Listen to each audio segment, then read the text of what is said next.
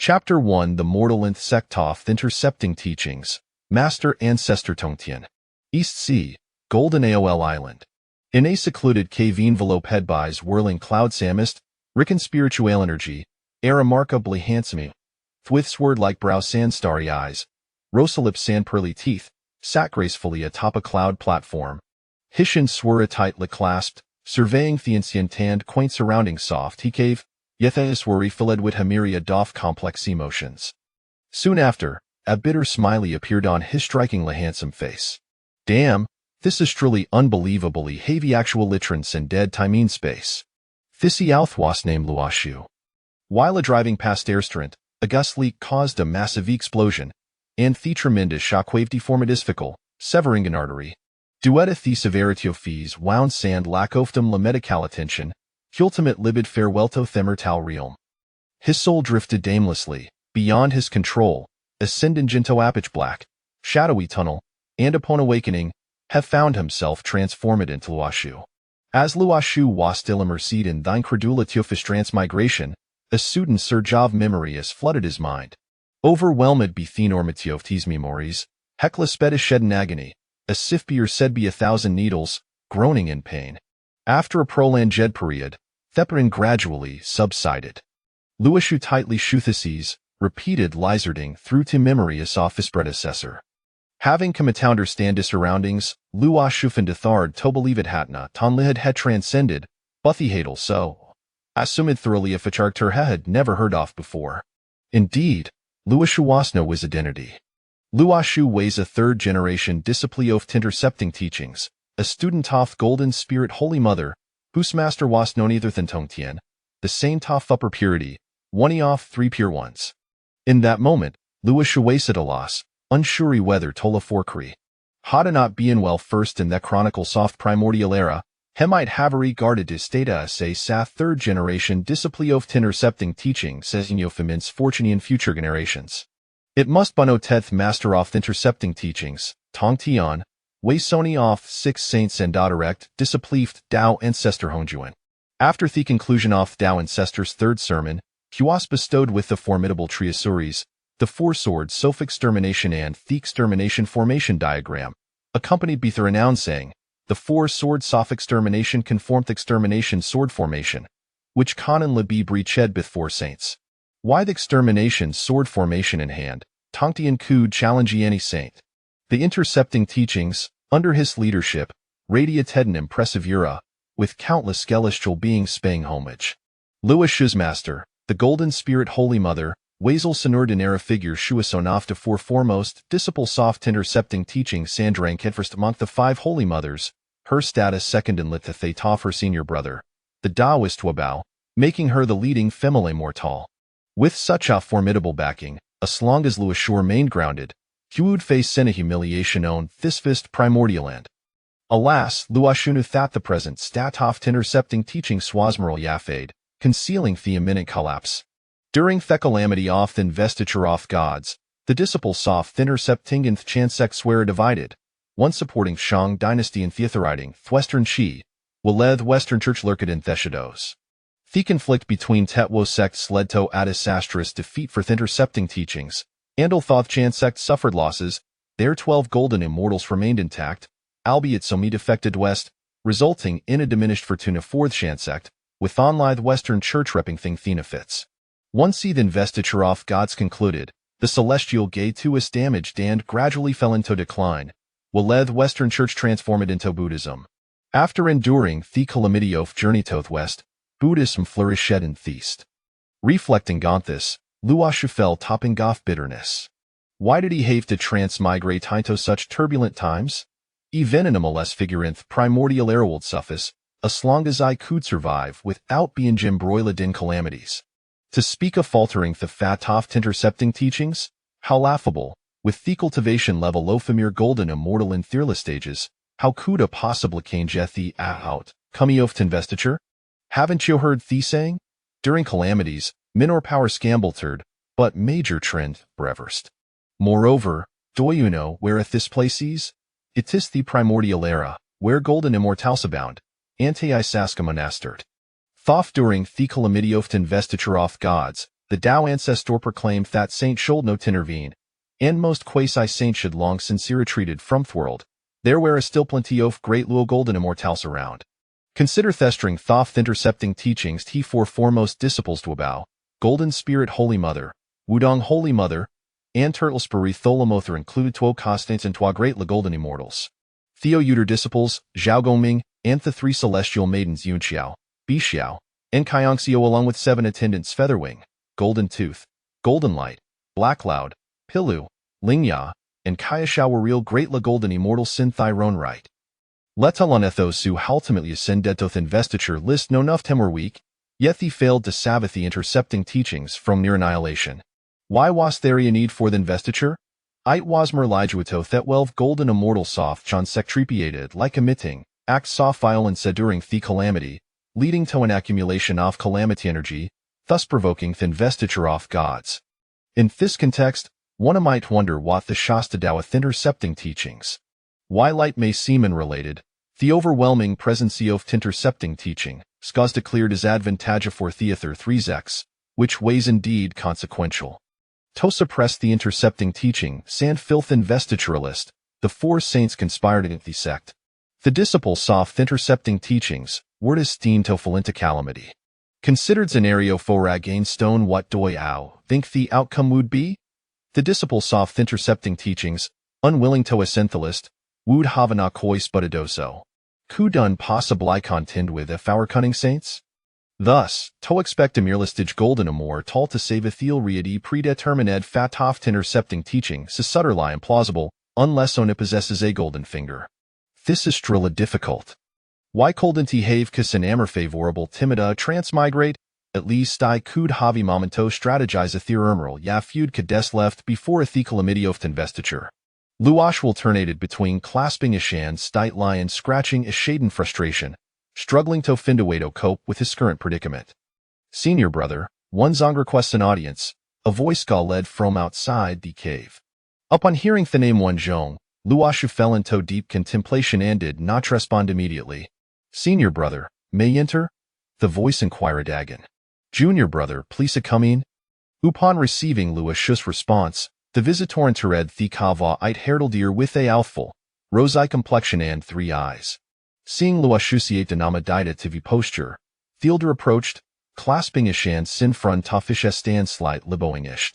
One Zong greets Mijani or brother I hope you are well.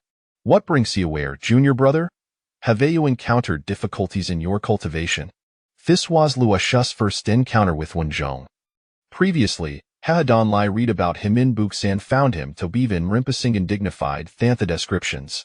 Ehave komito bid feral, espur the master sorters I am to assist King Gofshong. Wenzong explained his purpose. Up in hearing this, Luashura khalid that Wenzong had studied underth Golden Spirit Holy Mother former la 50 years before reaching the initial stage of Immortarium, showcasing his exceptional talent.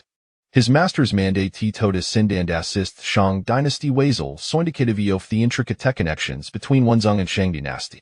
Since it is the master's command, junior brother, you must prioritize our safe tie and diligent, lie. Sist King of Shang the Fortuny off Shang dynasty will also benefit your cultivation. Senior brother, I have a 3-6 transformation golden pilsto besto up in you. Tow it in your cultivation, Luoshu said, retrieving 3 golden pills from his storage espation presenting Thifunzhong. One's Hong accepteth the pills with great delight. Thank you, senior brother I shall not disappoint the master or you.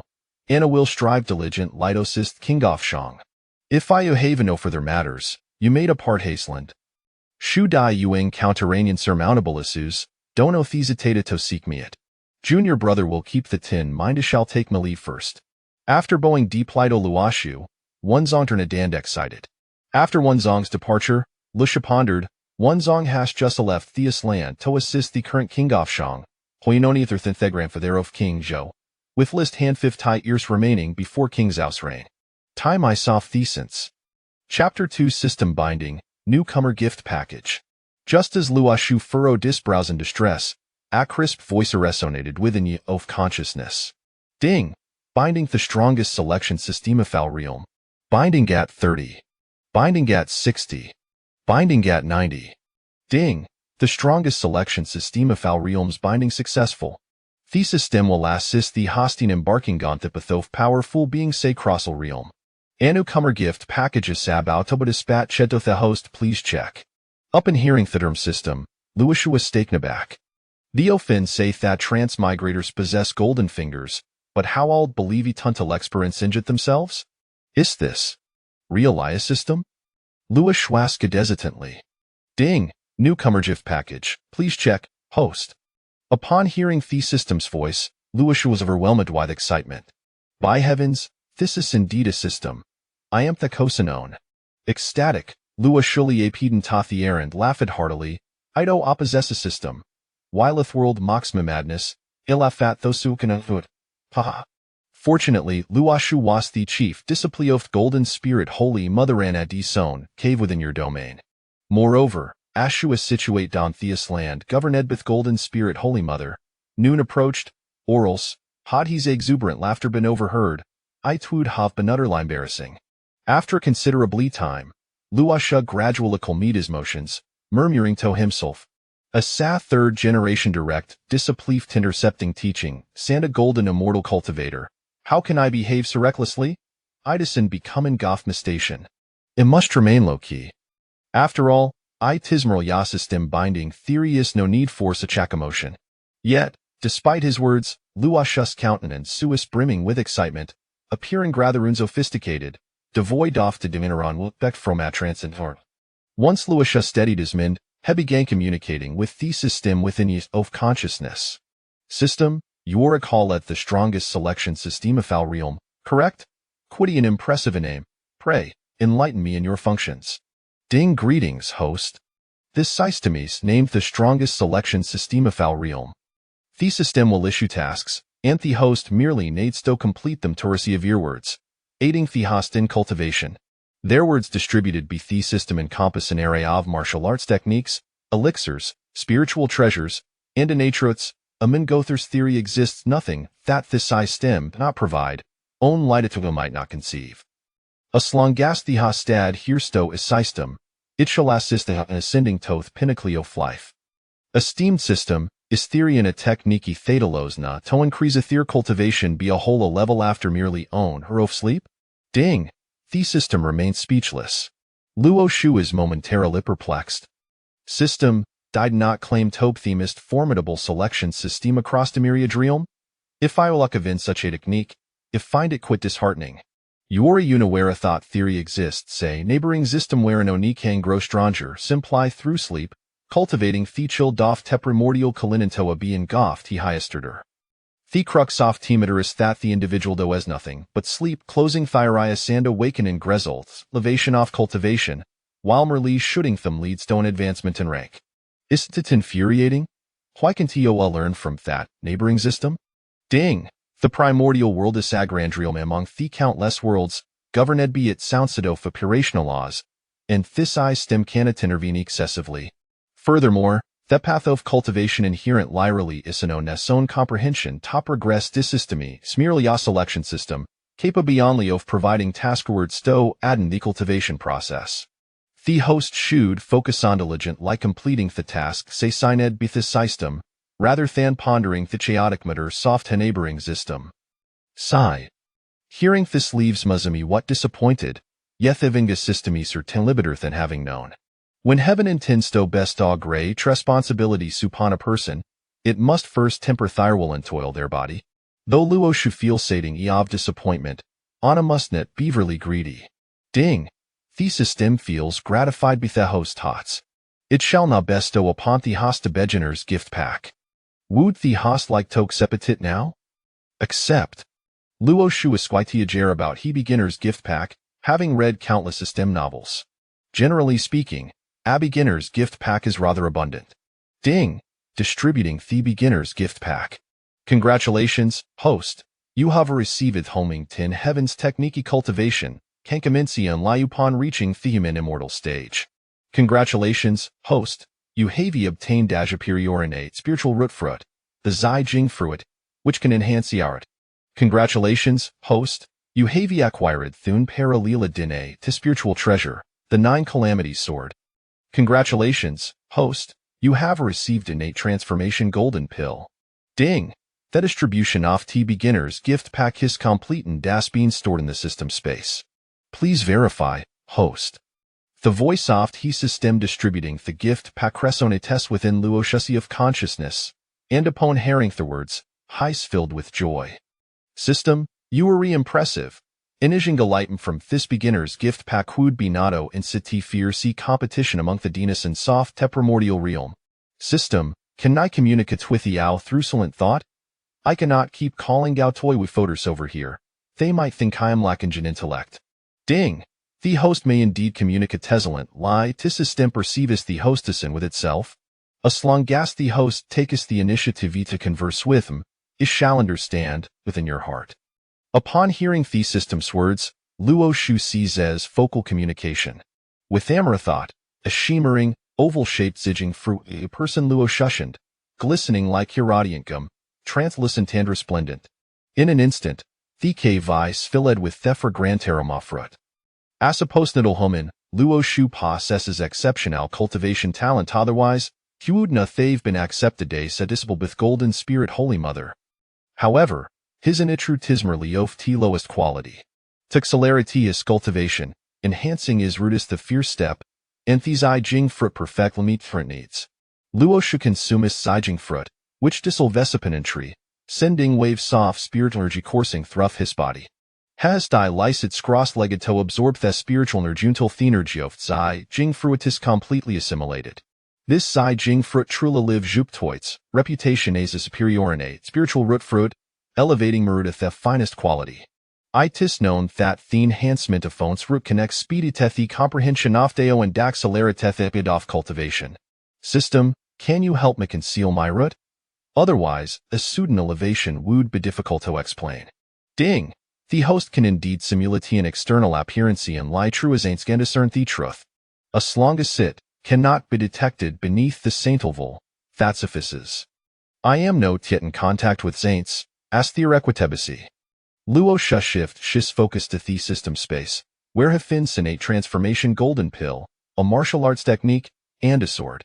The 8 transformation golden pilla seemenzeli valuable when consumed. It can in a bayanata transcend from mortalta immortal in 10 days, acquiring extraordinary abilities. For cultivators, it can heal injury sustained bethos below the quays saintelvul, and it can also enhance the cultivation of toes below the tai golden immortal level. Luo Shuska settles upon the homing 10 heavens technique, and with that thought, I integrates into his primordial spirit. The homing 10 heavens technique, which does an otexist within the primordial world, surpasses a technique found in this realm. The homing 10 heavens technique Hustlers responding to the cultivation divisions in the primordial world. The first layer corresponds to human immortals. The second layer corresponds to earth immortals. The third layer corresponds to heavenly immortals. The fourth layer corresponds to true immortals. The fifth layer corresponds to mysterious immortals. The sixth layer corresponds to golden immortals. The seventh layer corresponds to Tei golden immortals. The 8th layer corresponds to great golden immortals. The 9th layer corresponds to the primordial golden immortal quasi saint. The 10th layer corresponds to the primordial great golden immortal saint. Reaching the 10th layer grants in it he capability to revolve Saint Lyringsoft he heavenly Tao, and notably, the homing 10 heavens technique possesses Saint extraordinary traded us invincible among those of the same tier. Chapter 3.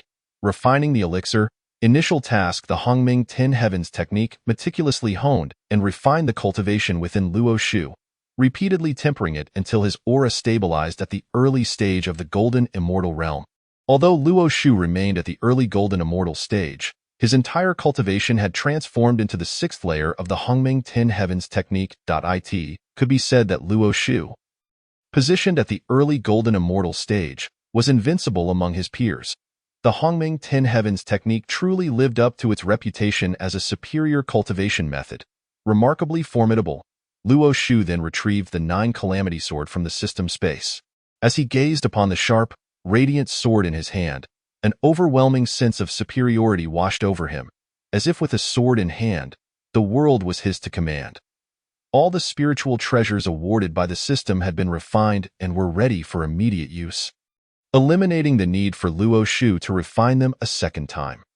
The Nine Calamity Sword was an exceptional innate spiritual treasure, yielding tremendous power when wielded, making it a significant asset for Luo Shu. Spiritual treasures were of utmost importance to cultivators, akin to an enhancement that increased their chances of victory in combat. It is worth noting that in the vast wilderness, exceptional innate spiritual treasures were exceedingly rare, with most already claimed by others. Even Tongtian, the master of the way, had seized hundreds, if not thousands, of innate spiritual treasures from the treasure cliff of the Zhixiao Palace. However, the Jie sect was renowned for attracting myriad immortals, with disciples numbering well over 10,000, leading to a situation where most outer disciples of the Jie sect possessed not a single innate spiritual treasure. Only the 4 direct disciples, Zhao Gongming, Sanshao, and the 7 fairies, held a status within the Jie sect that allowed them access to the spiritual treasures granted by Tongtian. The quality of these treasures was not uniformly exceptional. For instance, the treasures owned by Luo Shu's master, the Golden Spirit Saint Mother, such as the Dragon and Tiger Jade Scepter, the 4 Symbols Tower, the 7 Fragrance Chariot, and the Flying Golden Sword, were mostly high-grade or middle-grade innate spiritual treasures. With the exception of the Dragon and Tiger Jade Scepter, which was an exceptional innate treasure, outer disciples could hardly muster even a single exceptional innate spiritual treasure. Zhao Gongming and the Sanshao were the most valued outer disciples of Tongtian, comparable to the 4 direct disciples, possessing treasures such as the 24 sea-settling pearls, the dragon-binding rope, the primordial golden dipper, and the golden jiao scissors, all of which were merely high-grade innate spiritual treasures.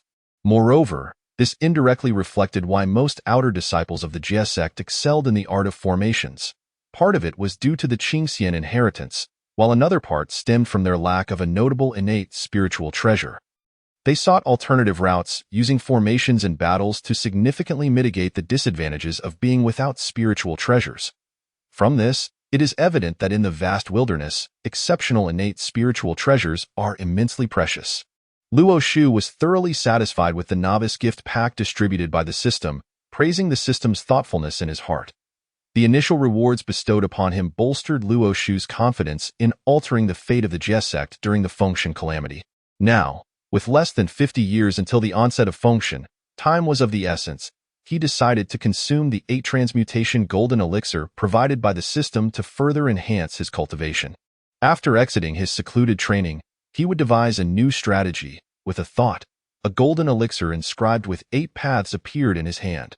Without a moment's hesitation, Luo Shu swallowed the 8 transmutation golden elixir, which melted instantly upon entering his mouth, flooding his body with its potent energy in an instant.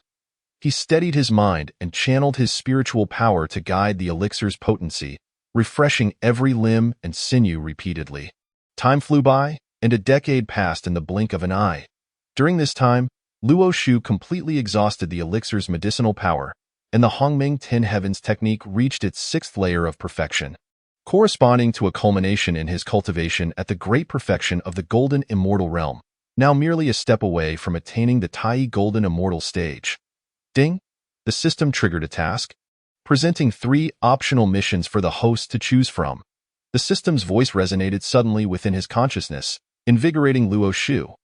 The timing of this system task was impeccable, coinciding perfectly with the conclusion of his seclusion. System, what are the 3 tasks? Option 1. Depart from Golden Ao Island and proceed to Wui Mountain to sign in.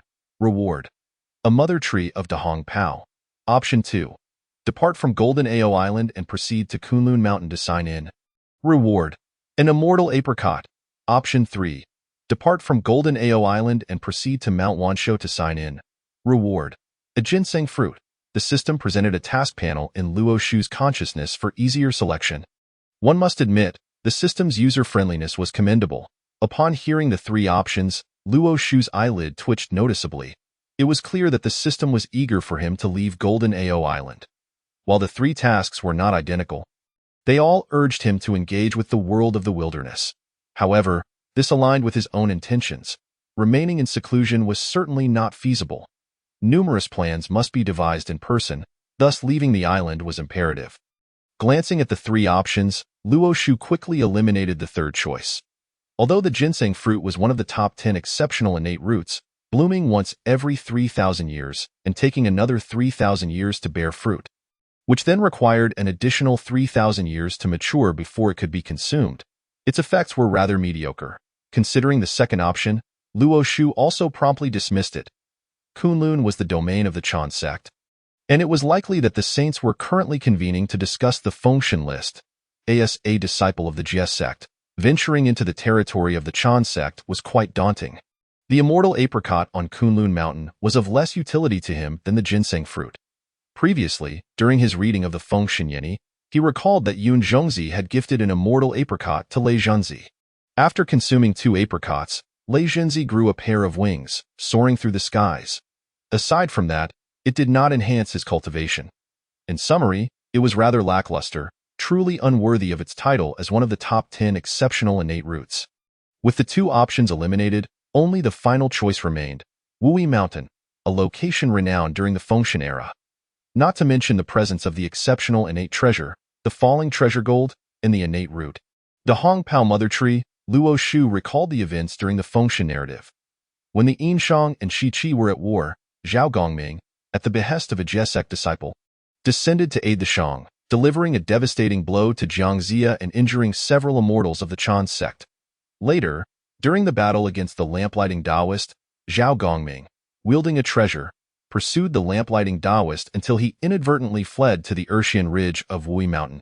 There, the scattered immortals, Qiao Bao and Xiao Sheng, intervened, obstructing Zhao Gongming, with Xiao Sheng managing to subdue Zhao Gongming's treasures, the sea-settling pearl and the dragon-binding rope, using the falling treasure gold.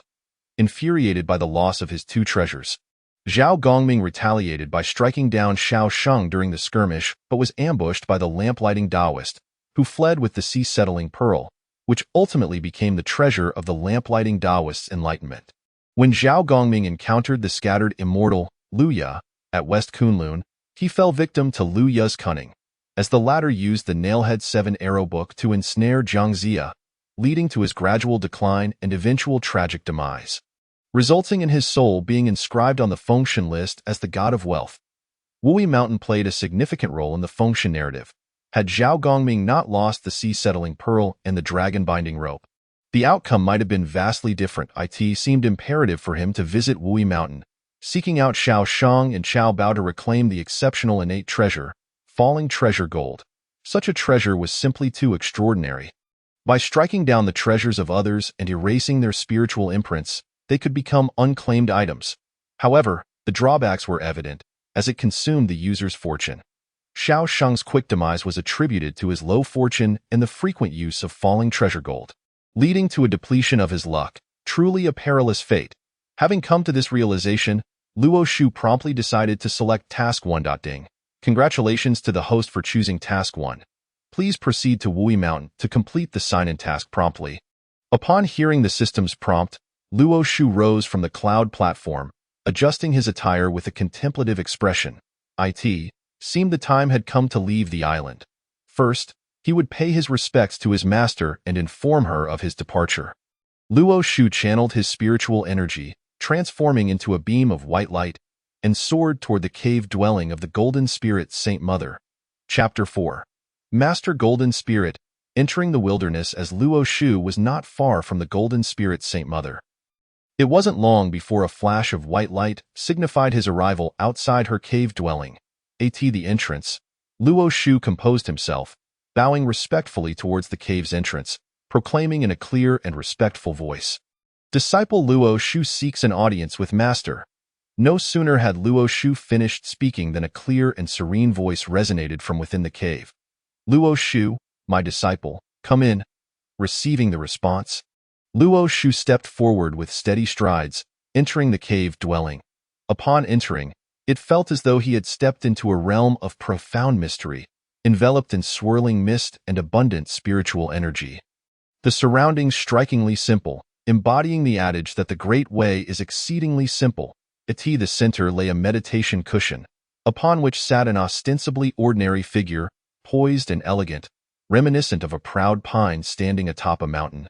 Surrounded by a gentle aura, if one were to gaze into her eyes, they would discern a steadfast and profound gaze, as though she had already perceived the cycles of life and death. Upon seeing the figure before him, Luo Shu approached respectfully, lifting his robe and kneeling on the cushion to the left, bowing 3 times. Disciple pays respects to Master, wishing for your teachings to advance further. The Golden Spirit Saint Mother nodded kindly at Luo Shu, her voice soft as she replied, "There is no need for excessive formalities, my disciple. Please, sit." With her words, Luo Shu settled cross-legged upon the cushion. "Thank you, Master." Luo Shu sat quietly on the meditation cushion, gazing at the revered Master on the cloud platform. It seemed that the disciple had been diligently cultivating during this period, already achieving considerable progress. With only a step remaining to break through to the Tai Golden Immortal level, his state of mind showed no signs of restlessness, which was commendable. Upon seeing Luo Shu, the dignified countenance of the Golden Spirit Holy Mother softened into a smile. Master's praise is undeserved. The disciple has merely grasped a fragment of the principles you have imparted. Unworthy of your commendation, I must strive harder to attain the Tai Golden Immortal status as soon as possible. Hearing Luo Shu's modesty, the Golden Spirit Holy Mother smiled slightly. There is no need for excessive humility, my disciple. You have only been on the path for less than a millennium, and to achieve this level today is no small feat. While your innate talent plays a part, it is your unwavering dedication that truly counts. However, in the realm of cultivation, the greatest peril lies in breaking through too rapidly without a stable foundation. Therefore, one must seek progress steadily, avoiding haste. The disciple earnestly acknowledged his master's admonition, vowing to proceed with caution. Noticing the seriousness in Luo Shu's eyes, the Holy Mother understood that her words had resonated with him. She then inquired, "What brings you here today, my disciple? Are there any uncertainties in your cultivation?" Luo Shu, unhesitant, directly expressed his intentions.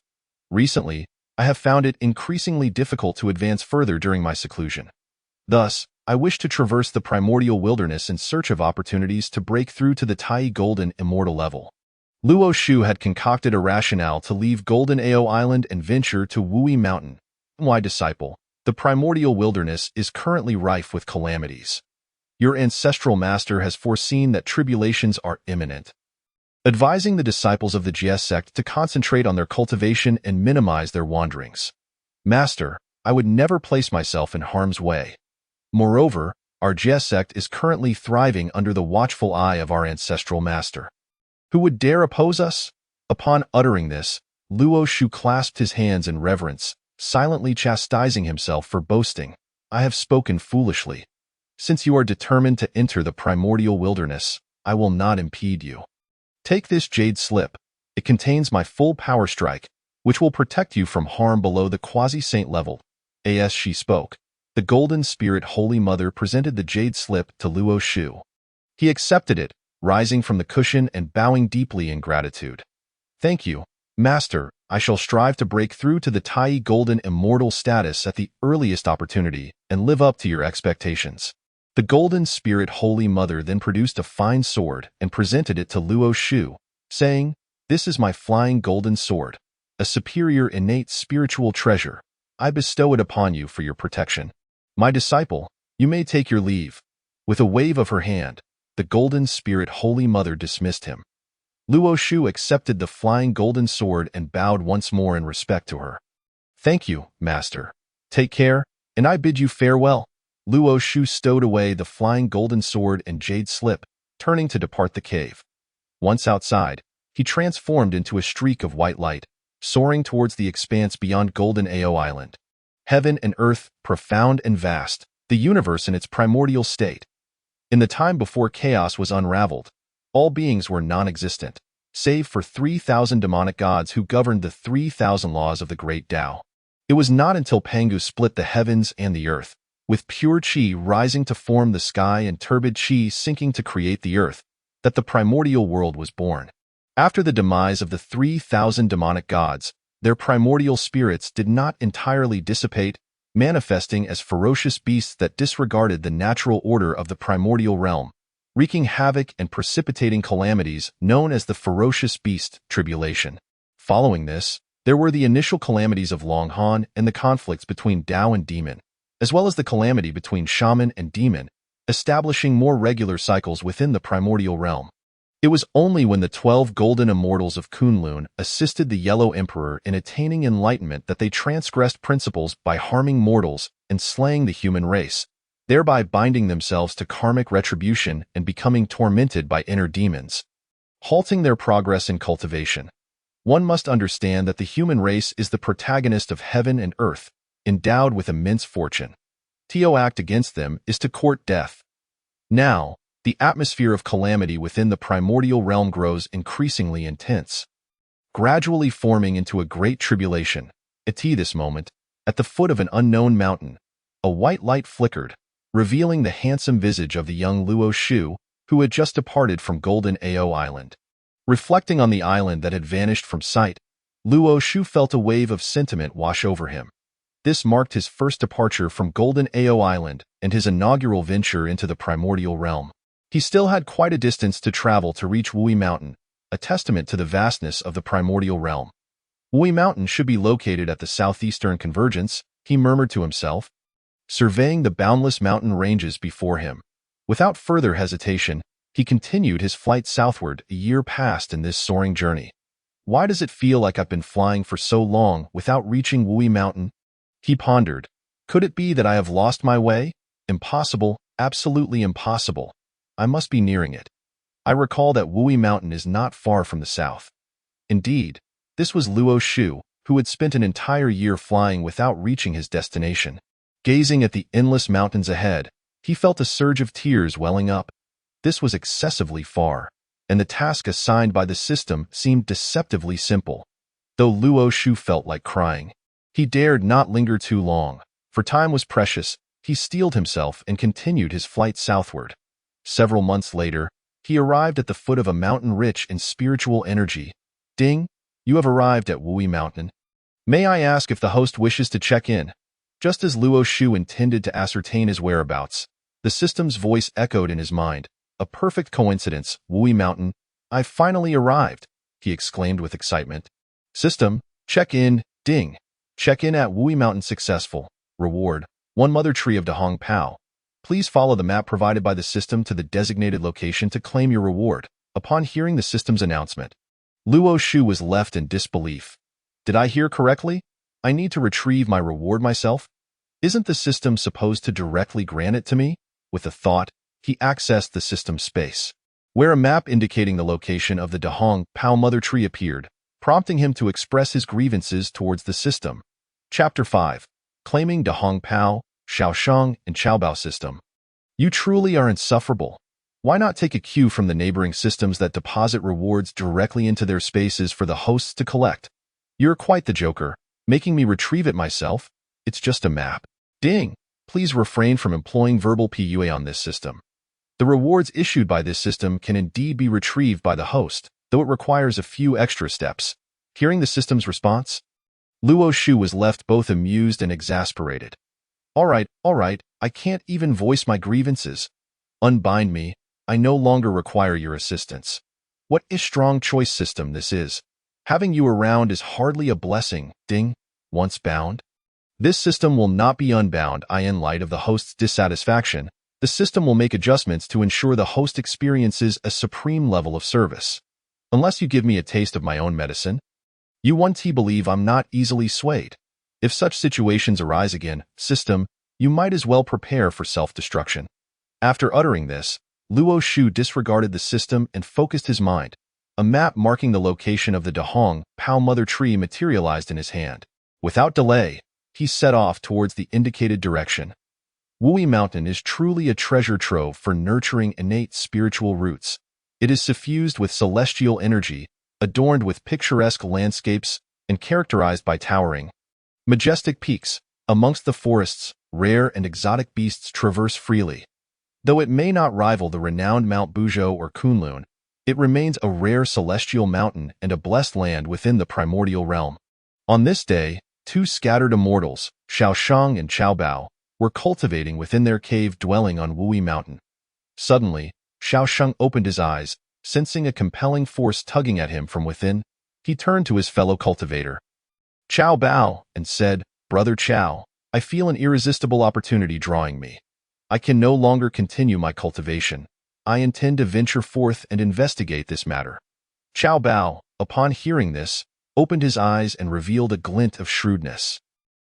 He pondered for a moment before responding. "Since you have encountered such an opportunity, it signifies that you are blessed with great fortune and destiny. Do not let it slip away. I shall accompany you. Should any unforeseen circumstances arise, we can navigate them together." Xiao Sheng was overjoyed by Qiao Bao's willingness to accompany him on this quest for opportunity, reflecting inwardly on the inherent dangers often present in such ventures. "Brother Qiao, you are indeed a true friend." Recognizing the urgency of their journey to seize the opportunity, Xiao Sheng urged, "Let us set forth promptly to prevent others from claiming it before us." Qiao Bao nodded in agreement and rose from his cushion, gesturing for Xiao Sheng to lead the way. "Please, Brother Xiao, take the lead. I shall follow behind." With that, a flash of azure light enveloped Xiao Sheng as he vanished from sight. Shortly thereafter, a gray shadow darted after the path the azure light had taken. As Xiao Sheng and Qiao Bao embarked on their quest for treasures, Luo Shu, following the map's guidance, arrived at the site where the Dahong Pao Mother Tree was said to thrive. "I recall the map indicating the Dahong Pao Mother Tree should be around here. Why can't I find it?" Luo Shu landed at the foot of a mountain, surveying the misty scenery before him, struggling to pinpoint the exact location of the tree. "System, come out and show me where the Dahong Pao Mother Tree is." Ding!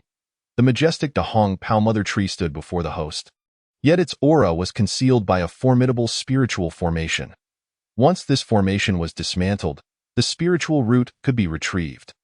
Luo Shu scrutinized the verdant thicket ahead, discerning a faint clue amidst the foliage.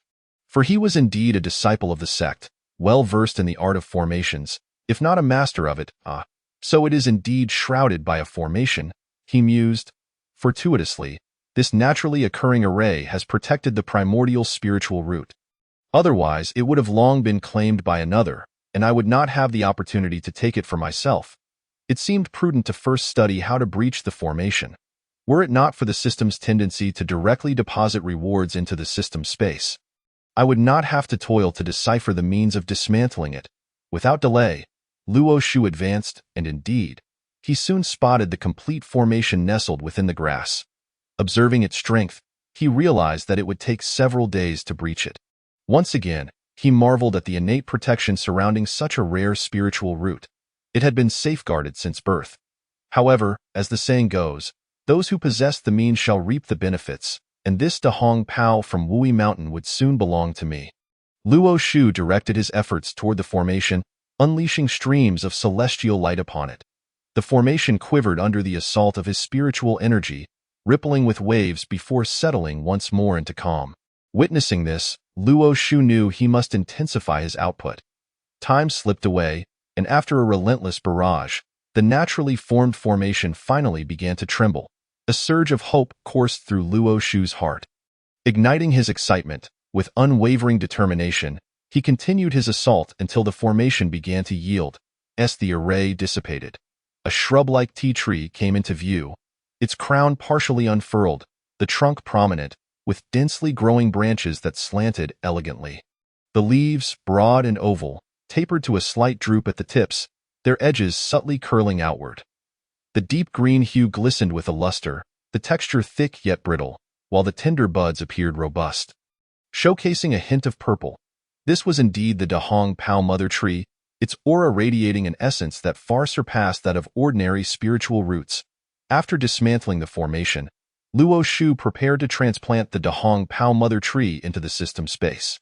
Regardless of its current worth, the Dahong Pao tea leaves of the future would command exorbitant prices, far beyond the reach of ordinary folk. Just as he intended to communicate with the system, he sensed two presences approaching. Though their intentions were unclear, Luo Shu was certain they were related to the spiritual root. System, please transfer the Dahong Pao Mother Tree into the system space. Ding! Detection of the Dahong Pao Mother Tree confirmed. Extracting the Dahong Pao Mother Tree, storing in system space. Ding! Storage complete. With a sigh of relief, Luo Shu focused on the system space, where the Dahong Pao Mother Tree was safely stored. Finally alleviating his concerns, the system's reward had indeed arrived. Uncertain of the identities of the newcomers, he decided to conceal himself and observe. Channeling his spiritual energy, Luo Shu concealed himself beside the spiritual root, awaiting the arrival of the two figures. At that moment, a flash of azure light and a pale glow heralded the descent of two silhouettes at the very spot where Luo Shu had vanished. Gazing at the lingering aura of the spiritual energy, the azure-clad Taoist spoke. "Chao, brother. It appears someone has arrived before us and taken the spiritual treasure. I wonder who it could be."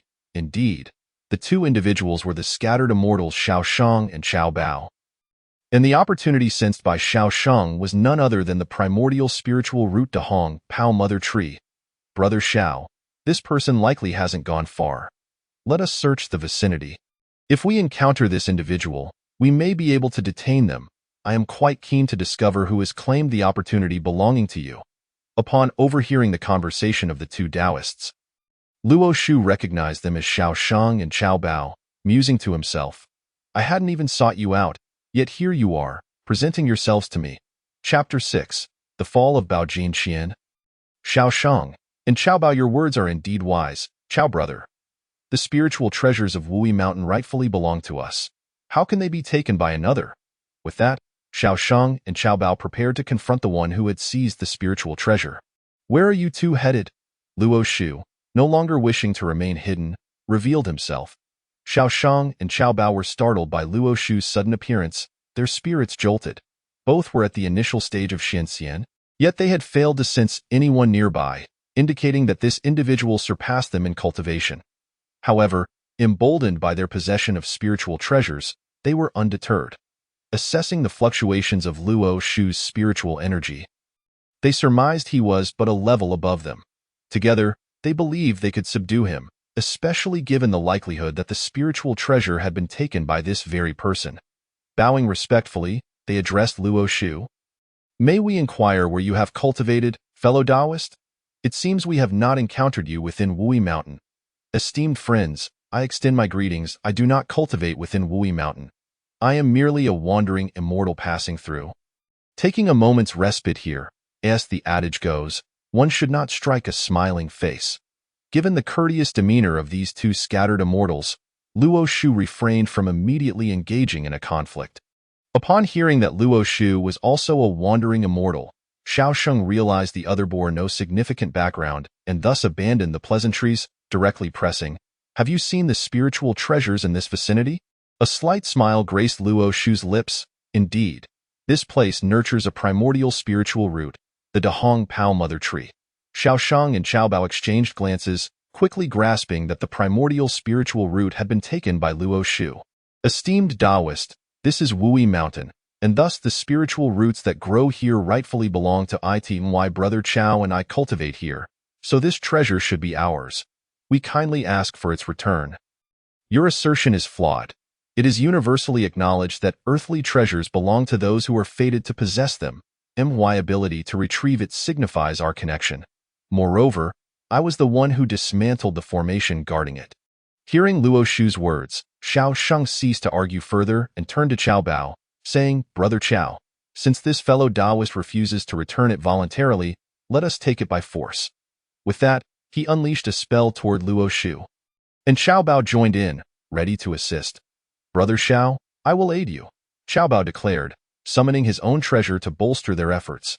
Observing the duo, Luo Shu noted their initial stage of Xianxian cultivation and marveled at their audacity to challenge him. Whether out of admiration for their courage or incredulity at their folly, he could not tell. Since they sought their own demise, he felt compelled to oblige, as they charged at him. Luo Shu prepared to counterattack. With a flick of his wrist, a radiant golden sword materialized in his hand. It was the Flying Golden Sword, a top-tier primordial spiritual treasure bestowed upon him by the Golden Spirit Holy Mother before his departure from the island. Raising his arm gently, he released two beams of sword light that severed the magical attacks directed at him. The sword light, having cleaved through their spells, continued toward Xiao Shang and Xiao Bao. Realizing the disparity in their abilities, Xiao Shang and Xiao Bao desperately unleashed multiple spells in an attempt to dissipate the golden sword light before it reached them. Xiao Shang furrowed his brow and whispered to Xiao Bao, "Brother Xiao, the sword in his hand is a top-tier primordial spiritual treasure, and with his golden immortal cultivation, We stand no chance unless we employ the Bao Jin Qian to retrieve the treasure from him. Xiao Bao pondered briefly before responding, Brother Xiao. While the Bao Jin Qian is indeed a supreme primordial treasure capable of seizing all spiritual treasures beneath its level, its use comes with severe drawbacks. Each activation drains the user's fortune, and we must remember that fortune is vital for cultivation. A lack of fortune could lead to mishaps during our training, potentially resulting in our demise. I am well aware of that. But right now, we cannot afford to be concerned with such matters. If we do not act, we may not survive this encounter. We can always play chess and sip tea at the foot of Wui Mountain instead. I refuse to believe we cannot escape our fate. With that, Xiao Sheng disregarded Xiao Bao's advice and hastily retrieved a treasure from his leopard skin pouch. The object resembled a coin with a round hole in the center, adorned with wings on either side. Just as Luo Shu prepared to unleash the flying golden sword once more, Xiao Sheng activated the Bao Jin Qian, depleting his fortune in the process in an instant. Luo Shu's flying golden sword fell to the ground, rendered powerless by the Bao Jin Qian. Xiao Bao, seizing the moment, quickly stored the flying golden sword in his pouch. What audacity, truly, the Bao Jin Qian, capable of seizing all treasures beneath the primordial, belongs to me. You choose not to walk the path to heaven, yet you come to my door. Today, you shall remain here. Luo Shu summoned a divine whip from his storage bag. This was no spiritual treasure but a weapon specifically crafted to counter the Bao Jin Qian. He had commissioned it from his fellow disciple, Taoist Duo Bao, prior to his journey to Wui Mountain, precisely to deal with the Bao Jin Qian. As for why he hadn't used it earlier, Luo Shu simply wished to ascertain whether the Bao Jin Qian truly possessed such miraculous abilities. The events that transpired had proven its formidable reputation. Seeing Luo Shu produce a golden whip, Xiao Sheng hastily activated the Bao Jin Qian, but alas, the Bao Jin Qian could only seize spiritual treasures, rendering it utterly ineffective against weapons. The outcome was predictable. The golden whip, imbued with the power of a perfected golden immortal, was not something a mere initial stage Xianxian could withstand. Thus, Xiao Sheng met his end beneath the divine whip, vanquished not by the likes of Zhao Gongming, but by the time-traveling Luo Shu. Brother Xiao, this Taoist truly deserves his fate.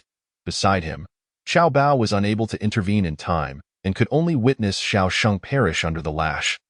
Realizing that his own demise was inevitable, with a fierce determination, he launched a full frontal assault toward Luo Shu. 1 Death is still death. 2 deaths are merely the same.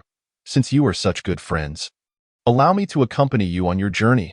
Upon finishing his words, Luo Shu struck again, sending Xiao Bao to join his dear companion.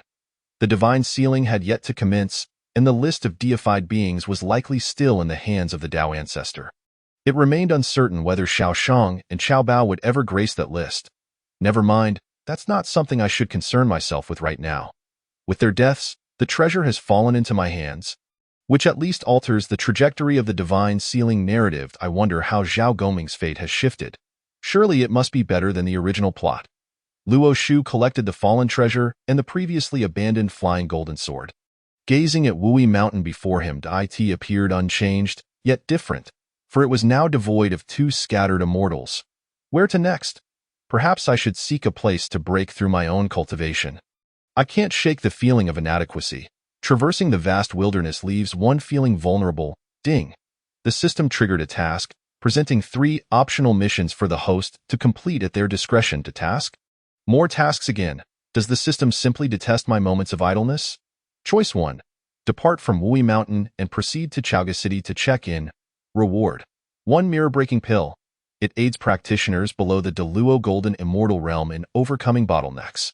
Choice 2. Leave Wui Mountain and head to Shiqishan to check in. Reward. 1 mid-grade innate spiritual fruit. See Buckthorn. Choice 3. Depart from Wui Mountain and travel to the Northern Sea to check in. Reward. 1 post-heaven spiritual treasure, the demon-breaking sword. Is there even a choice to be made? ILL select the first option without hesitation. I am already at the pinnacle of the Golden Immortal Realm. With this mirror-breaking pill, ascending to the Tai Golden Immortal should be within reach. System, why are both tasks directed toward checking in at certain locations? This presents no challenge for me. I require something with a bit more difficulty. The rewards I'm receiving feel almost undeserved. Luo Shu wore an expression of playful defiance, uttering words that might provoke ire. Ding. Detecting the host's request for an upgrade in task difficulty, the system will adjust the difficulty coefficient based on the host's wishes. Luo Shu was taken aback, having merely jested about the simplicity of the tasks. Who would wish to tackle harder challenges when easy ones were available? Please, no. I misspoke. You may continue with your usual approach. There's no need to trouble yourself with adjusting the task difficulty. After a lengthy silence, the system remained unresponsive. Luo Shu sighed, muttering, I've truly shot myself in the foot. I've let my ambitions get the better of me. Stop pretending to be deaf. I'll choose task 1. Let us proceed with it. Ding. Congratulations to the host for selecting task 1. Please make your way to Chaoga City promptly to complete the check-in task. Upon receiving the successful task selection notification on the panel, Luo Shu turned his gaze toward Chaoga City, channeling his energy as a beam of white light swept past, vanishing from his location. Chapter 7. Journey to Chaoga. Reuniting with Wenzhong. Chaoga was the capital of the Shang dynasty, bustling with life and prosperity at this moment. At last. After what felt like an eternity of flight, Luo Shu alighted a few kilometers from the city gates, gazing at the majestic Chaoga City, where he could faintly discern the towering Xian Yao totem. Chaoga at night stretches 50 li, with 800 lords paying homage to Ling Mountain. He mused, indeed, Chaoga deserves its reputation as the land of the human emperor. Alas, who could have anticipated the undercurrents hidden behind such splendor and brilliance? Luo Shu recalled the late stages of the divine sealing calamity. The self-immolation of King Zhou of Shang at the Deer Terrace, leading to the fall of the Shang dynasty.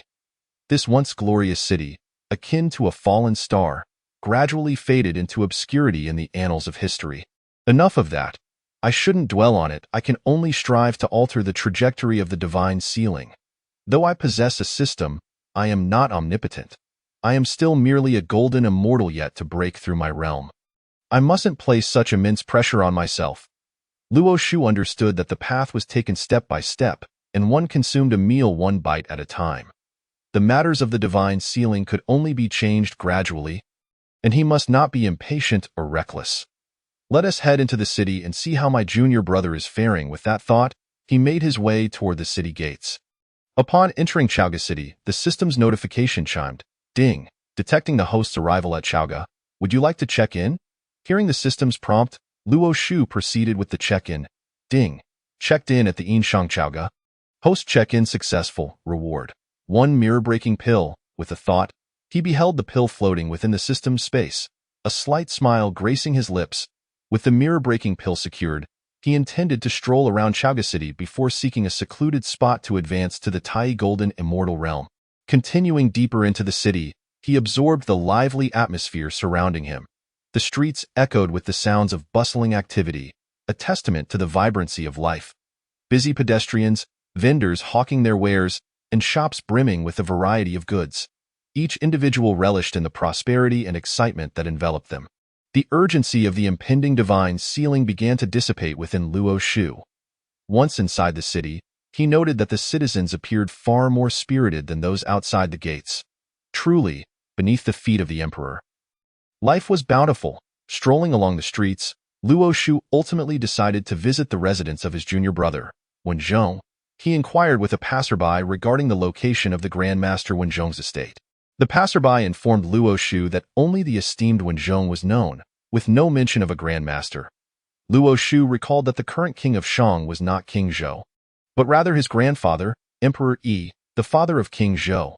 The reigning human emperor was Wending. After learning the precise location of Wenzhong's residence, Luo Shu wasted no time and headed directly toward it. Before long, he arrived at Wenzhong's estate. Observing the residence, Luo Shu found it quite satisfactory, certainly befitting an esteemed official. The estate buzzed with activity, the entrance bustling with visitors, and the vermilion doors bore witness to the owner's distinguished status. The rooftops gleamed with gold and brilliance, dazzling to behold.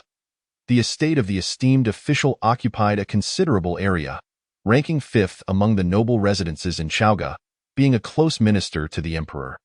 Although Wenzhong was not yet the grandmaster of the Shang, he wielded a commanding influence over 3/5 of the military. Approaching the entrance, Luo Shu addressed the guard beside him. Is this the residence of the esteemed Wenzhong? Who are you to dare speak the name of the esteemed official so casually? The guard, unconcerned about Luo Shu's identity, reprimanded him sharply. Luo Shu, unfazed by the guard's demeanor, understanding that he was unaware of his status, replied directly, "You need only to relay a message, informing him that his senior brother has come to pay a visit." The guard, taken aback by Luo Shu's words, paused momentarily. He recognized that the esteemed official was a disciple of the. But no disciples had visited in recent years. The sudden appearance of a senior brother left him unsure of its authenticity. However, it was unlikely to be a fraud, for the guard was well aware of his master's strength and dared not rebuke Luo Shu. "Pardon my oversight.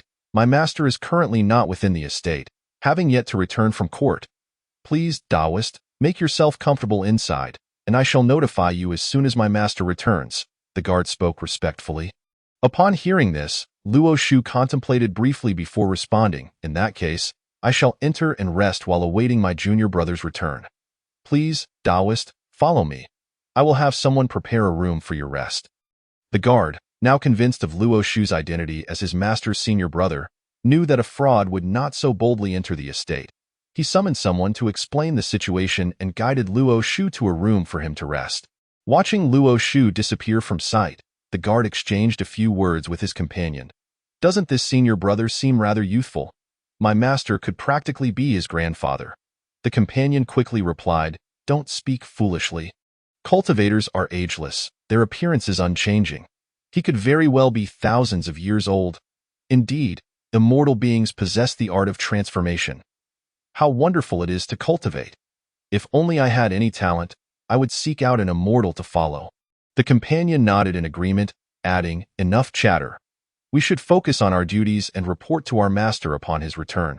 Upon concluding his speech, he resumed his stance, steadfast as a pine, with eyes surveying all directions and ears attuned to every sound.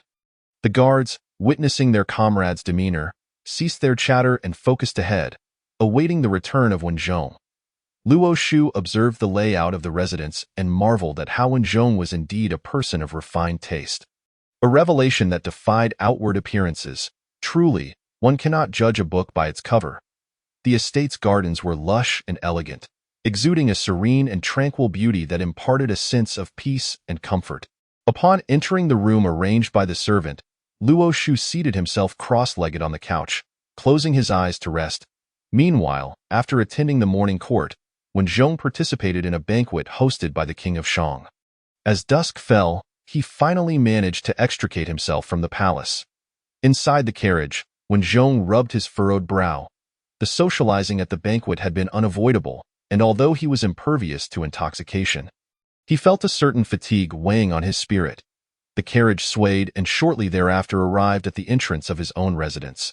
The keen-eyed guards, recognizing Wenzhong's carriage, hastened forward to lift the curtain and assist him down from the vehicle.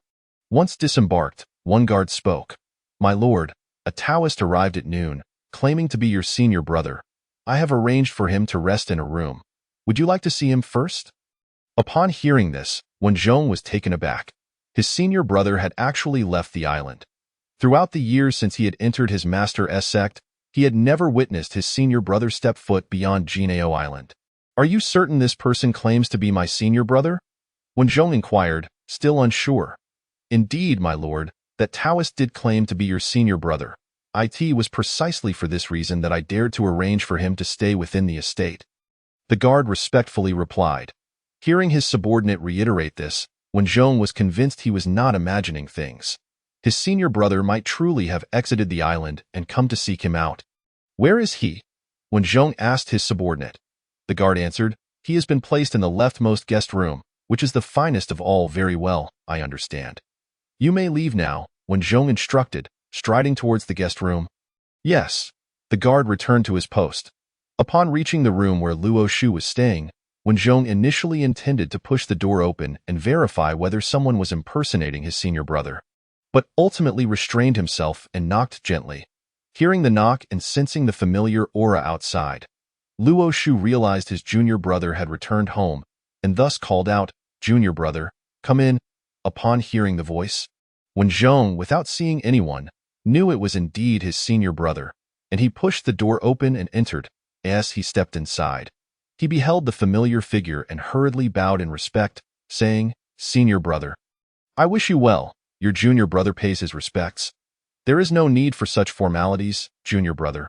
It has indeed been several years since we last met. Have I disturbed you with my visit?" Wen Zhong stood, repeatedly gesturing for him to rise.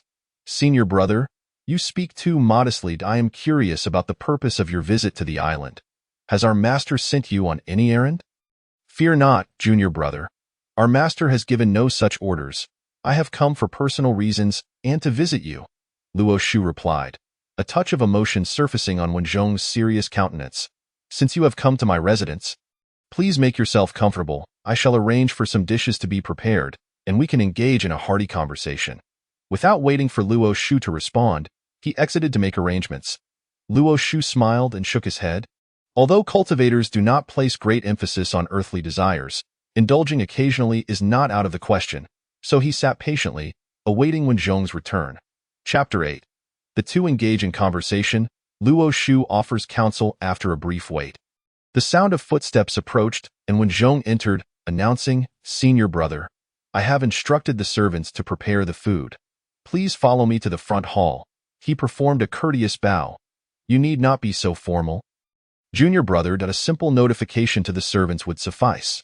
There is no need for you to come personally. Having not seen you for so long, how could I allow the servants to invite you?" Wen Zhong replied, extending his right hand in a gesture of invitation for Luo Shu to lead the way. "In that case, I shall proceed first, and I would appreciate your guidance," Luo Shu said. Stepping toward the door, Wen Zhong followed closely behind, conversing as they walked. "Junior brother, your courtyard is exquisitely arranged, quite at odds with your demeanor." "Haha, you speak truly, senior brother. This courtyard was bestowed upon me by the king. The furnishings and decorations were all present upon my arrival. Moreover, what does a cultivator need to concern himself with worldly possessions?" Luo Shu chuckled softly. "What you say rings true. Cultivators pursue the Tao, transcending the mundane. There is indeed no need to dwell on such matters." As they conversed, they arrived at a spacious and well-ordered room. In the center stood a wooden dining table surrounded by chairs, adorned with elegant carvings that evoked a sense of antiquity.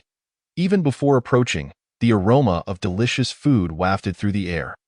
Luo Shu stepped forward and gazed at the table, which was laden with a variety of delectable dishes, each vibrant in color and rich in fragrance, an enticing feast for the senses. He mused, "The ancients do not deceive. Since time immemorial, one must never neglect the pleasures of fine cuisine."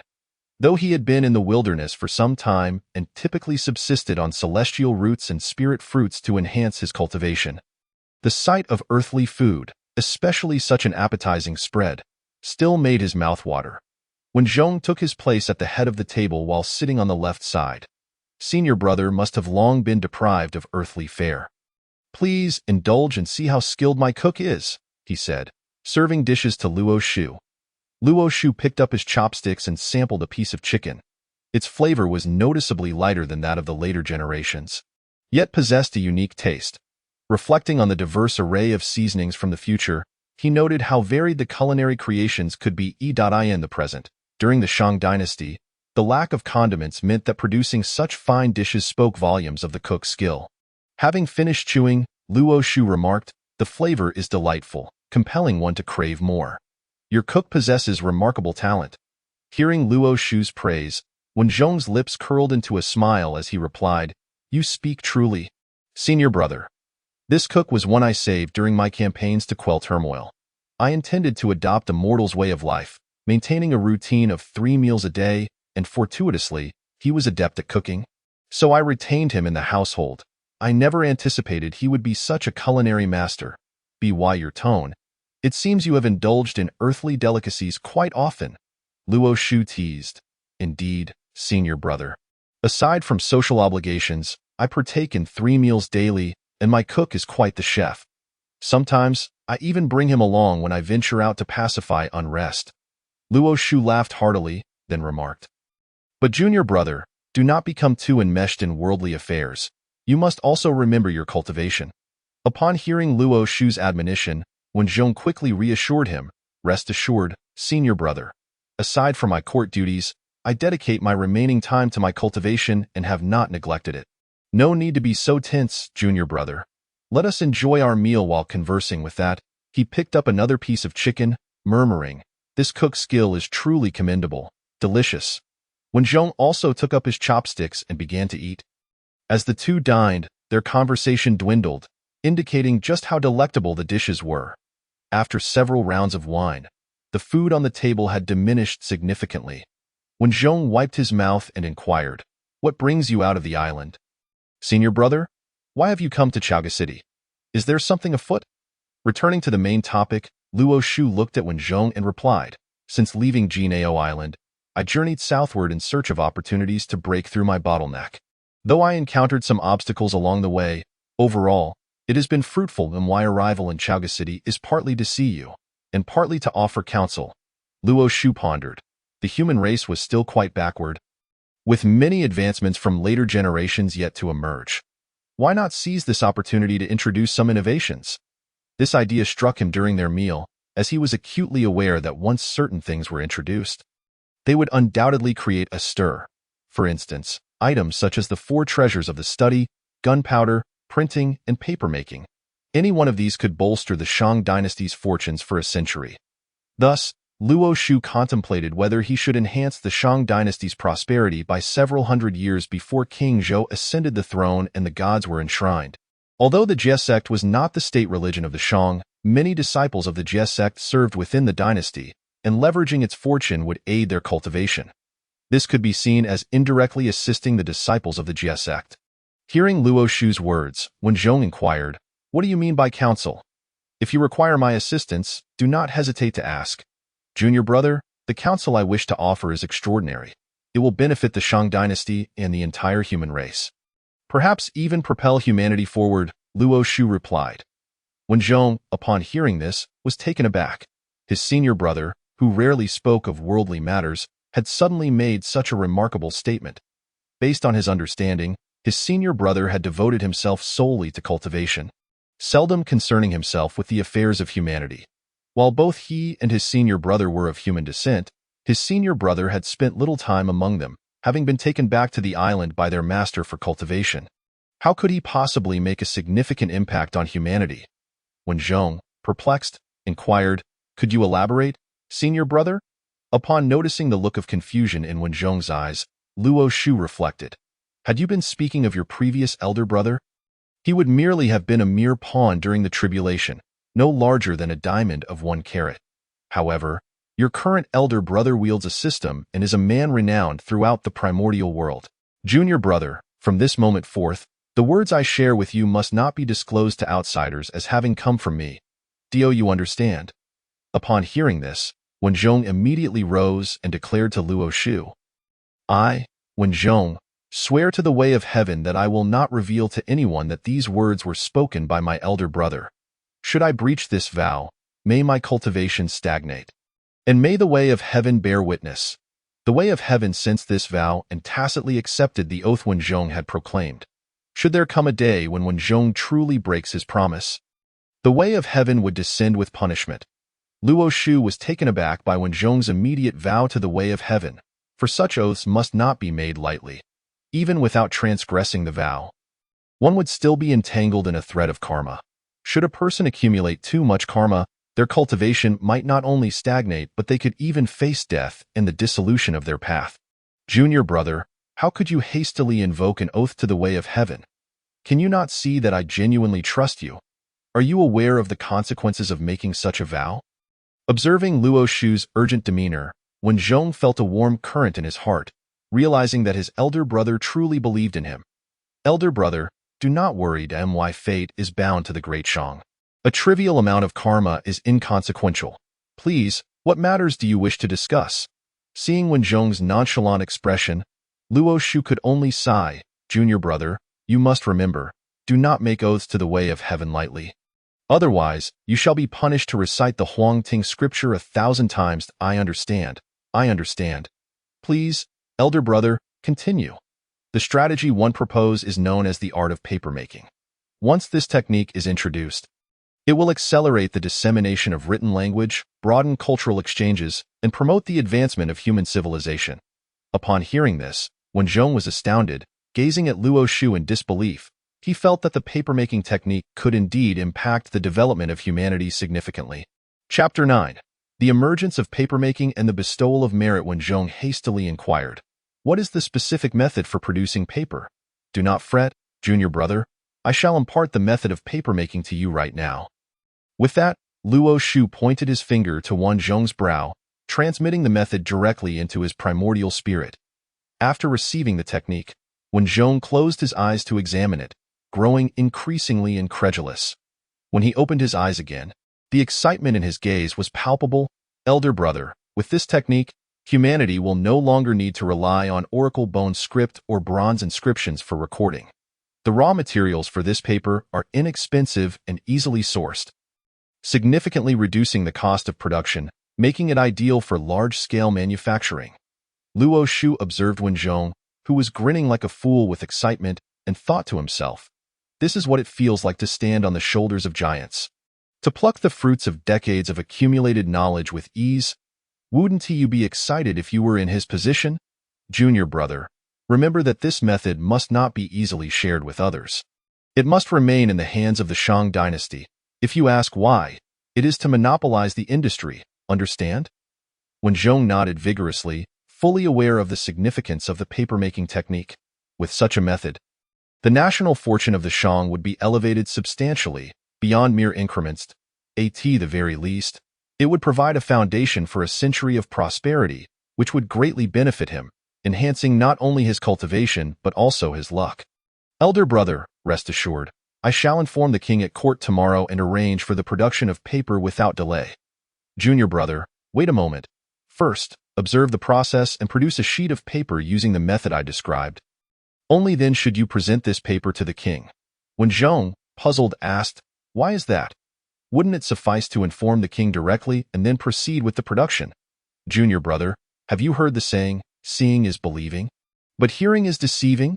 Just follow my instructions." Wen Zhong did not dwell on it, understanding Luo Shu's intent, and was prepared to make arrangements. "Do not rush, junior brother.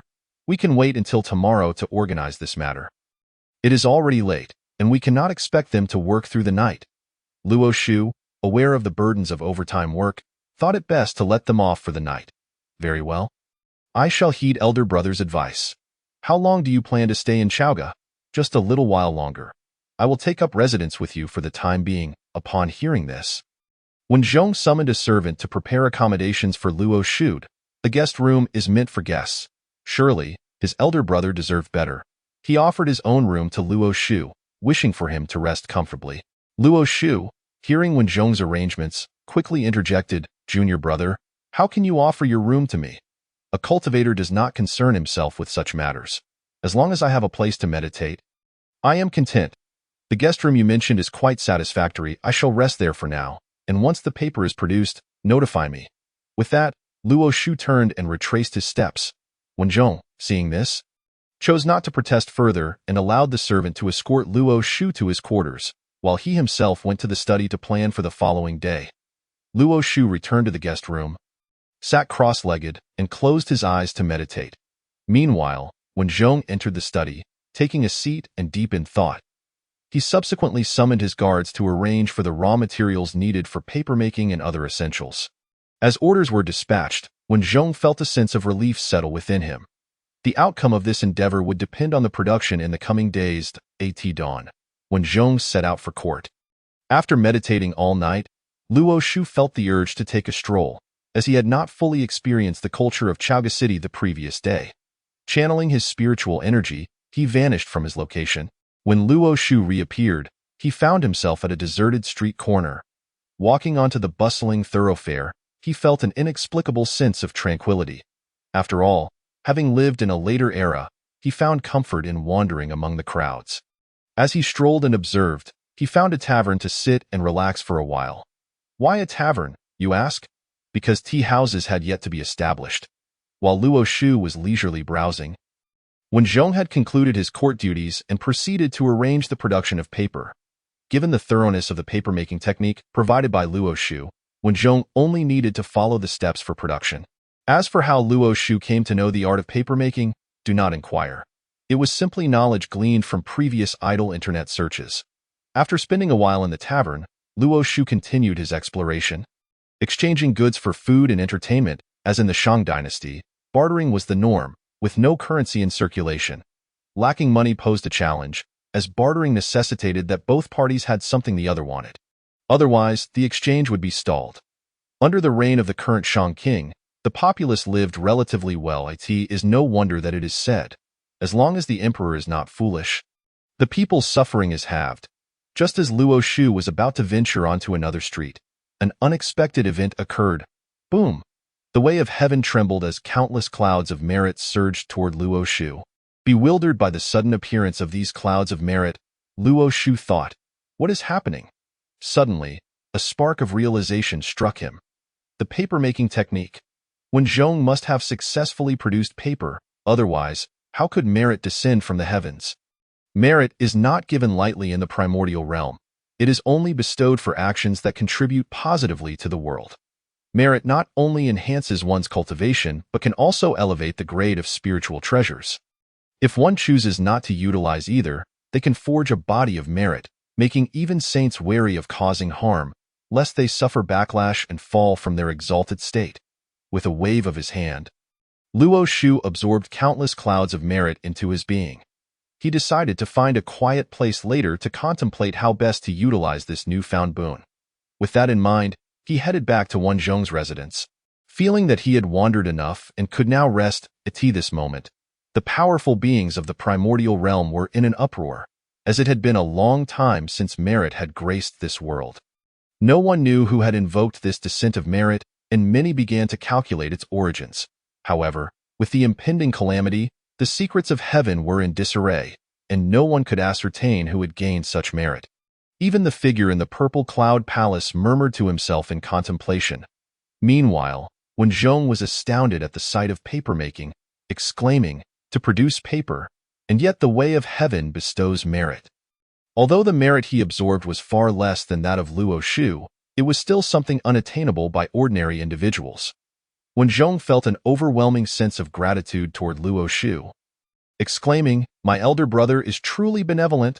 Looking at the thin sheet of paper in his hand, he did not linger, quickly instructing his subordinates to continue the production of paper.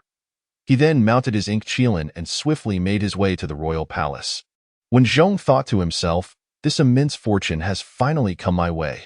Promotion and accolades are within my grasp. With merit to enhance my cultivation and papermaking to elevate my status, who wouldn't want such good fortune every day? Today, my family is particularly blessed." Chapter 10. Wen Zhong presents paper and ascends in rank and wealth in the royal palace. The Lungda Hall. The Lungda Hall is the highest-ranking royal structure in Chaga City, serving as the venue for the Shang King's court sessions and discussions of state affairs with civil and military officials, symbolizing power and desire. The Lungda Hall rises majestically to a height of approximately 14 meters. Its base comprised of 3 tiers of azure-white trapezoidal stone platforms, complemented by wooden trapezoidal columns that reinforce a sense of solemnity and stability. The hall spans 13 bays in width and extends 7 bays in depth, emphasizing a substantial mass. Inside, the opulence is extraordinary, adorned with exquisitely carved dragon columns and a resplendent ceiling that collectively showcase the grandeur and dignity of this palace. At this moment, seated in the very center of the hall is the reigning Emperor Wending. Before him a pile of bundled bamboo slips. The written records of the Shang dynasty utilized oracle bone script, and the bamboo slips correspond to the narrative. The Shang king, gazing at the mountain of memorials, feels a surge of irritation as he toils each day over the scrolls at his desk, his back aching from the burden. Moreover, these bamboo slips are exceedingly heavy, each roll inscribed with but a few characters. In matters of significance, ministers must employ several rolls to convey their messages, leaving him to peruse them one by one, his wrists weary from the strain. Alas, while I may not have established the grand realm of the Shang like my ancestors, I diligently attend to state affairs, and within the 4 seas, there is a semblance of peace and prosperity. Yet, why are there still so many memorials? I wonder when I shall be free from this inundation of official documents. I am truly exhausted. Just as the Shang king sighs in his dragon throne, a figure clad in eunuch attire hastily enters, approaching the king and promptly kneeling before him, respectfully proclaiming, "Your Majesty." The minister Wenzhong requests an urgent audience. Upon hearing this, the Shang king ponders the significance of Wenzhong's visit. If there were pressing matters, why not raise them during court rather than seeking a private audience? However, Wending is well aware that Wenzhong, a third-generation disciple of the Jie sect, has been assisting him for nearly a decade with steadfast integrity and loyalty. He would not hastily seek an audience without substantial cause. Recognizing the gravity of the situation, he promptly declares, "Quickly, summon Wenzhong to the hall." "Yes," replies the young eunuch, hurriedly exiting to convey the message.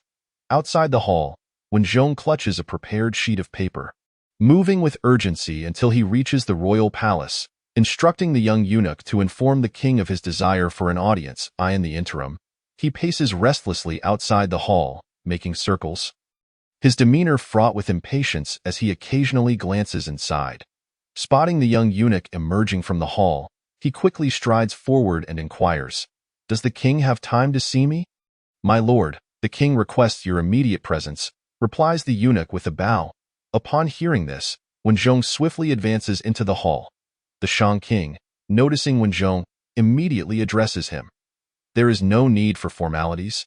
My loyal minister, what pressing matter brings you here?" Although Wenzhong hears the king's words, he still bows respectfully before straightening up. "Your Majesty, I have recently, by chance, created an object known as paper. It is lightweight, suitable for writing, easy to preserve, and requires simple, readily available materials for production, making it cost-effective. If produced in quantity, all subjects of the Shang could benefit from it." The Shang king is taken aback by Wenzhong's revelation, particularly since he had just been fretting over the mountain of bamboo slips. Furthermore, if the production costs are indeed minimal, it would allow the populace to learn the written word. With excitement, the king exclaims, "Is this truly the case?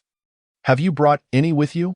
As he speaks, he descends from the elevated platform to stand before Wenzhong.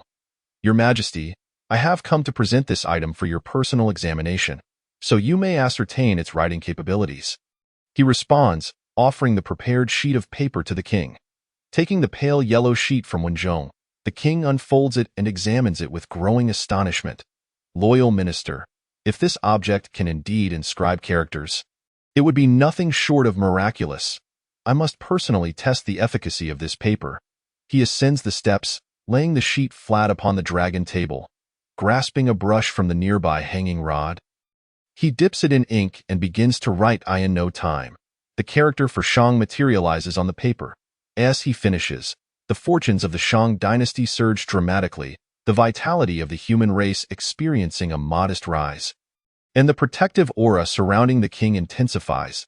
It is revealed that only upon inscribing the first character can the paper be imbued with the essence of civilization's transmission. While the king is oblivious to these phenomena, Wenzhong, as a practitioner of cultivation, perceives them vividly, and his heart swells with admiration. My senior brother is truly remarkable. Even a mere thought of his can invoke such profound change for humanity and the Shang. He is indeed a source of great fortune and auspiciousness. After completing the writing, the king examines the paper, his eyes brimming with delight. "Loyal minister, this item can indeed inscribe characters. Look, the ink does not disperse. This is a divine blessing for our Shang." The king presents the paper inscribed with the character for Shang to Wenzhong, who, too, is seeing written paper for the first time, having hastily presented it to the king upon its creation. "Your Majesty, since this paper can truly inscribe characters, might it be possible to mass-produce it so that all subjects of the Shang may utilize it?" The king nods in agreement, saying, "You are correct.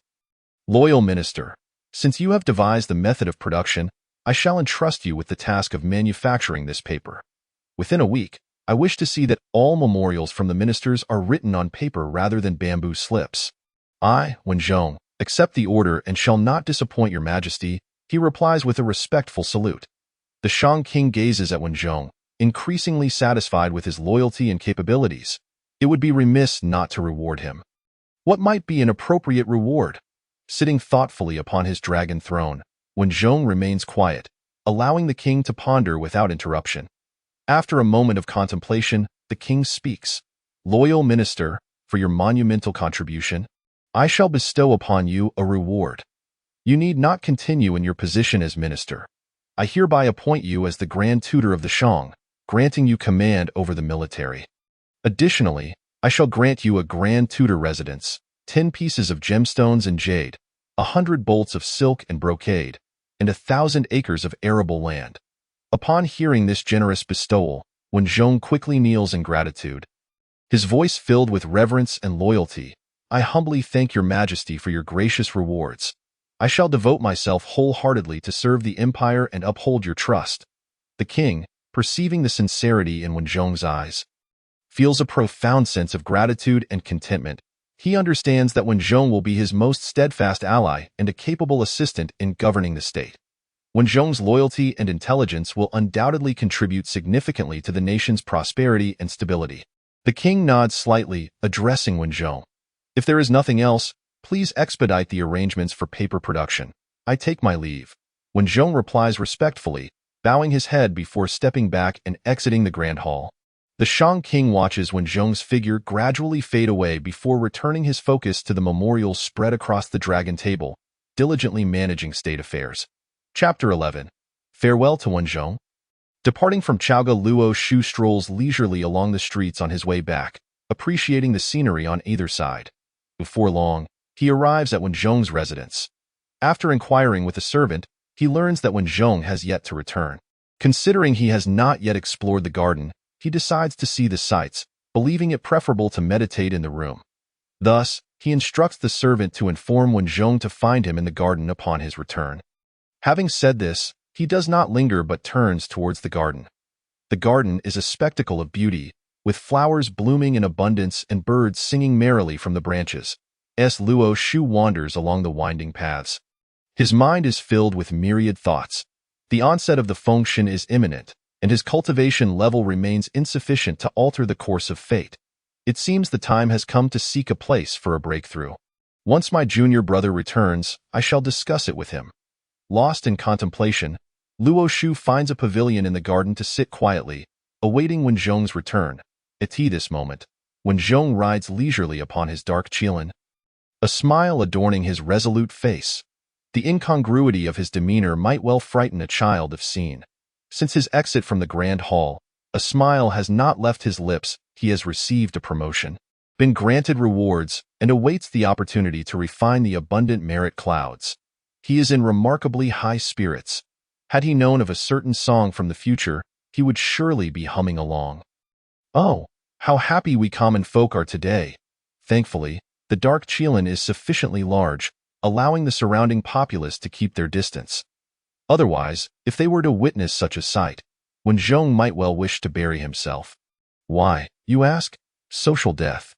Upon returning to his residence, Wen Zhong summons a servant and instructs, "You must inform everyone in the household to pack their belongings and prepare for our move." The servant, taken aback, inquires, "My lord, where are we moving to?" Wen Zhong chuckles heartily and replies, "I am now the Grand Tutor of the Shang, and the king has bestowed upon me a Grand Tutor residence closer to the palace. Once everything is packed, we shall move in. Congratulations, my lord, on your elevation to such a high position. I shall instruct them to pack immediately." Just as the servant is about to depart, he suddenly remembers Wen Zhong's senior brother's words and adds, "My lord, your senior brother requested that you find him in the garden upon your return. He is waiting for you there." Upon hearing this, Wen Zhong wasted no time and proceeded towards the garden, speaking as he walked. "Why did you not mention this earlier? I am now going to meet my senior brother. You should instruct someone to tidy up the belongings." The young servant quickly acknowledged his mistake, promising to send someone immediately to organize things.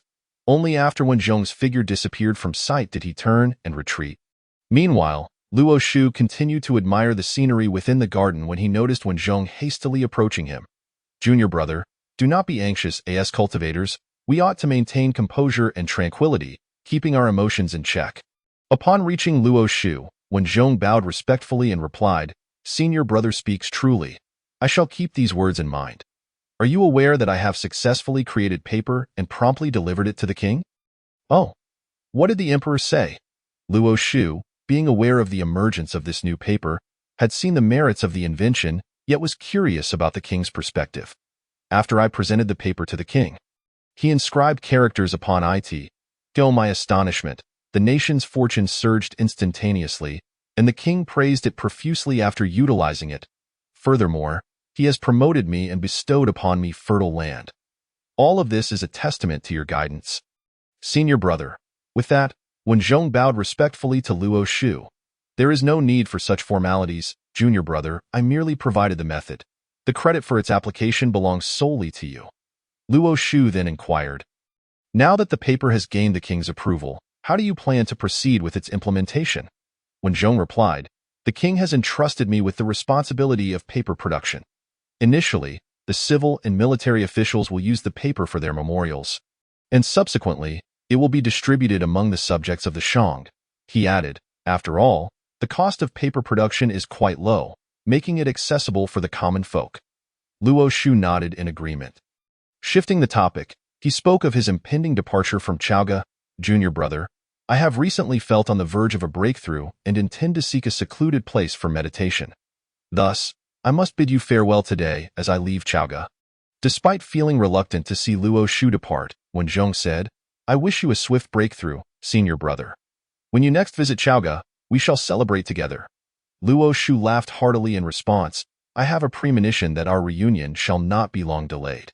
I also hope you will diligently assist the emperor in securing benefits for the populace and elevate your own cultivation alongside the nation's prosperity. Reflecting on his journey, he added, while passing by Wui Mountain, I discovered a primordial spiritual root. The leaves I collected, though not comparable to the top 10 supreme spiritual roots, are still rare treasures. I gift them to you. They can be steeped in hot spring water or spiritual water to evoke a delightful aroma, offering a unique flavor when consumed. He then produced 3 packets of Dahong Pao leaves from his storage bag and handed them to Wen Zhong. Receiving the gift, Wen Zhong was overwhelmed with gratitude. His senior brother's kindness was boundless. He remembered how he was gifted a golden elixir upon leaving the island. Now, as he departed, he was receiving the leaves of a primordial spiritual root. He vowed to reciprocate in kind in the future. Thank you, senior brother. I shall diligently heed your advice and assist the king to the best of my abilities. May I inquire where you plan to go after leaving Chaoga? Wen Zhong asked. I have no specific destination in mind, merely following my heart. The vast wilderness will surely provide me with a place to meditate. In truth, Luo Shu was uncertain of his next destination, as both his departure from the island and journey to Chaoga were dictated by the system's tasks. However, he felt assured that with the break mirror elixir, achieving a breakthrough would not pose much difficulty, regardless of the location. Why not return to Golden Ao Island for your breakthrough? After all, interruptions during such critical moments can have severe consequences. Wen Zhong questioned, puzzled by Luo Shu's choice. Luo Shu understood that seeking a safe place for a breakthrough was prudent for ordinary individuals, but with the system at his disposal, he could conceal his presence and achieve his breakthrough unnoticed. Regardless of the location, this was information he could not disclose to Wen Zhong, so he crafted an excuse instead. You may be unaware, but when I left the island, my master provided me with a jade slip that shields me from attacks of those below the quasi-saint level. Hence there is no need for concern, I see. Since you possess this jade slip bestowed by our master, I shall refrain from further inquiries. When do you plan to leave? Wen Zhong inquired. Luo Shu contemplated that there was presently little to occupy his time in Chaoga.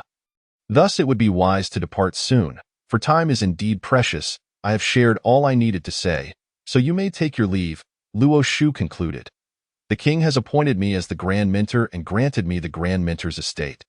When you next visit Chaoga, you are welcome to come to the estate to find me. Surprised by Wen Zhong's elevation to the position of Grand Mentor, Luo Shu realized the impact of the paper-making technique had propelled him to this esteemed role ahead of time. Very well then, I bid you farewell, junior brother. I must take my leave. Without waiting for Wen Zhong's response, a flash of white light enveloped Luo Shu, and he vanished from sight.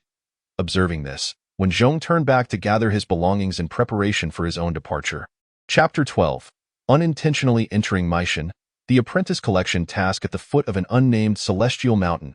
A flash of white light appeared, revealing a tall figure. As the light gradually dissipated, the figure emerged as if stepping out from an ancient scroll. Exuding elegance and mystery, seemingly out of place in the surrounding world. This was Luo Shu, who had departed from Chaoga. Ignoring the ensuing dialogue from Luo Shu, he appeared to be a refined and gentle young man. "What on earth is this place?" he exclaimed in frustration. "After flying in this direction for so many days, I have yet to find a single cave suitable for cultivation." With his hands on his hips, he gazed at the towering peaks that pierced the clouds, their majestic layers commanding his eye. It is truly perplexing.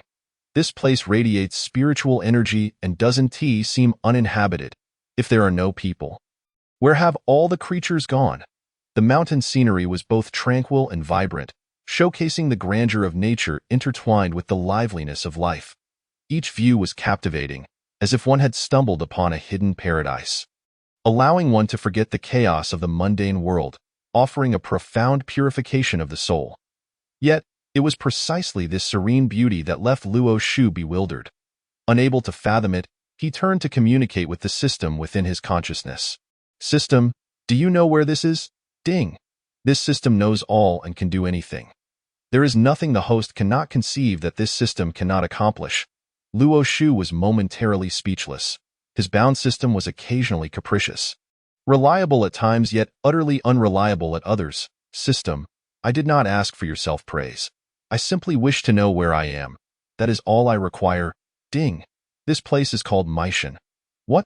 You say this is where?" Luo Shu felt as though he had misheard. Though randomly land in such a legendary location was quite the stroke of luck. Ding, Meishan. This time, Luo Shu heard clearly, confirming he had not imagined it. This truly was Meishan. He paused, slightly taken aback, and murmured to himself, "I have arrived at Meishan, the renowned training ground of the 7 monsters of Meishan." This mountain's fame derives from these 7 peculiar beings. According to legend, the leader of the 7, Yuan Hong, during the Fengshan period, answered King Zhou's call for talents and was appointed as the general guarding the Shang dynasty, tasked with defending against the Western Zhou forces at Mingjin. He was the chief commander after Zhang Kuei met his demise at the foot of Mianch. As Luo Shu repeatedly contemplated this narrative, he recited to himself, although the other 6 monsters possess average strength, Yuan Hong, among the 7 monsters of Meishan, is a reincarnation of a quarter of the primordial chaotic demon ape, one of the 4 great spiritual monkeys of the primordial era. With a millennium of cultivation, he mastered the 8-9 profound art, capable of traveling 10,000 miles in a day, possessing extraordinary powers and martial skills. During the campaign against King Zhou, he repeatedly defeated the Zhou army alongside his subordinates. Later, when he dueled with Yang Jian, both were equally adept in the 8-9 profound art, rendering them unable to overcome one another. Ultimately, it was Yang Jian, wielding the map of mountains and rivers bestowed by Nuwa, who captured Yuan Hong, leading to his eventual beheading by the flying knife given to him by Jiang Zia. Just as Luo Shu immersed himself in these reflections of the Fengshan narrative, the system's alert sounded, startling him. Ding! The system has triggered a mission, presenting 3 options for the host to choose from to complete the task. Damn it, system. Could you at least give me a heads up before assigning tasks? You nearly gave me a heart attack. After exhaling a deep breath, Luo Shu patted his chest to calm himself. This system simply asks whether the host will accept. If not, it will leave. You dare threaten me? You must first reflect and acknowledge your mistake, then apologize and promise not to frighten me again next time. Forget it. What dignity is there in arguing with the system? Luo Shu thought. Hurry up and let me see the available options. Luo Shu fixed his gaze on the mission panel, eagerly awaiting the system to present the tasks, as tasks often came with rewards, which he desperately needed to advance himself. Option 1. Recruit Yuan Hong as an apprentice, along with the other 6 monsters. Reward: 9 transformations profound art. Choice 2. Ignore the 7 monsters of Meishan and enter seclusion for cultivation at any location within Meishan.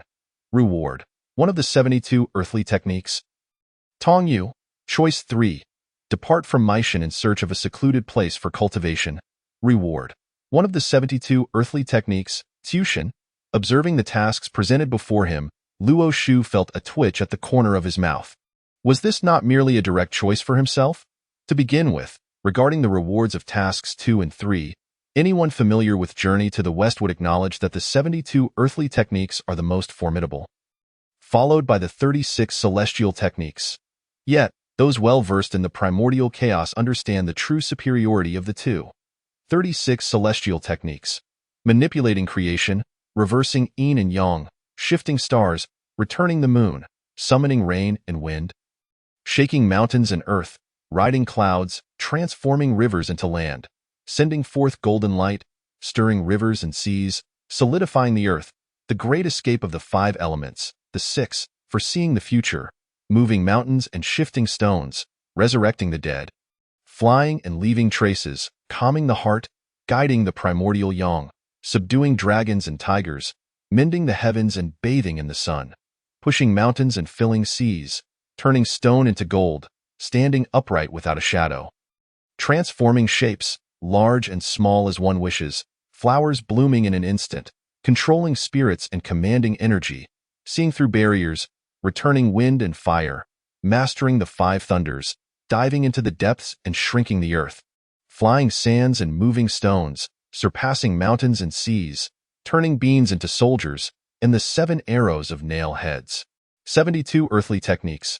Tongyu, Tongtian, Danshan, Jinshui, borrowing wind, laying fog, praying for sunshine, invoking rain, sitting on fire, entering water, concealing the sun, controlling wind, boiling stones, breathing flame, swallowing blades, Hutian, divine movement, walking on water, staff release, cloning, invisibility, continuation of the head, stasis, slaying demons, inviting immortals, chasing souls, capturing spirits, summoning clouds, fetching the moon, transporting, marrying dreams, dispersing, offering the staff, severing flow, exorcising calamities, dispelling misfortunes, Huangbai, sword techniques, shooting cover, earth walking, star calculation, forming arrays, faking shapes, spraying transformation, finger transformation, corpse release, shifting scenes, summoning, driving away, gathering beasts, adjusting birds, chi restriction, great strength, penetrating stones, emitting light, blinding eyes, guiding, consuming, opening walls, leaping rocks, sprouting heads, climbing, drinking water, lying in snow, violent sun, manipulating pills, amulet water, medicine, knowing time, recognizing earth, dietary restriction, and yawning invocations. Naturally, one would choose the 36 celestial techniques, for they are the supreme divine arts, while the 72 earthly techniques are lesser arts. Not to mention, when the journey reaches Wanshou Mountain at Wuzhuang Temple, Sun Wukong effortlessly steals the ginseng fruit in the dead of night and is swiftly subdued by the master of Zhenyuan with a mere flick of his sleeve. Some may argue that Zhenyuan Daxian is a seasoned quasi-saint, with extraordinary strength, but what of it? The cultivation level does not directly correlate with the power of techniques. It merely implies that a higher cultivation level enhances the might of the techniques employed. Thus, Luo Shu would undoubtedly reject tasks 2 and 3.as, the third-generation core disciple of the. He too practiced the 36 celestial techniques, leaving the earthly techniques to those in need. Gazing at the reward for task 1, Luo Shu sighed, realizing that no one else faced such a dilemma. Every system possessed the 9 transformations of the mysterious art, which were either for his own cultivation or for his disciples. After all, the 8-9 mysterious art was rather inferior. Those acquainted with the primordial chaos know that the 9 transformations of the mysterious art are the cultivation techniques of Pangu the Great, while the 8-9 mysterious art is derived from the teachings of the 3 pure ones.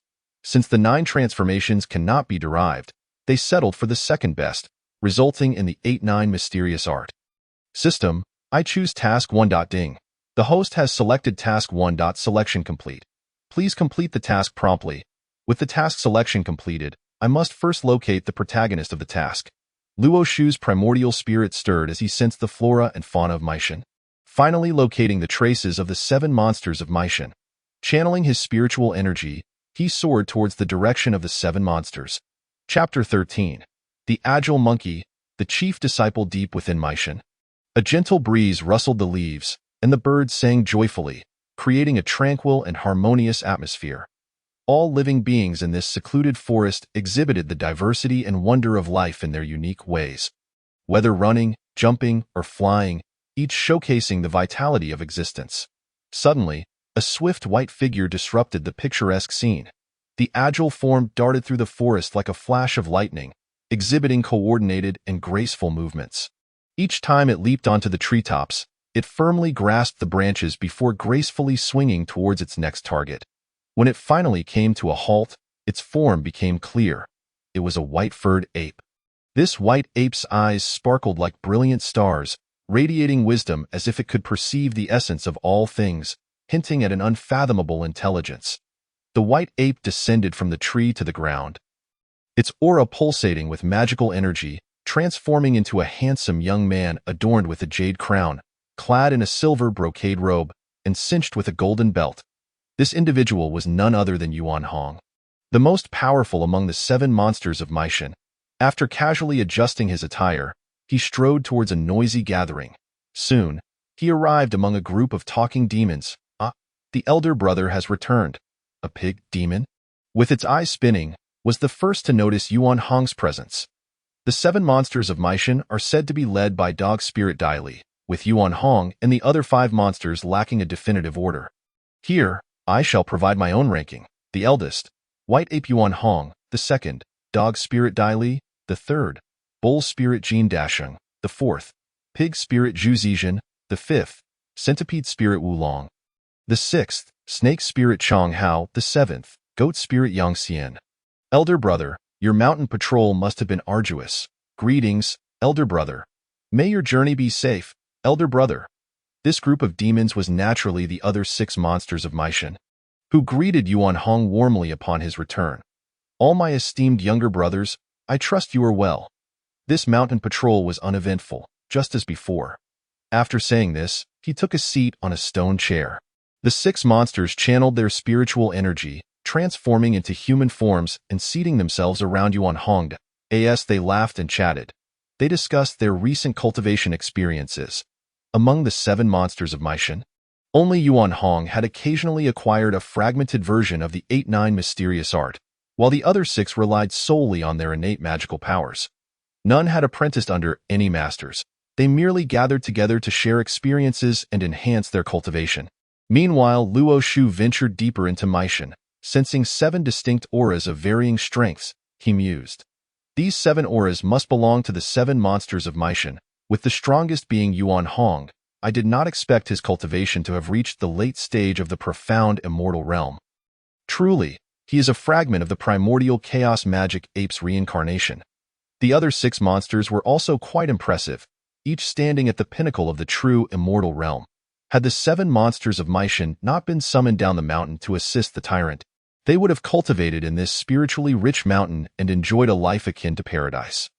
Luo Shu felt a twinge of regret for the 7 monsters' situation.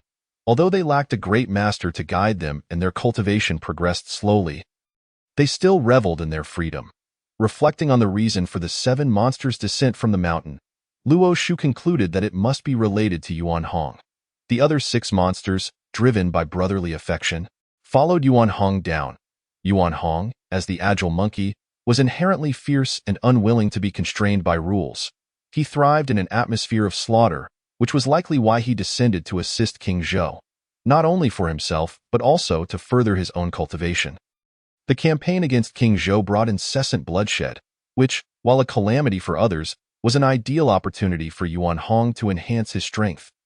Now, one might inquire why he did not support the Western Qi. Let us analyze this. Who stands behind the Western Qi? It is the Chan sect.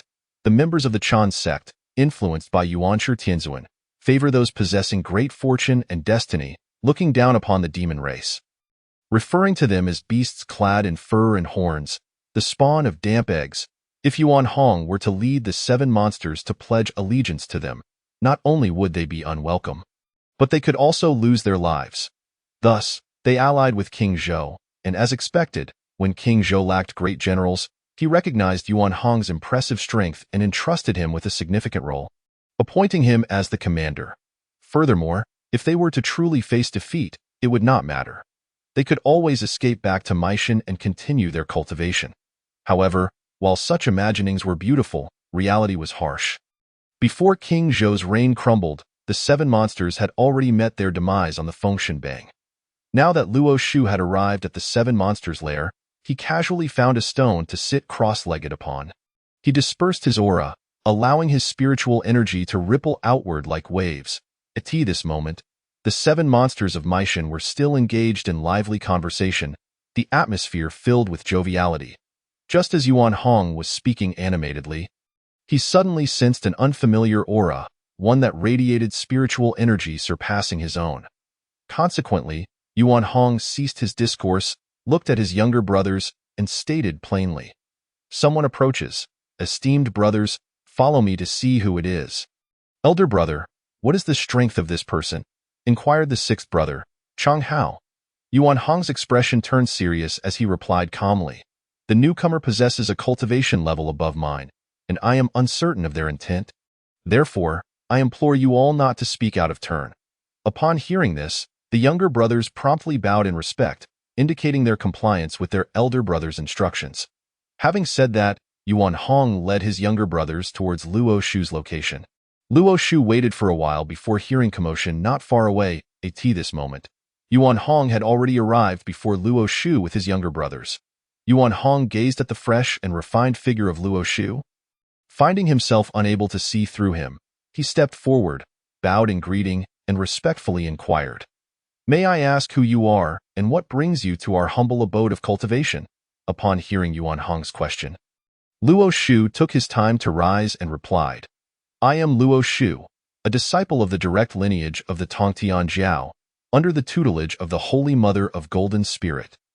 I have come here in search of my destined disciple." Upon hearing that Luo Shu was the 3rd-generation direct disciple of the, Yuan Hong's demeanor grew even more respectful, and he bowed once more, exclaiming, "So it turns out that the Taoist is a direct descendant of a sage. I, a mere little demon, have been remiss." "There is no need for such formalities," Luo Shu replied, "as we of the do not concern ourselves with trivialities. Might I inquire where the destined disciple you mentioned resides? Do you require our assistance in locating them?" Luo Shu gazed at Yuan Hong before him and smiled subtly, saying, "The destined disciple I seek is both far away and right before my eyes."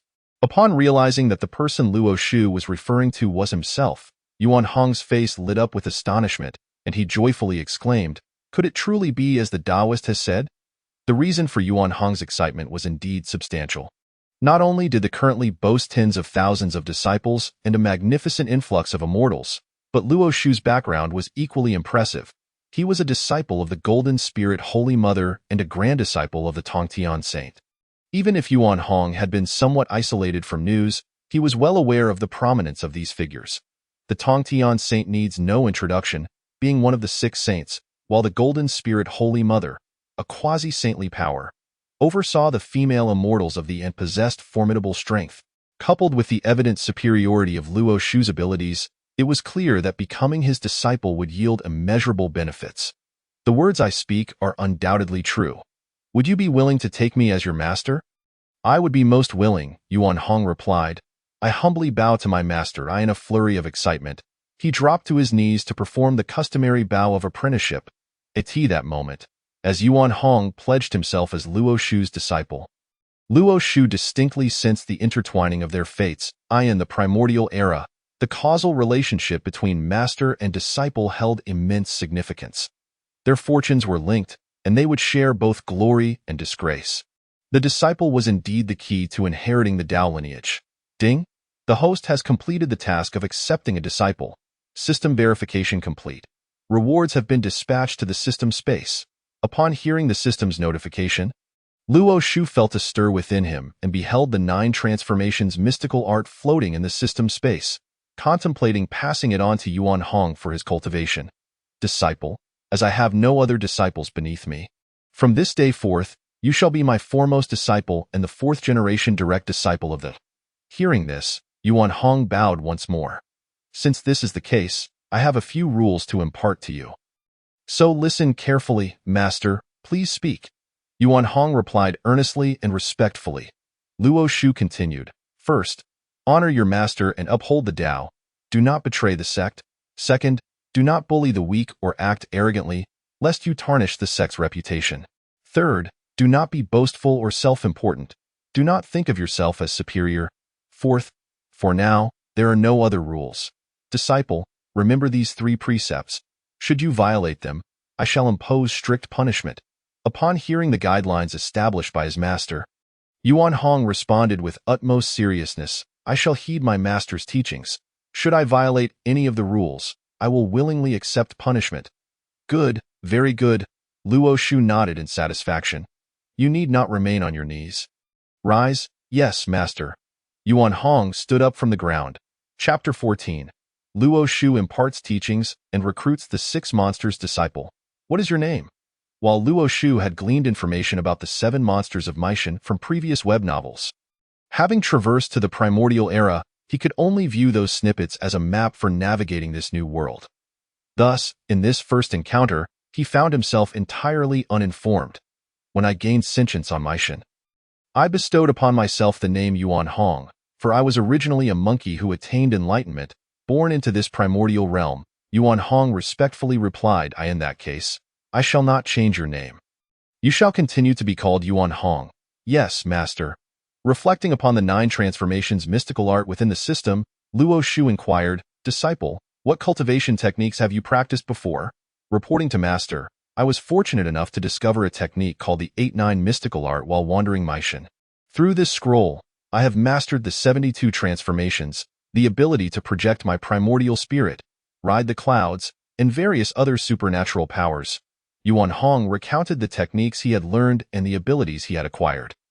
Disciple, do you know the origins of this 8-9 mystical art? Reporting to master, I do not know. Yuan Hong replied honestly. Luo Shu smiled slightly and explained, the 8-9 mystical art is a technique derived from the Xinmen. It was developed by the 3 pure ones during their teachings in the Purple Cloud Palace, integrating the words of the Tao ancestor with the memories of the Pangu inheritance. It bears resemblance to the 9 transformations mystical art practiced by the great god Pangu. Yet it is far inferior in strength. As you are aware, the 8-9 mystical art encompasses 72 transformations, while the 9 transformations mystical art contains 73. Master, the 9 transformations mystical art only surpasses the 8-9 mystical art by 1 transformation. Why do you hold it in such high regard? Yuan Hong queried, puzzled.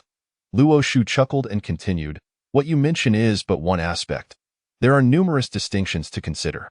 Know that when the 9 transformations mystical art is cultivated to perfection, it can validate the Tao and achieve the status of a Hunyuan Daluo Jingxian.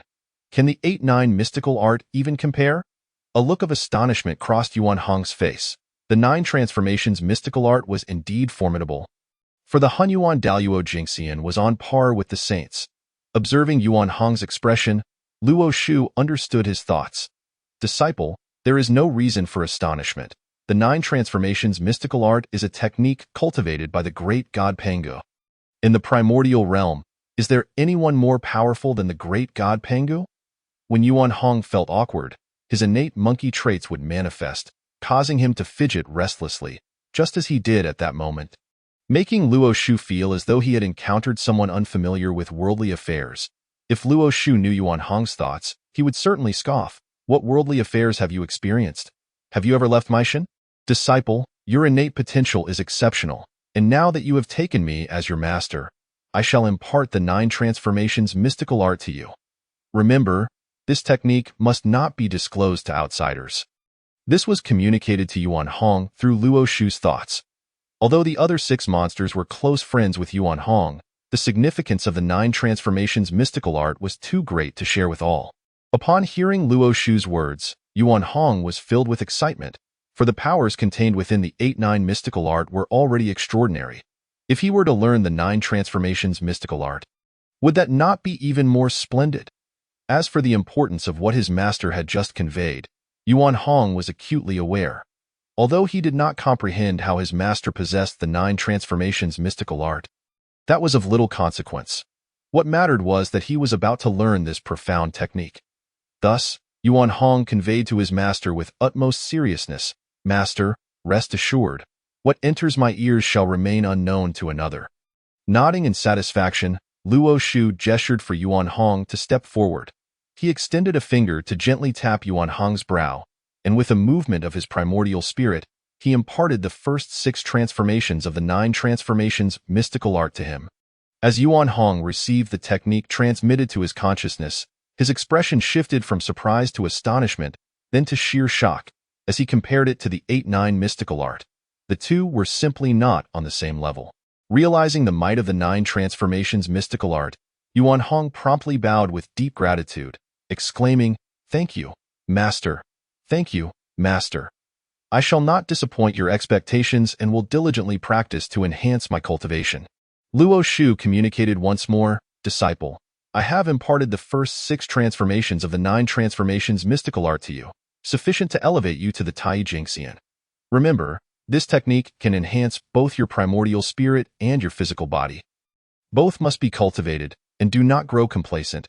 Yes, I shall heed my master's teachings." Seeing that Yuan Hong took his words to heart, Luo Shu chose not to elaborate further. "Disciple, I shall seek a secluded location on Meishan for a period of meditation. During this time, you may thoroughly study the techniques." Upon hearing that his master intended to find a place for meditation, Yuan Hong quickly interjected, "Master, you may utilize my training ground for your seclusion. It is the finest area on Meishan, rich in spiritual energy. Then I shall not stand on ceremony. Take me there at once." Luo Shu was eager, having finally completed his system task and now seeking a place to break through. Just as Luo Shu and Yuan Hong conversed, the 6 monsters standing nearby began to whisper among themselves, and eventually, they seemed to reach a consensus, kneeling before Luo Shu with a thud.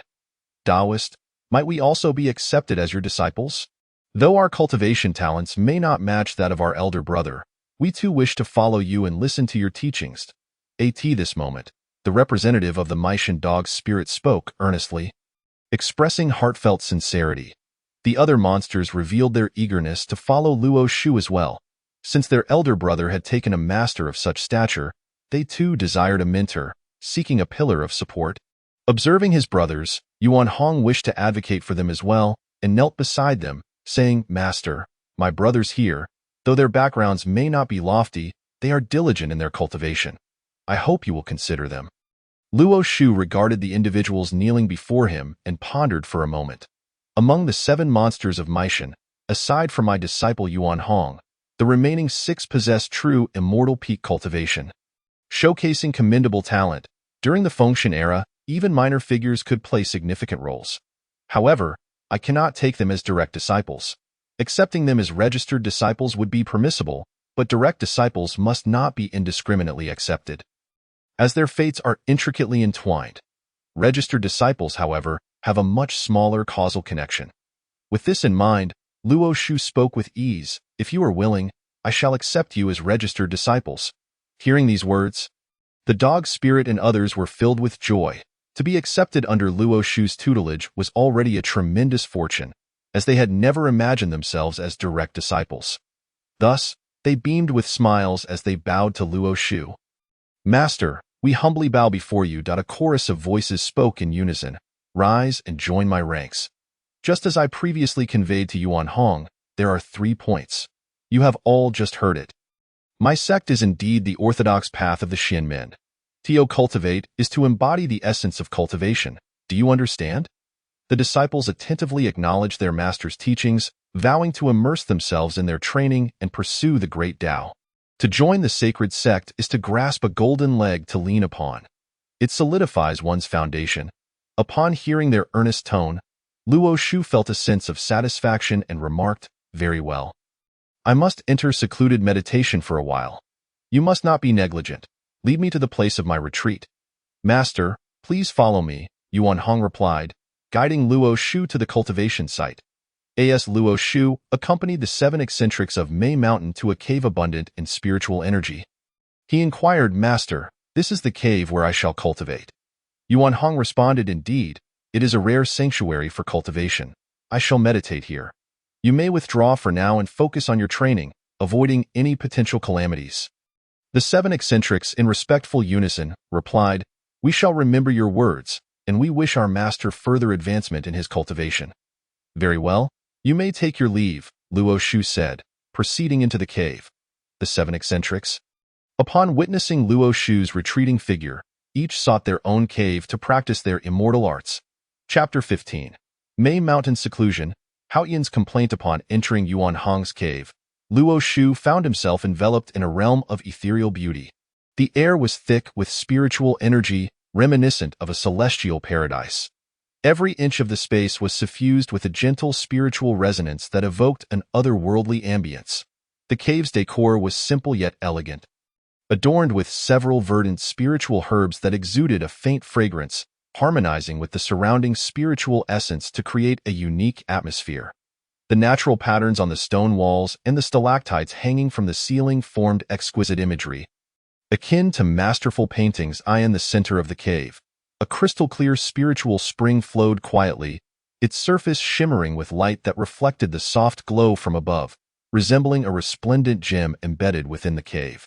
The entire cave felt like an isolated paradise, allowing one to immerse themselves and forget the clamor of the mundane world.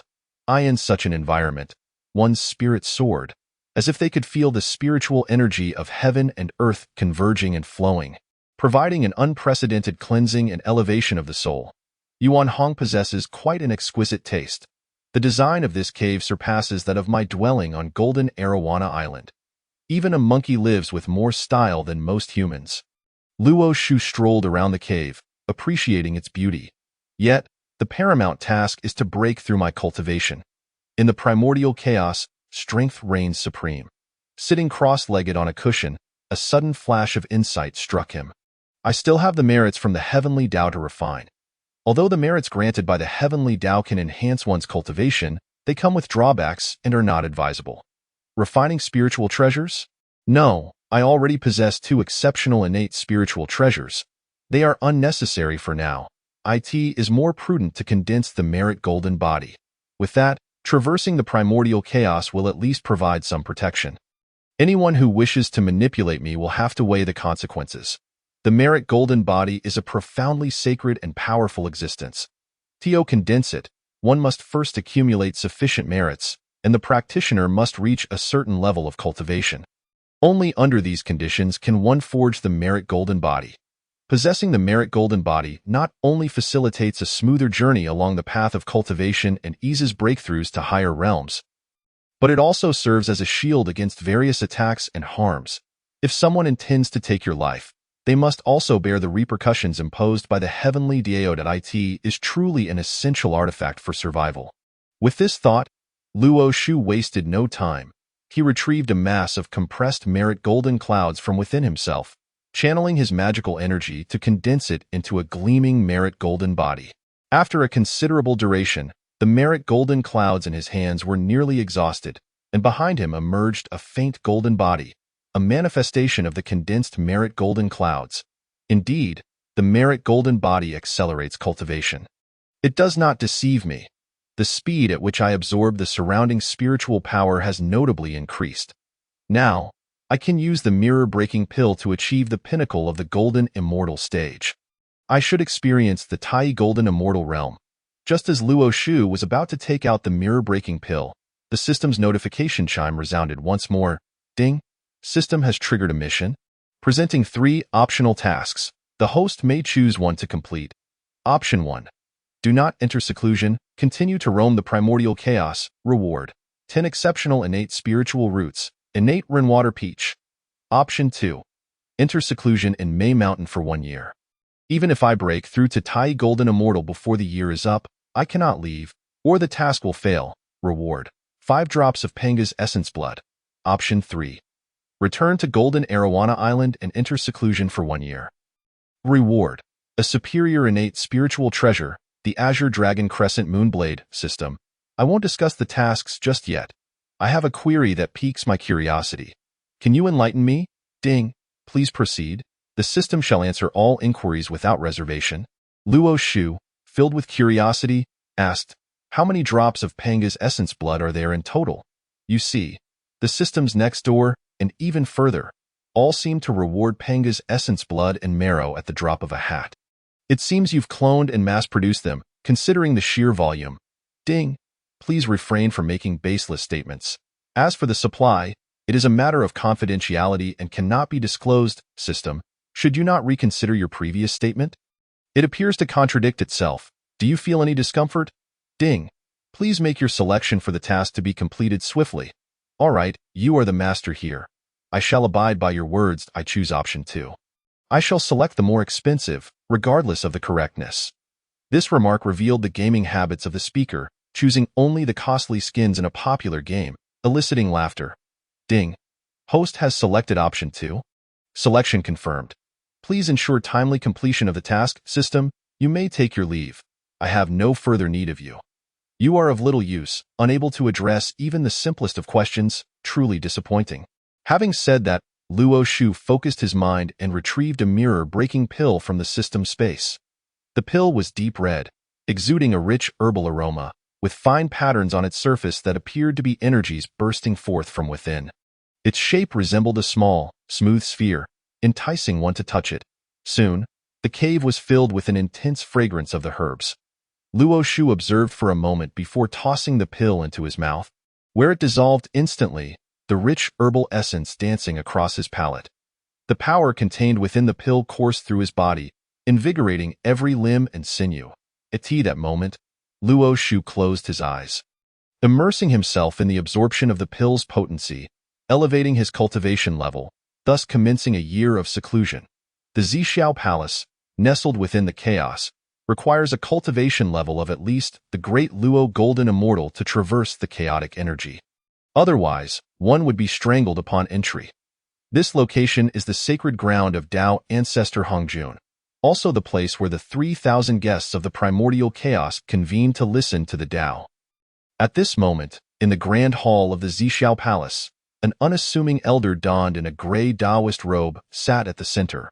Upon closer inspection, he seemed to meld with the very fabric of heaven and earth, exuding an air of profound mystery. This elder is none other than the master of Zixiao Palace, ancestor Hongjun. Standing beside him was a tall and imposing figure clad in a dragon robe adorned with golden dragons. This man was none other than Haoyan, the Jade Emperor of the Heavenly Court, who once served as the Dao Ancestor's attendant. Haoyan lamented to the Dao Ancestor, his voice filled with such grievance that it could bring tears to the eyes of listeners. Master, I am truly suffering. The Heavenly Court now has only a handful of officials, making it difficult to fulfill their respective duties. You previously mentioned that the disciples of my fellow brothers could assist me in the Heavenly Court, yet they often regard me with disdain, looking down upon my humble origins as a mere attendant. Master, even if I am of humble beginnings, I am still your attendant. Their behavior is utterly excessive. If I reprimand them, the saints will come to the Heavenly Court to confront me. Master, I am left with no choice but to seek your counsel. As he spoke, tears glistened in the corners of Haoyan's eyes. The Dao Ancestor, without opening his eyes, gently replied, Enough. I am aware of what you have conveyed. You may withdraw. Upon hearing the Dao Ancestor's words, Haoyan ceased his complaints. Having served the Dao Ancestor for several epochs, he understood that his message had been received. Thus, he gracefully withdrew. Yes. With that, Haoyan departed from the Zixiao Palace, soaring back to the Heavenly Court. Once Haoyan had left, the Dao Ancestor finally opened his eyes, which gleamed with the wisdom of ages. With a wave of his hand, 5 streams of divine energy shot forth towards Shouyang Mountain, Kunlun Mountain, Golden Arowana Island, Shumi Mountain, and the Palace of Nuwa. The calamity is about to unfold. I shall further align with the Dao. Upon the conclusion of the Dao Ancestor's words, he once again closed his eyes, and the Zixiao Palace returned to its former tranquility. Chapter 16. The 6 saints gather at Zixiao Palace Shouyang Mountain. This place is none other than the sacred ground of the 3 purities, the domain of the master of the human teaching, the Taiji Saint. The Taiji Saint possesses unfathomable cultivation and unparalleled wisdom, making him the strongest among the 6 saints in the 8 scenery palace. At the center of the hall, a figure sits cross-legged upon a mat. Upon closer inspection, he appears to be an unassuming old man, who is indeed the Taiji Saint, Laozi, clad in a Taoist robe. His demeanor is serene and composed, exuding an otherworldly grace. At this moment, Laozi holds a yin-yang fan, gazing calmly at the purple-gold 8 trigrams furnace before him, occasionally fanning it with the fan. The yin-yang fan is capable of summoning the 6 Ding divine fire and is a supreme innate spiritual treasure, which Laozi employs lavishly for alchemical purposes. After a brief moment, a spell entered Laozi's consciousness, transmitting a message from the venerable Hongjun. Hasten to Zixiao Palace. Urgent matters await discussion.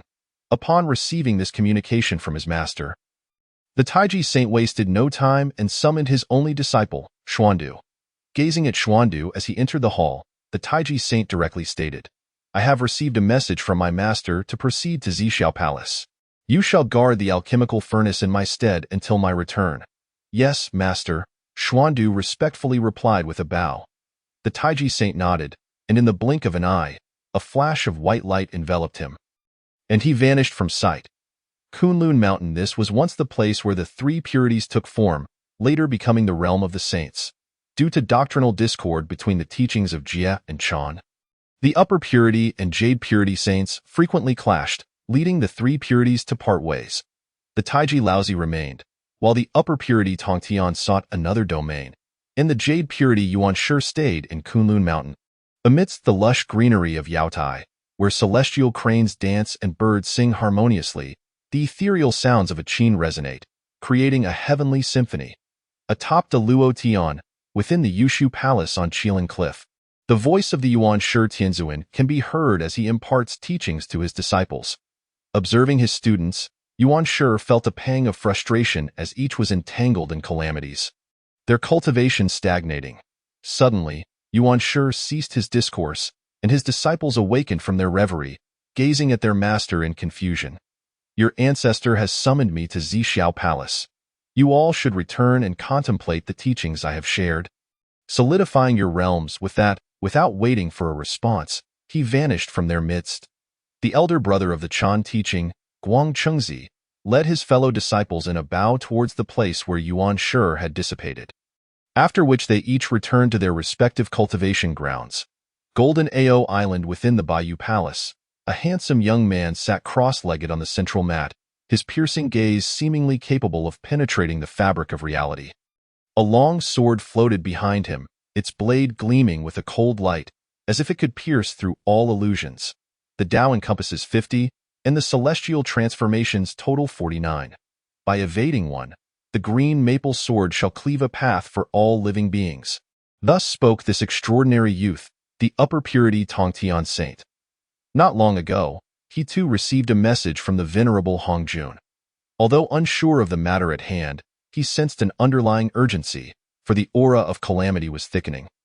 Hinting at an impending tribulation, he called upon his four most trusted disciples to arrange matters within the sect, reclaiming the green maple sword and channeling his spiritual energy toward the chaos. Nuwa Palace. A captivating woman, with delicate features and starry eyes that seemed to peer into the depths of the soul, reclined upon a couch. Dressed in resplendent celestial robes, her attire floated like clouds, adorned with patterns that exuded nobility and elegance, encrusted with gemstones that sparkled enchantingly. This lady is none other than Nuwa, the creator of the world. Since her ascension to sainthood after molding humanity from clay, she seldom ventured into the primordial wilderness, dedicating herself to cultivation within the Nuwa Palace amidst the chaos. Upon receiving her master's message, she did not hesitate and soared directly toward Zixiao Palace. Without any personal disciples, the affairs of the palace were managed by her steed, the Golden Phoenix. Mount Sumeru in the Western Territories. During the strife between the Tao and demonic forces, the demon ancestor Rahu self-destructed, resulting in damage to the Western spiritual veins, leading to a scarcity of spiritual energy and a slow advancement of cultivation among the Western beings. It was only with the emergence of the two lone saints, Jane and Zhuanti, that circumstances began to improve. To repair the Western spiritual veins, they exerted every effort, even at the expense of appropriating from the East, much to the covert amusement of many formidable beings in the primordial realm. Aware of their unfavorable reputation, they remained undeterred, for they believed, as long as they were not embarrassed, it was others who would feel discomfort. Atop the celestial vault, seated upon a golden lotus platform, the two began to deliberate the purpose of their master's summons to Zixiao Palace. "Junior brother, what do you suppose our master desires of us?" Jane speculated. "That young man Haoyan visited Zixiao Palace not long ago. Could the matter pertain to him?" Zhuanti replied with a furrowed brow, nodding in agreement. "It is highly likely. Since Haoyan was conferred the title of Jade Emperor and oversees the heavenly court, he has frequently sought our assistance." Not to mention, our Western disciples are few. The disciples of the three purities are all precious. Who would be willing to have Hao Yan dictate terms to them? Our visit to Zhixiao Palace must be to discuss grievances. Brother, let us proceed to Zhixiao Palace to ascertain the details and adapt accordingly, Zhuanti calmly suggested. Indeed, we should not keep our master waiting. Junior brother, let us depart, Jane concluded, after which they ascended the lotus platform and journeyed into the chaos. Zhixiao Palace. A flash of azure light flickered, and as the figure materialized, it was none other than the Tongtian patriarch from Golden Ao Island. Upon arriving at the entrance of Zhixiao Palace, he was about to enter when he noticed an elder riding a green ox approaching him. Greetings, elder brother, the elder said. The Tongtian patriarch, who had always held a certain disdain for Yuan Shi Tianzuan, nevertheless respected Taiji Laozi, at least for the present. Upon seeing Tongtian arrive before him, Taiji Laozi smiled gently and said, Third brother, how fortunate to see you. Why do you not enter the grand hall and await? I was just about to enter when I saw you arriving, so I thought to accompany you, Tongtian replied. Let us proceed together, lest we keep our master waiting. Just as Taiji Laozi descended from the green ox, Yuan Shi Tianzuan and Yuhua also arrived at Zhixiao Palace. Upon seeing Yuan Shi, Tongtian felt a wave of annoyance, yet he still approached to pay his respects. Second brother, greetings. Seeing that Taiji Laozi and Tongtian had already arrived, Yuan Shi also bowed to Taiji Laozi. Elder brother, greetings. Noticing Tongtian's unwilling expression towards him, he could not suppress his anger. Third brother, your demeanor is quite rebellious. No wonder your disciples are in such disarray. Tongtian immediately retorted, What of my disciples? They are far superior to yours. I have 4 direct disciples, 2 quasi-saints and 2 Deluo golden immortals. What about you, second brother? Do you even have 1 quasi-saint? Yuan Shi's ire intensified, fueled by both disappointment in his own disciples and the humiliation of Tongtian's blunt remark. You are truly unreasonable.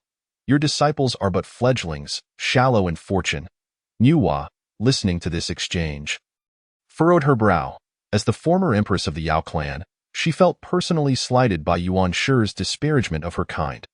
However, she chose to remain silent in front of their master and resolved to address it later. As the two exchanged barbs, the exasperated Taiji Laozi intervened. You both should cease your bickering. This is Zhixiao Palace, the sacred ground of our master, not a venue for your quarrels. The sound of their elder brother's admonition. Both fell silent, though their eyes still betrayed their mutual dissatisfaction. Shortly thereafter, the Western duo arrived. Observing the scene, they quickly discerned the situation. The more strained the relationship among the 3 purities, the more advantageous it was for them. For if the 3 united, they would indeed be outmatched. Greetings, brothers and sister Yuhua. Jane and Zhuanti saluted the 4 saints. Yuhua, already displeased, felt further irritation as the 2 referred to her as sister.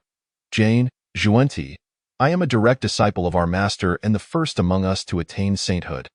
You are mere recorded disciples of our master. How dare you address me as sister? Jane and Zhuanti exchanged a momentary look of awkwardness, quickly masking it. Jane then calmly replied, It is merely a form of address. We are all saints. Why should we concern ourselves with such trivialities? Zhuanti readily echoed, Indeed, what brother says is true. Let us proceed into the hall. Our master may be growing impatient. With that, he pulled Jane toward the entrance. Seeing this, the 3 purities no longer lingered and followed suit into the hall. Yuhua, forced to suppress her frustration, entered alongside them. Engaging in reason with the Western duo would be akin to throwing eggs against iron. It would only end in futility. Chapter 17. The appearance of the function list, discussing the sealing of gods within the hall. Hongjun Dao ancestor was already seated upon the cloud platform. He was aware of the earlier discord outside the hall. Yet he paid it no mind. For the Dao ancestor, as long as it remained within his control, any commotion was permissible. The 6 saints entered the grand hall in succession, and upon seeing the manifested Hongjun Dao ancestor, they quickly formed a line, bowing deeply and intoning in unison, We bow to our esteemed master. The 6 saints, upon encountering their Dao ancestor, dared not exhibit even a hint of negligence, each paying their respects. Rise, he commanded, waving his hand casually, and 6 mats appeared before them, signaling them to sit. Thank you, esteemed master. Several individuals expressed their gratitude, sitting cross-legged on the mat, quietly awaiting the words of the Tao ancestor. After a considerable time, the Tao ancestor, observing the respectful demeanor of the assembly, nodded in satisfaction and spoke calmly. The calamity of quantification is approaching, and you should all be aware of it. The root cause of this calamity is primarily linked to the 12 golden immortals of the Chan sect. The disciples of Yuanshi have fallen into the snares of the mortal realm.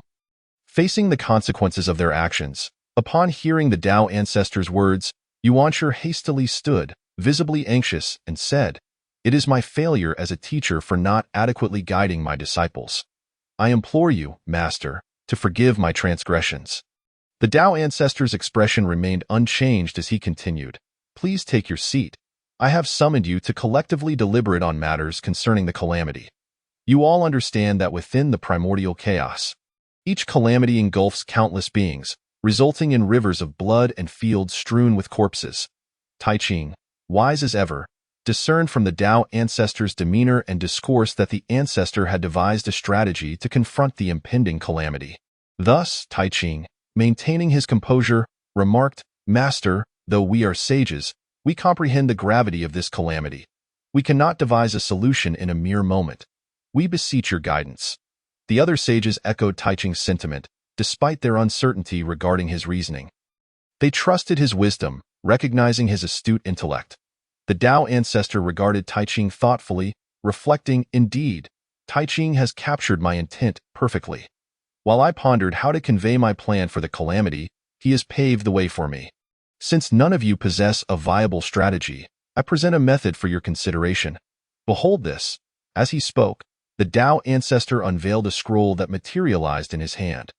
The sages gazed at the artifact with confusion, perceiving the fluctuations of spiritual energy surrounding the scroll, indicating it to be an exceptional innate spiritual treasure, yet its specific nature eluded them. This is the Heavenly Book, known as the Fengshen Bang. The revelation of the Heavenly Book astonished the disciples. They were aware that the Earth Book, which contained the treasures of heaven and earth, resided with Zenyuanzi, while the Book of Life and Death was in the possession of the goddess Pingxin. They had only heard of the Heavenly Book before, never having seen it, and now it lay in their master's hands. Tai Ching, filled with astonishment, inquired, "Master, what role does the Fengshen Bang play in this calamity?" Addressing the gathered sages, the Tao ancestor elucidated the significance of the Fengshen Bang. In this calamity, aside from the sages, all other beings of the primordial chaos may be drawn into the fray. But it primarily targets the disciples of the three teachings. For them, the Fengshen Bang represents a rare opportunity. Should any of your disciples perish during the calamity, their primordial spirits may enter the Fengshen Bang, becoming deities of the heavenly court, reaping the rewards of incense from the mortal realm. Even if their primordial spirits are scattered, they may resurrect through the Fengshen Bang.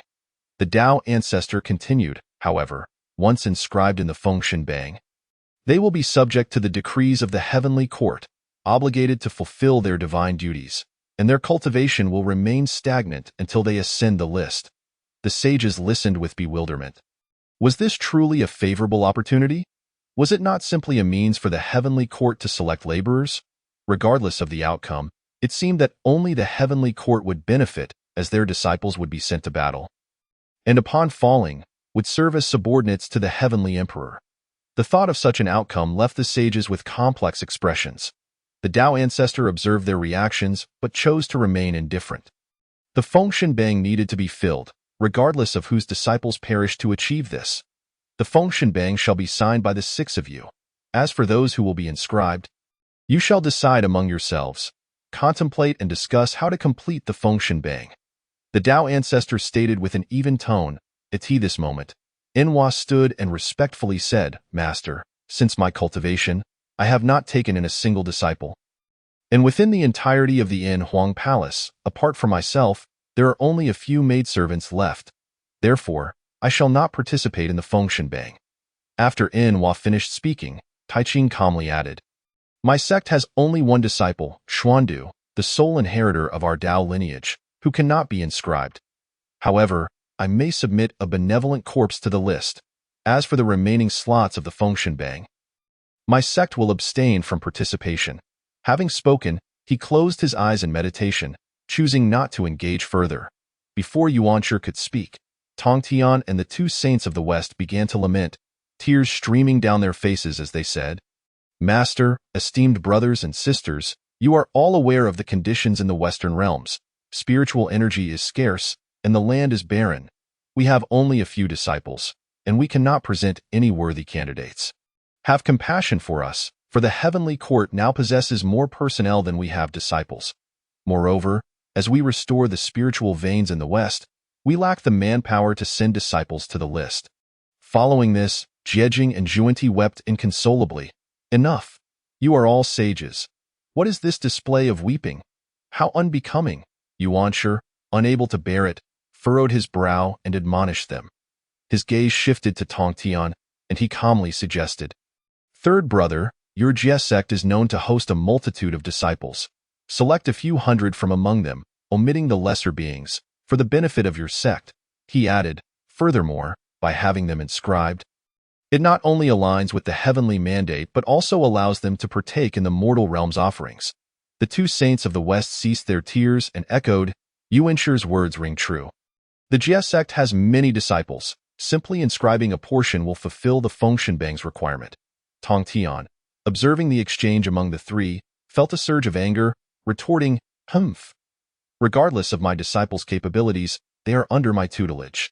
When did it become your prerogative to dictate their fate? Second brother, even if our philosophies diverge, we have shared countless epochs as brothers. It is truly laughable that you would suggest my disciples fill the list." Yuanshi frowned at Tongtian's remark and replied nonchalantly, "Third brother, you are aware that my disciples number only a handful, all of whom are deeply fortunate beings. Even if I include the third generation and registered disciples, there are scarcely 100. How can they be inscribed? Must my disciples be inscribed instead? Second brother, if you persist in this line of argument, we shall engage in a chaotic battle." Tongtian responded with a grave expression. Just as Yuanshi was about to speak again, the Tao ancestor intervened. "Enough! You need not continue your bickering over the Fengshenbang. You shall return and deliberate on the matter when I next summon you to Zhixiao Palace. It will be time to inscribe the Fengshenbang." "Yes, master," the 6 sages replied in unison, rising to leave. Taiching bowed once more to the Tao ancestor and asked, "Master, may I inquire as to the name of this calamity?" The Tao ancestor pondered for a moment and replied softly, "Since it pertains to the Fengshenbang, this calamity shall be named the Fengshen calamity. You may depart now and reflect upon this. Await my message." The 6 sages bowed and exited the grand hall. The figure of the Tao ancestor gradually faded, leaving the hall in tranquility once more. Chapter 18. Breakthrough to Tai Golden Immortal. Exit the barrier. The 6 sages exited Zhixiao Palace. "Taiching, Yuanshi, Tongtian, I shall take my leave first," Enhua declared, not waiting for a response before soaring toward the chaos. Jiejing and Zhuanti, noticing that Enhua had not acknowledged them, expressed their dissatisfaction. Zhuanti, straightforward as ever, remarked, "Taiching, do you see that Enhua does not even recognize our presence?" "Indeed, it seems Enhua disregards us," Jiejing concurred. The 3 pure ones exchanged glances, bemused by the audacity of their younger brothers. "Brothers, gossiping behind others' backs is unbecoming for sages. Perhaps you should return and contemplate the calamity instead." Taiching admonished the 2 saints of the West, adding, "I have already stated that I shall submit my benevolent corpse to the list. As for the rest, I shall not participate while elixirs are yet to be completed, so I must depart."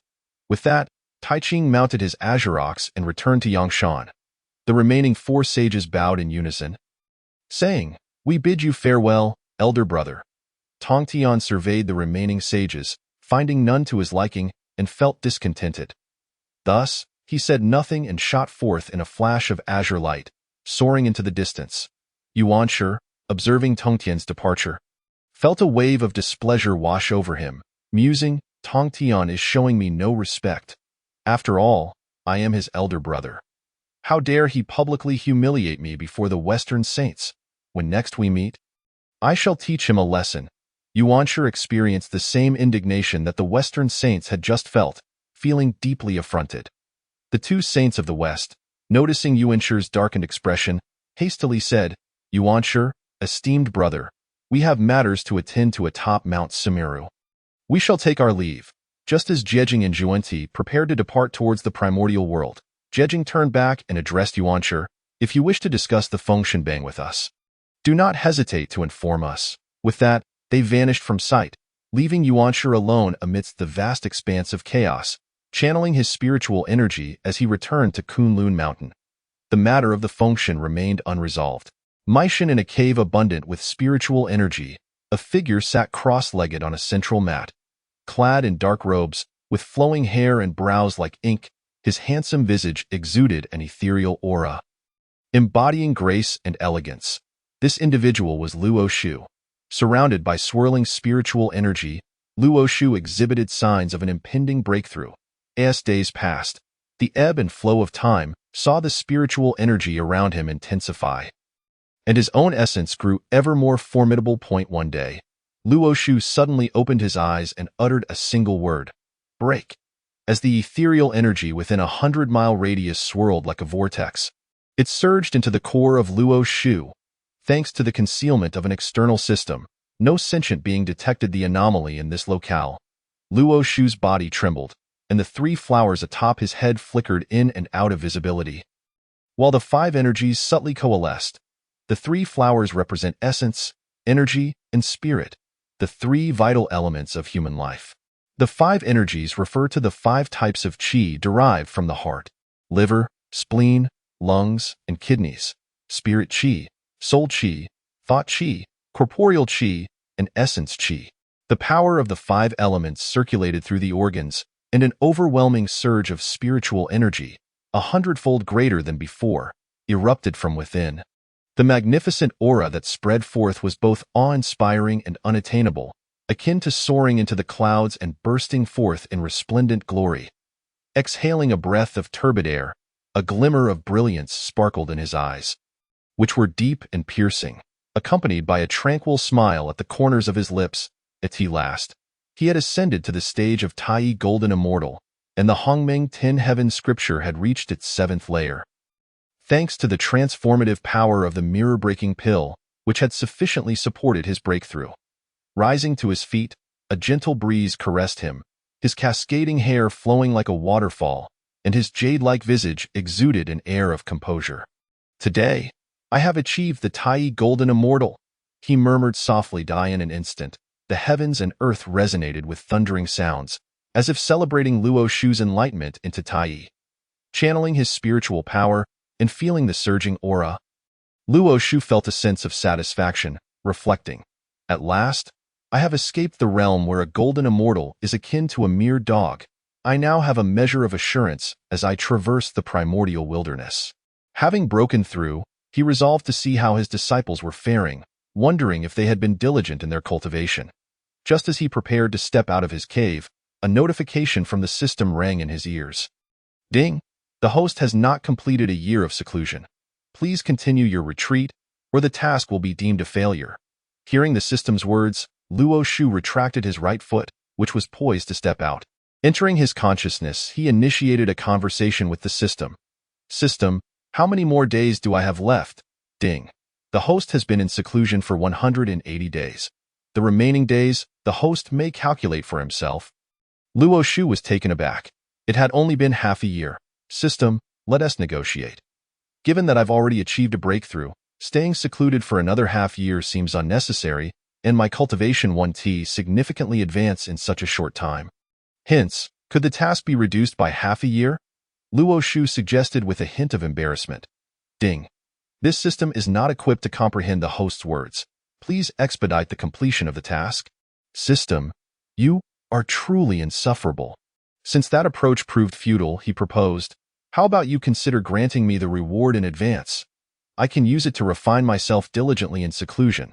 It's like borrowing money. You lend it to me now, and I will repay you later. Luo Shu carefully laid out his reasoning, awaiting the system's agreement. Ding. The host's argument is devoid of any flaws. Allow this system to process the thought. Very well, take your time to consider. With that, Luo Shu settled cross-legged on a cushion. Ding. This system agrees to the host's request and will release the reward ahead of schedule.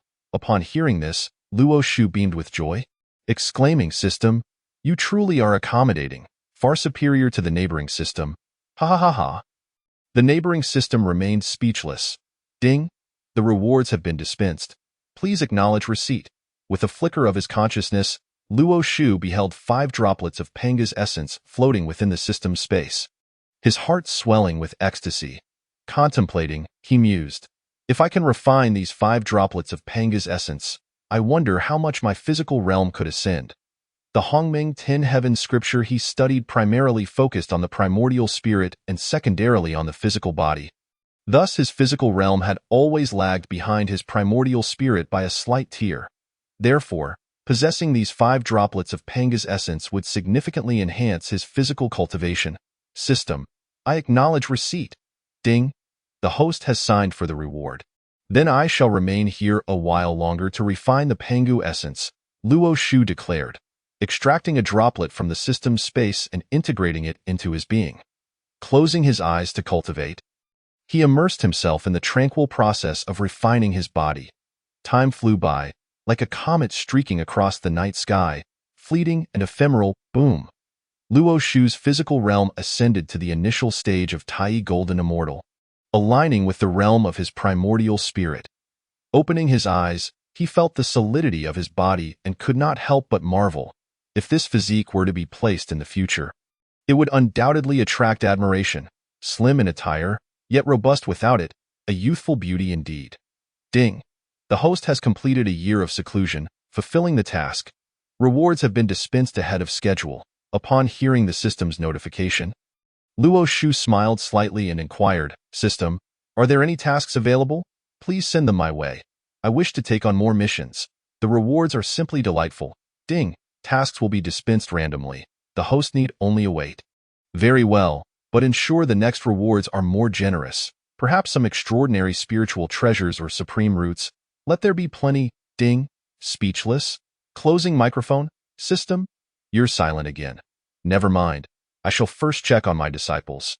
With that, Luo Shu made his way outside the cave, concluding his period of retreat. Chapter 19. Departing from Meishan, encountering Shan Gongbao, sensing the presence of several energies, Luo Shu activated his spiritual power and materialized before them. Dai Li and the others were momentarily taken aback by Luo Shu's sudden appearance. They quickly aligned their feet, clasped their hands before their chests, and bowed slightly, intoning in unison, "We pay our respects to our master, and congratulate master on your emergence from seclusion." Luo Shu nodded gently, his gaze sweeping over them, and spoke, "There is no need for excessive formalities. I observe that the spiritual energy surrounding you has grown significantly more robust, indicating that during my retreat, you have not been idle." Yuan Hong stepped forward and said, "Master, since your seclusion began, we brothers have returned to our respective places to cultivate diligently. Although our cultivation levels have not seen much improvement, our mindset has certainly become more stable." The other 6 oddities echoed in agreement. "Indeed, Master, as disciples under your tutelage, we cannot bring shame upon you." Jian Dashing added with a simple-minded expression, "Master, I discern that your aura is now 100 times more potent than before. Have you achieved a breakthrough during your seclusion?" Yuan Hong inquired. Luo Shu chuckled softly, "My retreat was precisely to break through the bottleneck. Having emerged now, it is only natural that I have succeeded." Yuan Hong, aware that his master was above him in cultivation but never knowing the exact realm, curiously asked, "Master, what realm do you currently inhabit?" The others were equally inquisitive, as they had not yet reached Yuan Hong's level and had previously seen their master appearing quite ordinary. "When I first arrived at Meishan, I was already at the great perfection of Golden Immortal. Now that I have broken through the bottleneck, I am at the initial stage of Tai Golden Immortal." The 7 oddities of Meishan were left in astonishment. They had initially thought their master might be merely 1 tier above them, but to discover he had ascended 2 tiers was beyond their expectations. "Master, as expected of the 3rd-generation direct disciple of the Jiejiao, your cultivation has reached the Tai Golden Immortal," Yuan Hong exclaimed in shock. Yuan Hong understood well how difficult it was to elevate one's realm. Having practiced for a millennium, he had only reached the late stage of Xinxian. He grew increasingly curious, asking, "Master, how long have you been cultivating?" Luo Shu, aware of Yuan Hong's thoughts, replied gently, since I began my cultivation under my master. It has been nearly 1,000 years. Without the guidance of your great ancestor, I would not have attained such a realm. Luo Shu felt a surge of pride in that moment, though he was also cognizant of the risks of hubris. Upon hearing Luo Shu's words, the 7 oddities of Meishan were even more astonished. What exceptional talent and foundation must one possess to attain the Tai Golden Immortal in merely a millennium? Master is truly remarkable. To be under your tutelage is our great honor. Wu Long, the centipede spirit, exclaimed with excitement. Indeed, indeed. Master is undoubtedly the most gifted individual I have ever encountered. Yang Xian, the goat spirit, chimed in, unwilling to be outdone. The others joined in, each offering praises for Luo Shu. Only Yuan Hong understood that if Master continued on this path, it would not be long before he became a formidable force in the primordial wilderness. Possibly even rivaling the saints, if one were to inquire about it, Master could easily wield techniques like the 9 transformations profound art. What else would be beyond his reach? Master, I shall certainly cultivate diligently. And not bring shame upon your name, Yuan Hong declared with unwavering determination. As the chief disciple, he could not allow his cultivation to lag too far behind. Otherwise, he would feel unworthy of being called the disciple of his master, who was destined for greatness. Were Luo Shu to know the image he held in Yuan Hong's mind, he would surely say, "Disciple, you are mistaken. I am destined to transcend the saints. With the system in hand, if I cannot traverse the primordial wilderness, it would be truly disgraceful." Observing his disciples before him, Luo Shu was keenly aware of their potential and thus encouraged, "Disciple, I am well aware of your talents. If you are willing to put in the effort, there will assuredly be a place for you in the primordial world." "Yes, Master. I shall not disappoint your expectations," Yuan Hong replied earnestly. Luo Shu then turned to the other 6 oddities, encouraging them as well. "Though your talents may not match Yuan Hong's, you are still exceptional in the primordial realm.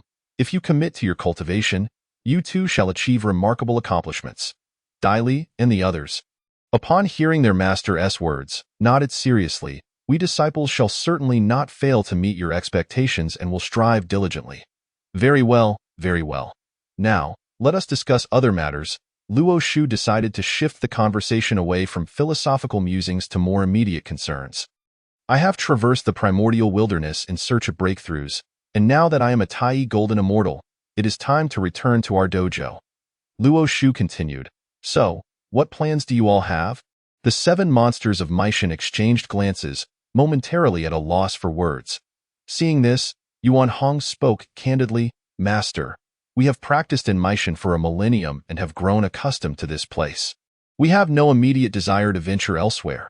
Upon hearing this, Luo Shu understood their reluctance to return with him to Jinao Island and said, "Since you do not wish to accompany me for the time being, you may remain here to cultivate, or perhaps travel to Chaoga to seek refuge with your master uncle.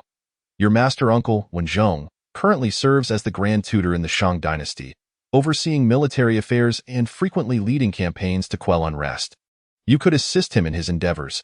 Serving in an official capacity in the Shang could enhance your cultivation, especially you, Yuan Hong. Your combative nature thrives in battle, allowing you to hone your skills during times of conflict." The 7 monsters of Meishan, moved by Luo Shu's arrangements, were on the verge of tears. "Rest assured, Master, we shall take a brief respite before heading to Chaoga to join our uncle and make our mark," Yuan Hong replied. The other 6 monsters also expressed their intentions to follow their uncle and perform admirably. Observing this, Luo Shu summoned his spiritual energy, and a jade slip appeared in his hand. Addressing Yuan Hong, he said, "Disciple, keep this jade slip safe. When you meet your master uncle, present it to him, and he shall recognize your identities." With a wave of his hand, he entrusted the slip to Yuan Hong. "Yes, Master," Yuan Hong answered as he accepted the slip. "My dear disciples, I must take my leave now. Cultivate diligently and do not abuse your power. In due time, I shall journey to Chaoga." Although the 7 monsters of Meishan felt reluctant, they solemnly replied, "We shall heed Master's words and await your esteemed presence in Chao. My dear disciples, the mountains remain unchanged, and the waters continue to flow. We shall meet again in Chaoga." Luo Shu concluded, his spiritual energy shimmering around him as a flash of light enveloped him, causing him to vanish from sight. The 7 monsters of Meishan bowed in reverence towards the spot where Luo Shu had disappeared. Brothers, please return to your respective abodes to rest for a few days before heading to Chaoga to seek our uncle. Yuan Hong instructed the 6 monsters. Yes, elder brother, they replied in unison. Now, disperse, Yuan Hong said before soaring towards his own cave. The others followed suit, each making their way to their own caves. On an unidentified celestial mountain, a figure swept past and landed atop the peak. It was Luo Shu, who had come from Meishan. He intended to first return to Jin Ao Island to foster relationships with the celestial beings of the Jie sect for easier contact in the future. After several days of flight, feeling somewhat fatigued, he sought a place to meditate and recuperate. Descending from the mountain peak, he traversed the rugged path, taking in the scenery on either side. Suddenly, a voice broke the silence, startling Luo Shu, who had been so engrossed that he failed to notice the presence of others.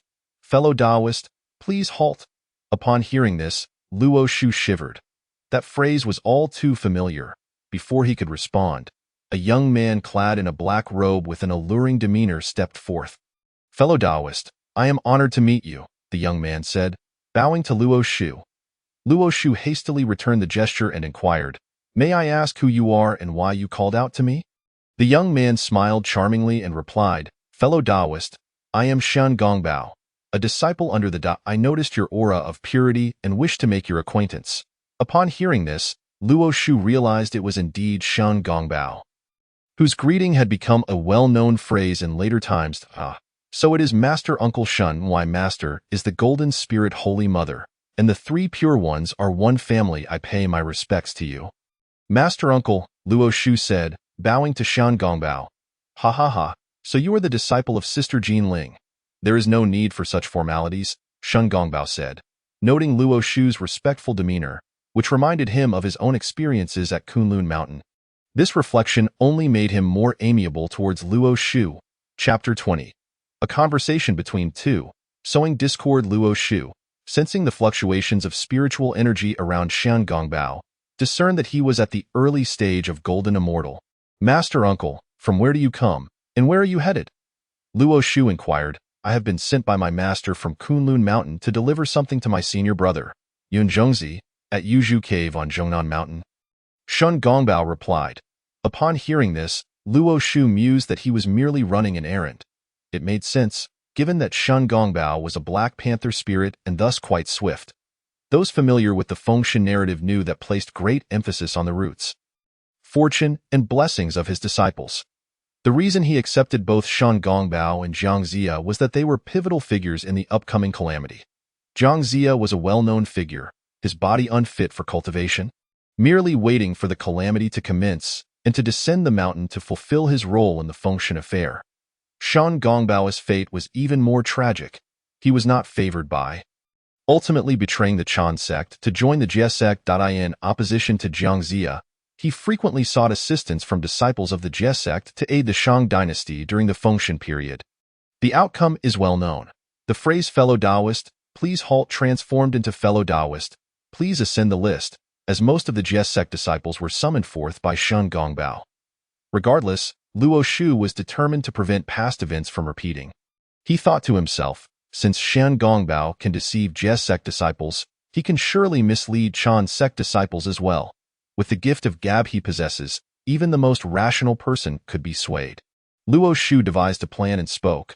Ah, I see. Master Uncle, you have truly worked hard.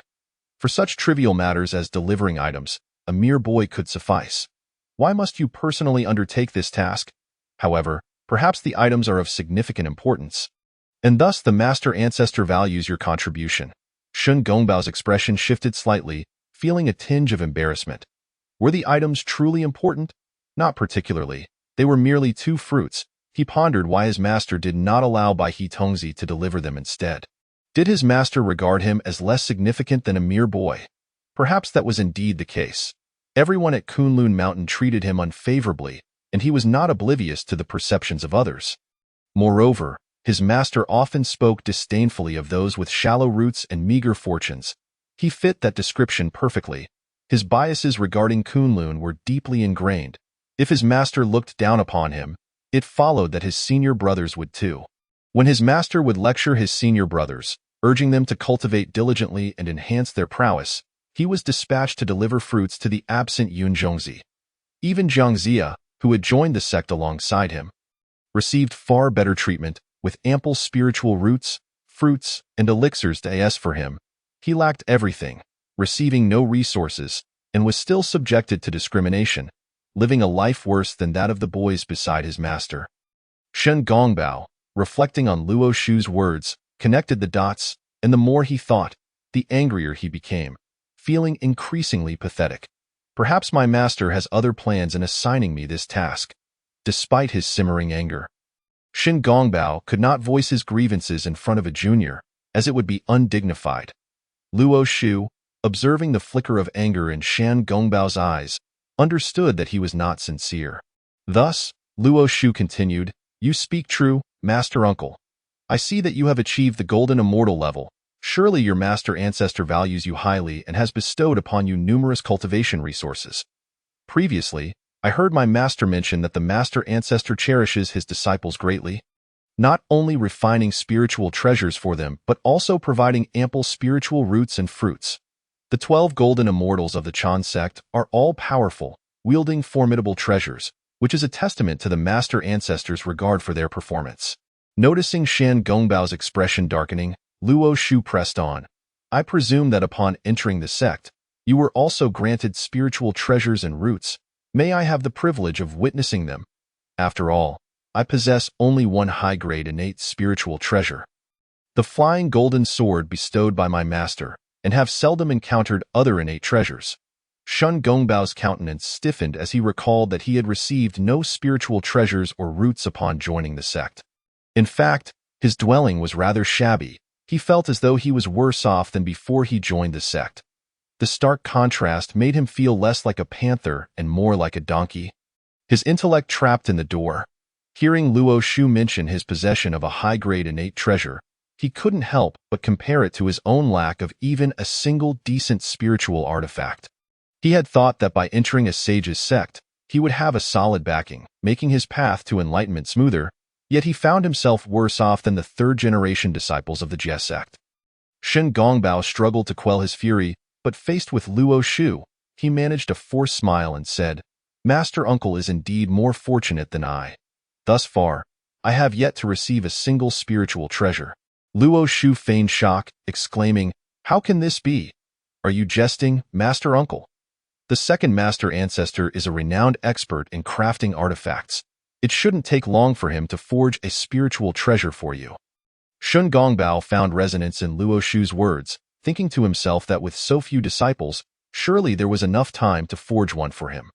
"What you say makes sense. When I return to Kunlun Mountain, I shall ask my master for assistance in crafting a spiritual treasure." This statement, although directed at Luo Shu, was more of a self-reassurance. He wanted to see if he could get his master to listen to his request, given that he had taken the initiative to voice it. Having said so much, it is evident that Shen Gongbao's dissatisfaction with the Chan sect has reached its zenith. As for when it will erupt, it depends on whether the little leopard can muster the strength. Should he take the initiative to approach the primordial supreme being, an explosion is certain. Conversely, if he refrains, he will continue to swallow his indignation. "Master Uncle, you should hasten back. This matter is not trivial. Traversing the vast wilderness, how can one be without a reliable magical artifact?" Luo Shu remarked, sounding considerate of Shen Gongbao. "Very well, I shall return shortly." After such lengthy discourse, "Where's my junior nephew headed?" Shen Gongbao queried, puzzled by Luo Shu's lingering presence in the wilderness, especially with the impending calamity. "Master Uncle is unaware. I, your junior nephew, am tasked by our master to journey to Chaoga to deliver some cultivation resources to my brother Wenzhong. Feeling somewhat fatigued on the way back to Golden Ao Island, I took a moment to descend and stretch my legs." Upon hearing Luo Shu's explanation, Shen Gongbao felt it prudent not to pry further. Look at others. Residing in the Great Shang, their master is still concerned for them, sending resources from afar. And here I am, confined to the main camp daily, yet my master seems oblivious to my presence. One would think, with such a great sage, Even a mere glimpse would suffice for me to cultivate for a century or a millennium. Alas, it is plain to see, I am still judged by my origins. My junior nephew should return to Golden Ao Island post-haste. As our master has mentioned, with the calamity approaching, it is perilous in the wilderness, Shan Gongbao stated with a gentle tone. Indeed, Master Uncle, I shall return to Golden Ao Island at once. Should you ever visit, I will ensure a warm welcome awaits you, Luo Shu replied, finding it difficult to harbor resentment towards Shan Gongbao, for he too was a tragic figure. Initially dedicated to the path upon joining the Chan sect, he was simply a victim of circumstance, having faced undue exclusion, which led to his eventual transformation. Moreover, if Shan Gongbao were utilized wisely, Luo Shu believed it could facilitate the ascension of disciples from the Chan sect and the Western sect alike. My junior nephew, should the opportunity arise, I shall certainly seek you out at Golden Ao Island. Farewell for now. With that, Shan Gongbao soared towards Kunlun Mountain, eager to ascertain whether he held even a modicum of significance in the heart of the primordial supreme being. Observing Shan Gongbao's retreat, Luo Shu resolved to cease his wandering and hasten towards Golden Ao Island. Chapter 21. The Encounter with the Western Saints, a series of twists and turns after parting ways with Shan Gongbao, and just as he flew from the celestial mountain, two figures gradually materialized before him. Both figures were adorned in resplendent celestial robes, radiating a golden celestial light, rendering their features indistinct, with golden halos above their heads. They traversed the void, one following the other. Their steps leisurely, each stride creating ripples beneath their feet, leaving behind blooming golden lotuses. Seeing this, Luo Shu furrowed his brow, having already discerned the identities of the two individuals. They, too, had noticed Luo Shu's presence. And one exclaimed in surprise, "Ah, indeed, the East is teeming with talent." Upon entering the Eastern realm, we encounter a young prodigy with the cultivation of a Tai golden immortal. After glancing at the figure beside him and exchanging looks, he concluded, quite remarkable, exceptional talent and profound fortune. He is fated to our Western sect. The two figures advanced towards Luo Shu, each small step seemingly capable of traversing 1,000 mountains. As they drew closer, Luo Shu sensed their use of the shrinking ground technique. They halted before him, dissipating the golden light that surrounded them, their countenances becoming clear and vivid before Luo Shu's eyes. Observing the two, a sense of bitterness welled within Luo Shu, who mused to himself, "I must have neglected the omens today. First, I encountered the foremost calamity, Shan Gongbao, and now I face the troublesome Western saints. What sort of divine misfortune is this?" One figure donned a blackish-yellow celestial robe, with a yellow complexion and a countenance of woe. None other than the Saint of Guidance. The other, clad in a black brocade robe, emanated a benevolent aura, exuding an otherworldly grace, unmistakably the Saint of Proposals. Typically, these two would be inseparable, like shadows.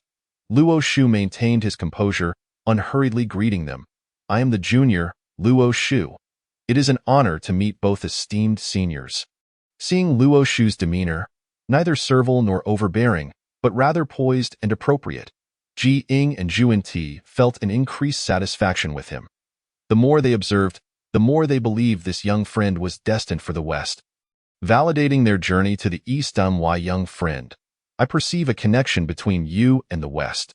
Why not consider joining my fold and returning with me to the West to learn the 800 marvelous laws?" Zhuan Ti spoke to Luo Shu with a serene expression. His words carried an alluring undertone which, had it not been for the protective presence of the systems safeguarding Luo Shu's consciousness, he might have acquiesced. If such a bond were to form, the causality with the West would be irrevocably established, a connection not easily severed. As Zhuan Ti spoke, Luo Shu experienced a fleeting moment of disorientation. But with the system's assistance, he quickly regained his clarity. Ji Ying and Zhuan Ti, noticing Luo Shu's resilience against the enticing allure of the celestial sound, silently admired his fortitude and steadfastness, recognizing him as a true talent. Determined to bring Luo Shu to the West, they believed that such a figure would undoubtedly contribute to the West's ascendancy.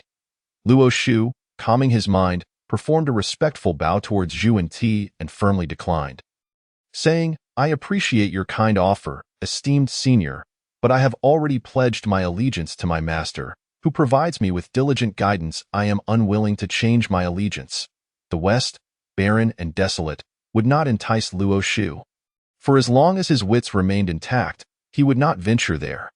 Nevertheless, he held a sense of admiration for the two Western saints, recognizing their immense willpower and unwavering resolve. My young friend need only contemplate whether to join my fold. As for your master, I shall communicate with him myself, Zhuan-Ti continued. Luo Shu was rendered speechless. He had already declined, yet they persisted in their considerations. Do you not comprehend human language? Are you unaware of your esteemed identities? With the conversation reaching this juncture, Luo Shu resorted to appealing to emotions. Jiying and Zhuan-Ti exchanged knowing smiles, with Zhuan-Ti gently stating, I am Zhuan-Ti, the saint of the West. And this is my elder brother, Jiying. Feigning astonishment, Luo Shu responded hurriedly, Ah, so you two are the saints of the West. I am but a third-generation direct disciple of the Jie sect, with Tongtian as my grandmaster. Luo Shu performed a bow before the two, continuing, I, Luo Shu, pay my respects to my Uncle Master Jiying and Uncle Master Zhuan-Ti. Upon hearing Luo Shu's words, Jiying and Zhuan-Ti exchanged glances, their expressions momentarily shifting to surprise. They had unwittingly dug into the foundations of Tongtian's sect. Tongtian was not to be trifled with, wielding the Zhan Xian sword array, impervious to all but the four saints. With only two of them present, it would be challenging to find the other two. The three pure ones had not yet severed ties, and the image of Tongtian fiercely defending his disciples still lingered in their minds. Realizing this, Jiying and Zhuan-Ti abandoned their intentions to bring Luo Shu back to the West. With the calamity approaching, they needed to strategize for the benefit of the West, making it ill-advised to provoke Tongtian at this juncture. Unexpectedly, young friend, you are a disciple of Tongtian's lineage. Indeed, we share a bond. There is no need for excessive formalities, Jiying said warmly, radiating an affable aura.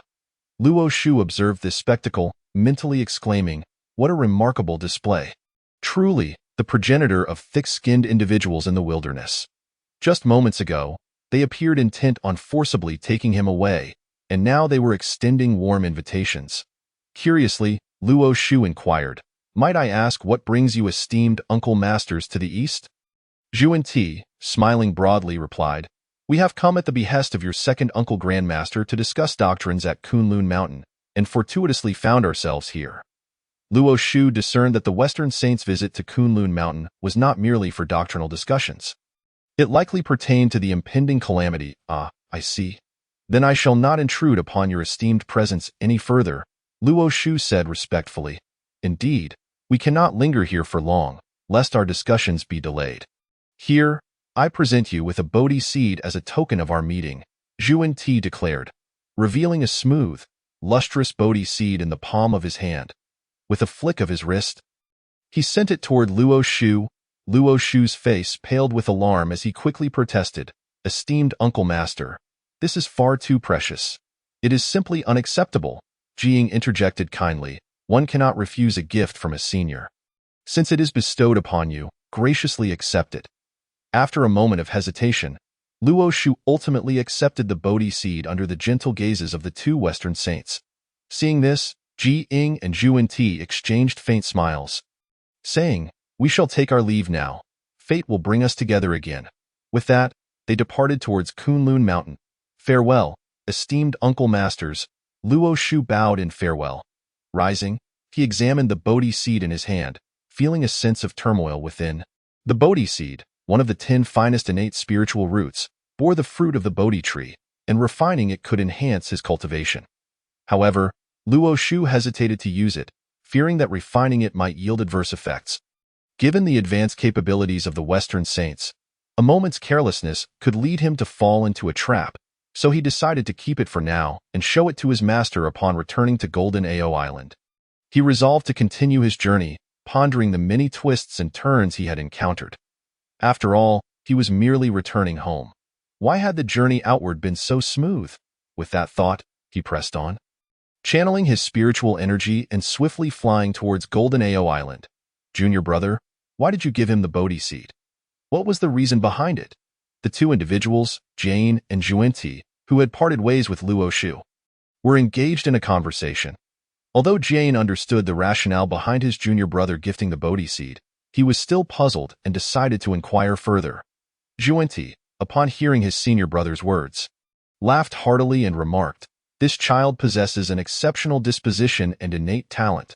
If we do not guide him to our Western paradise, it would indeed be a grave loss. It is not feasible to simply take him away. Hence I have bestowed upon him the Bodhi seed imbued with the essence of Buddhism. Should he refine it, the radiance of the Buddha shall surely envelop him." The more Zhuanti spoke, the more animated he became. Continuing, ultimately, he shall have no choice but to abandon the Tao and pursue the path of Buddhism.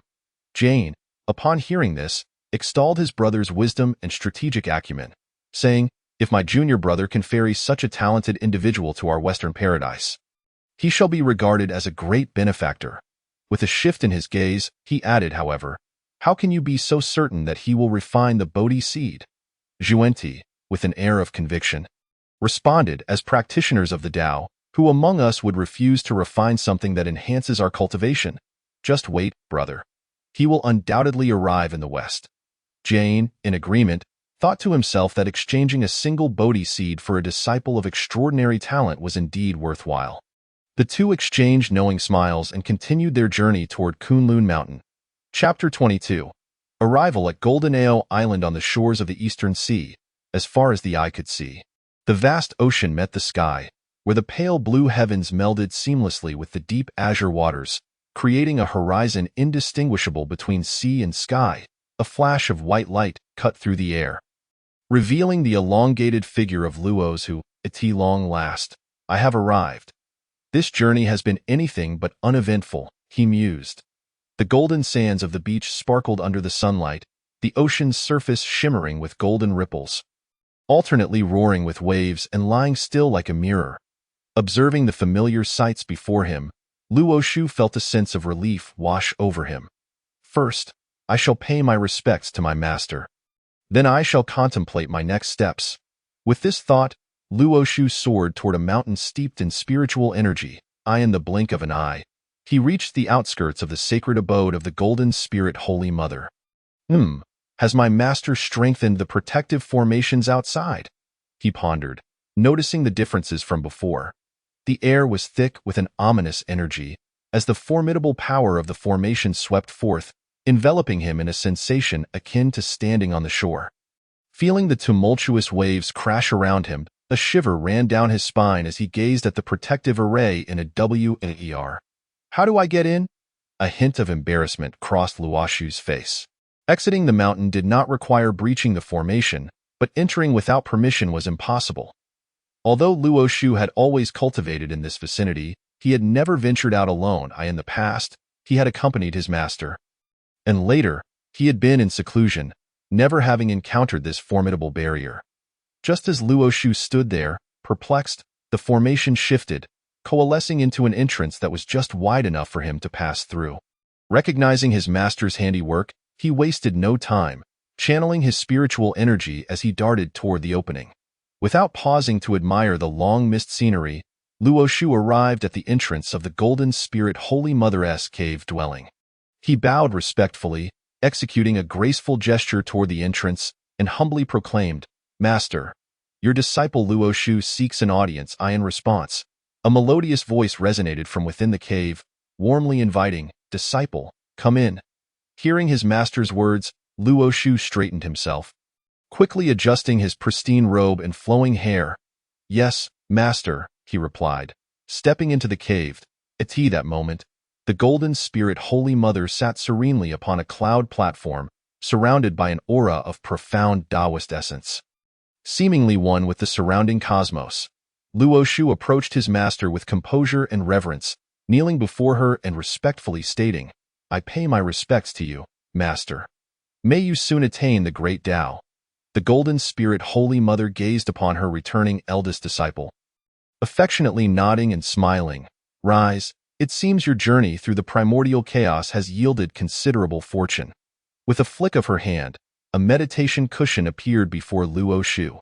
"Thank you, master," he expressed gratefully as he settled onto the cushion.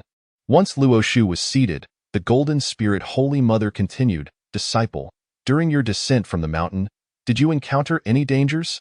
Touched by his master's concern, Luo Shu felt a warmth in his heart, for in his journey through time, he had felt a profound solitude, with only his master truly considering his well-being. After a moment of contemplation, he replied, "In response to your inquiry, Master, I did not encounter any perilous situations during my descent. While passing through Chaoga, I visited my junior brother Wenzhong, who is diligently assisting the king of Shang and has not neglected his cultivation." The Golden Spirit Holy Mother, recalling that Wenzhong had been down the mountain for several years, spoke slowly. "Wenzhong, if he remains on the mountain, his cultivation will not surpass that of a golden immortal. However, by leveraging the fortunes of the Shang dynasty, he may advance further. I have also foreseen his connection with the Shang dynasty, which is why I permitted him to descend and assist the human emperor." Luo Shu understood well the ties that bound Wenzhong to the Shang dynasty, as he had served as a senior advisor to 3 generations of emperors. During the time of the investiture of the gods, Wenzhong had also met his demise at the hands of the Dragon Ridge.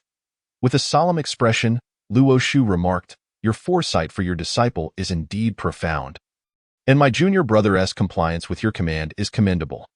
After a moment's thought of the 7 monsters of Meishan, he continued, "Master, during my journey, I passed through Meishan and accepted 1 personal disciple and 6 registered disciples.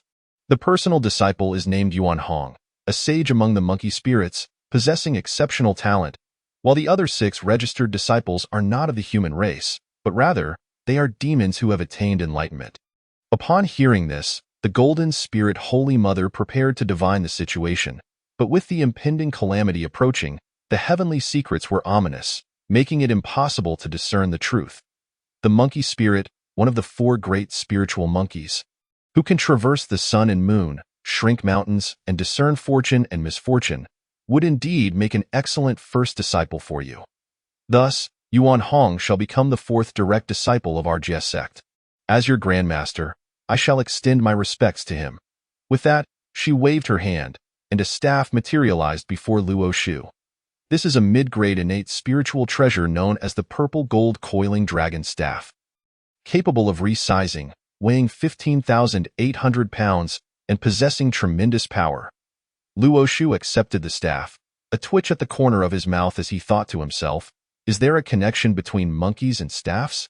The weapons they wield are either staffs or clubs. In Journey to the West, Sun Wukong's Rui Jingu Bang, and in the Investiture of the Gods, Yuan Hong's Water and Fire Staff. Now, it seems the gift for the monkey is also the Purple Gold Coiling Dragon Staff." Despite the humor of the situation, he recognized the mid-grade innate spiritual treasure as a rare find. It was worth noting that while the Yellow Dragon of the Chan sect was one of the 12 Golden Immortals, he was also known as the 3 No Realms, no treasure, no disciples, no achievements. On behalf of Yuan Hong, I express my gratitude to you, Master, Luo Shu said appreciatively. The Golden Spirit Holy Mother looked at Luo Shu with a serious expression. "Disciple, your grandmaster was recently summoned to the Purple Cloud Palace by the Tao ancestor. Upon returning, he spoke of the impending calamity. This calamity primarily targets the disciples of the 6 saints. To put it plainly, it is a struggle among the 3 teachings, and anyone other than the saints may face death and the dissolution of their Tao during this tribulation. Furthermore, I must emphasize, all disciples are strictly prohibited from leaving the island and must remain in their respective abodes, quietly reciting the haunting scripture. Thus, during this calamity, you too must refrain from descending the mountain and cultivate within your cave until the tribulation concludes." Upon hearing this, Luo Shu realized that the investiture of the gods was indeed about to commence. However, what his master did not know was that one could not simply evade the calamity by entering seclusion. The individuals listed on the investiture of the gods could not be omitted, and as long as the list remained incomplete, the calamity would not cease. Moreover, if he truly remained secluded in the cave, the outcome would not differ from the past, with the Jie sect in ruins and disciples perishing or being injured. What, then, was the purpose of his crossing over? With the system bound to him, was he to sit idly by and await his demise? "Master, on my journey back, I chanced upon 2 saints from the west, and the saint of Zhuanti even gifted me a Bodhi seed. Since he could not acquiesce to his master's command, he decided to change the subject, a tactic Luo Shu found quite acceptable. Upon hearing this, the Golden Spirit Holy Mother became anxious. The identities of the two saints from the West were known throughout the primordial chaos. Could the gift they provided be anything ordinary? Why did you not mention this earlier? You haven't refined the Bodhi seed, have you? In response to the Golden Spirit Holy Mother's urgent inquiry, Luo Shu quickly clarified, Master, I have not refined it. Previously, they insisted that I take one of them as my master and return to the West for cultivation. I asserted my identity, which spared me from their intentions to abduct me. Given this context, I dared not refine the Bodhi seed, unsure if it harbored any ill intentions. Upon hearing that Luo Shu had not refined it, the Golden Spirit Holy Mother breathed a sigh of relief, saying, Let me see the Bodhi seed. This item is indeed a potent tool for enhancing cultivation. The West is barren. There must be a reason for it being given to you. Luo Shu produced the Bodhi seed for his master to examine. The Golden Spirit Holy Mother accepted the seed, probing it with her primordial spirit, yet finding no issues. Nevertheless, a lingering unease remained in her heart. I have not discerned anything amiss with this Bodhi seed. Perhaps it is due to my insufficient cultivation that I cannot perceive its true nature. Master, after all, it was bestowed by a saint. If the saint's methods elude your perception, it is only to be expected. Luo Shu replied, Since you cannot ascertain its nature, your grandmaster will surely detect any anomalies. Accompany me to the Bo Palace to pay your respects to your master. Upon concluding his remarks, he soared towards the Azure Pool Palace with the Luo book in hand. The thought of meeting the celestial master of the heavenly teachings filled him with trepidation, for after all, it was a third of Pango's primordial spirit in Chapter 23, meeting the celestial master at the Azure Pool Palace. A handsome young man sat cross-legged upon the central meditation mat. Though he appeared to be an ordinary person, the ethereal glow surrounding him and the grandeur of his environment revealed his extraordinary nature. The Holy Mother of Golden Spirit soon arrived at the Azure Pool Palace with the Luo book. Standing guard outside the hall were the water and fire boys, who hurried forward upon seeing them. Ah, it is Sister Golden Spirit. May I inquire what brings you here? The water boy asked respectfully. The Luo book also bowed to the water and fire boys, for they were of the same generation as his master. And failing to pay respects would reflect poorly on his upbringing. The water boy nodded slightly to the Luo book, though his focus remained primarily on the Holy Mother of Golden Spirit. I have pressing matters that require an audience with my master. Would you be so kind as to convey this message? The Holy Mother of Golden Spirit succinctly explained her purpose, then awaited her master's summons outside the hall. Sister, we shall inform him at once, the water boy replied before making his way into the hall. The Luo book gazed upon the Azure Pool Palace, suffused with spiritual energy and celestial ambience, and inwardly marveled, truly, this is the abode of a sage. It stands unparalleled among mighty beings, exuding an atmosphere of grandeur and majesty. I wonder when I shall attain such a realm myself. Alas, it is a daunting task. Dear system, my later years depend on you. Beep. The system indicates it cannot hear you. It cannot hear you. Stop your incessant prattle. It seemed wisest for him to remain quietly behind his master and await the summons. At that moment, a pair of boys approached from outside the hall, bowing deeply to the young man and respectfully announcing, Great Lord, the Holy Mother of Golden Spirit requests an audience with her disciple. The young man was none other than the celestial master of the heavenly teachings, one of the three pure ones. The celestial master opened his eyes, which sparkled with brilliance, and said slowly, Let them enter. With that, he closed his eyes once more, returning to his contemplation. The water and fire boys exited to relay the celestial master's message to the Holy Mother of Golden Spirit. Sister, our master has invited you in. The fire boy informed her, Very well, my disciple. Let us proceed to meet our master, the Holy Mother of Golden Spirit said as she stepped towards the hall.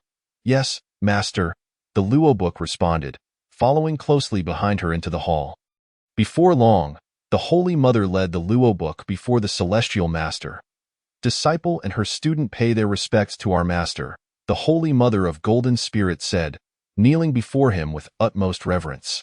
The Luo book quickly followed suit, kneeling and saying, "Disciple Luo Book pays respects to my grandmaster." The celestial master regarded the two before him with satisfaction, nodding gently as he spoke, "Rise and take your seats." With a wave of his hand, two meditation mats appeared before the Holy Mother and the Luo Book.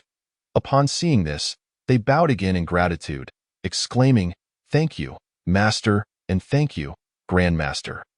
Once seated upon the mats, the celestial master looked at the Luo Book in astonishment and remarked, "Luo Book, though young, you have already achieved the early stage of the Tai Golden Immortal Realm. That it is evident that you possess an extraordinary foundation and remarkable talent, rivaling that of many of your uncles and aunts." Humbled by the praise, the Luo Book replied, "Grandmaster's kind words are undeserved. All credit goes to my master. Without her guidance, how could I have attained my current level of cultivation?" The celestial master observed the Luo Book's composure and humility, feeling a sense of pride. "It brings me joy to see such a worthy disciple in the heavenly teachings," he said. Shifting his gaze to the Holy Mother of Golden Spirit, he inquired, "Golden Spirit, what brings you here?" With a flick of her hand, she produced a Bodhi seed and replied, "Master, while returning to the mountain, my disciple Luo Book encountered two saints from the West, who boldly declared that he was fated to be connected with the West. Upon learning that he is my disciple, they bestowed upon him this Bodhi seed. I sense something amiss, yet cannot discern its nature, and have come to seek your insight." Upon hearing this, the celestial master, who held a disdain for the two saints, felt a surge of aversion. The two, Jane and Juenti, had already been known to abduct other beings from the East. Now they had set their sights on a disciple of the heavenly teachings. Taking the Bodhi seed, the celestial master probed it with his primordial spirit and discovered a hint of its essence. This seed contained pure Buddhist power. Should it be refined, the user would inevitably be tainted and diverted onto the path of Buddhism. It was a cunning scheme, and he felt relieved that his disciple had not refined it immediately but had instead brought it back. The Bodhi seed's concealed Buddhist power can only be detected by a sage. "It is not surprising that you did not perceive it," he stated. Realizing the truth, the Luo Book understood that the two saints had ulterior motives, attempting to derail his path. How despicable, he thought. The Holy Mother, relieved that the Luo Book had not refined the seed, asked, "Master, is it possible to remove the Buddhist power?" After all, the Bodhi seed is a rare treasure for enhancing cultivation. After a moment of contemplation, the celestial master responded, "It can be removed, but it will take some time. For now, I will keep the seed here.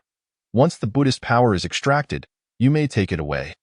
Both the Holy Mother and the Luo Book expressed their gratitude, saying, "Thank you, Master. Thank you, Grandmaster." The celestial master waved his hand dismissively and then turned to the Luo Book with a question. "Luo Book, where did you encounter Jane and Juenti?" The Luo Book replied candidly, "I am not certain of the exact location, but I inquired about their whereabouts and learned that they were invited by my second uncle to Kunlun Mountain for a discussion." Hearing this, the celestial master speculated inwardly, "It is unlikely that Jane and Juenti would convene with my second brother at this time. They may be deliberating matters regarding the investiture of the gods. Among the various sects, aside from the heavenly teachings, the others are but a handful. If they are to sign the investiture of the gods list, they will surely target the disciples of the heavenly teachings." Had the Luo Book known the celestial master's thoughts, he would have given him a thumbs up, exclaiming, "You're spot on." The celestial master, reflecting on his relationship with his second brother, felt increasingly troubled. Had my second brother not looked down upon my disciples, I would not have to contend with such discomfort. He would rather negotiate the investiture of the gods with the two saints from the West than involve me or my elder brother. Luo Book, is it possible that only you were left out? This is not a conspiracy of the three saints, but rather a matter for the four saints. Years of camaraderie have led us to this state of affairs. The red flowers and white lotus leaves, once united as a family, now seem imbued with a sense of irony. Golden Spirit, you may withdraw now. Remind all disciples to focus on their cultivation and recite the yellow court scripture in tranquility. The celestial master's expression was inscrutable, yet the Luo Book sensed a hint of melancholy in his tone.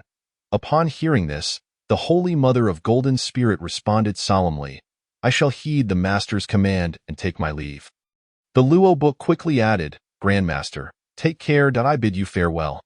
After exchanging their farewells, the master and disciple exited the Azure Pool Palace. The celestial master watched the two disappear, lost in contemplation. The investiture of the gods. The calamity of the gods, it increasingly feels as though it is tailored for my heavenly teachings, it must be said. You have indeed uncovered the truth. Outside the hall, as the Holy Mother and Luo book emerged, she said to him, "You should return to your cave and focus on your cultivation. Be sure not to descend the mountain secretly. I shall periodically impart teachings to you. I must visit your master uncle to discuss matters concerning the heavenly teachings and will not return to the cave for the time being." Upon hearing this, the Luo book respectfully bowed and replied, "Yes, master, I take my leave." With that, he soared towards his cave. The Holy Mother of Golden Spirit also set off to find her elder brother, the Taoist of many treasures, to discuss internal affairs of the heavenly teachings. In Chapter 24, visiting the 10 heavenly lords, the Luo book returned to his place of cultivation. The interior of his cave remained as simple as ever. With a solitary meditation mat placed at its center, he walked directly to the mat, seated himself, raised his hands above his head, and stretched his back. With a sigh, he mused, "Ah, there is no place like home. After such a long journey, my bones feel as though they might fall apart." Following my grandmaster's words, all disciples are forbidden from descending the mountain. I should remain here at Golden Tortoise Island for now. Resting his chin on his hand, the Luo book furrowed his brow, contemplating his next steps. Given that he could not venture outside and that enhancing his cultivation was not an overnight endeavor, he pondered what he could accomplish during this period.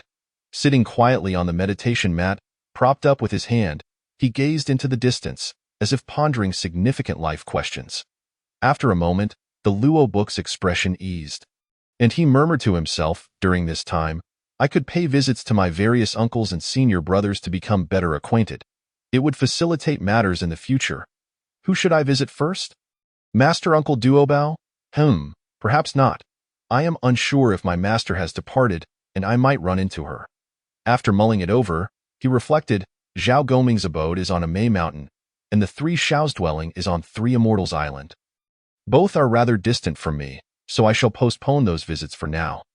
Adhering to the principle of proximity, he decided to visit the 10 heavenly lords who were already residing on Golden Tortoise Island. Diligently researching formations, as thoughts of the 10 heavenly lords stirred within, Luo Shu found himself drawn back into the narrative of the investiture of the gods. The 10 heavenly lords, disciples of the outer sect of the, though all possessing the cultivation level of the Tai Golden Immortal Realm, commanded formidable prowess through the 10 absolute formation they had mastered. When Master One was dispatched to subdue the Great Zhou, the 10 heavenly lords set up the 10 absolute formation.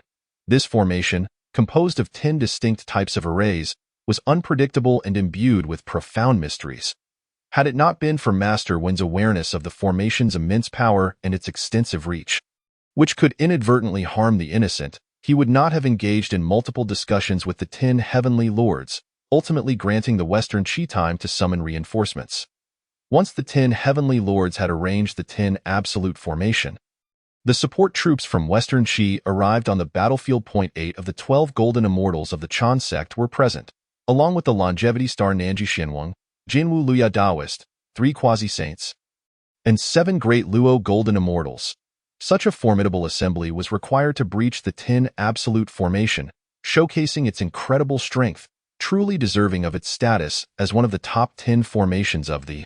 Returning to his senses, Luo Shu increasingly felt the necessity of forging a good relationship with the 10 heavenly lords. In the realm of formations, they undoubtedly ranked among the elite. Resolving this, he wasted no time and promptly rose from his meditation cushion. Channeling his spiritual power, he swiftly flew towards the cultivation site of the 10 heavenly lords. After a brief moment, a flash of white light heralded his arrival at the foot of the celestial mountain, where he was greeted by an island shrouded in ethereal mists and adorned with bizarre peaks and stones. The air was thick with rich spiritual energy, a rare treasure for cultivators, making it an ideal locale for training. Before Luo Shu could proceed to the cave dwelling of the 10 heavenly lords, a figure materialized before him. The newcomer, clad in flowing scarlet robes, bore a striking visage reminiscent of indigo, with hair akin to vermilion. Adorned with a lotus seed crown, their aura exuded a celestial grace. Recognizing the individual, Luo Shu stepped forward, bowed respectfully, and spoke. Disciple Luo Shu pays respects to Uncle Master Qin Wan. The figure before him was indeed Qin Wan, one of the 10 heavenly lords and the master of the heavenly absolute formation. He had been engaged in discussions of formations with his 9 fellow brothers when he sensed someone approaching and thus came forth to investigate. Upon hearing Luo Shu's greeting, he inquired, "There is no need for such formalities, disciple. May I ask which senior brother or sister you are apprenticed to?" "I am a direct disciple of the Golden Spirit Holy Mother." Luo Shu replied candidly. Upon hearing this, Qin Wan's eyes widened in recognition. "Ah, so you are a disciple of Sister Jinling. Has she sent you here for some purpose?" Realizing Qin Wan had misunderstood his intentions, Luo Shu bowed again and clarified, "My master has no particular matters to discuss. I have come specifically to pay my respects to the esteemed uncles and seek guidance on the subject of formations." Luo Shu continued, "My master has spoken highly of your expertise in formations, surpassing even her own. Recently, I have been delving into the study of formations, which is why I sought your esteemed counsel." Internally, Luo Shu felt a pang of guilt, silently chastising himself. "Forgive me, master, I have sinned. I have spoken in error. You are the most formidable of all." Upon discerning Luo Shu's intentions, Qin Wan smiled gently. "Sister Jinling has elevated our status. Her lineage, talent, and fortune are all exceptional. She is one of the 2 quasi-saints among the second-generation disciples of our own cultivation may not match hers, yet we can hold our own in the matter of formations. Uncle Master is too modest. Each has their strengths, and you are also among the most esteemed disciples of our grandmaster." Luo Shu replied respectfully. Qin Wan laughed heartily. "Very well, follow me, disciple. I shall introduce you to the others. We can discuss further in the cave." With that, he led Luo Shu towards the realm of their cultivation. After a brief interval, they arrived at the cave dwelling, where 9 radiant figures emerged, each adorned in flowing robes of various hues. Surrounded by an aura of purity, Qin Wan introduced Luo Shu to the 9, stating, "This is Luo Shu, the direct disciple of Sister Jinling, come to seek our teachings on formations." These 9 were none other than the other renowned heavenly lords from the era of the investiture of the gods. Upon meeting them, Luo Shu bowed and respectfully declared, "Disciple Luo Shu pays respects to my uncles, Sunsong, Whiteley, Yao Bin, and Wang Bian," along with the other celestial beings, responded in unison. "There is no need for such formalities. Disciple, the only young man among the 10 heavenly lords is truly striking. I wonder how many primordial maidens he will ensnare." The only female heavenly lord, the Golden Light Holy Mother, remarked with a smile. "Sister, do not tease the disciple. Let us speak within first," Zhao Jiang interjected. Luo Shu, feeling a hint of embarrassment at the comment, humbly replied, "Thank you for the compliment, Uncle Master. A cultivator should not be concerned with appearances. True standing lies in one's cultivation." The gathered celestial beings erupted in laughter, nodding in agreement with Luo Shu's sentiments. Qin Wan continued, "Let us enter the cave. We shall impart the teachings of formations to our disciple and engage in philosophical discourse." Upon hearing Qin Wan's words, the celestial beings expressed their consent. With that, the 10 heavenly lords and Luo Shu transformed into 11 streams of light, soaring towards the cave. Inside the cave, 10 meditation cushions were arranged, clearly designated for the 10 heavenly lords. With a wave of his hand, Qin Wan produced an additional cushion, gesturing for Luo Shu to sit. Gratefully, Luo Shu bowed and settled onto the cushion. Once the 10 heavenly lords were seated, they began to elucidate the intricacies of formations, starting with Qin Wan. He eloquently articulated, "The heavenly absolute formation derives its essence from the primordial numbers, drawing upon the pure qi of the universe. Concealing the principles of chaos within," Zhao Jiang took over, articulating, "The earthly fierce formation adheres to the principles of the earth, harboring a dense foundation, unpredictable, capable of summoning heavenly thunder upon foes using 5 crimson banners." Finally, the only female among the 10 heavenly lords, The Golden Light Holy Mother, elaborated. The Golden Light formation seizes the essence of the sun and moon, concealing the chi of heaven and earth, and contains 21 precious mirrors suspended on high poles. Time passed swiftly as Luo Shu absorbed the teachings, his eyes closed in deep contemplation, entering a state of enlightenment. When they concluded their explanations, the 10 heavenly lords observed Luo Shu, nodding in satisfaction at his remarkable comprehension of formations. After a considerable duration, Luo Shu opened his radiant eyes, surrounded by ripples of spiritual energy. Noticing this, Qin Wan inquired, "Have you gained any insights?" Luo Shu replied softly, "The study of formations encompasses auxiliary formations, defensive formations, killing formations, and offensive formations that blend both attack and defense. Utilizing formations, one can ensnare and vanquish adversaries." The celestial beings erupted in delighted laughter. Praising, "Disciple possesses extraordinary talent in formations.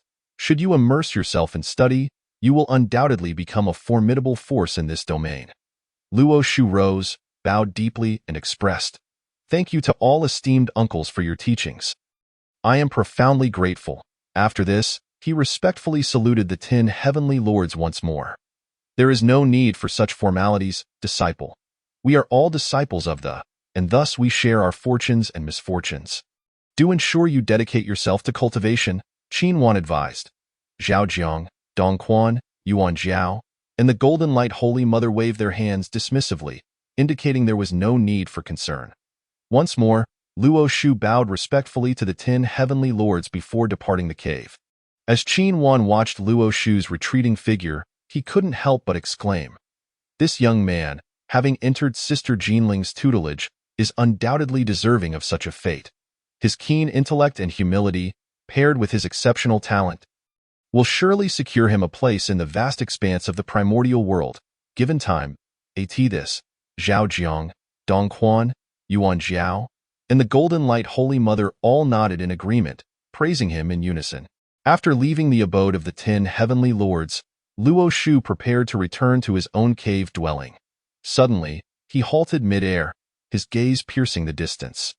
After a moment, a resonant sound, akin to thunder, echoed from afar, accompanied by a distinct braying. A two-headed golden-eyed camel soared through the winds, the sound emanating from its mouth.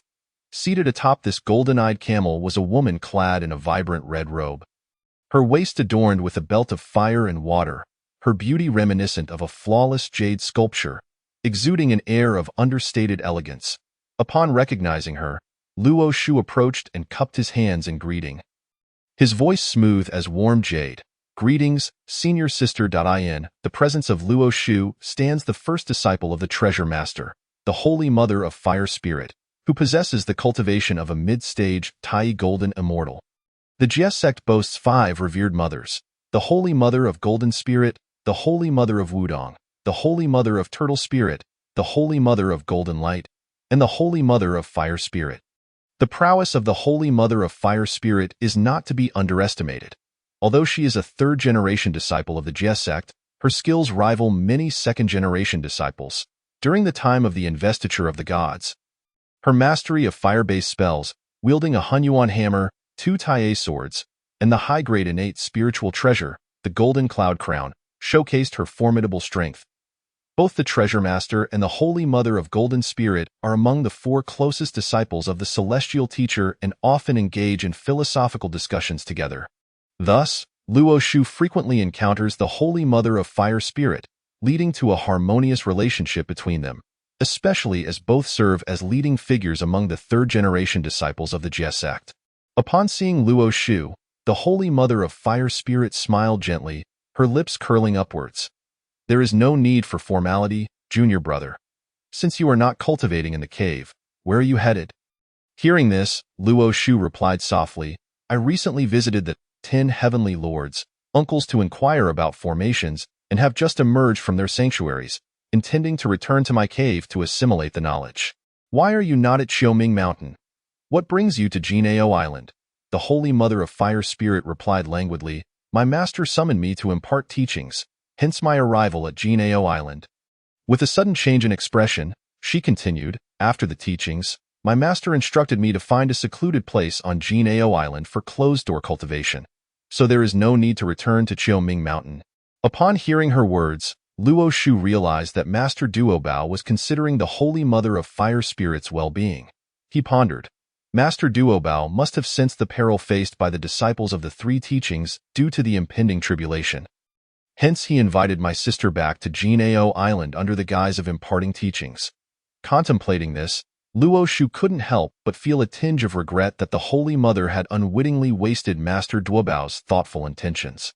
During the investiture of the gods, after her disciple Hu Lei was defeated by Hong Jin at the Dreaming Pass and perished there, the Holy Mother of Fire Spirit sought revenge, assisting the Shang against the Zhou. Ultimately, she met her demise at the hands of the treasure known as the Fantian Seal during a fierce battle with Guangchengzi at the Dreaming Pass.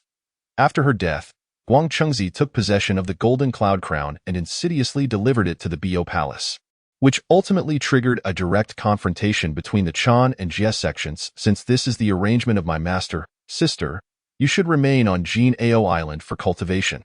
According to my master, the impending tribulation is at hand, and the primordial lands are unsafe. In his words, Luo Shu subtly hoped the Holy Mother of Fire Spirit would stay at Jinao Island.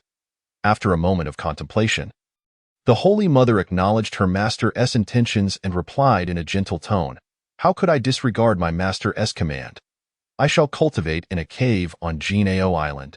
Initially reluctant, she had wished to return to her own sanctuary for practice, as her own place was undoubtedly more comfortable. Upon hearing this, Luo Shu sighed in relief. It was certainly better for the Holy Mother to remain on Jinao Island than to impulsively descend the mountain. It was indeed a good thought for her to stay, as the islands surrounding her were rich in spiritual energy, providing ample opportunity for her to find a cave for secluded cultivation. Luo Shu expressed this sentiment without ulterior motives, simply believing that the island's abundant spiritual energy made them suitable for practice. That is excellent. I was still troubled about where to seek a place, and your suggestion has alleviated my worries. I must trouble you to lead the way. With that, the Holy Mother of Fire Spirit instructed the golden-eyed camel to follow Luo Shu. As Luo Shu gazed at the golden-eyed camel, he contemplated acquiring a primordial beast as a steed during his next outing. Thus, he led his sister forth. Upon completion of his words, Luo Shu soared towards the islands where his cave was located. The golden-eyed camel trailed closely behind the Holy Mother, who should not be underestimated, for it was a primordial beast with initial-level Xian immortal cultivation. After a considerable time, Luo Shu halted atop a celestial mountain.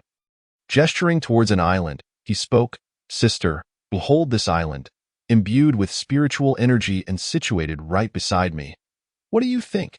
The Holy Mother of Fire Spirit glanced over and, recognizing the abundant celestial aura, nodded in approval, saying, "Thank you, junior brother, for locating such a place for me.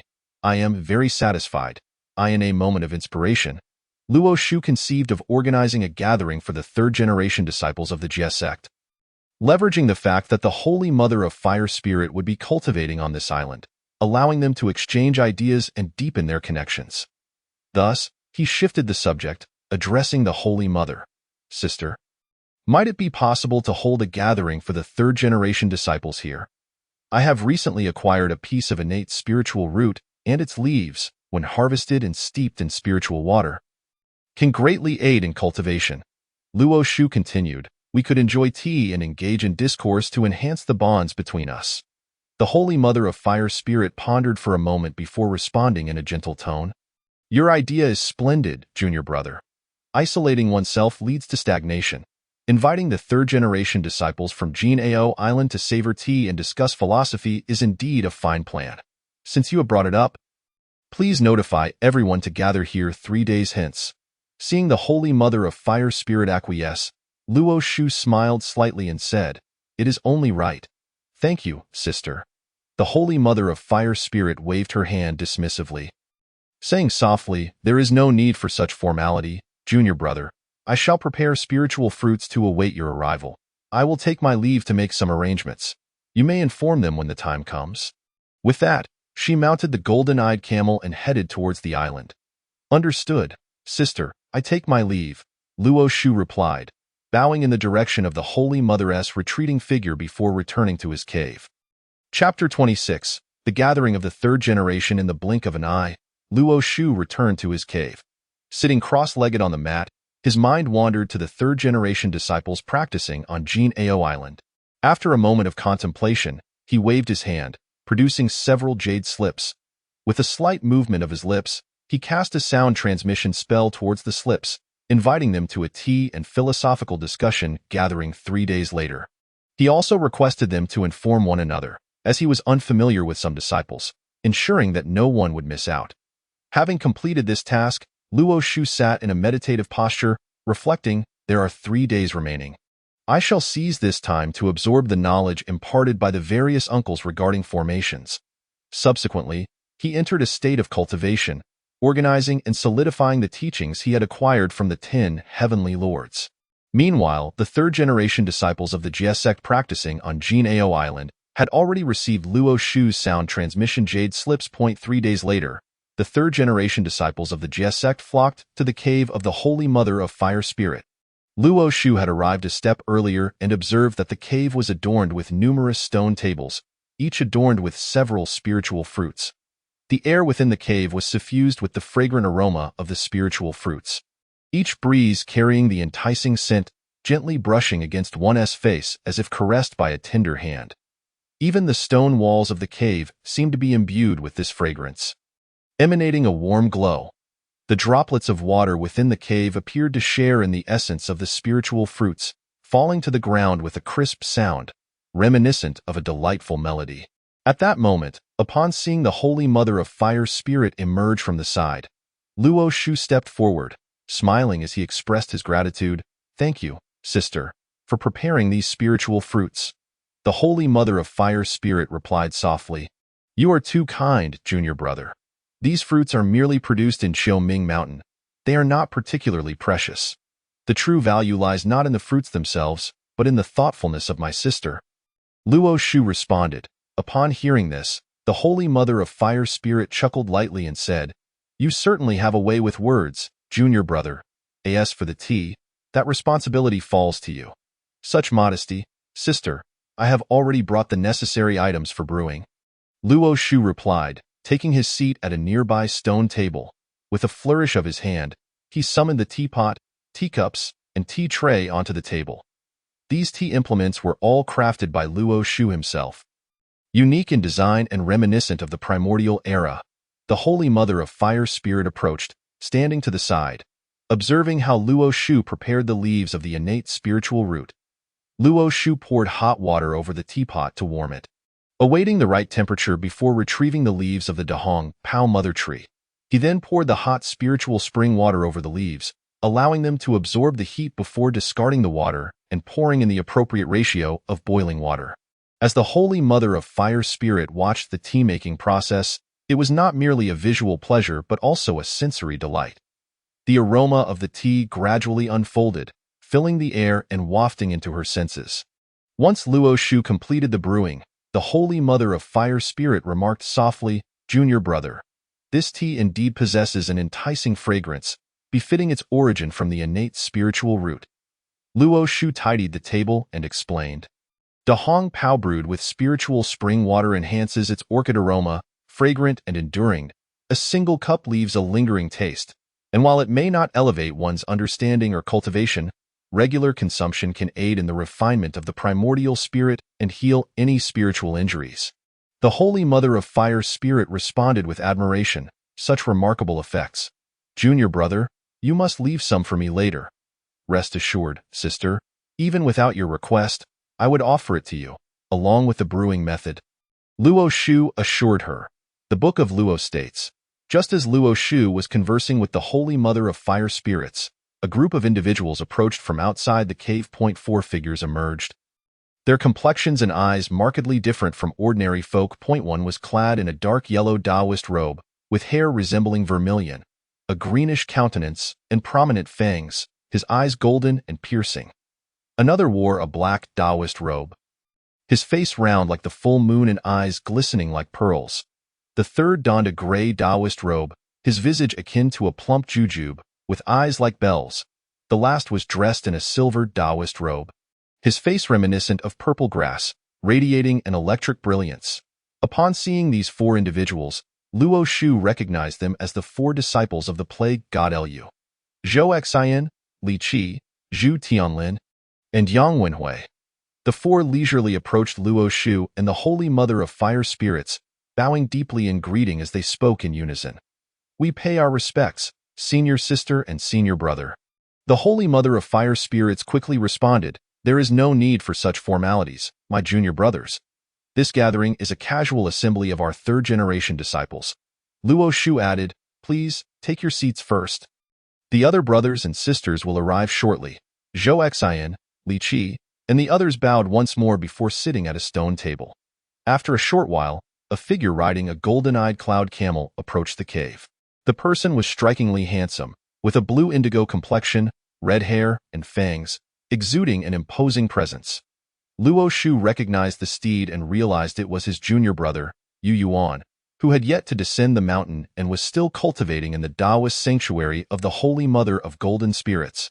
Upon seeing his senior brother, Yu Yuan hurriedly dismounted and approached Luo Shu to bow, saying, "Junior brother Yu Yuan pays his respects to you, senior brother." He then bowed again to the Holy Mother of Fire Spirits, continuing, "I pay my respects, senior sister." Luo Shu nodded in acknowledgement and gently said, "Please, sit down, junior brother. These are the disciples of Uncle Master Lu: Zhou Xian, Li Qi, Zhu Tianlin, and Yang Wenhui. Do take a moment to introduce yourselves." Yu Yuan approached the direction pointed out by Luo Shu, clasped his hands in greeting, and said, "Greetings to the four junior brothers. Although we have not met before, it is evident that your cultivation under Uncle Master Lu is remarkable." Zhou Xian, Li Qi, and the others quickly rose and replied, "Senior brother Yu Yuan, you flatter us.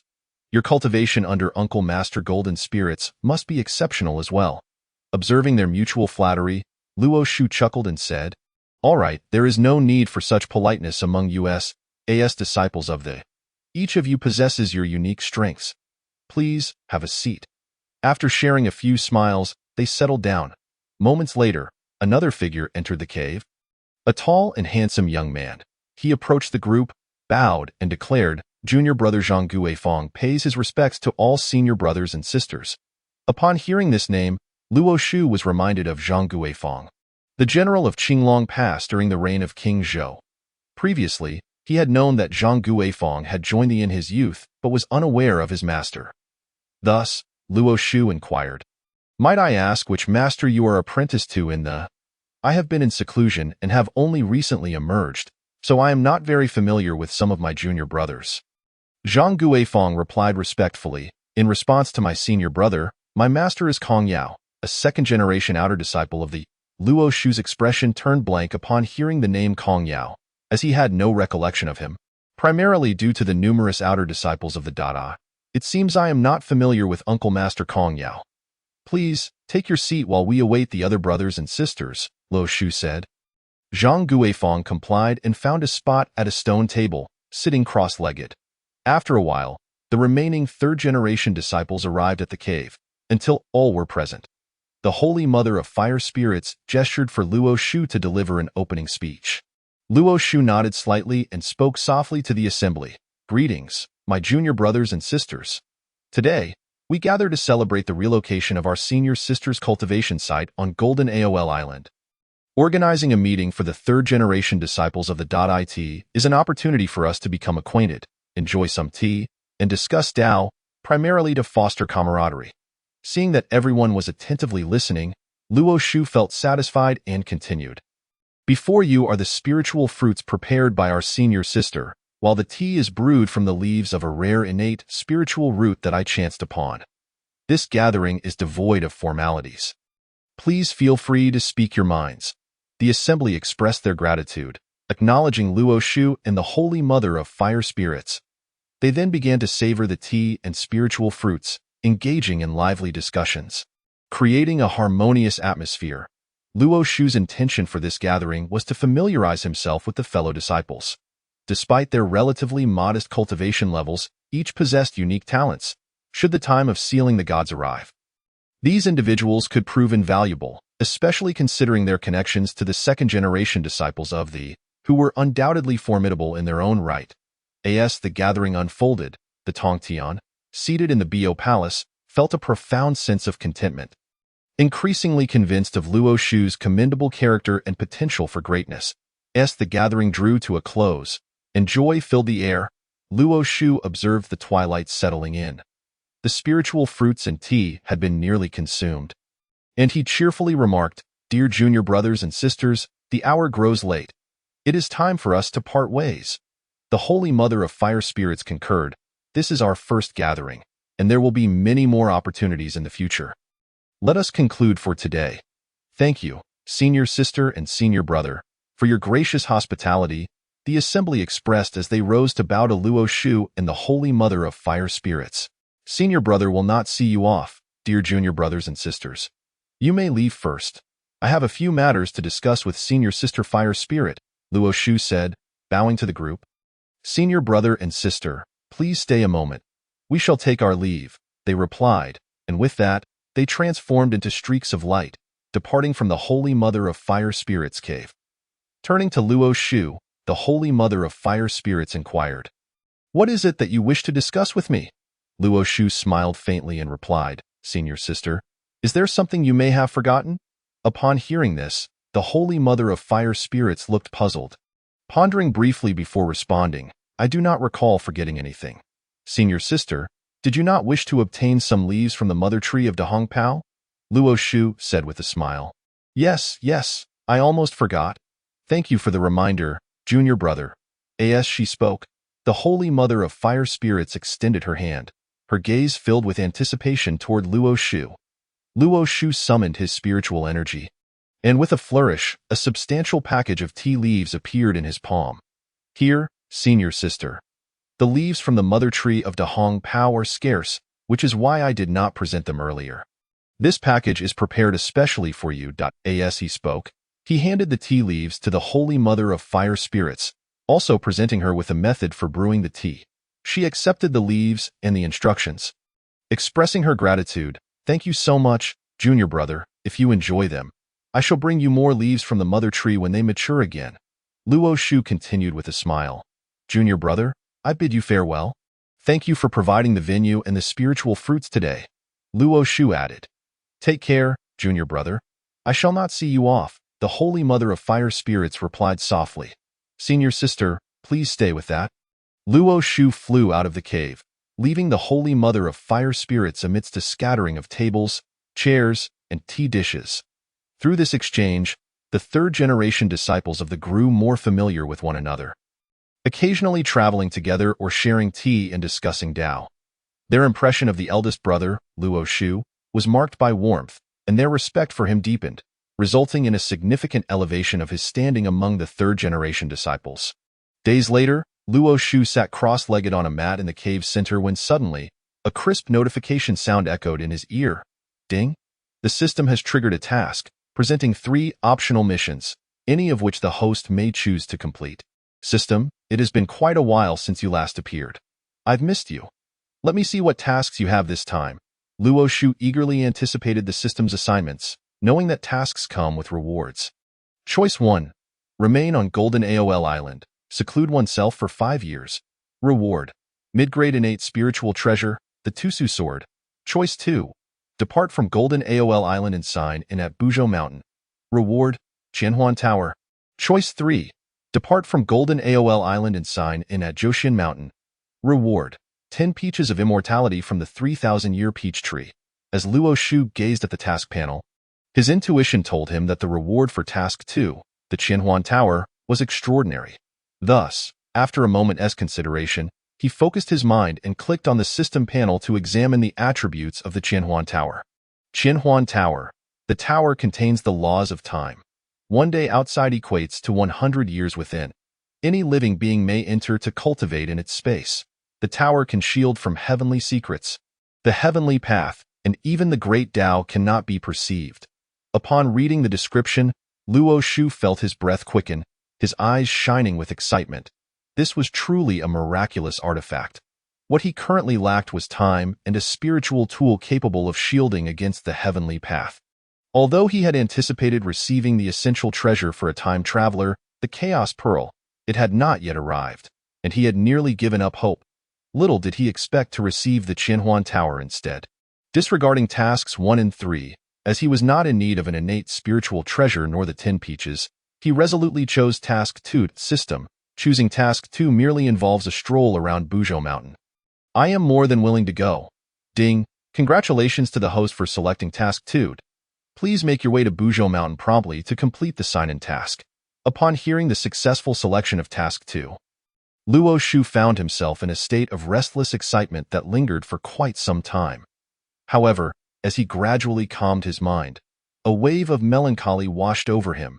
He recalled that not long ago, his grandmaster had mentioned that disciples of the Jie sect practicing on Jinao Island were forbidden from descending the mountain at will, instead required to engage in closed-door cultivation. Yet, to fulfill his task, he must leave his secluded retreat. What should he do? Just as Luo Shu was deep in thought, the disciple Yu Yin, under the tutelage of the Holy Mother of Gold Spirit, approached the entrance of Luo Shu's cave. Is my senior brother available? Upon hearing her melodious voice, Luo Shu stepped out of his cave and saw Yu Yin standing there. May I ask what brings you here, junior sister Yu Yin? He inquired in a gentle tone. Yu Yin replied, Senior brother, the master has summoned you. In that case, let us be on our way. Luo Shu responded, and he followed Yu Yin as they flew towards the cave of the Holy Mother of Gold Spirit. Before the cave of the Holy Mother, 2 beams of light appeared, and Luo Shu arrived at the entrance alongside Yu Yin. Senior brother, the master instructed that you may enter directly upon arrival. Yu Yin said, Very well, I shall go in now, Luo Shu replied, stepping forward into the cave. Inside, the Holy Mother of Gold Spirit was seated at a stone table, on which 2 cups of tea were placed. As he inhaled the fragrant aroma, he recognized it to be the Dahong Pao tea leaves he had picked and presented to his master. No need to stand. Sit down and taste the tea I have brewed for you, the Holy Mother said. Luo Shu took a seat opposite her, lifted a cup, and after sipping it, he was instantly enveloped by a rich orchid fragrance that filled his mouth. With a smile, he remarked, Master's tea brewing skills far surpass my own. I am truly inferior. The Holy Mother chuckled softly and replied, There is no need for such modesty. This tea was brewed according to the method you provided. May I inquire why you have summoned me, Master? Luo Shu asked. It is nothing of great consequence. The tea-tasting discussion you organized previously was quite commendable, and your grandmaster has praised you for it. The Holy Mother said, her gaze filled with warmth. A smile spread across Luo Shu's face as he responded, I merely wish to foster camaraderie among the brothers and discuss the Tao together. As disciples of the Jie sect, we ought to assist one another. Indeed, well said. I am aware that you recently sought guidance from the 10 heavenly lords regarding formations. How has your understanding progressed? The Holy Mother inquired. Luo Shu replied slowly, I have gained immense benefit. My senior uncles are quite knowledgeable about formations, and they imparted a wealth of knowledge to me. The Holy Mother nodded in satisfaction and said, Many disciples of our Jie sect are adept in the art of formations. If you can learn just a fraction, it would be advantageous. Now, I shall impart some teachings to you. Pay close attention, and should there be any confusion, feel free to raise your questions once I have finished. Luo Shu stood, bowed respectfully, and said, Yes, thank you, Master. The Holy Mother rose and with a wave of her hand, 2 cushions appeared in the nearby space. Please, take a seat, she instructed. Yes, Master, Luo Shu replied, sitting gracefully on the other cushion, his back straightened, respectfully gazing at the Holy Mother. Seeing this, the Holy Mother began her teachings. The Tao follows nature. The upper Tao has no virtue, while the lower Tao is solely based on virtue. Abandoning the great Tao, we derive the 40-9. As she spoke, her words flowed like lotus petals, enchanting and profound, creating a myriad of wondrous phenomena. Luo Shu, inspired, immediately entered a state of enlightenment, captivated by her teachings, while his cultivation foundation grew ever more solid. Chapter 28. Journey to Buzhou Mountain. Time flowed like water, and in the blink of an eye, the seasons cycled and years passed. 3 years later, the Holy Mother of Gold Spirit finally concluded her teachings.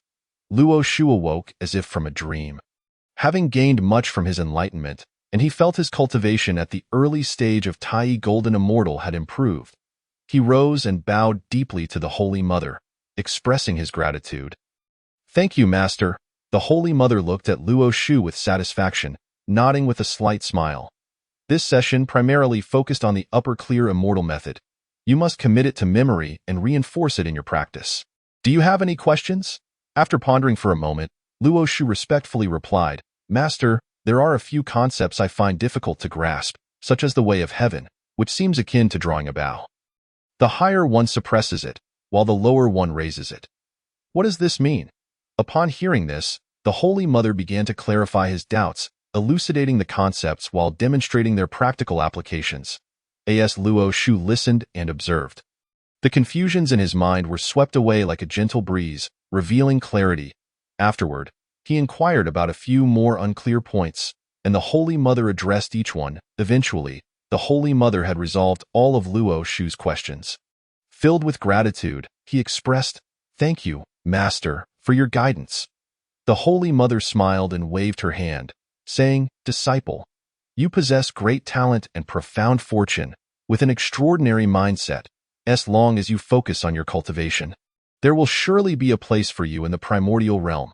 Remember, do not become arrogant or complacent, do not lose your true self, and do not indulge in idleness." The Holy Mother was exceedingly pleased with Luo Shu, and thus she praised him repeatedly. He listened to her admonitions, nodding earnestly without a hint of insincerity, and respectfully vowed, "I shall heed my master's teachings and will diligently cultivate, living up to your expectations." Seeing his earnestness, the Holy Mother felt even more satisfied. "Very well, go back to your cave and consolidate your understanding. If you encounter any issues during your cultivation, feel free to seek me out at any time."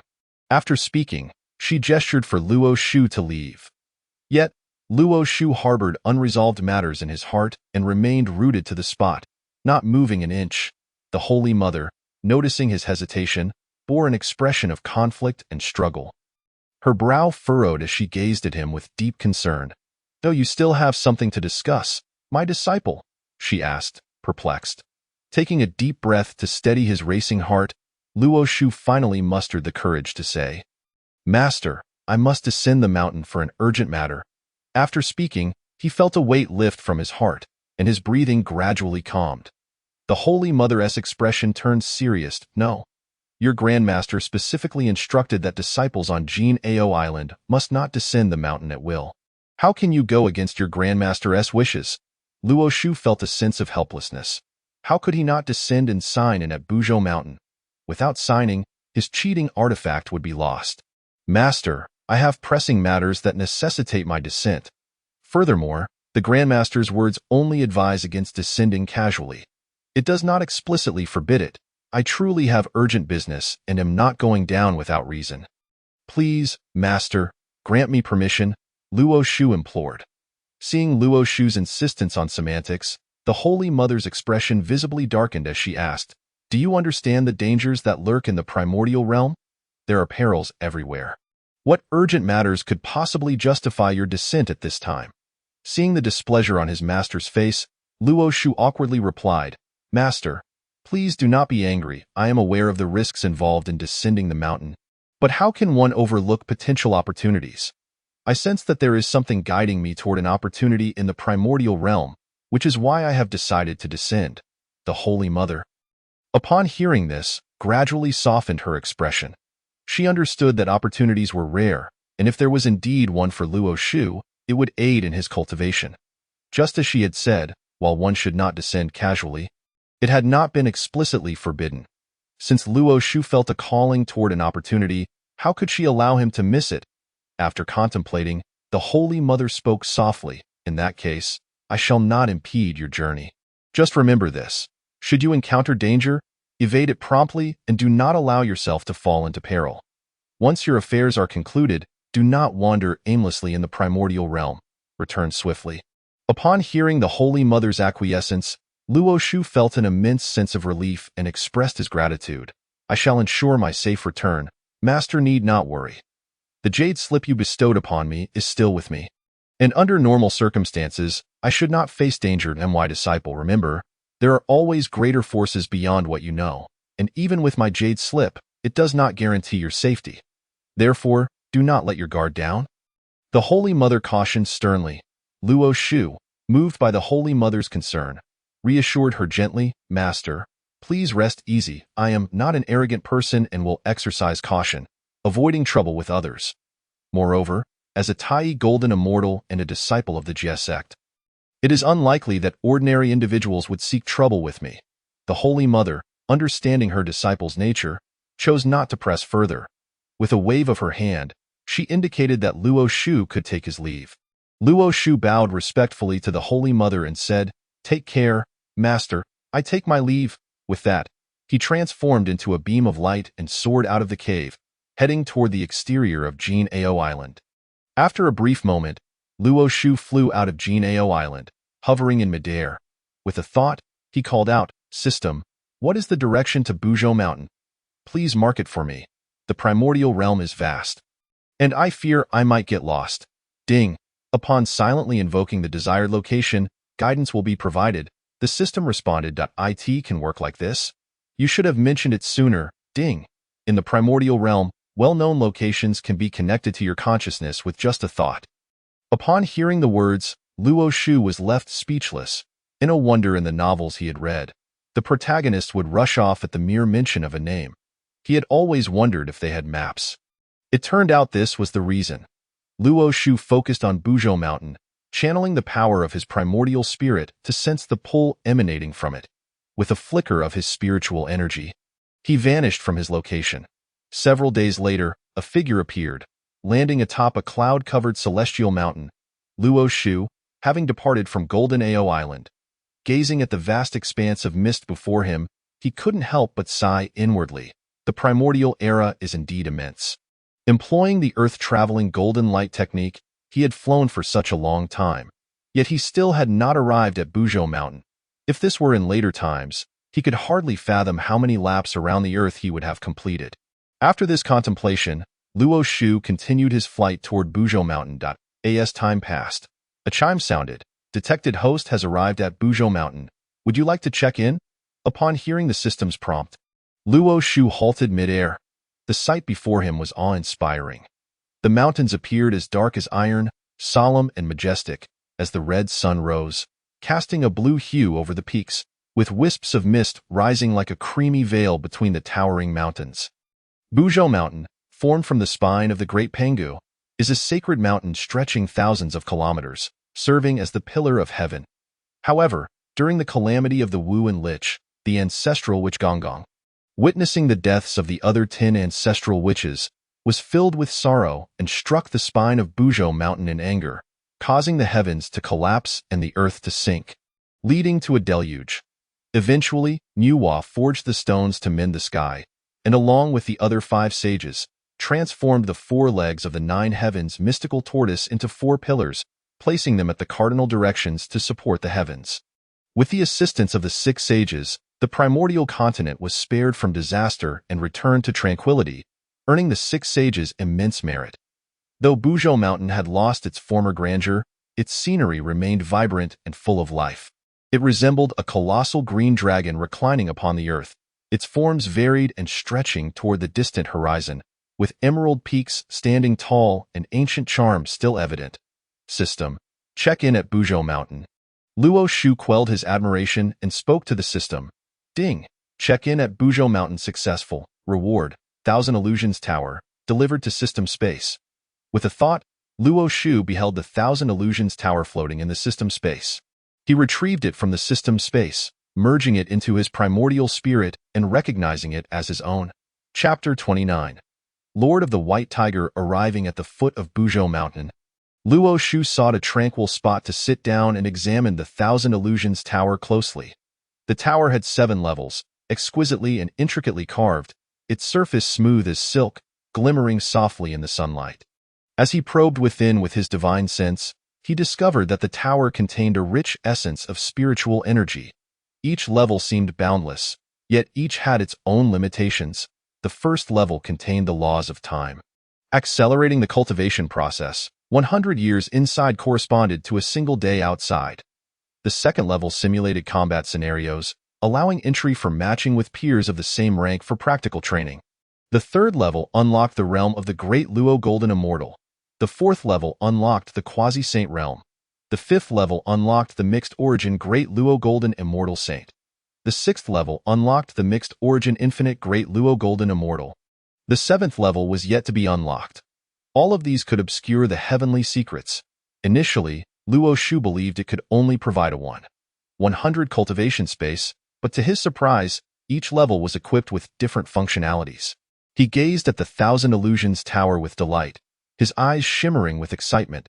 If all disciples of the were allowed to enter the tower for training, by the time the calamity began, they would emerge as formidable beings, leaving the disciples of the Chan and Western teachings at a loss for how to contend. Of course, this was impossible, as such a significant treasure could not be known to just anyone.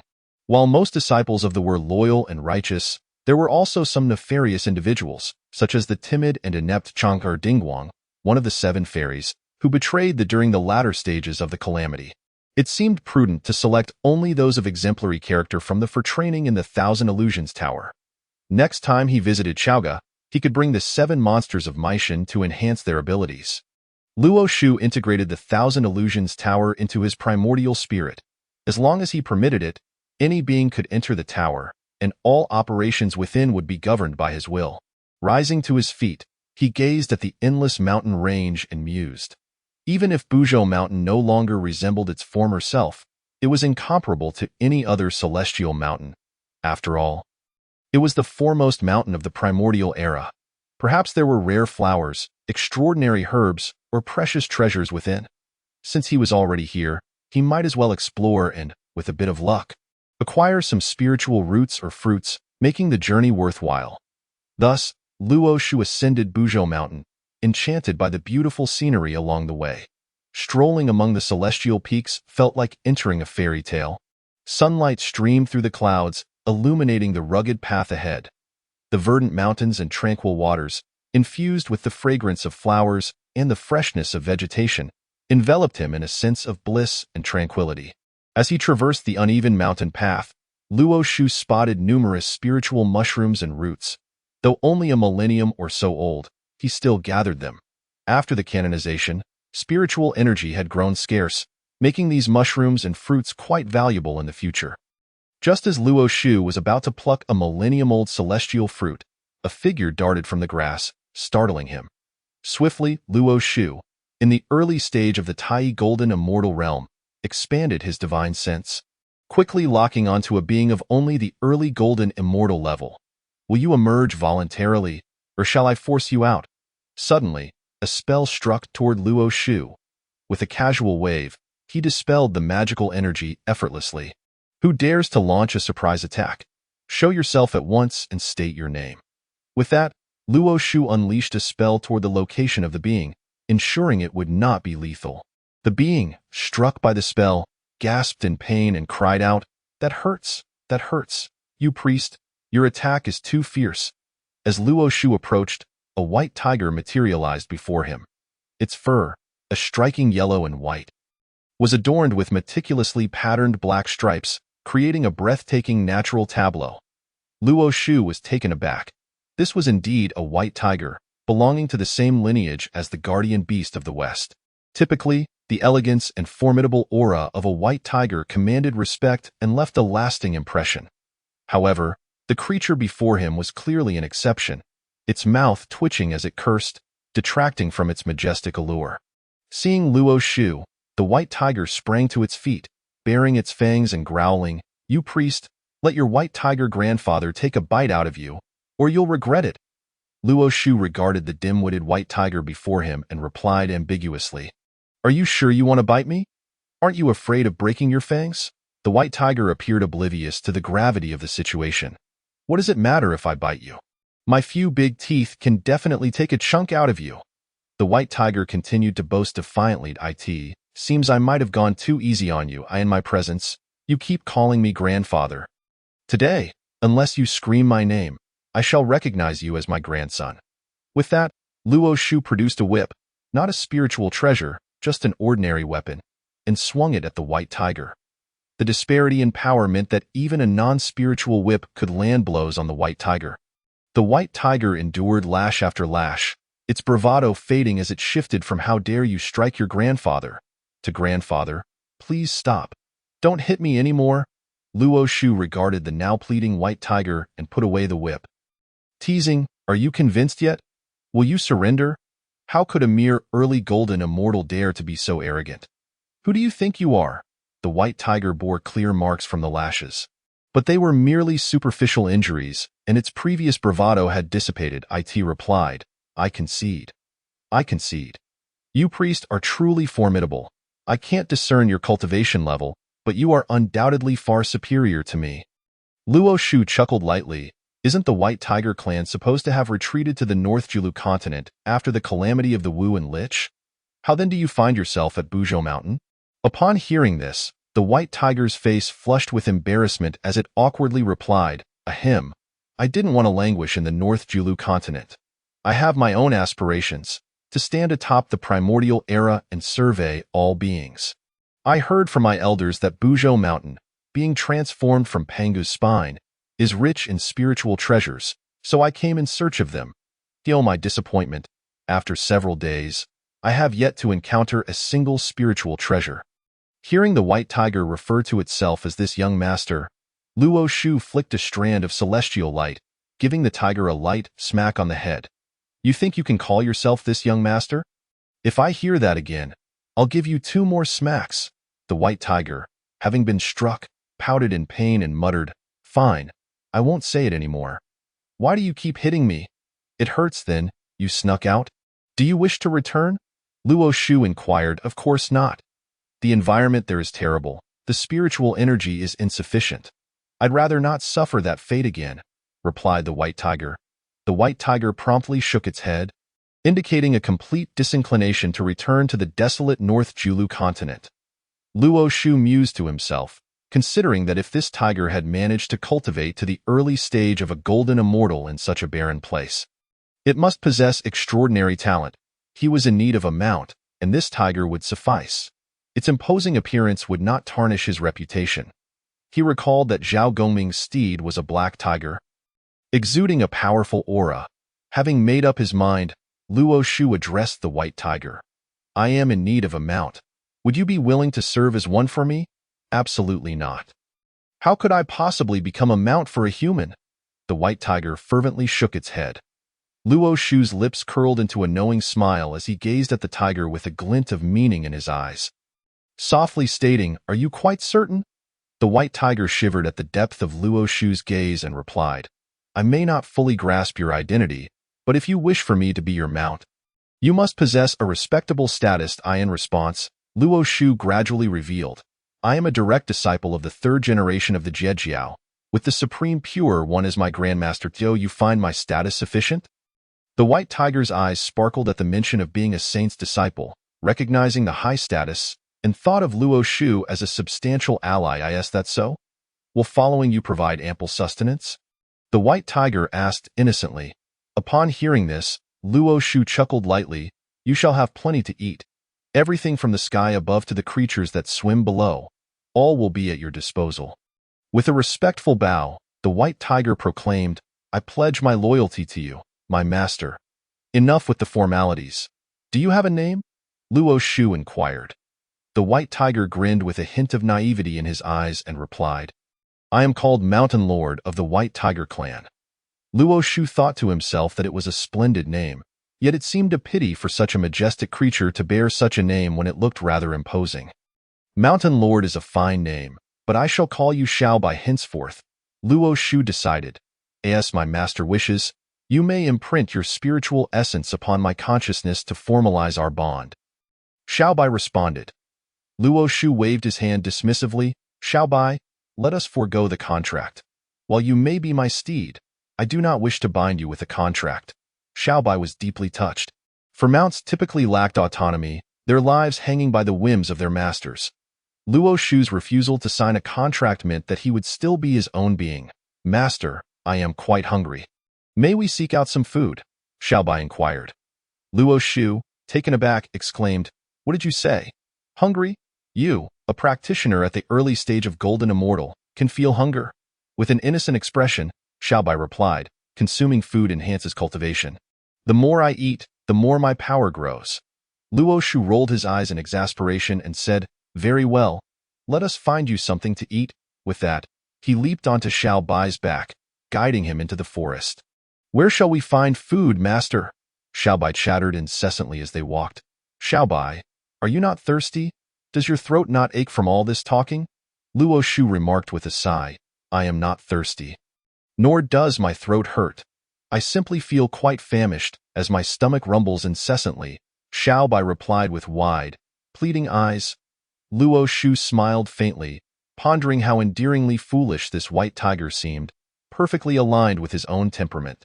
Very well, I sense a group of wild chickens ahead. I will catch some for you to roast, he announced. Upon hearing of the impending meal, Xiaobai's eyes gleamed with excitement, and he dashed ahead eagerly. Slow down. There's no need to rush. They won't escape, Luo Shu called after him, shaking his head in resignation. Before long, they arrived at a flock of wild chickens. Luo Shu swiftly dismounted and, seeing the 20 or so chickens before him, Xiaobai's mouth nearly watered. Master, there truly are some. I will catch them and roast them for us, he exclaimed, leaping into the fray. In an instant, the chickens scattered in all directions, creating a chaotic scene. Soon enough, Xiaobai returned, triumphant, with a dozen captured wild chickens piled at Luo Shu's feet, wearing a fawning expression as he said, Master, you've worked hard. Would you kindly roast these for me? Xiaobai, can you possibly eat all this? Furthermore, do you intend to exhaust me with the processing of so many chickens? Luo Shu retorted, rolling his eyes at the mountain of chickens before him. Xiaobai fixated on the chickens and replied, Master, this may not even suffice for my appetite. I have quite the hearty appetite. Back in North Julu, I would consume 20 wild boars. Due to my gluttony, the local wild boar population was nearly wiped out. Luo Shu couldn't help but twitch at the thought of such a voracious appetite, realizing that Xiaobai might have left North Julu not for lofty aspirations, but rather because there was no food left and he was driven away by hunger. Xiaobai, you are impressive. Even the walls would bow to you, Luo Shu remarked, giving him a thumbs up. Xiaobai scratched his chin, grinning sheepishly, Master, enough talk. Let us get these roasted. I can hardly wait. Indeed, you are quite the gourmand. Luo Shu replied with a hint of exasperation. Luo Shu focused his spiritual energy, preparing the wild chickens. Xiaobai, allow me to introduce you to a different style of roasted meat, an exclusive delicacy of the primordial wilderness that will leave you craving more. Xiaobai looked puzzled, but Master, isn't roasted food all the same, just cooked over the fire? This seems rather complicated. Luo Shu continued his preparations, assuring him, just wait and see. Once you taste it, you won't find it bothersome. With that, Luo Shu gathered some twigs and lotus leaves, creating a makeshift oven with charcoal and digging a pit to layer the charcoal beneath.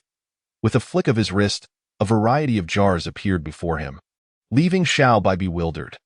Luo Shu sprinkled an assortment of spices from the jars evenly over each chicken, massaging the flavors into the meat. These seasonings were acquired through bartering in Chaoga City, and others were collected during his travels through the Celestial Mountains, rivaling the diverse spices of later culinary traditions. What are these powdered substances you are sprinkling? Xiaobai asked, still confused. They are seasonings to enhance the flavor of the chickens. Have you never seen such a thing? Luo Shu replied, I haven't. Isn't it simpler just to roast the meat over the fire? This seems like a lot of trouble, Xiaobai said, perplexed. Continuing with his task, Luo Shu reassured him, once you taste it, you won't find it troublesome at all after all. No one can resist the allure of roasted meat. He wrapped the chickens in lotus leaves, tying them with twigs, and coated them in mud, repeating the process until all the chickens were prepared. Placing the mud-covered chickens on the charcoal, he added another layer of charcoal on top and ignited the fire. Allowing the heat to permeate the chickens until the meat was cooked through as he worked, he asked, Xiaobai, do you understand what I'm doing? Xiaobai, now salivating, thought the details were unimportant. The crucial matter was that once the fire cooked the meat, he would be able to eat. Master, how long will it take for the fire to cook them? Xiaobai asked eagerly. Seeing the insatiable hunger in Xiaobai's eyes, Luo Shu couldn't help but find it amusing. He channeled his spiritual energy and, with a wave of his hand, directed a burst of flames onto the charcoal, gradually roasting the wild chickens.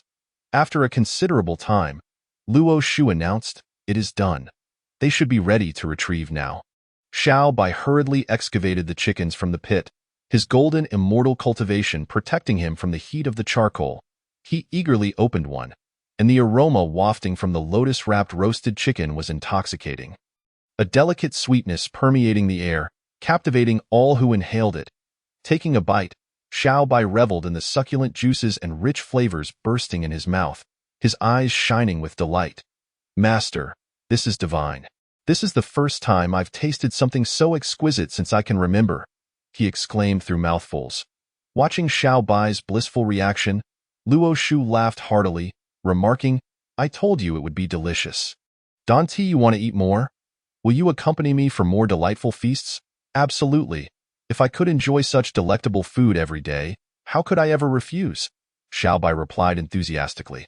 Xiaobai, with an ingratiating tone, remarked, "The tantalizing aroma of roasted chicken is utterly irresistible, the skin crisp and the meat tender, a culinary delight in no time."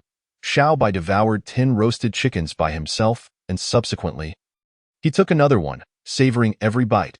Upon witnessing this, Luo Shu also indulged in one, realizing that if he did not partake, Xiaobai would finish them all before long. A dozen or more chickens had vanished, with Luo Shu having consumed merely one, the remainder having disappeared into Xiaobai's belly. Xiaobai patted his stomach, casting a pitiful glance at Luo Shu, and in a despondent tone, lamented, "Master, I am still hungry." "I did not have my fill." Luo Shu, hearing this, was momentarily speechless. However, recalling a time when he had consumed 20 wild boars in one sitting, he soon found solace and replied, "In this place, we cannot merely focus on feasting. We must first search around. Once we encounter more delectable meat, I shall roast it for you." "Master, what if I venture elsewhere to catch some, and you can roast it for me?" Xiaobai exclaimed with excitement. Luo Shu, with a sense of resignation, retrieved several spirit fruits from his storage pouch and tossed them to Xiaobai, gently admonishing, "Can you not allow your master a moment's respite? Who is the steed here? And who is the master? Are you trying to exhaust me? Have some spirit fruits to tide you over." Xiaobai, upon hearing this, smiled obsequiously, saying, "You are the master. Your word is law. Shall we depart now?" He continued munching on the spirit fruits as he spoke. "All right, let us first head towards the fractured spine of Mount Buzhou. Perhaps we may find something of value," Luo Shu declared. With that, he leapt onto Xiaobai's back, and they ventured deeper into the mountain. Chapter 31. The Hall of Pangu. In the gentle passage of time, days slipped away unnoticed. The duo, a man and a tiger, traversed a significant portion of the unending mountain range, witnessing the remnants of past battles. "Master, we have wandered here for nearly a month without discovering any treasures," Xiaobai said, his expression one of utter disillusionment. Luo Shu, seated upon Xiaobai's back, maintained a calm demeanor and replied softly, "How could one expect to easily acquire treasures from the heavens and earth? It has only been a short while. If this were during the calamity of the witch and demon, even a millennium would seem but a fleeting moment.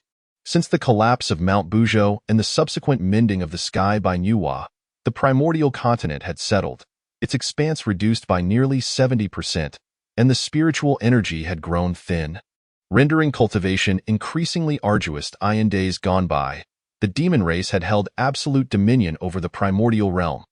The demon Emperor Jun and the Eastern Emperor Tai rapidly rose to power following the calamity of the dragon and phoenix, waging war across the primordial lands, uniting the myriad races under the banner of the demon race, and establishing the ancient heavenly court. With the demons ruling the heavens and the witches governing the earth, the demon race not only enjoyed supremacy in the world, but also wielded extensive authority over the heavenly, earthly, and underworld realms. Following the calamity of the witch and demon, both the witch and demon races receded from the historical stage, leaving humanity as the central figures in the realm. The witch clan was assigned to the underworld by the calm-hearted goddess of the underworld, the former ancestral witch Hutu, becoming overseers of the netherworld.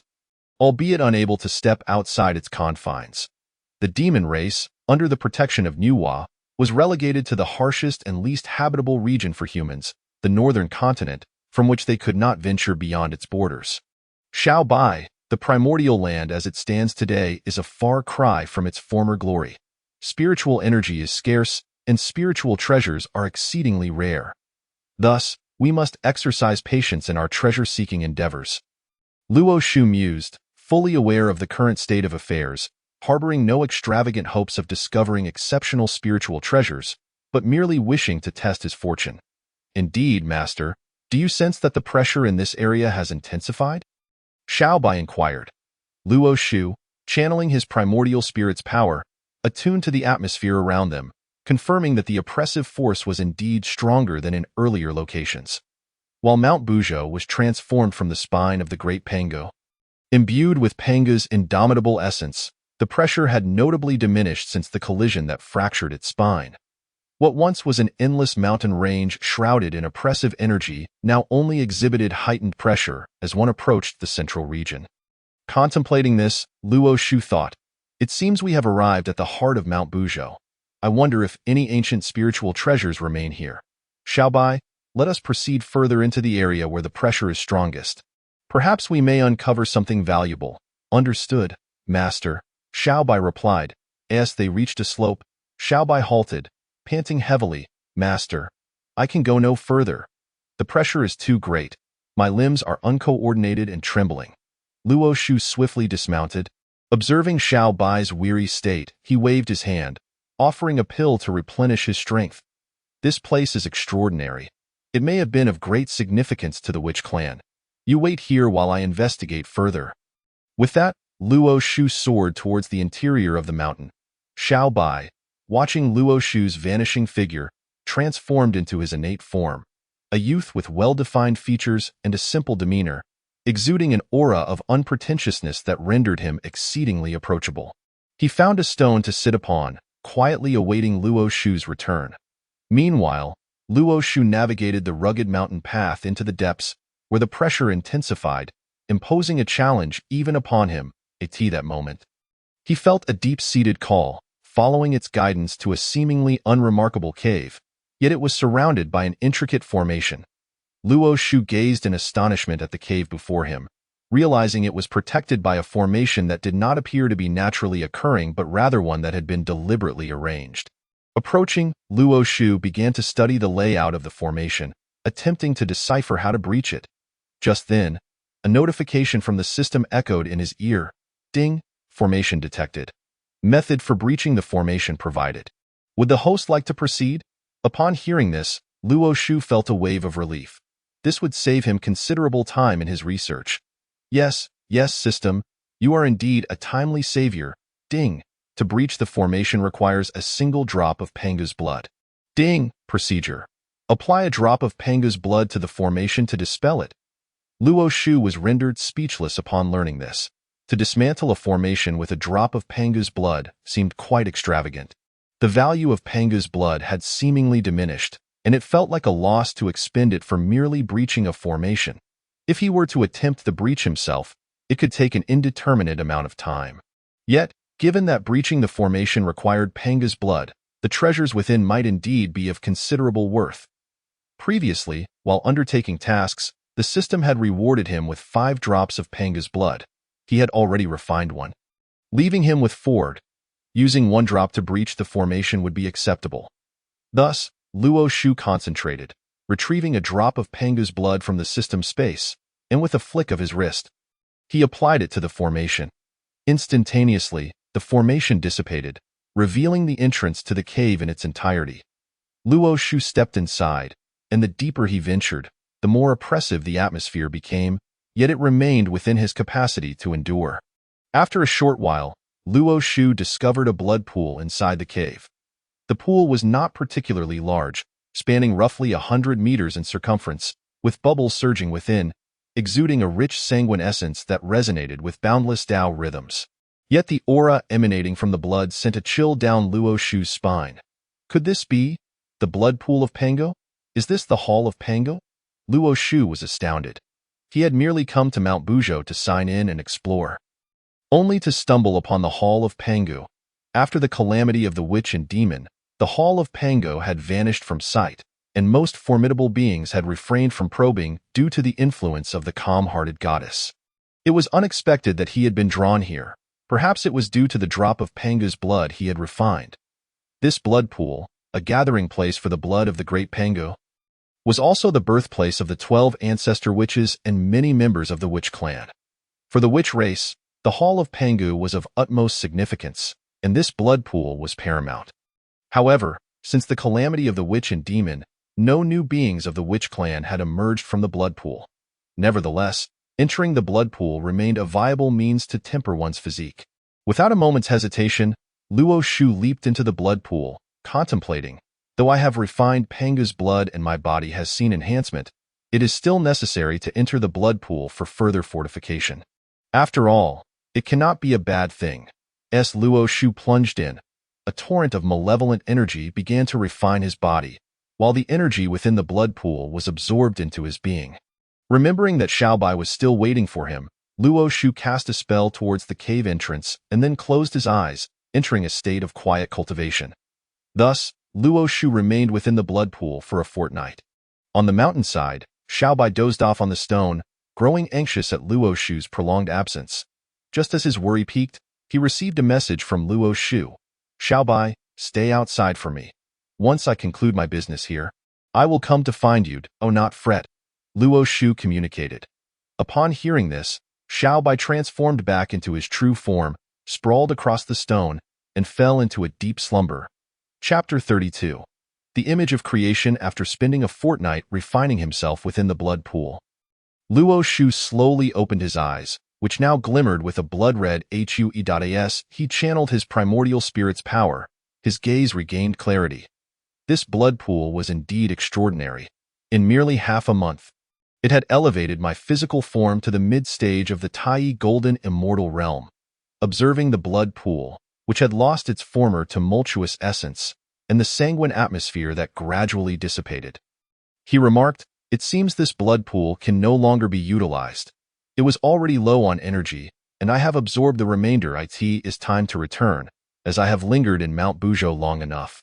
After speaking, Luo Shu was preparing to emerge from the blood pool when, suddenly, a colossal vortex began to form on the surface of the pool. The intensity of the vortex was simply breathtaking, resembling an endless black hole that voraciously devoured everything around it, rendering one utterly powerless to resist. Luo Shu had no time to fight back. The force of the vortex surged forth like a tsunami, overwhelming him and leaving him to helplessly watch as he was drawn into its depths.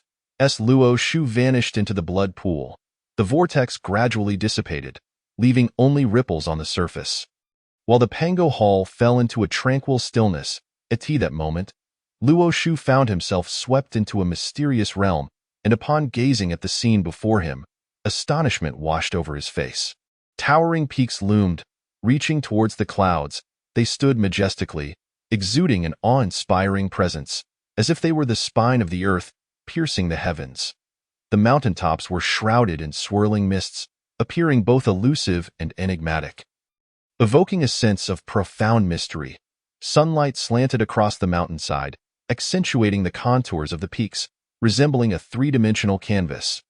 The vegetation on the mountains was rich and diverse, ranging from low shrubs to towering trees, layered and abundant, creating a verdant sea.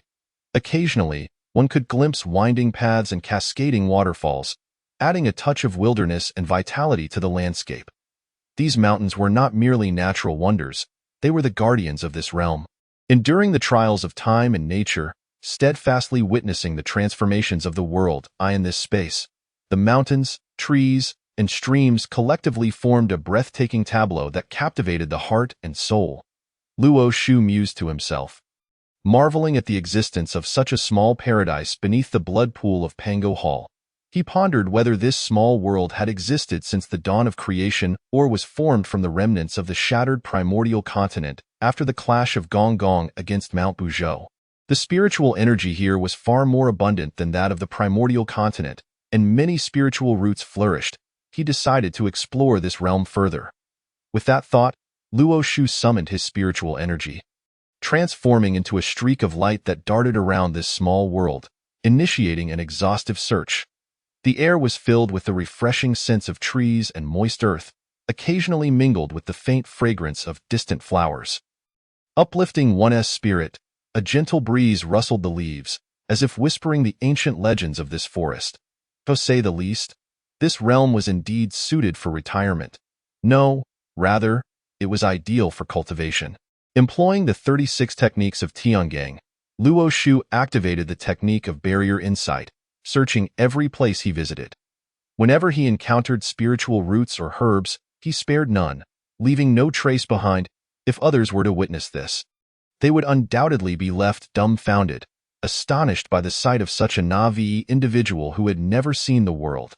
Just as Luo Shu was soaring towards the heart of this small world, he noticed an enigmatic pattern etched upon a rocky wall on the mountainside. Intrigued, he approached the wall and landed nearby, scrutinizing the designs carefully. Suddenly, the patterns began to animate. Luo Shu found himself entering a wondrous state. Enveloped in chaos, surrounded by darkness. Abruptly, the scene shifted, revealing a colossal figure wielding the primordial treasure, the Pangu axe, standing atop the chaotic azure lotus, crowned with the creation jade disc. Observing the figure's attire, Luo Shu recognized it as the great god Pangu. Opposite him stood the myriad of gods and demons, each bearing unique appearances, all wielding their own treasures as they surged towards Pangu in a relentless tide. Pangu cultivated the 9 transformations of mysterious techniques, focusing on the physical form, using strength to validate the Dao.in, the primordial chaos. Before the separation of heaven and earth, Pangu was already the sovereign of the chaotic realm, his strength and wisdom unparalleled. Yet, for Pangu, this was not the end. He yearned for further breakthroughs and aspired to forge a brand new world. This process of breakthrough was both an opportunity and a challenge for Pangu. He understood well that upon achieving success, his power would surpass all chaotic deities, establishing him as the true ruler of the cosmos. However, such a breakthrough would inevitably incite jealousy and fear among the other chaotic gods and demons, who would not stand idly by as Pangu ascended to supremacy. Thus, from the moment Pangu resolved to create the heavens and earth, the myriad gods and demons rushed forth to thwart him. Each deity possessed formidable abilities. Some commanded flames, others wielded storms, while some mastered the pathways of space. Their combined forces formed an immense and formidable collective. The battle between Pangu and the myriad gods and demons was nothing short of earth-shattering. Echoing through the ages, wielding the axe of creation, every swing unleashed a thunderous force, reducing countless gods and demons to mere dust. Yet, the gods and demons were not to be underestimated. They united to unleash various chaotic spells and divine powers, attempting to ensnare Pangu. Throughout this monumental clash, Pangu exhibited unparalleled courage and wisdom. He not only cleaved through chaos with the axe of creation, but also engaged in a battle of wills and strength against the myriad gods and demons. Ultimately, after enduring countless life and death struggles, Pangu, through his unwavering resolve and intellect, successfully created the heavens and earth, birthing an entirely new world. In the aftermath of this epic battle, Pangu shattered his limitations, becoming the true ruler of the cosmos. Yet, at this moment, the great Pangu, exhausted from sustaining the heavens and earth, collapsed, his essence nurturing the world he had forged. The Pangu axe, burdened by its monumental task, broke into 3 fragments. The axe blade transformed into the Pangu banner, the axe head into the chaos bell, and the axe handle into the Taiji diagram. The Chaos Azure Lotus, a primordial treasure, had long harbored the secrets and powers of chaos, and in accordance with the cosmic principles, its essence and strength gradually manifested into several supreme innate treasures. The Creation Jade Disc, a supreme artifact containing the profound meanings of the 3,000 paths, fractured under the immense pressure of Pangu's creation. Luo Shu observed the entire sequence, his mouth agape in astonishment. This is indeed the image of creation. My heavens! What an extraordinary opportunity! The wealth is beyond measure. Regaining his composure, he contemplated deeply and murmured, "If I were to present the image of creation to my master, allowing him to comprehend the Tao, would it not elevate his power to new heights? Furthermore, If I were to also hand over the 9 transformations of mysterious techniques awarded by the system to Tongtian, enabling him to cultivate within the Mirage Tower, his strength would surely surge when the time to establish the deities arrives, enhancing the odds for the Jie sect. The more he thought about it, the more feasible it seemed to him. Thus, he endeavored to extract the image of creation etched upon the stone wall. After pondering the stone wall for some time, he found no suitable method. With a thought, he inquired, "System, is there any way to replicate the images on the stone wall?" Ding.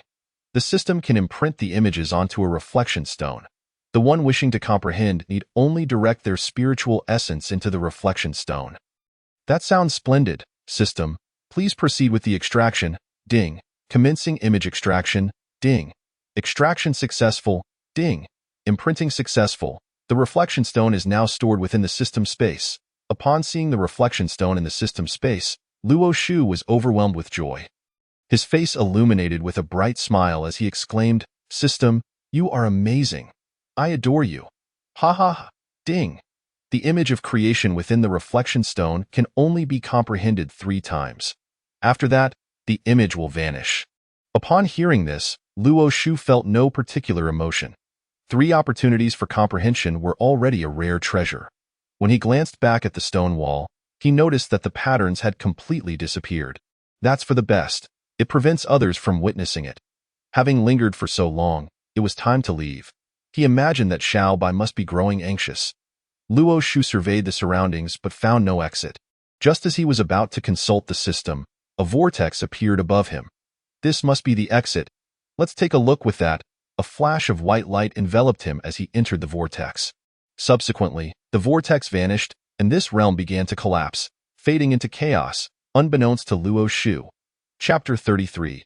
The 3-headed flood dragon Xiao Bai had waited for nearly a month for Luo Shu to emerge. Just as he was about to search for him, a figure suddenly appeared. Luo Shu himself. "Master, you're back." Xiao Bai joyfully dashed towards Luo Shu. Seeing Xiao Bai still waiting for him, Luo Shu felt a wave of relief wash over him and smiled gently. "Were you worried? I accidentally wandered into a small world and lost track of time. However, I brought back plenty of spiritual fruits for you to enjoy for several days." With a casual wave of his hand, a multitude of spiritual roots and fruits appeared before Xiao Bai. Although they were not the finest quality, their sheer quantity was impressive. The rich fragrance of the fruits wafted through the air, enveloping the surroundings in a sweet aroma, making one feel as though they were in a paradise filled with delightful scents. The aroma was fresh and sweet, reminiscent of a gentle summer breeze, intertwined with hints of floral notes and the allure of ripened fruits, gently caressing the face and intoxicating the senses.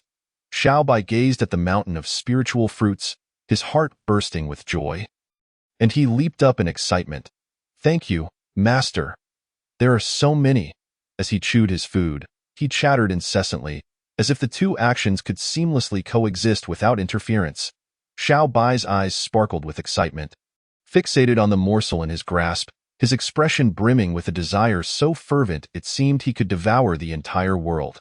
The image of a hungry tiger pouncing on its prey made Luo Shu chuckle, the corners of his mouth lifting slightly as he teased, "Take your time.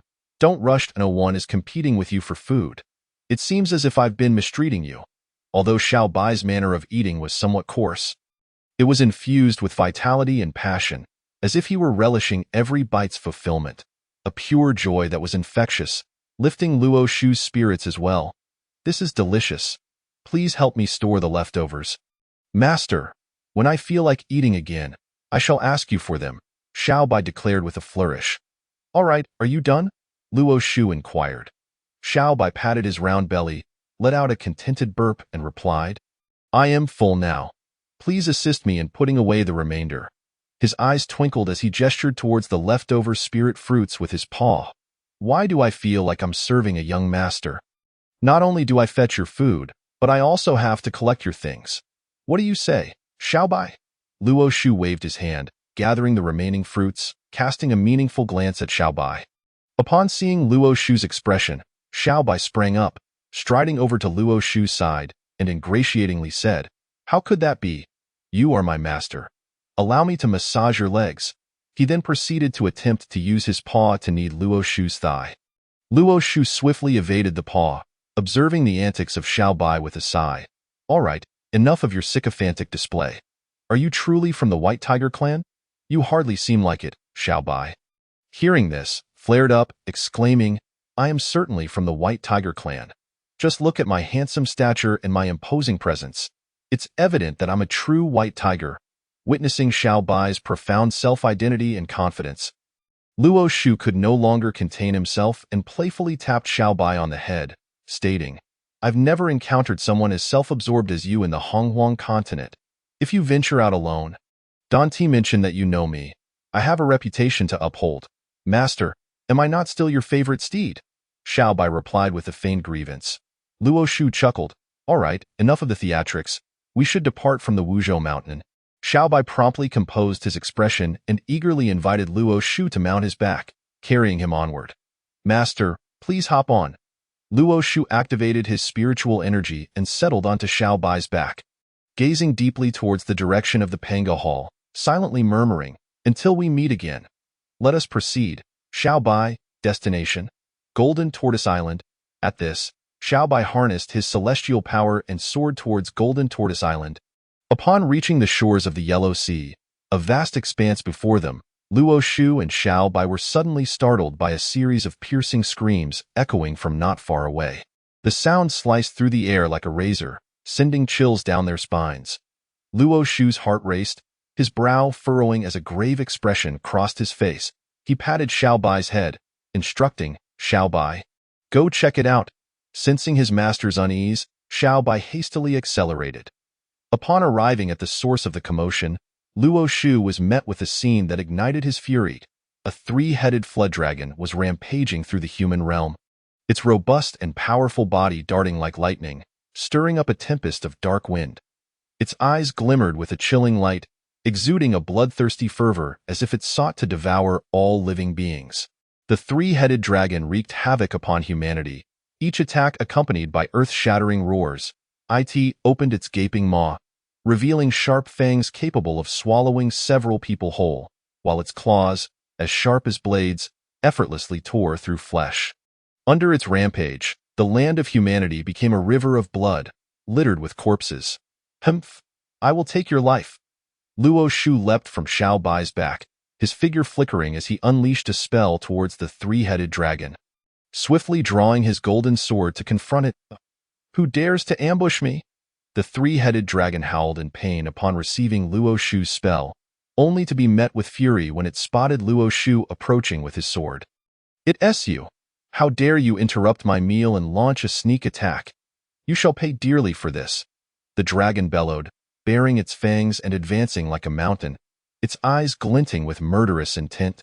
As if intent on devouring Luo Shu. In response, Luo Shu wielded the golden sword, which shot through the air like a meteor, imbued with a fierce intent as he struck at the three-headed dragon. The blade flashed, akin to a bolt of lightning, unstoppable in its momentum. As the sword tip met the dragon's scales, a piercing metallic clash rang out. The scales were sliced open, blood gushing forth like a fountain, staining the air crimson. This is unbearable. I surrender, I yield. Please, spare my life. The three-headed dragon roared in agony, its massive body quaking, its eyes reflecting a mix of rage and terror. Nevertheless, the golden sword did not relent, continuing to carve elegant arcs in the air, each swing claiming a piece of the dragon's flesh. You wretched beast! After slaughtering so many, you still expect me to spare you? Dream on, Luo Shu retorted, swinging the golden sword once more towards the three-headed dragon. The intertwining images of sword light and the dragon's blood painted a breathtaking tableau, the surrounding air seemingly torn apart by the sword's fierce intent. Echoing with howls, I will not let you off the hook, the dragon threatened in its final moments. Ultimately, after countless strikes from the golden sword, the three-headed dragon could no longer withstand the onslaught, its colossal form crashing to the ground, raising a cloud of dust. The remaining mortals, witnessing this scene, knelt in gratitude towards Luo Shu. He felt a pang of sorrow upon seeing their plight, as he was, after all, one of the human race in both this life and the last. He quickly comforted the crowd, providing them with elixirs and spirit fruits to aid their recovery. Xiaobai transformed into his innate Dao body, assisting the mortals in repairing their homes. As for the three-headed dragon, Luo Shu fused its soul with its body and, with the system's aid, forged a mid-grade postnatal spirit treasure. The blade's tip was crafted to be sharp and wide, its double-edged design resembling a trident. Luo Shu, inspired by its appearance, named it the Trident Blade. Chapter 34. Guanjinku. After ensuring the safety of the crowd, Luo Shu prepared to continue eastward with Xiaobai. As he sat upon Xiaobai's back, he softly began, "Xiaobai, you?" Suddenly, the system's voice resonated within his consciousness, interrupting Luo Shu's words. Ding. System has triggered a task, presenting 3 options for selection. The host may choose anyone to complete. Luo Shu's spirit surged, and he inquired within his mind, System, what are the 3 tasks? Option 1. Proceed to Guanjinku and take on the disciple Yang Jian. Reward. External avatar. Option 2. Return to Golden Tortoise Island and enter seclusion for 3 years. Reward. 10-6 transmutation immortal pills. Option 3. Head to Yuling Mountain and engage in battle with Ding Zhenren, one of the 12 golden immortals of the Chan school. Reward. 1 Huangzhong Li. Examining the options before him, Luo Shu swiftly dismissed the third choice. To confront the Ding Zhenren at Yuling Mountain was not a path he wished to tread, as he was not keen on courting death. Although he was at the initial stage of the Tai Golden Immortal realm and invincible among peers with his Hongming Tiantianju, the 12 golden immortals of the Chan school, barring Huanglong Zhenren, had all ascended to the Deluo Golden Immortal level, an exalted realm far beyond that of the Tai Golden Immortal. The Deluo Golden Immortal not only possessed boundless magical power but also an acute insight into the mysteries of heaven and earth, a level unattainable for Tai Golden Immortals. Tio challenged Ding Zhenren, who had reached the Deluo Golden Immortal realm, would be to invite sheer torment and certain demise. Moreover, although it is said that if an immortal were to catch a whiff of floral fragrance, they could attain 1,000 years of cultivation, and if fortunate enough to consume a single fruit, they could instantly become a great Luo Golden Immortal. Such indulgence might lead to an unstable realm and a restless foundation, rendering one the weakest among the great Luo Golden Immortals.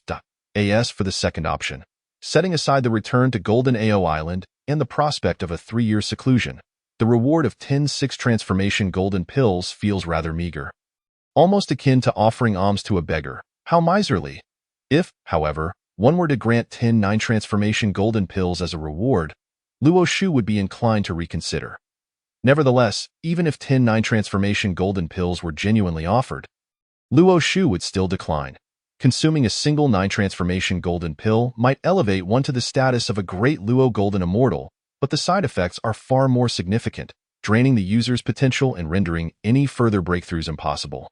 Thus, with 2 options dismissed, only the final choice remains: to journey to Guanjiaoko and take Yang Jian as a disciple. This would effectively mean usurping the destined disciple of Ding Zhenren. It is no wonder that the third task option would lead to a confrontation with Ding Zhenren. The reward for the first task is an external incarnation. It feels reminiscent of the novels I once read. Whenever there was a choice in such tales, this reward often appeared. An external incarnation allows one to create a perfect duplicate of oneself, akin to a more advanced puppet, capable of self-cultivation and fully nourishing the main body, devoid of any causal relationship with the original. The cultivation level of the created avatar matches that of the original, never falling below it. Upon reviewing the description of the external incarnation, Luo Shu found it to be tailor-made for him. Currently, he lacks the time for seclusion. If he were to possess this incarnation, allowing it to cultivate within the 1,000 Illusions Tower and subsequently nourish him, his cultivation would steadily rise even without active training. After coming to this realization, Luo Shu promptly made his decision and communicated with the system. System, I choose Task 1. Ding. Congratulations, host, for selecting Task 1. Please proceed to Guanjiaoko promptly to complete the disciple collecting task. Upon hearing the system's prompt, Luo Shu gently patted Xiaobai's head and said, Xiaobai, let us head to Guanjiaoko. We shall not return to Golden Ao Island for the time being. Xiaobai, who had been about to ask what Luo Shu wanted to convey, hesitated upon seeing him lost in thought. Now, upon hearing Luo Shu's intention to go to Guanjiaoko instead of returning, He curiously inquired, Master, what are we going to do at Guanjiaokou?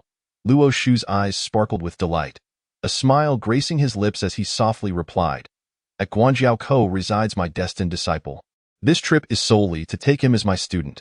Upon hearing this, Xiaobai carried Luo Shu towards Guanjiaokou. After a considerable time, Luo Shu and Xiaobai arrived above Guanjiaokou. Luo Shu dismounted from Xiaobai's back and said, Xiaobai, transform into your innate Dao body to avoid startling the local populace upon our entrance. Understood, Master. With that, he channeled his spiritual energy and transformed into a rather naive-looking youth, possessing striking features, sharp brows, and bright eyes, with a high nose and a distinctly defined face. Xiaobai approached Luo Shu, flicking his hair and self-indulgently asked, Master, do I look handsome? Luo Shu gazed at Xiaobai's innate Dao body, internally praising his appearance. Indeed handsome, a veritable heartthrob in later generations. However, could he express this in front of Xiaobai? Certainly not, lest his pride soar to new heights. Thus, Luo Shu feigned a careful examination and remarked, Xiaobai, it is not your fault to be less than attractive. However, being unaware of one's own shortcomings is truly a flaw. Xiaobai, bewildered by Luo Shu's words, pondered, Am I really unattractive? Were all those compliments from the fierce women in my clan false? Master, the fierce women of my clan have praised me, declaring I am the handsomest of the white tiger lineage, Xiaobai said, confused. Luo Shu, wary of discouraging the boy, reassured him, For practitioners like us, strength is paramount. Appearance is merely a facade. Why concern oneself with such trivialities? Besides, I was merely jesting. You are not unattractive. Xiaobai, with a naive smile, confidently asserted, I knew it. How could I be ugly, when all the fierce women in the clan wished to marry me? Luo Shu chuckled softly and chose not to dwell further on the matter, leading Xiaobai towards the settlement. Upon reaching a peasant's homestead, Luo Shu knocked on the door and waited for a moment outside until it opened. An elderly man, with a head of white hair and well past 70, appeared. He looked at Luo Shu and Xiaobai with curiosity and asked, Young friends, what brings you here? Luo Shu regarded the elder and replied, Good sir, we seek a young man named Yang Jian. He has a sister named Yang Chan the elder. Observing the ethereal and extraordinary demeanor of Luo Shu and Xiaobai, remained cautious and inquired, What business do you have with the Yang family boy? Sensing the elder's wariness, Luo Shu smiled and explained, Good sir, fear not, for I am a cultivator. I have divined a connection with Yang Jian, and I have come to fulfill our destined master-disciple bond.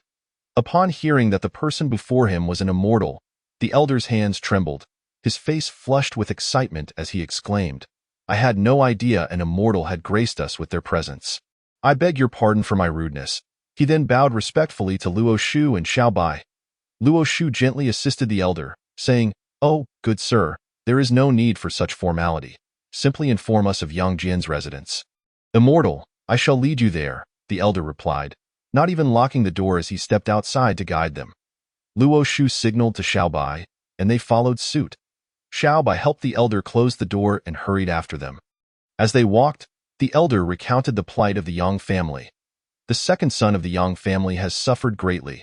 His mother has violated celestial edicts and is imprisoned beneath Peach Mountain, never to see the light of day.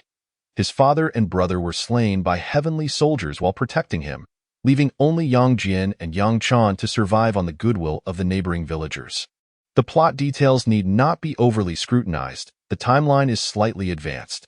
Luo Shu, recalling the tales of the investiture of the gods, understood that Yang Tianyu was a disciple of the Western sect, who had been led to tempt the Jade Emperor's sister, Yao Ji, leading to the birth of a child and the theft of heavenly fortune. This venture proved successful, as the Jade Emperor possessed but one sister and could not bear to kill her. Yet, because she had breached celestial laws, she was relegated to imprisonment beneath Peach Mountain Point. One could only say that in this affair, the Jade Emperor was left in a state of silent suffering. Unable to voice his grievances, Chapter 35.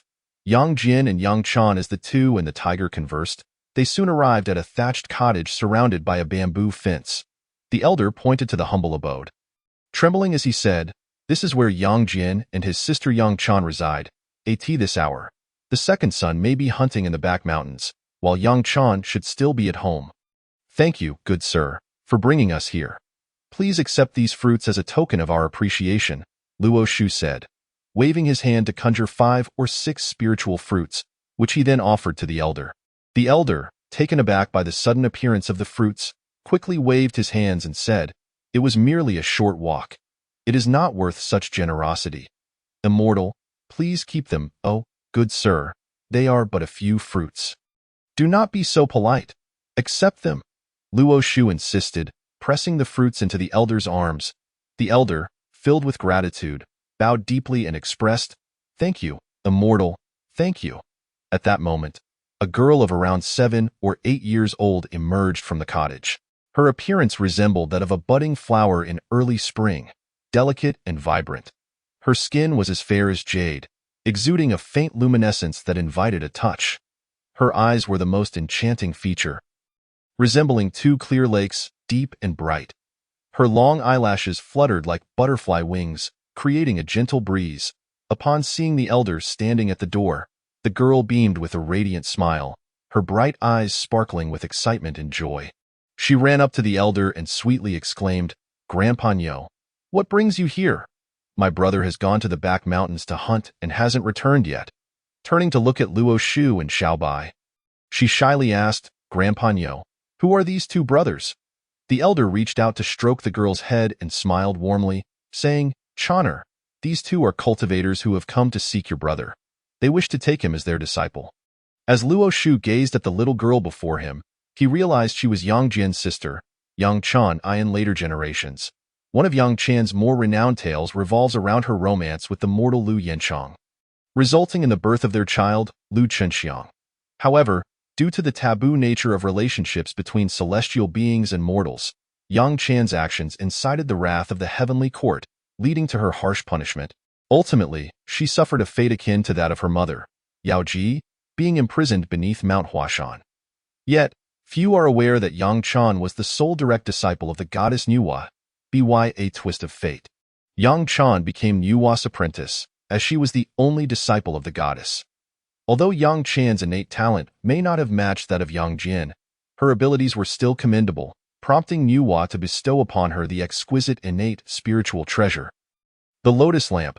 However, such matters belong to a later narrative. At this moment, Yang Chan was merely a small girl at Guanjinku. Observing Yang Chan's shyness, Luo Shu spoke gently, "Little sister, do not be afraid. We are not ill-intentioned. Once your brother returns, I shall take him as my disciple, and we shall be like family." Hearing the elders and Luo Shu's words, Yang Chan's countenance gradually brightened, and she cheerfully replied, "Greetings, celestial beings. My brother may take a while to return. Would you like to come inside and have some water?" Luo Shu extended a hand to gently stroke Yang Chan's lustrous black hair and softly said, "Very well, let us go inside and wait. I kindly ask you to lead the way, little sister." As Yang Chan noticed Luo Shu's handsome appearance and melodious voice, she gradually regained her vivacious and cheerful demeanor. Smiling brightly as she said, "Dear celestial beings, Grandpa, please come in with me." With that, Yang Chan skipped joyfully, guiding everyone into the thatched cottage. Upon entering, Luo Shu beheld a modest abode, devoid of any embellishments or exquisite furnishings. The interior contained only 2 wooden beds, a table, and a few chairs.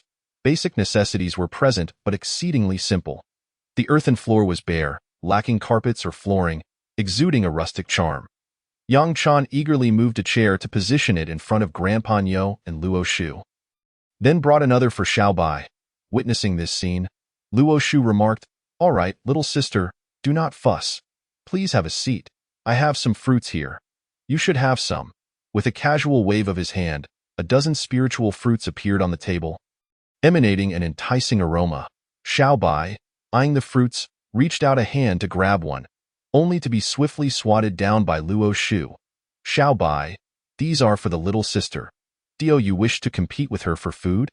Luo Shu teased. Upon hearing this, Xiao Bai chuckled awkwardly and responded, "I won't fight for them. There are so many spiritual fruits on the table. I was merely concerned that the little sister wouldn't be able to finish them and thought I might help her share the load." Luo Shu raised his hand and playfully swatted Xiao Bai again, saying bluntly, "If she cannot finish, they can be saved." These fruits won't spoil in a few days. You need not worry about sharing. Yang Chan, witnessing the unfolding scene, picked up a spiritual fruit from the table and approached Xiaobai, cheerfully saying, "Celestial being, here is a spiritual fruit for you. There are many more on the table." Meanwhile, Grandpa Nyo handed Xiaobai the fruits given by Luo Shu, gently saying, "Celestial being, please take these fruits for yourself." Xiaobai, blushing furiously at Yang Chan's offering, awkwardly replied, "Little sister, Grandpa, I shall pass. I detest fruits the most. I was only worried about waste. You should keep them for yourselves." Luo Shu, observing Xiaobai's embarrassment, burst into hearty laughter, exclaiming, "You extend your hand and yet refuse to eat." Ha ha ha! Yang Chan and Grandpa Nyo joined in the laughter, their mirth echoing beyond the door, where a young boy, poised to enter, caught the sound. The boy, puzzled, remarked, "Are there visitors at home? That voice seems to belong to Grandpa Nyo, but the other two are unfamiliar." He glanced down at a small dog lying on the ground, saying, "Shout Tian Quan, let us go in and take a look." Just as everyone was engaged in light-hearted banter, a boy of about 10 years old entered, accompanied by a small dog. Upon seeing the newcomer, Yang Chan hurriedly leapt from her seat and rushed into the boy's arms, sweetly exclaiming, "Brother, you're back? Are you hurt?" Luo Shu recognized the boy immediately by the vertical eye on his forehead, confirming his identity as Yang Jian, the second son of the Yang family. Young Yang Jian, despite his tender age, possessed a handsome visage, his brow exuding an extraordinary air, his eyes sparkling with intellect and keen awareness. The youthful Yang Jian was vibrant and full of life, akin to the rising sun, brimming with energy and vigor. His stature stood tall and proud, like a green pine tree, embodying youthful heroism. With just a glance, Luo Shu deemed him remarkable, silently acknowledging, truly worthy of being a leading figure of the third generation of the Chan teaching. After the conclusion of the function, he has become a saint in bodily form. Indeed extraordinary. Yang Jian tenderly caressed his sister's hair, softly assuring her, "Brother is fine. Today, I hunted a wild rabbit for you. Shall I prepare rabbit meat for you?" "Yes, yes. Chaner loves rabbit the most," Yang Chan eagerly replied. Upon hearing this, Luo Shu's lips twitched. Such a phrase in later generations would not be spoken in this manner. It seemed more appropriate to say, "How can you eat the rabbit? It is so cute." You cannot eat it. The mere thought of this sentiment churned Luo Shu's stomach, leaving him feeling nauseous. Chapter 36. The disciple Yang Jian stepped forward and bowed respectfully to Grandpa Nyo. Inquiring, "Grandpa Nyo, what brings you here? Who are these two?" "Erlang, these celestial beings have come specifically to find you. I brought them here because I was unaware of where you lived," Grandpa Nyo replied. Upon learning that Luo Shu and his companion were celestial beings, Yang Jian's eyes sparkled with excitement as he quickly bowed to Luo Shu and Xiaobai, saying, "Greetings, celestial beings. May I inquire why you have come to my humble abode?" Luo Shu, admiring Yang Jian's composed demeanor, responded, "I have divined that you and I share a destined bond as master and disciple, hence my visit to formally accept you as my pupil." Yang Jian's heart surged with exhilaration. What he coveted most was to enter the realm of immortals and learn the ways of the Tao. After his mother was imprisoned beneath Mount Taohua, and with his father Yang Tianyu and brother Yang Jiao perishing at the hands of celestial soldiers, he had resolved to seek the path of immortality to avenge his family and rescue his mother. Yet, his younger sister Yang Chan needed his care, and he hesitated to leave her unprotected. Moreover, cultivators often concealed themselves from the world, making it challenging to find them. He had planned to wait until his sister was older, so he could take her along to explore famous mountains and seek out immortals. Yang Jian had never anticipated that celestial beings would visit his home and express a desire to take him as a disciple, which filled him with uncontainable joy. Even though his heart soared, he maintained a calm exterior, fixing his gaze upon Luo Shu and inquiring, "May I ask your esteemed identity? Do you belong to a sect, or are you a wandering immortal?" Despite his youth and inexperience with the vast world, Yang Jian understood that cultivators varied in strength. If Luo Shu were lacking in power, he could not accept him as a mentor. Luo Shu discerned his thoughts through the boy's eyes and had no intention of concealing his identity. Thus, he candidly declared, "I am Luo Shu, a disciple of one of the four direct disciples of the Golden Spirit Holy Mother, whose master is the Supreme Purity Saint, Tongtian Jiaozhu. Upon hearing Luo Shu's introduction, Yang Jin's expression turned astonished. He never imagined that the celestial being wishing to take him as a disciple hailed from a lineage of saints. It is worth noting that in the entire Hongwang world, aside from Hongjun Daozu, there were only 6 saints. Moreover, Luo Shu was from the renowned for its multitude of celestial beings. Yang Jin's demeanor shifted to one of utmost reverence as he bowed deeply to Luo Shu, saying, "I was unaware of your esteemed status, celestial being. Please forgive my earlier discourtesies." Luo Shu waved his hand dismissively, softly stating, "There is no need for excessive formalities. It was indeed abrupt for us to arrive." Yang Jin, relieved by Luo Shu's nonchalance, felt more at ease. "Regarding my earlier proposition to accept you as my disciple, I ask you to consider whether you are willing to join my sect." Luo Shu inquired. Grandpa Nyo chimed in, "Erlang, this is a rare opportunity bestowed by the heavens. Have you not always aspired to enter the realm of immortals?" After contemplating, Yang Jin resolved to act without hesitation. He knelt before Luo Shu, proclaiming, "Disciple Yang Jin wishes to join the esteemed master's fold. Master, please accept this bow from your disciple." His words were filled with sincerity and admiration as he knelt firmly, his gaze resolute, conveying his determination and conviction. Luo Shu gazed deeply into Yang Jin's eyes, feeling a surge of joy as his lips curled into a smile. "Very well, I shall accept you as my direct disciple today, making you the 4th-generation disciple of my dear pupil." With Luo Shu's acceptance of Yang Jin as his disciple, their bond of master and pupil was firmly established. Ding! The host has completed the disciple acceptance task. The system has verified, and the rewards have been allocated to the system space. Luo Shu heard the system's prompt and contemplated the research on his external incarnation. "Thank you, Master," Yang Jin respectfully stated. "If only I had known that I could have become a leading figure of the 3rd generation of the Chan sect, but instead, I have become a disciple of the 4th generation of the Jie sect. I wonder what thoughts would have crossed my mind. My dear disciple. I have another direct disciple under my tutelage, your senior brother, Yuan Hong, who should currently be cultivating at Mei Mountain. When you meet, you shall become acquainted," Luo Shu continued.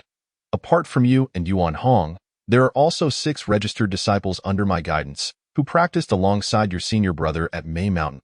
Today, as you take me as your master, there are a few expectations I must share with you. You must remember them well." Upon hearing this, Yang Jin replied respectfully, "Master, please instruct me. I shall certainly commit them to memory. First, respect your teacher and honor the way. Betrayal of the sect is forbidden. Second, do not bully the weak or flaunt your strength, as it tarnishes the sect's reputation. Third, do not be arrogant or self-important, thinking yourself above all others." Hearing Luo Shu's admonitions, Yang Jin's expression grew solemn as he earnestly replied, "I shall diligently abide by the teachings of my master, and will not dare to show any negligence or defiance." Seeing his earnestness, Luo Shu nodded in satisfaction and said, "Very well." Subsequently, Luo Shu privately transmitted his voice to Yang Jin, saying, "My dear disciple, step forward. I shall impart the cultivation method you are to practice. Remember, this method must not be disclosed to others." Upon hearing this, Yang Jin stepped forward, his gaze earnest as he replied, "I shall certainly remember the words of my master." Luo Shu gently extended his hand and accurately placed it upon Yang Jin's brow. In that instant, it was as if a mysterious force began to circulate quietly, as Luo Shu imparted the first 6 transformations of the 9 turns Xian Yuan Gong into Yang Jin's consciousness. Yang Jin suddenly felt a torrent of profound information flooding into his mind, containing the deep mysteries and boundless wisdom of the 9 turns Xian Yuan Gong. He sensed his consciousness expanding rapidly, as if a door to a new world had swung open before him. The techniques flowed within his consciousness, transforming into intricate runes and patterns that demanded his diligent understanding and insight. "Disciple, I have imparted the first 6 transformations of the 9 turns Xian Yuan Gong to you, sufficient for you to break through to the Tai Golden Immortal level. The subtleties of it must be comprehended by you alone." After receiving the method, Yang Jin took a brief moment to appreciate its power, His eyes filled with gratitude as he looked towards Luo Shu. He stepped back and once again knelt before Luo Shu, expressing, "Thank you, Master, I shall not disappoint your expectations and will devote myself to my training." A glimmer of appreciation and anticipation shone in Luo Shu's eyes.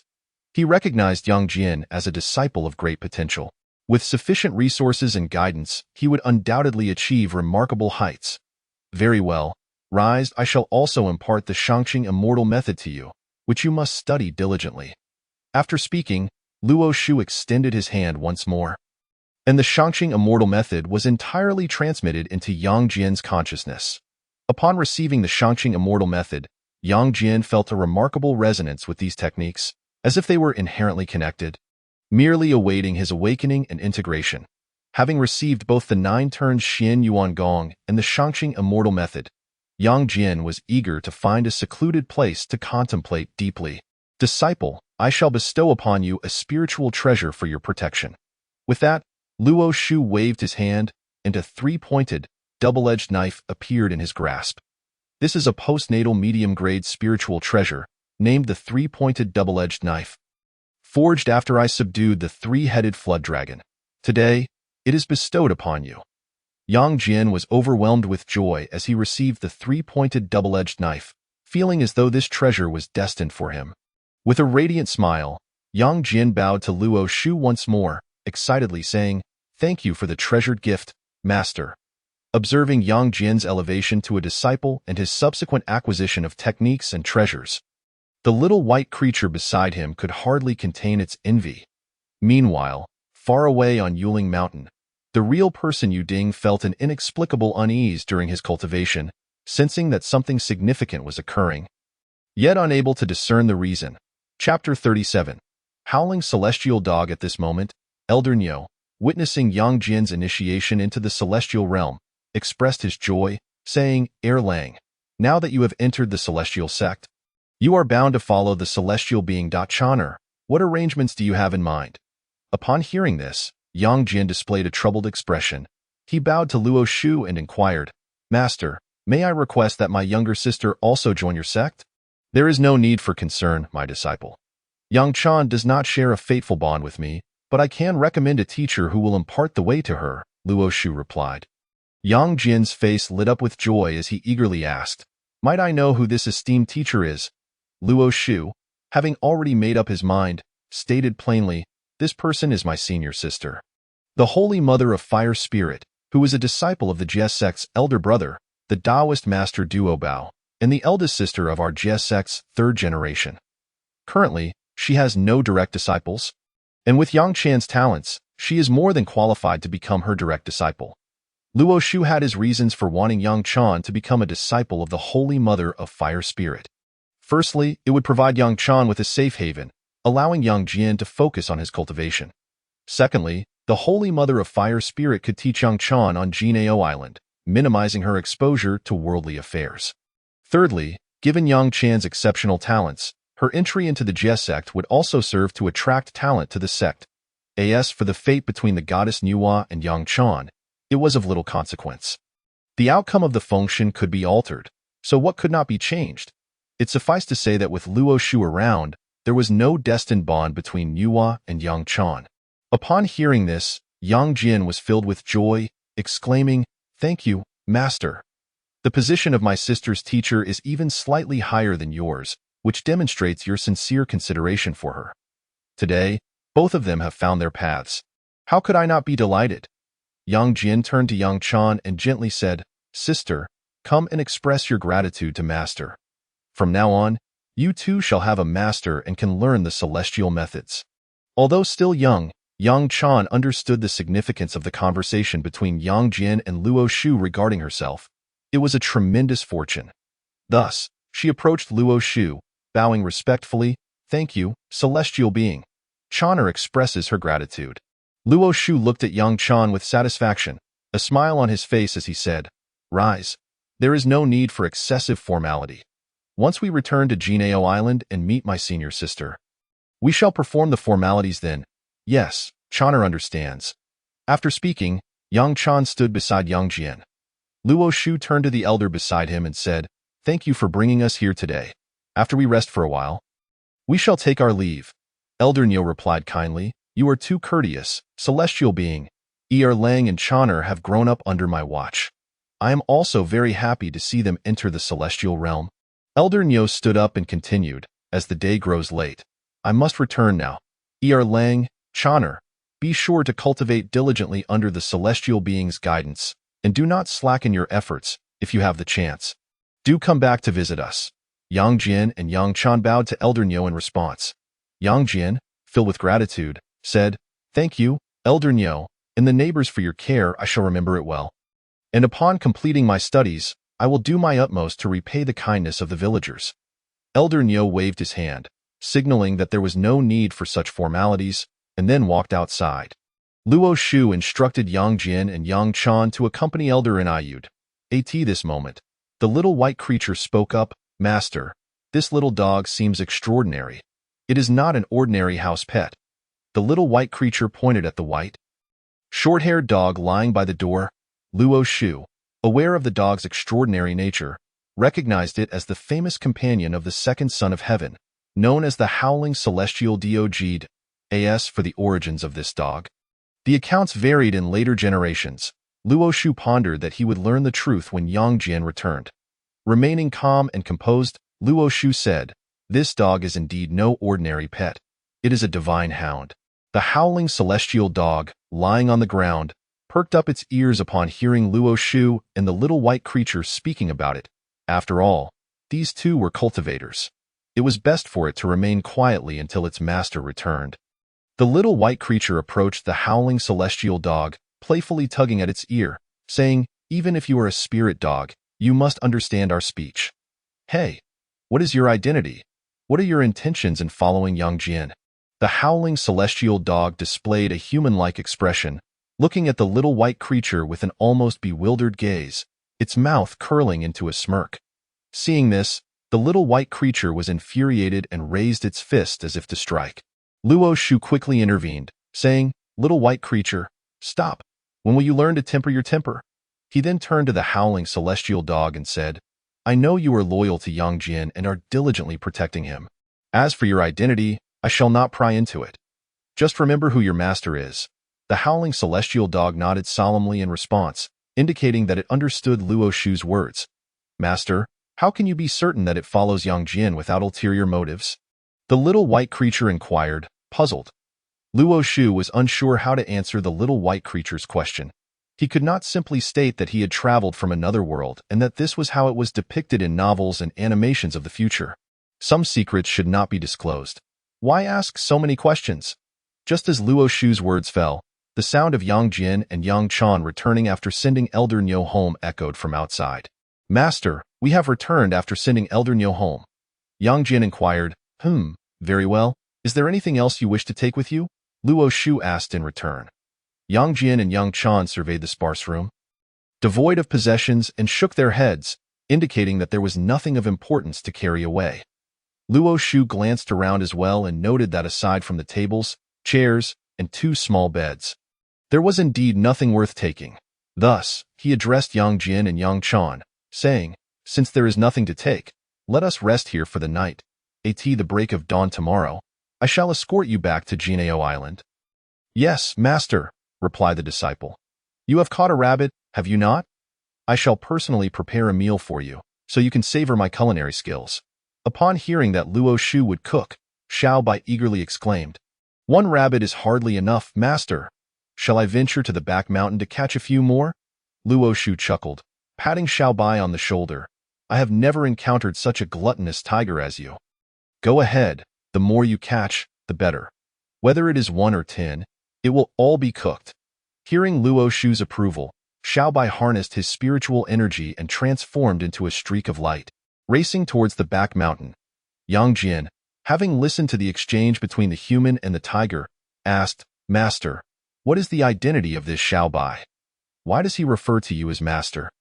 Luo Shu smiled gently and replied, Xiao Bai hails from the White Tiger clan. His true name is Shan Jun, and he is my steed. You may address him as Senior Brother O. I see that it appears that Senior Brother Xiao Bai has quite an appetite. Yang Jian remarked. Luo Shu laughed heartily, teasing, Xiao Bai is indeed a foodie. It is my first time encountering a cultivator with such a voracious appetite. Disciple, from where did you acquire this canine? Yang Jian. Responding truthfully to Luo Shu's inquiry about the howling celestial dog, said, I found him while hunting. He appeared small and pitiable, so I brought him home. He howls at the moon every night. Hence, I named him Howling Celestial Dog. Is there something wrong with that? Luo Shu advised, this dog possesses intelligence beyond that of ordinary canines. You must treat him well, for he may prove to be a great ally in the future. Indeed, the mythologies of later generations are misleading, claiming that the howling celestial dog was saved by Yang Jian and transformed into human form after consuming the three-headed dragon pearls. Such tales are mere fabrications. Yes, I shall treat him well, Yang Jian affirmed earnestly. The howling celestial dog, lying on the ground, perked up upon hearing Luo Shu and Yang Jian's conversation, nuzzling against Yang Jian's leg affectionately. Chapter 38. Luo Fan before long. Xiaobai returned from the back mountain, his left hand grasping 4 wild rabbits, his right hand clutching 6 wild chickens, and a wild boar hoisted over his shoulder. Yang Jian and Yang Chan, having never seen such a spectacle, were left astonished. Luo Shu rubbed his temples in exasperation and said, Xiaobai, you were gone only a short while, yet you managed to catch so much. I asked you to catch wild rabbits. How did you end up bringing back a pig? Xiaobai, with a sheepish grin, dropped the wild chickens and rabbits onto the ground and set the wild boar aside. After cleansing himself of dust and grime using his spiritual energy, he explained, I intended to catch wild rabbits, but unexpectedly came across a wild boar. Thinking it a waste to let it go, I brought it back as well. Luo Shu, observing Xiaobai's tall tale with an unchanging expression, was bemused. All right, since you have brought it back, we shall prepare it together, he declared.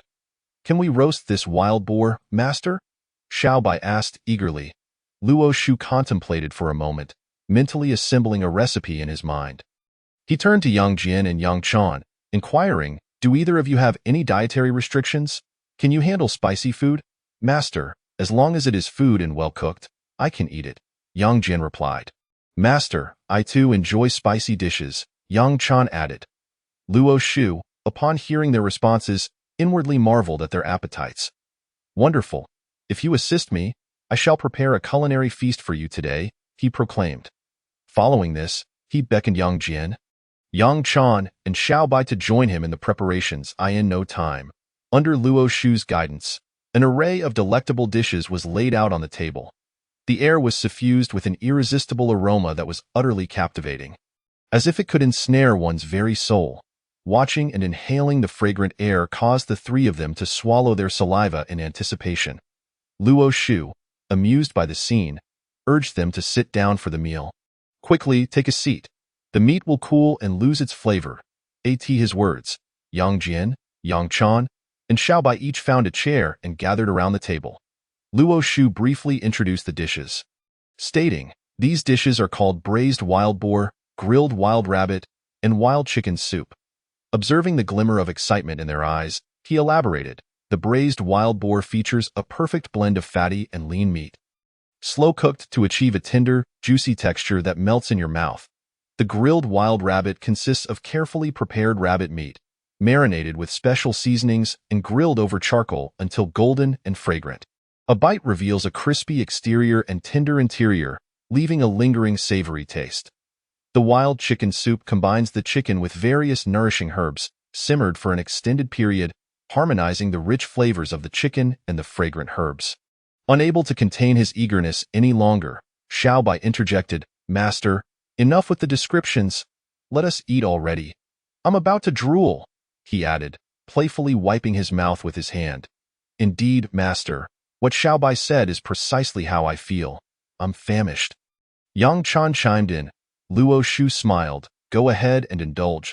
The more you talk, the more you will salivate. Ha, enjoy. With that, Yang Jian, Yang Chan, and Xiaobai began to devour the feast voraciously. A gentle bite released the tender meat's essence, filling the air with a rich aroma reminiscent of nature's embrace. The broth was thick and flavorful, each spoonful revealing the craftsmanship of slow cooking, with just the right amount of spice to tantalize the palate. Each dish boasted its unique flavor and texture, providing a delightful experience that unveiled new surprises with every bite. Delicious, truly exceptional, Yang Chan murmured. Master, will you cook for us again in the future?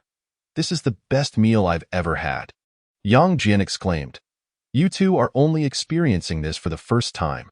I have already enjoyed the master's cooking twice, Xiao Bai declared with a hint of pride. Luo Shu, glancing at the trio, shifted his gaze to the howling celestial dog, who was visibly drooling, eagerly eyeing the feast laid out before them. Luo Shu took some meat and placed it in a dish, waving his hand to present it to the howling celestial dog. Saying, Eat up, woof, woof, woof. The howling celestial dog expressed gratitude before diving into the food. After everyone had feasted, Luo Shu instructed them to rest while he sought a tranquil spot to meditate.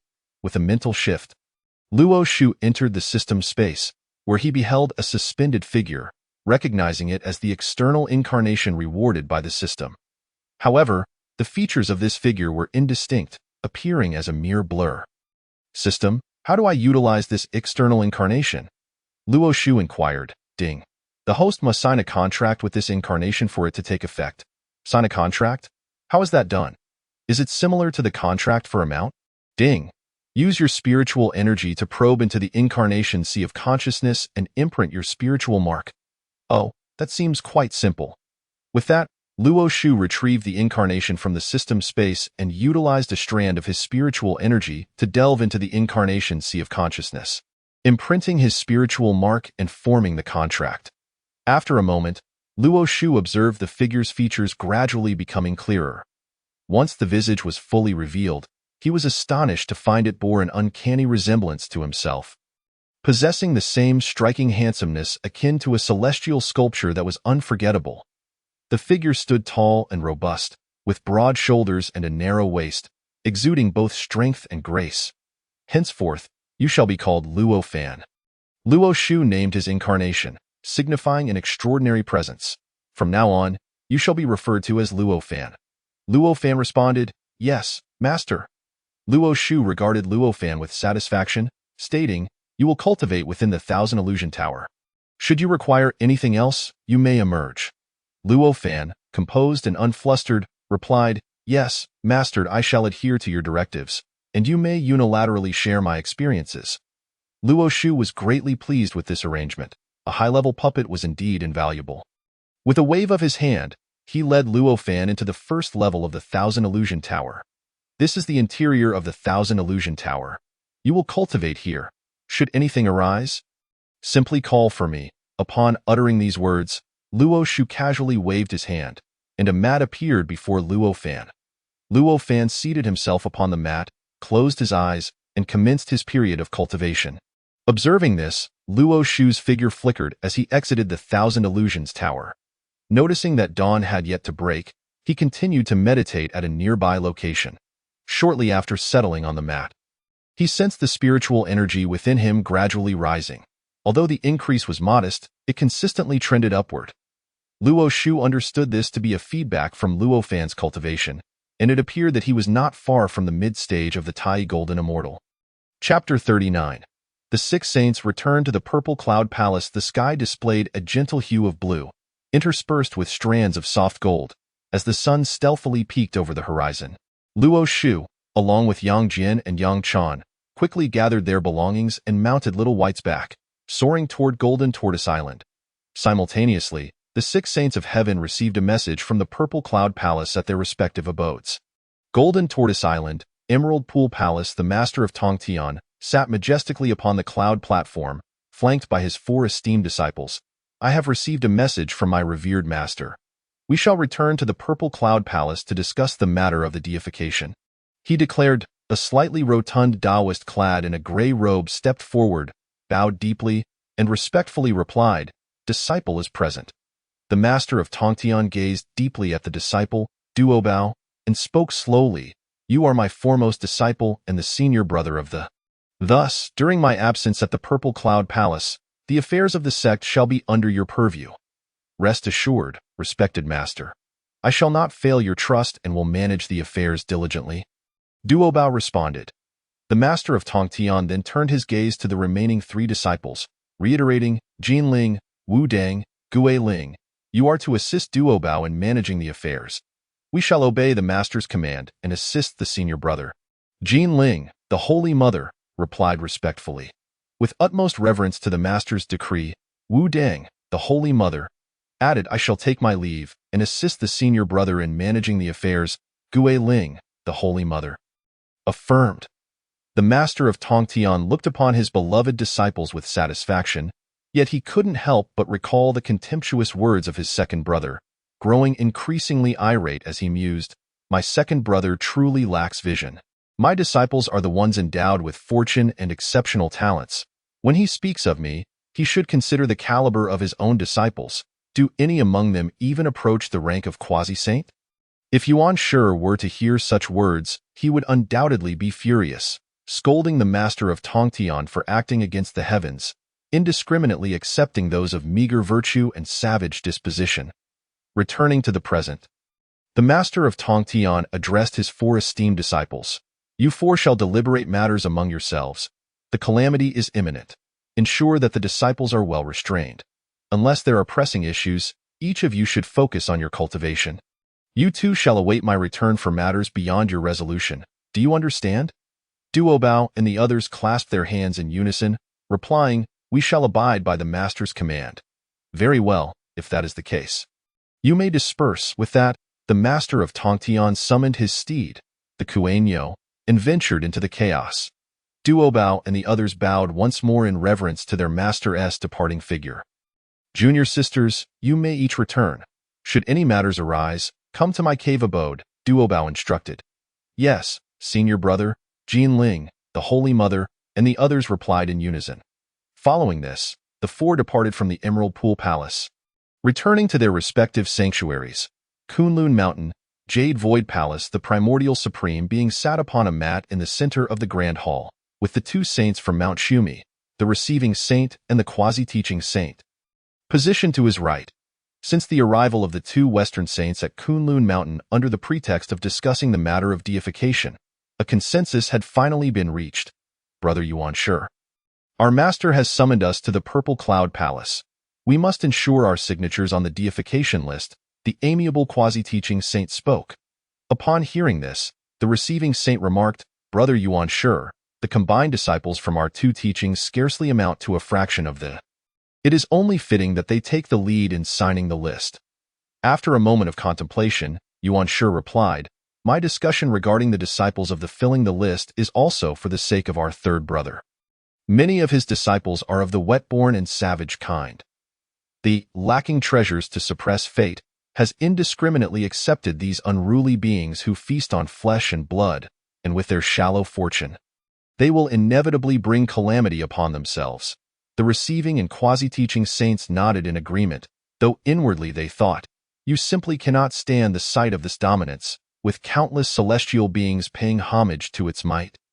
Unwilling to see your own disciples ascend the deification list.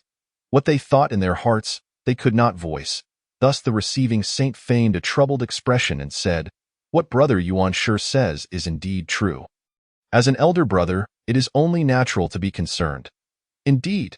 If Tongtian were to learn of your intentions, Brother Yuan Shi, he would surely feel grateful, the quasi-teaching saint chimed in, though secretly he mused. If Tongtian were to express gratitude to you, I, quasi-teaching, would stand on my head. Given Tongtian's protective nature, it would be a wonder if he didn't raise Kunlun Mountain. The primordial supreme being, satisfied with the perceptiveness of the receiving and quasi-teaching saints, nodded and said, I do not expect my third brother to understand my intentions. I merely hope he will sign the deification list obediently this time and refrain from causing any disturbances. With that, he raised his hand and summoned the White Crane Boy from outside the hall. The White Crane Boy entered. He first paid his respects to the primordial supreme being, saying, Greetings, my lord. He then bowed to the receiving and quasi-teaching saints. The primordial supreme being's expression turned solemn as he commanded, Child, go summon the lamplighter, the southern pole, and Guangchengzi. I have matters to discuss with them. Yes, I shall comply with your decree, my lord. With that, the White Crane Boy departed the Jade Void Palace to notify the three. Turning to the two Western saints, The primordial supreme being continued, "You too? I have some tasks to assign to my disciples. You may proceed first." Hearing this, the receiving and quasi-teaching saints stood and bowed slightly. "Very well, we shall take our leave first. Brother, farewell, and see you at the Purple Cloud Palace." The receiving saint said. The quasi-teaching saint echoed, "Farewell, brother." With that, the two vanished into thin air, heading into the chaos. After a while, the white crane boy returned to the hall, bowed, and reported, "My lord, the lamplighter, Southern Pole, and Guangchengzi are waiting outside the hall. As for why the white crane boy referred to the lamplighter as his granduncle, it is because the white crane boy is a named disciple of the Southern Pole, while the lamplighter is of the same generation as the primordial supreme being. The lamplighter finds himself in an awkward position within he calls the primordial supreme being master, yet is addressed as teacher by Guangchengzi and others. Only his thick skin allows him to navigate such a complex relationship. "Invite them in," the primordial supreme being said calmly. "Yes, my lord." With that, the white crane boy stepped outside the hall to summon the three in. Moments later, the lamplighter and the others entered the hall, bowing to the primordial supreme being with respect, saying, "We pay our respects to our master. May our master be at peace." The primordial supreme being waved his hand casually, placing 3 mats before them, and said, "Sit. I summoned you to convey some matters to you. I have received a message from my master regarding the discussion of deification." The 3 expressed their gratitude and took their seats on the mats, listening attentively to the primordial supreme being. The affairs of the sect shall be overseen by the lamplighter, while Guangchengzi will be responsible for the cultivation of the other disciples. During this period, the Southern Pole will instruct Zhang Zia in the ways of the Dao. For Shan Gongbao, he too will receive guidance from the Southern Pole regarding his cultivation. The calamity approaches.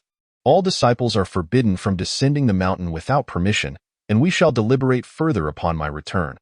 After hearing the primordial supreme being's words, the lamplighter and the others rose and bowed, respectfully declaring, "We shall comply with our master's decree." "Very well, you may take your leave." With that, the primordial supreme being's figure dissipated as he made his way toward the Purple Cloud Palace. The lamplighter and the others also departed. Upon exiting the Jade Void Palace, Guangchengzi curiously inquired, "Senior brother, why did our master instruct you to teach Zia, and also involve Shan Gongbao?" The Southern Pole remained impassive, responding nonchalantly, "It is the master's command. None dare defy it. For the reason, the master has cautioned that the time is not yet ripe, and we must not disclose it to outsiders. Though not part of the 12 golden immortals, the Southern Pole is a trusted figure by the primordial supreme being, often found at his side. Naturally, he was informed that Zhang Zia and Shen Gongbao are pivotal figures in the impending calamity. While Guangchengzi, though curious, had to concede in that case, "We shall wait until our master returns from the Purple Cloud Palace to inquire further. Farewell, senior brother. Farewell, teacher lamplighter."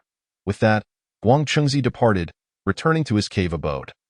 The Southern Pole and the lamplighter exchanged respectful bows before each returning to their own caves to cultivate. Mount Shiyang, 8 Scenery Palace Xiandu. I have received a message from my master. We shall return to the Purple Cloud Palace to discuss the matter of deification. You must take good care of the elixirs within the furnace. The Taiji saint spoke with a calm demeanor. Xiandu, standing by, bowed respectfully, "Yes, master. I will ensure the elixirs in the furnace are well looked after. Also, do not neglect your cultivation. I am departing." With that, the Taiji Laozu swept away into the chaos. "Yes, master." Xiandu paid his respects at the place where the supreme old one of Taiching had departed.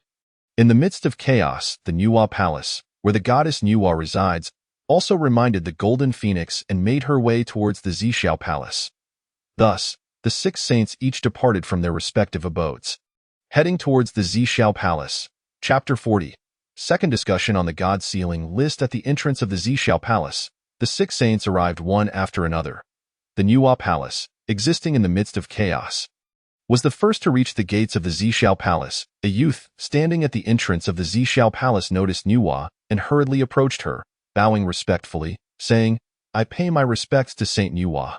The master has instructed that upon the arrival of the 6 saints, we may then enter the Zhixiao Palace." Upon hearing this, Nuwa's expression remained unchanged as she softly replied, "Since that is what the master has said, I shall wait here."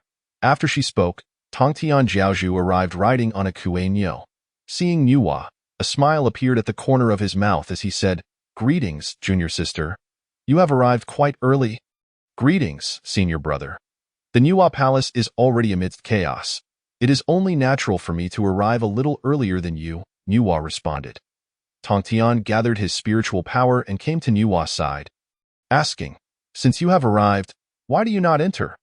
Nuwa replied gently, "The master has asked us all to come here and enter together." "Ah, in that case, let us wait." With that, the two fell into silence. After a moment, two slender figures appeared above, crowned with golden wheels and stepping on golden lotuses, floating gracefully before the Zixiao Palace.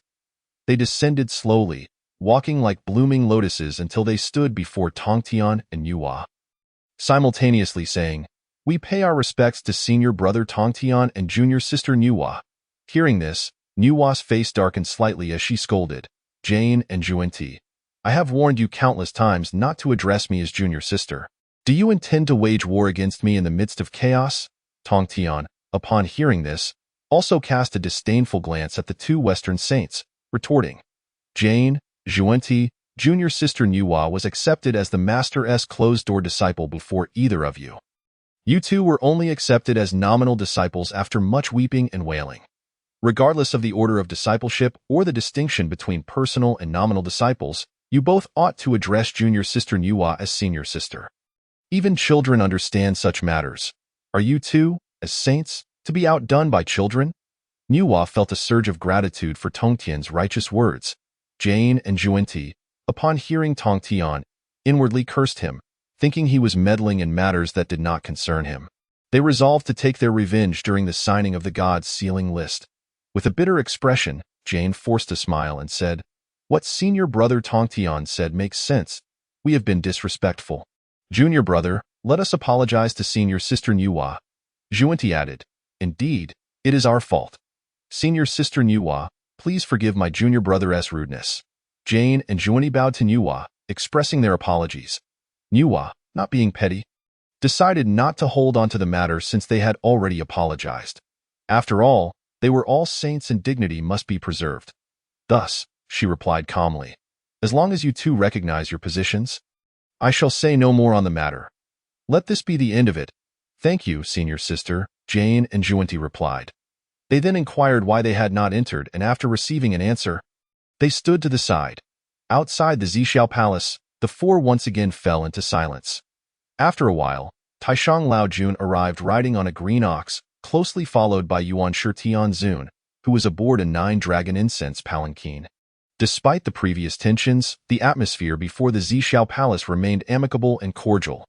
Upon seeing the 6 saints gathered, the youth opened the great doors of the Zixiao Palace, allowing the saints to enter. Once inside, they beheld the Tao ancestor Hongjun seated upon a cloud platform. The 6 saints lined up in a row, bowing deeply to the Tao ancestor, respectfully saying, "We pay our respects to our master. Rise and take your seats."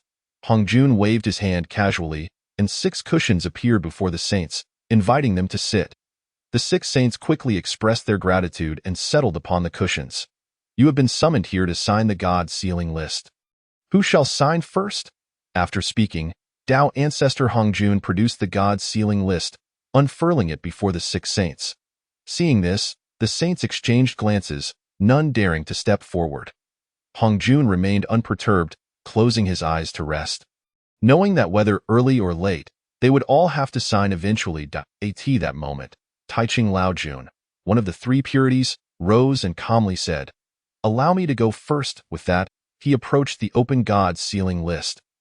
Channeling his spiritual power, using his hand as a brush and his breath as ink, inscribing his name, Taishang Laojun, he then contemplated for a moment, signing the names of over a dozen individuals, all of whom were 2nd and 3rd generation disciples received later by the teachings. After completing his signature, Taiching Laojun bowed to the Tao ancestor and returned to his cushion. Yuan Shi, seeing his elder brother had signed, stepped forward next, inscribing the names of his 3rd generation disciples from the Chan teaching. As for why he did not include the 12 golden immortals, that was hardly a mystery.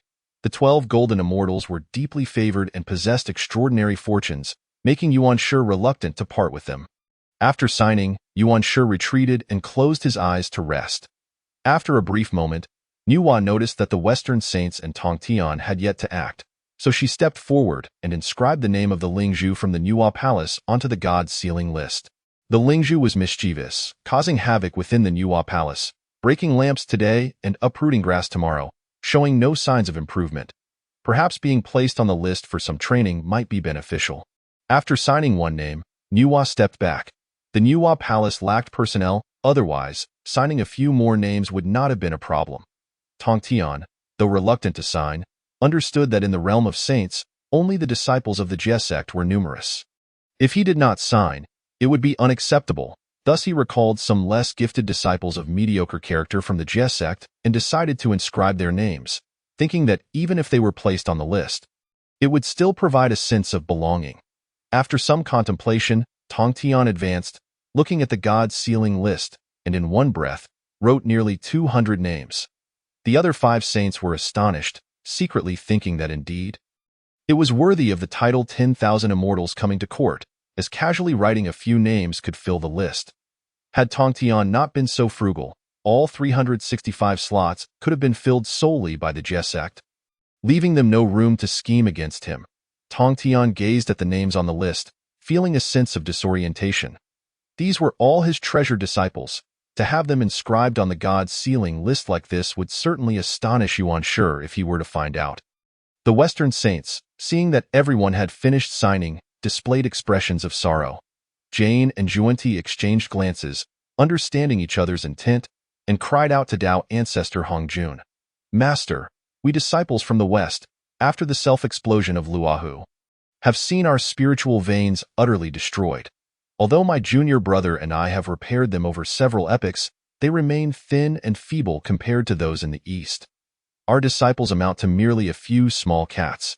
If they are placed on the list, who in the West will restore the damaged spiritual veins?" Jane, already wearing a bitter expression, became even more pitiful upon crying out. Juanti joined in the lament, saying, "What my senior brother says is absolutely true. Master, recruiting disciples in the West has never been easy, and in recent years, we have not been able to present any worthy disciples. We are in great distress. We seek your compassion." The entire Zhixiao Palace was filled with the wailing of Jane and Juanti. The 3 purities and Yuwa inwardly exclaimed that they were shameless, as Jane and Juanti were the progenitors. Dao ancestor Hongjun, feeling vexed by their cries, opened his eyes impatiently and said, "I am aware that the spiritual veins in the West have suffered damage. After the 3 lectures in the Zhixiao Palace, I granted you 2 sacred positions. What more do you desire?" Upon hearing this, Jane and Juanti's cries gradually quieted. Jane looked at Juanti, who understood and said, "We do not dare, Master, it is truly because the disciples in the West are too few. Lacking in both talent and fortune compared to the East, we are only considering the greater good of the wilderness." Dao ancestor Hongjun, not wishing to see Jane and Juanti continue their lamentations, said, "The West may choose not to sign the god's sealing list, but if during the calamity any Western disciples are inscribed, it is merely fate. You cannot obstruct it." Upon hearing the Dao ancestor's words, Jane and Juanti rejoiced, exclaiming, "We understand. Thank you, Master." The other 4 saints looked on in bewilderment, realizing just how crafty the 2 were. If Luo Shu were present, he would surely tell them a saying for future generations: "The crying child gets the milk." Dao ancestor Hongjun put away the god's sealing list and said, "The god's sealing list has been signed. Although it does not yet contain 365 names, during the calamity, should any worthy individuals perish, they may still be added to the list. Until the god's sealing list is filled and the calamity concludes, it will be temporarily managed by Yuan Shi, and once full, it shall be returned to me." Yuan Shi, upon hearing this, was overjoyed. With the god's sealing list in his hands, he could secure benefits for the Chan teaching during this calamity. "Thank you, Master. I will not disappoint your trust," Yuan Shi exclaimed excitedly. Hongjun handed the god's sealing list to Yuan Shi, then retrieved a whip, saying, "This is the god-punishing whip, specifically for punishing those on the god's sealing list. I shall also entrust it to you." Yuan Shi accepted the God-sealing list and the God-punishing whip, bowing once more to Dao ancestor Hongjun, respectfully stating, "Thank you, Master. I shall diligently manage the God-sealing list." Gazing at the Fengshen list and the God-slaying whip in the hands of Yuan Shi, the other 5 saints could not help but reveal a hint of envy. Now that the Fengshen list has been inscribed, you may all take your leave. Remember, during the calamity of the Fengshen, saints must refrain from intervening. With that, Hong Jun Daozu vanished from the celestial platform. We shall dutifully follow the master's command. The 6 saints bowed to their master before exiting the Zhixiao Palace. Chapter 41. The treasure of the Luo book. Yuan Shi, I shall accompany you back to Kunlun Mountain to continue our discourse, Zhuan Ti said with a smile, eyeing the Fengshen list in Yuan Shi's grasp. Yuan Shi Tianzuan maintained a calm demeanor, replying softly, "Dear disciples, it would be best for you to return to Shumi Mountain. I still have teachings to impart to my disciples and cannot keep you." Upon hearing this, Jieyin and Zhuan Ti's expressions remained unchanged, but they discerned that Yuan Shi Tianzuan did not wish for them to travel to Kunlun Mountain at this time. Zhuan Ti then stated, "In that case, we shall return to Shumi Mountain first. If Yuan Shi requires anything, we can arrange another meeting." With a respectful gesture, Jieyin and Zhuan Ti departed from the Zhixiao Palace, riding on golden lotuses. Niuhua also bid farewell to the 3 pure ones and flew towards the palace of Niuhua. Taiching Laozu looked at Yuan Shi Tianzuan and advised, "Since the Fengshen list has been entrusted to you, govern it wisely. Should you encounter any uncertainties, feel free to seek me out at Shouyang Mountain."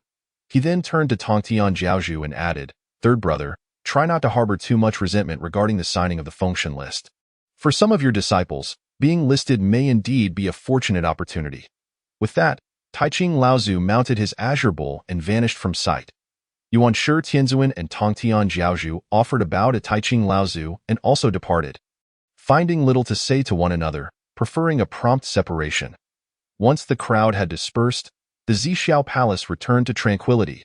By the eastern sea, 3 figures riding a white tiger appeared above the waters. The arrival of Luo Shu and his companions from Guanjinku. "Master, this is the sacred ground of the Shangqing Saint, brimming with spiritual energy. Truly a sanctuary for cultivation." Xiao Bai gazed up at the majestic mountain resembling a golden tortoise, marveling at its towering presence that seemed to pierce the clouds, surrounded by stars, and could not help but express admiration. Yang Jian and Yang Chan shared a look of wonder at the scene. The interplay of day and night adorned the celestial mountain like a picturesque poem, each ray of light seemingly imbued with boundless mystery and power. The air was suffused with a faint celestial aura, refreshing and invigorating, drawing one into its intoxicating embrace. Observing the trio and their tiger, Luo Shu smiled and said, "Very well, once we land on the island, there will be ample time for exploration. Xiao Bai, descend from the clouds. I shall guide you inside." Upon hearing this, Xiao Bai gracefully lowered itself. The 3 dismounted from its back, and Xiao Bai transformed into its innate form. As they approached Jinao Island, a flash of azure light appeared before them. Recognizing the figure, Luo Shu hurriedly stepped forward, bowing respectfully and "Greetings, Master Ancestor. May you be at peace." Indeed, it was Tongtian Jiaozhu returning from Zhixiao Palace, who had come to see Luo Shu and his companions at the entrance of Jinao Island. Xiao Bai, Yang Jian, and Yang Chan, upon realizing they stood before the Shangqing Saint, quickly knelt in reverence behind Luo Shu and proclaimed, "We pay our respects to the saint." Tongtian Jiaozhu glanced at them, instantly recognizing their identities, and slowly remarked, "Rise, Luo Shu. Why are you all lingering outside the island?" Luo Shu's lips curled into an awkward smile as he replied, "Master Ancestor, we have just returned and are preparing to enter." Hearing this, Tongtian Jiaozhu's expression turned serious. "Did I not instruct you that unless necessary, you must not leave Jinao Island? Why did you venture out?" Luo Shu spoke candidly, "Master Ancestor, it is precisely because of a matter that I departed Jinao Island. And this matter pertains to you." Initially troubled about how to broach the subject of the heavenly opening vision and the 9 turns profound art with Tongtian Jiaozhu, he seized the opportunity to elaborate. Tongtian Jiaozhu, puzzled, inquired, "What matter could possibly involve me?" He was well aware that a saint possesses knowledge of all affairs in the primordial realm. "What is it?" he pressed. Master Ancestor, this matter is of great significance. Let us find a quiet place where I may elaborate, Luo Shu insisted earnestly. Acknowledging the gravity in Luo Shu's demeanor, Tongtian Jiaozhu replied, very well, I shall take you to Bo Palace, where you can disclose the matter at hand. Yes, Master Ancestor, Luo Shu responded. With a wave of his hand, Tongtian Jiaozhu transported them to the grand hall of Bo Palace. Upon taking his seat on a mat, Tongtian Jiaozhu regarded Luo Shu with composure and prompted. Speak, what is the matter? Luo Shu turned to Xiaobai, instructing, Xiaobai, please take Yang Jian and Yang Chan to wait outside. Understood, Master, Xiaobai replied, bowing to both Tongtian Jiaozhu and Luo Shu before leading Yang Jian and Yang Chan out of the hall to await at the entrance. Once alone with Tongtian Jiaozhu, Luo Shu respectfully stated, Master Ancestor, I have received guidance from a certain place, which prompted me to report back to you and descend the mountain. Oh? From where did this guidance come? Tongtian Jiaozhu inquired. From Buzhou Mountain, the Pangoth Hall, Luo Shu continued. Tongtian Jiaozhu was taken aback, incredulity washing over his face as he questioned, what did you just say?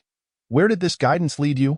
Luo Shu recognized the peculiarity of his statement but remained steadfast in his conviction. Master Ancestor, it is indeed Buzhou Mountain, the Pango Hall.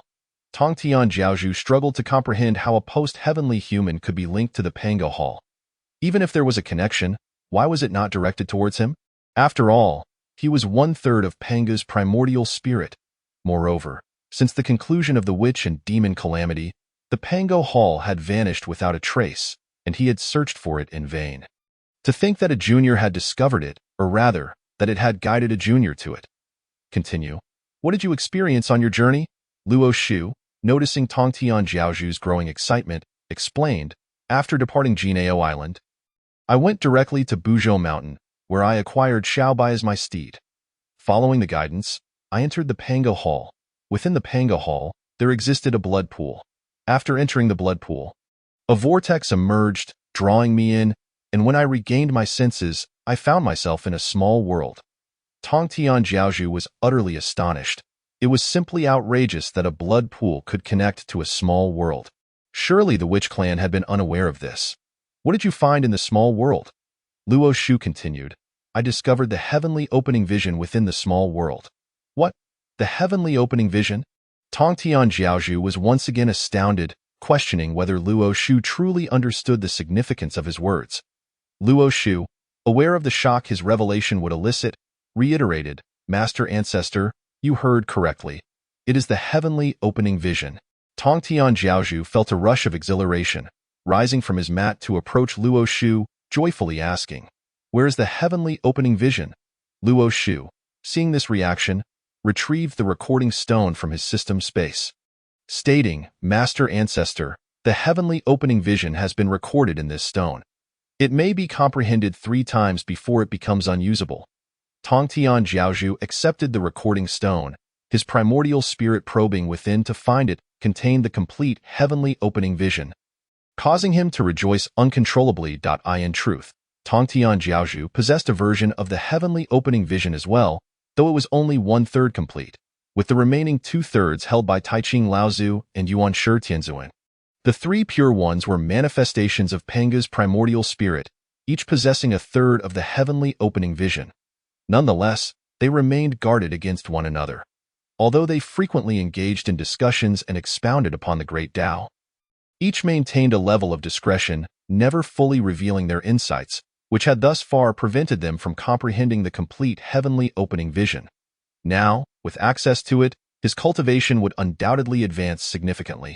Seeing the excitement on Tongtian Jiaozhu's face, Luo Shu dropped another bombshell, saying, Master Ancestor, I also acquired the complete 9 turns profound art in the small world.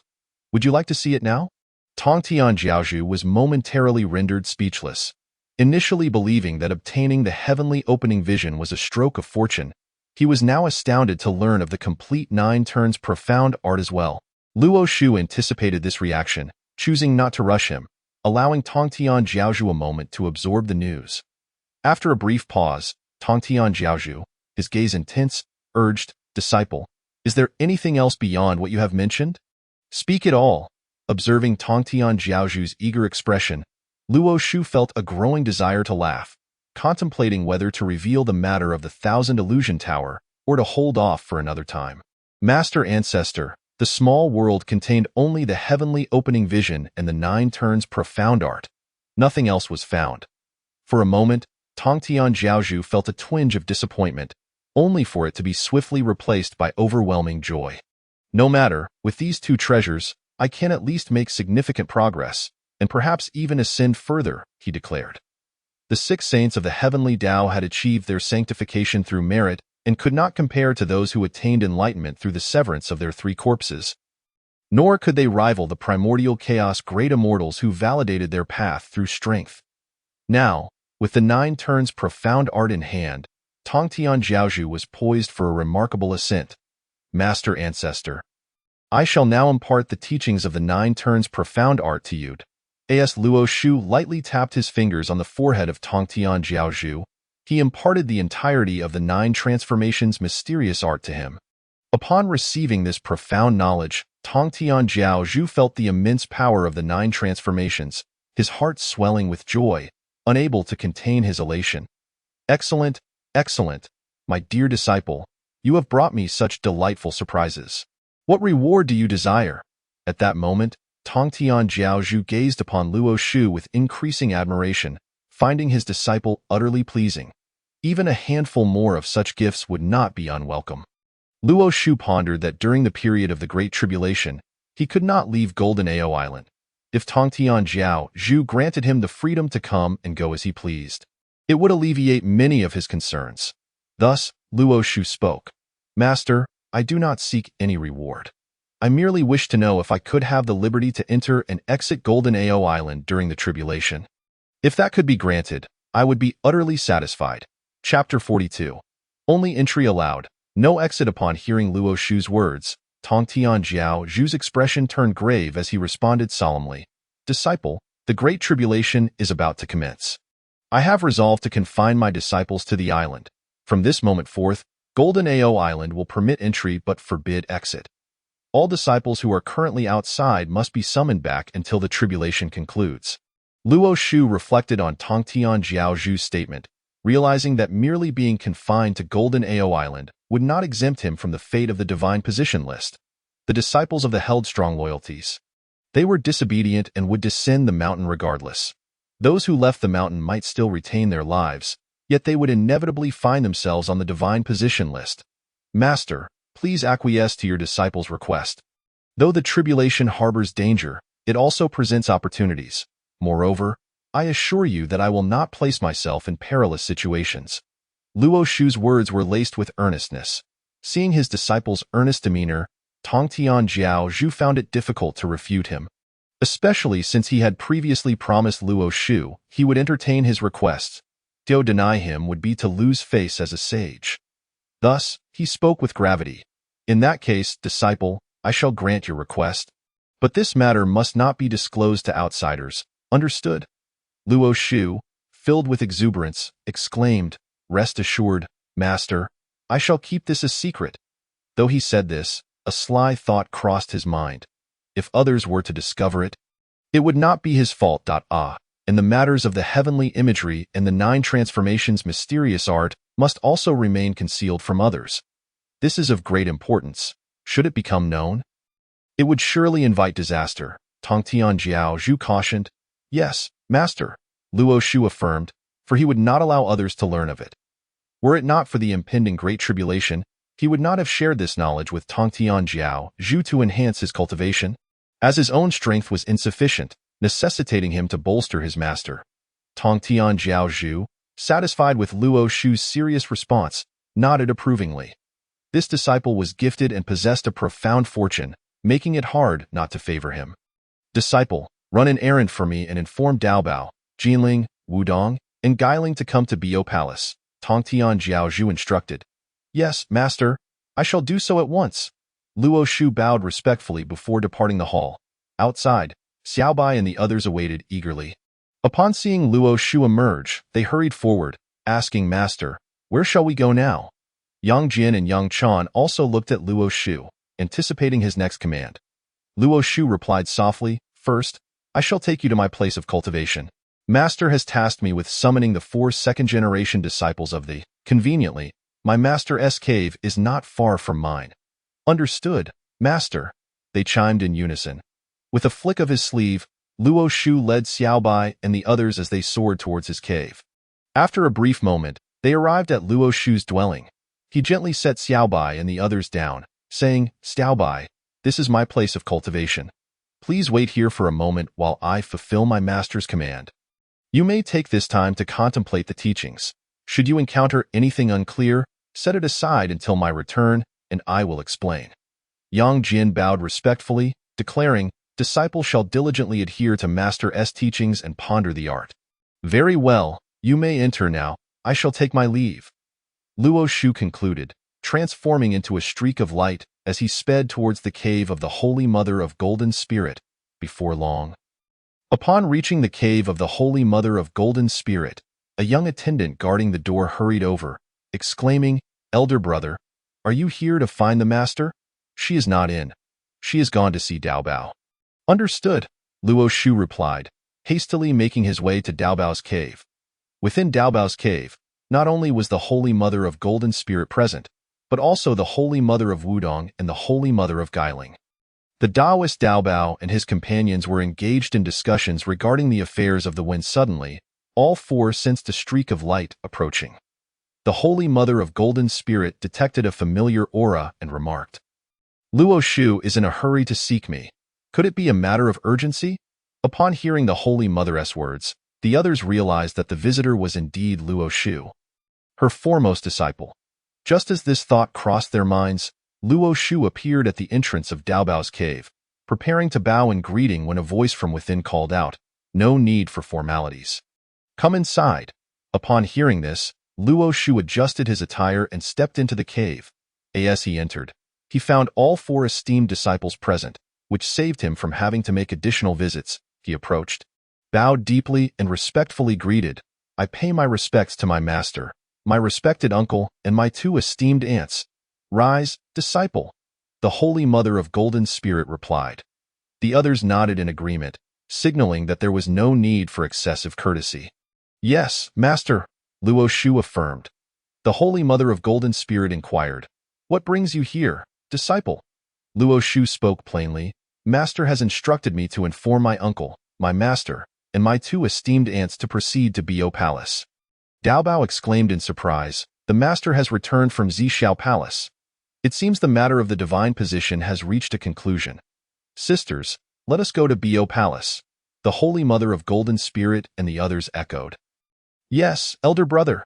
She then turned to Luo Shu and said, Disciple, we are already aware. You may return to your cave for now.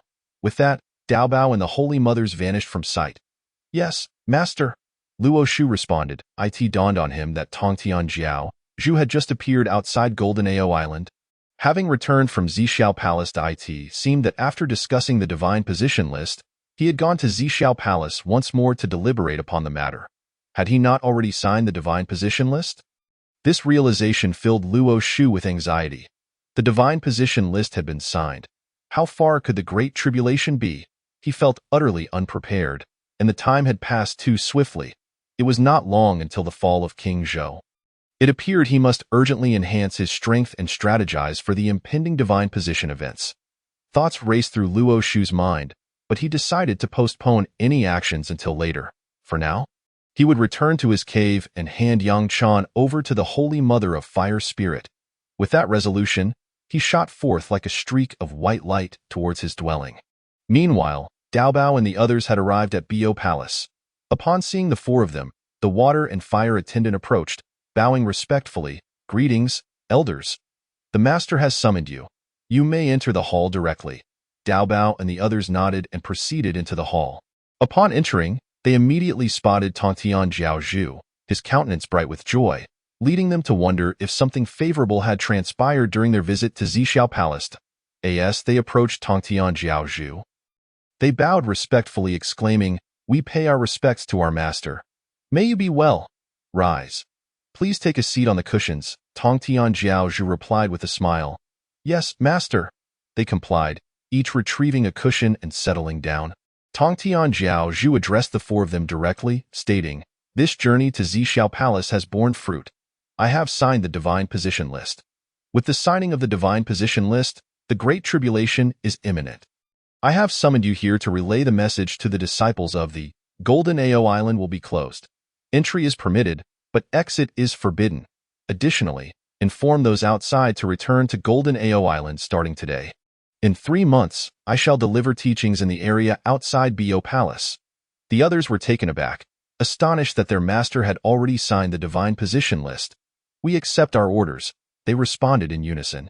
Jinling, this is the Bodhi seed from before. I have removed the Buddha's power contained within.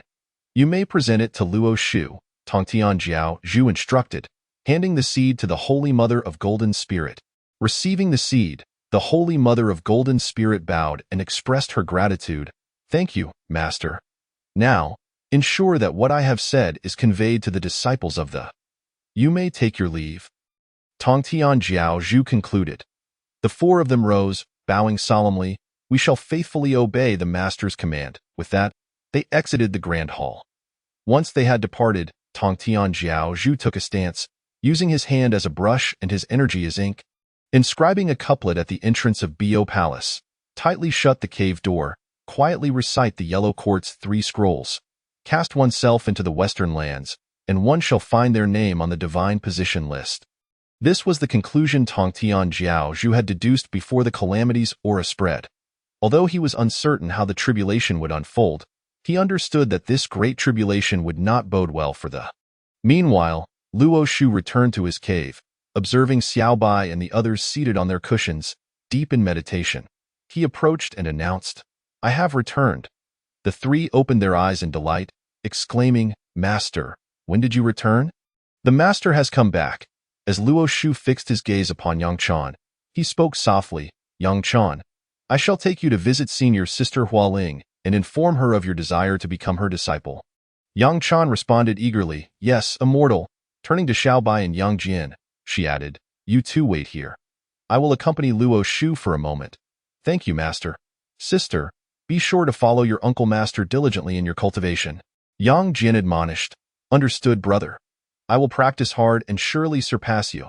With that, Yang Chan playfully gestured a fist towards Yang Jian. Indeed, indeed, my sister is the most formidable. Brother pales in comparison. Yang Jian chuckled. All right, enough of this banter. Come, Yang Chan, let us depart. With that, Luo Shu led Yang Chan towards the sacred dwelling of the Holy Mother of Fire Spirits. Yang Jian's gaze remained fixed on the spot where Luo Shu and Yang Chan had vanished. Enough of staring. It's not like you won't see her again. You're making it seem like a farewell to life and death, Xiao Bai teased from the side. You don't understand. This is my sister's first departure from me, and I find it a bit unsettling, Yang Jian replied. Xiao Bai, momentarily speechless, remarked, You're on Jinao Island. If you wish to see your sister, you can just do so directly. Yang Jian scratched his head and laughed. I was just worried about not having enough time. I still need to cultivate. All right, I'm going to take a nap and won't chatter with you any longer. With that, he lay down and began to snore. Observing this, Yang Jian resumed his meditation on the cushion. Chapter 43. Yang Chan's apprenticeship. Hua Ling accepts a disciple at this moment. At the foot of a mist-laden celestial mountain, a flash of light appeared, revealing 2 figures, one large and one small. Luo Shu and Yang Chan looking up, one could see the rolling hills, with clouds swirling between them, resembling strands of white silk gently dancing. In the distance, the peaks seemed to fade in and out of view, akin to a celestial realm hidden within the fog. Upon reaching the base of the mountain, Luo Shu sensed a familiar aura approaching him. Shortly after, a figure appeared before Luo Shu, dispelling the radiant aura surrounding her. Revealing her countenance, it was none other than the Holy Mother of Fire Spirits. Luo Shu had not concealed his presence. Thus the Holy Mother of Fire Spirits detected him the moment he stepped onto the celestial mountain. Junior brother, I heard from senior uncle Jin Ling that you left Jinao Island in search of opportunities. When do you plan to return? The Holy Mother inquired. Luo Shu cupped his hands in greeting and replied softly, Greetings, senior sister. I have just returned not long ago, and I come to seek you for a matter. Oh? What matter? Luo Shu raised a hand, pointing to Yang Chan and said, Senior sister, This is the disciple I sought for you during my descent. Named Yang Chan, she possesses exceptional talent and profound fortune. As you currently have no disciples, and her brother has already become my disciple, I thought it best for her to join your esteemed tutelage." After speaking, Luo Shu glanced at Yang Chan, signaling her to step forward and pay her respects. Though young, Yang Chan was astute.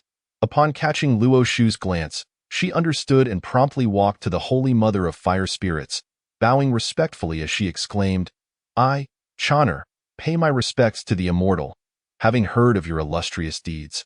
I am filled with reverence and wish to become your disciple. I humbly request that you accept me."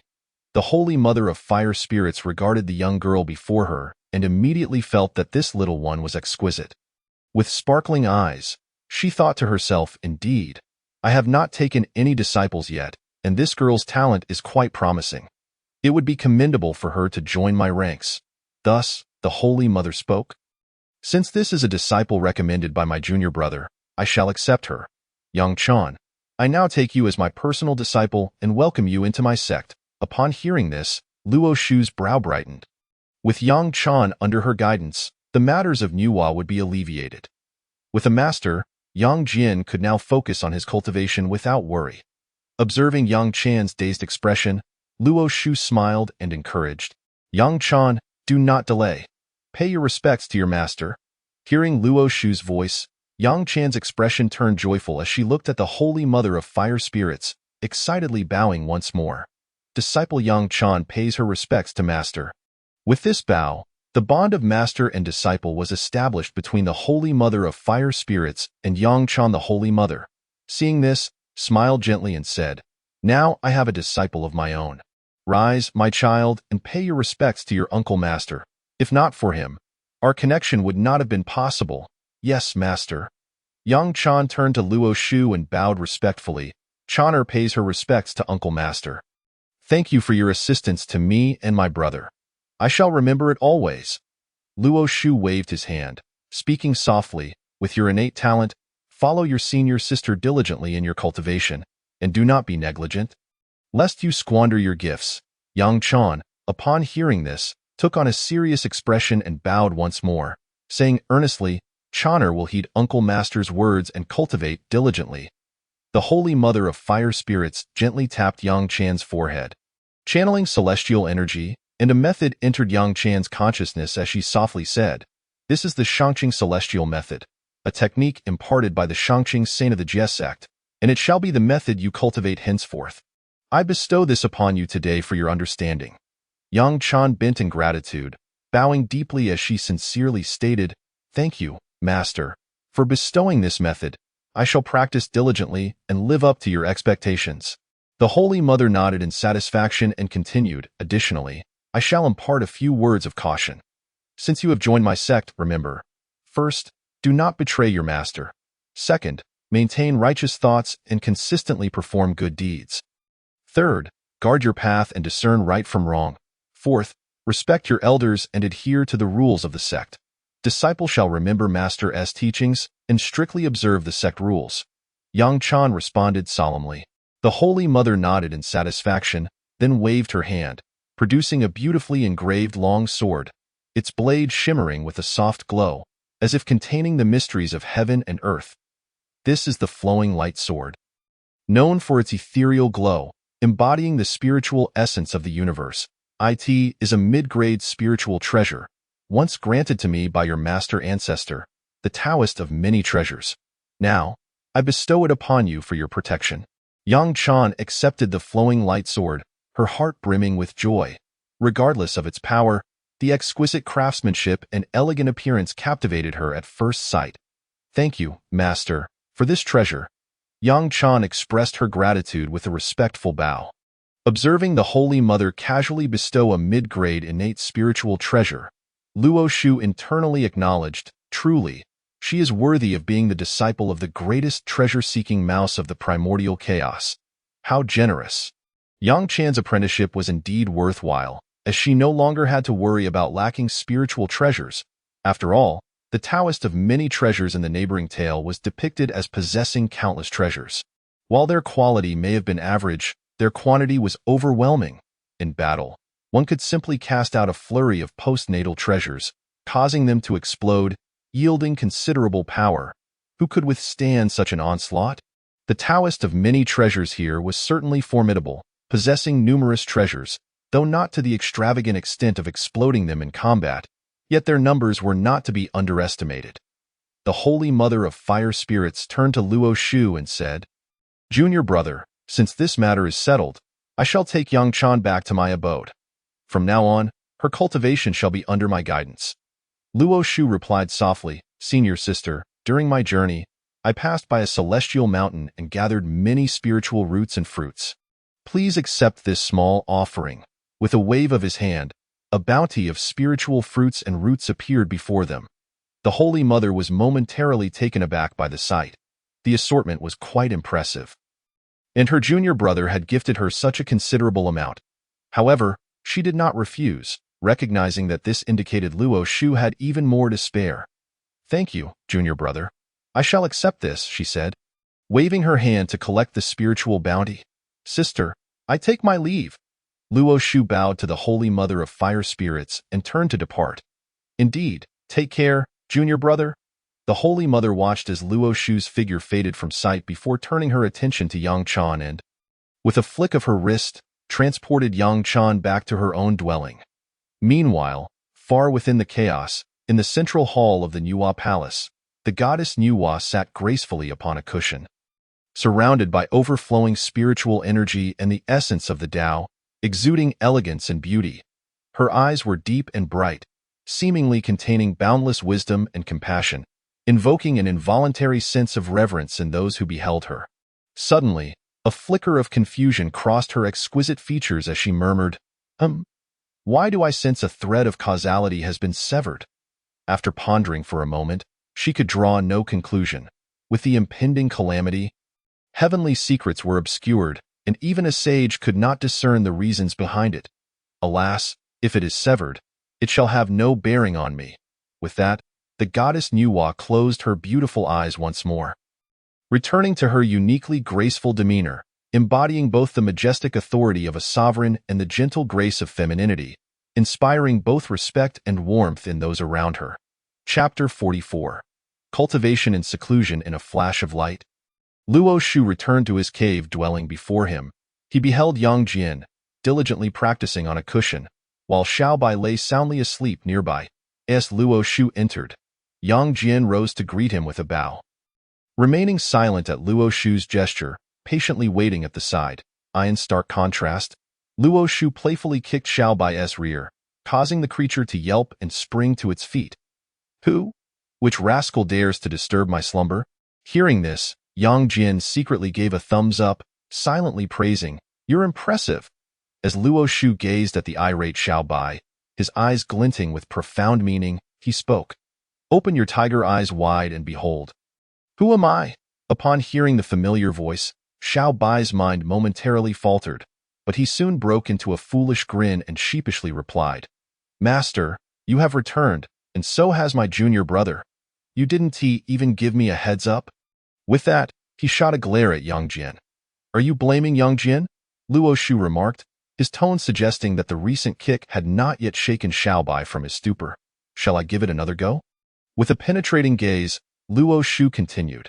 Xiaobai trembled slightly under Luo Shu's intense scrutiny and then, with an ingratiating tone, said, "How could I? It is my honor to be kicked by my master. I was merely worried about your foot, afraid it might hurt from kicking me."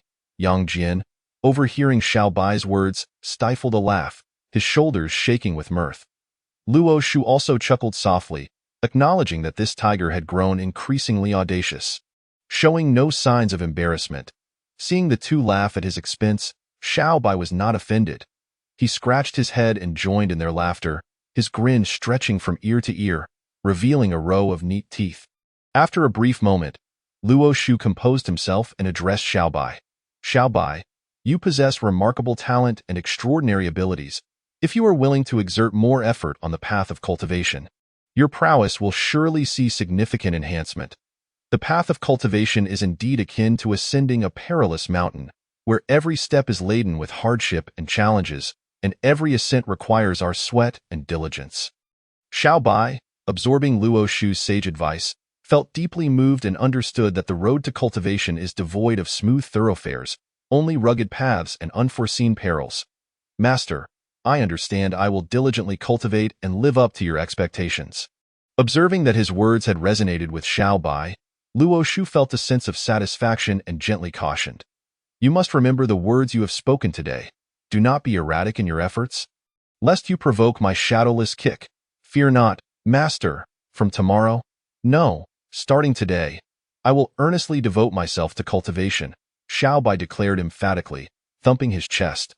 Very well, I shall take you both to a place that will expedite your cultivation, Luo Shu declared, and before Xiao Bai or Yang Jian could respond, he led them into the Qianhuan Tower. In a swift transition, they entered the first level of the Qianhuan Tower. Imbued with the essence of time, the temporal flow within the tower was such that one day inside equated to 100 years outside. Xiao Bai and Yang Jian steadied their minds and scanned their surroundings, only to suddenly spot a figure not far away. Yang Jian, puzzled, inquired, Master, where are we? And who is that person? Xiao Bai, equally bewildered, turned to Luo Shu, awaiting clarification. With a slight smile, Luo Shu replied, We are presently in the first level of the Qianhuan Tower. And that figure is my external incarnation. You are able to see him because I wish for you to see. The Qianhuan Tower is a spiritual treasure of mine, and all within its confines operates under my intent. With a subtle shift of thought, Luo Shu concealed Luo Fan within any corner of the tower and continued. Take another look. Can you still see that figure? Xiao Bai and Yang Jian scanned their surroundings again, only to find an expansive void, unable to discern anything, and they shook their heads at Luo Shu, indicating they could not see. A smile danced upon Luo Shu's lips as he softly stated, This place is steeped in the laws of time. Within the tower, a day elapses while 100 years pass outside, and the spiritual energy here is abundant. From this moment on, you shall cultivate here. You may only exit when I deem it appropriate. Do you understand?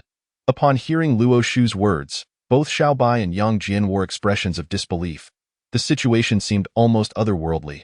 Master, is what you say truly so? I feel it may be a tad fantastical. Yang Jian questioned hesitantly. Luo Shu observed their reactions, contemplating that if they knew of the neighboring chosen one's advantages, they would be even more astonished. Can you believe I would deceive you? Try to feel the flow of time here. Does it not seem to pass more swiftly than outside? As Xiao Bai and Yang Jian attuned themselves to the temporal flow and the surrounding spiritual energy, they confirmed that it was indeed vastly superior to the outside world. Master, how many can this place accommodate? Could we invite the disciples of Jiejiao to cultivate here? Would that not render Jiejiao invincible in the primordial realm? A glimmer of excitement sparkled in Yang Jian's eyes as he gazed at Luo Shu. Luo Shu's expression turned serious as he replied, This place must remain undisclosed to others for the time being. You two must not divulge it. Jiejiao has many disciples, and not all possess commendable character. Within Jiejiao, there exist several unsavory individuals. I can only bring in those of upright character who are loyal to Jiejiao, but not at this moment. Understood, Master, I shall not reveal a word to anyone. Yang Jian responded with a grave demeanor. Observing Yang Jian's resolve, Xiao Bai hastened to add, Master, with heaven as my witness, I, Shan Jun, shall never divulge anything about this place to others. Should I go against this? May heaven bear witness. Luo Shu regarded the two with satisfaction, knowing they would likely not betray his trust, yet he felt it prudent to remind them enough. You each find a spot to cultivate. If you have any uncertainties, do not hesitate to ask me. I shall also be cultivating here for a time. Xiao Bai and Yang Jian, upon hearing this, sought out places not far from Luo Shu, retrieved their mats, and seated themselves to begin their cultivation. Observing this, Luo Shu also took out a mat, sat upon it, and murmured to himself, If I cultivate here while Luo Fan also cultivates, it is akin to a double amplification. It seems I am not far from becoming a Deluo golden immortal. With that, Luo Shu entered his meditative state, and the surrounding spiritual energy coalesced into a vortex, continuously flowing into his being. Mount Kunlun stood steep and perilous, its peaks rising in majestic layers, enveloped in swirling mists, dreamlike and ethereal, radiating a celestial aura. akin to a grand tapestry unfurling across the heavens. Occasionally, sunlight pierced through the clouds, casting golden rays upon the summits, dazzling and resplendent. At other times, the mountain winds howled and the mists churned, reminiscent of dragons and serpents in a magnificent dance, in the Jade Void Palace. The primordial beginning Tianzuan sat upon a cloud platform with 2 rows of disciples beneath him, including the lamplighting Taoist, the Southern Polar Immortal, the Cloud Dweller, and the 12 golden immortals of the Chan sect. Since the primordial beginning Tianzuan's return from the Purple Cloud Palace, he had summoned all the core disciples of the Chan sect's second generation to the Jade Void Palace to impart teachings. While the calamity had yet to commence, any enhancement was valuable. Though the Tao ancestor had entrusted him with the Fengshen list and the divine whip, it did not alleviate the peril his disciples faced in the impending calamity. Thus, he sought a means to protect them, leading him to the idea of accepting disciples to shield himself from the tribulations. After concluding his teachings, the primordial beginning Tianzuan turned to the real person of Jade Ding and spoke slowly. Jade Ding, you are to proceed to Guanjianku immediately to accept a fated disciple. This individual is the offspring of Yao Ji, sister of Haoyan, Yang Jian. Upon hearing this, the real person of Jade Ding bowed respectfully to the primordial beginning Tianzuan and replied, I shall obey Master S command and depart at once. With that, he left Kunlun Mountain and soared towards Guanjianku, knowing that accepting a disciple was of utmost importance, as it would provide protection against the impending calamity. After watching the real person of Jade Ding vanish from the hall, the primordial beginning Tianzuan addressed the remaining disciples. Wait for your destined disciples to appear before you seek to accept any. For now, listen attentively to my teachings. The assembly responded in unison. Yes. Master, we shall act in accordance with heaven's will, elucidate the celestial intent, and clarify the great Tao. The primordial beginning Tianzuan's words flowed like lotus blossoms, his sacred voice resonating through the air, enveloped in purple qi. With the rhythm of Tao echoing around them, captivating the disciples and transporting them into a state of enlightenment. Chapter 45. The Emperor Yi entrusts his orphan in the royal palace of Shang. Within the luxurious confines of the Shou Huang Hall lay a frail figure, scarcely breathing, beset by grievous illness. This was none other than the contemporary Emperor Yi.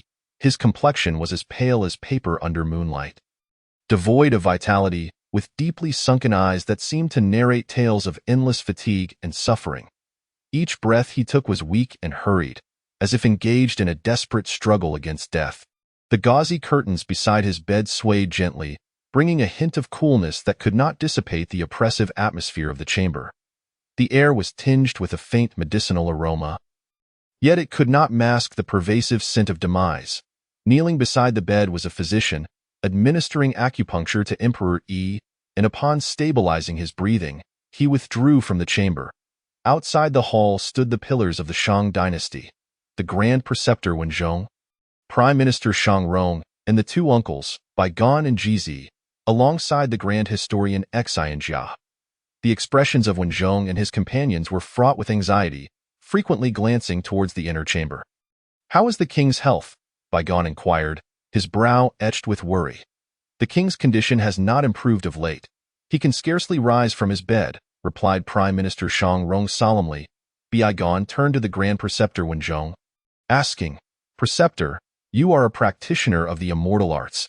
Do you possess any elixir that might heal the king? Wenzhong's countenance grew grave as he responded.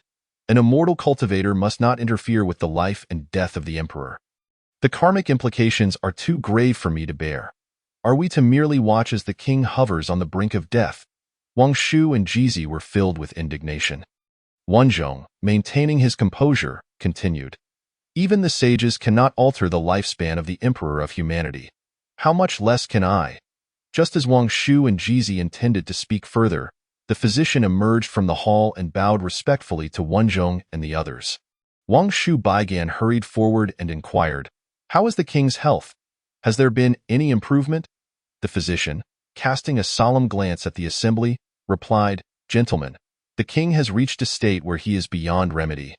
With no hope for recovery, I have exhausted all my knowledge and efforts, and can only alleviate his pain slightly.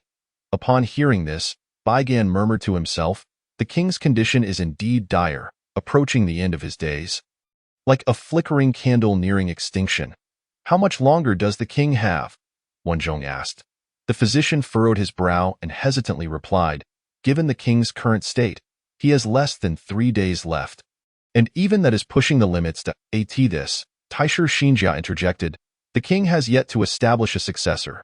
May we seek an audience with him to discuss this matter? Although Wanzhong and the others felt sorrow over the impending end of Emperor Yi's life, they understood that the nation could not be without a ruler for even a single day. It was imperative to designate the next monarch while Emperor Yi was still conscious. Wanzhong turned to the physician and asked, when might the king awaken? The physician replied, I cannot say for certain. If acupuncture is administered, he may awaken shortly. Wang Shu Baigan then looked at Wanzhong with a serious demeanor and said, Grandmaster, you are deeply trusted by the king. Please take charge of this matter. I will defer to your judgment.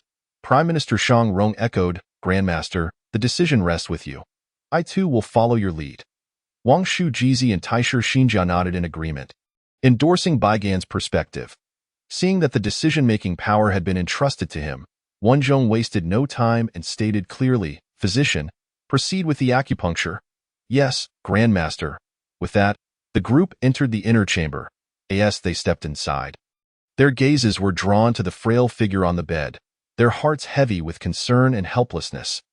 They knew that this man had once been the pillar of the nation, his every decision shaping the fates of countless lives. Yet now, he lay helplessly on the bed, succumbing to the ravages of illness. Wanzhong signaled for the physician to approach and administer the acupuncture while he and the others stood by, awaiting Emperor Yi's awakening. The physician knelt beside the bed, retrieving a silver needle from his sleeve and piercing it into the center of the emperor's brow. After a brief moment, under the influence of the needle, Emperor Yi slowly opened his eyes, their lifeless gaze resembling two black voids devoid of spirit. They swallowed all light and warmth, leaving no trace of vitality within, upon noticing the emperor had awakened. Wanzhong and the others hurried forward, bowing deeply in respect and collectively greeting, We pay our respects to your majesty. On the bed, Emperor Yi heard their voices, his gaze gradually sharpening, rekindling the brilliance of his former self. His eyes now profound, he turned towards them, trembling as he spoke. There is no need for such formalities, my loyal subjects. Rise. Thank you, your majesty, he replied. How long have I been in slumber? Emperor Yi inquired. The physician beside the dragon bed bowed again and respectfully answered. Your majesty has been in a deep sleep for 5 days. Upon hearing this, Emperor Yi murmured, Have I truly slept for so long? No wonder I feel so weak and dizzy, he continued. Have you come here due to urgent matters in the court during my absence? Who has been managing state affairs in my 5-day slumber? Wanzhong and the others exchanged glances, unsure how to respond. At that moment, Taisher Xinjia stepped forward, speaking candidly, Your Majesty, state affairs have been managed by the grandmaster, the Prime Minister, and Wang Shu, among others.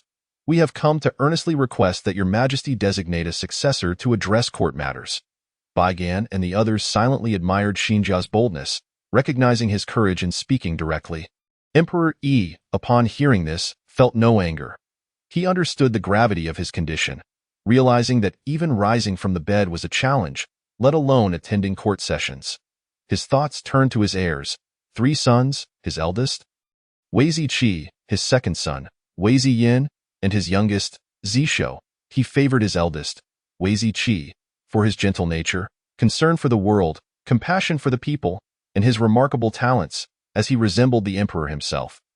Thus, Emperor Yi addressed the assembly, declaring, I have decided to designate my eldest son, Wei Ziqi, as the crown prince to oversee state affairs. The assembly was taken aback by the emperor's words, for although Wei Ziqi was the eldest, his mother's humble status as a concubine raised concerns about his suitability as the next successor. Moreover, King Wuding of the Shang dynasty had established a clear legal precedent favoring the legitimate son, stating that the heir should be chosen based on noble birth rather than merit. Taisher Xinjia was the first to voice his dissent, stating forthrightly, Your Majesty, you have legitimate sons.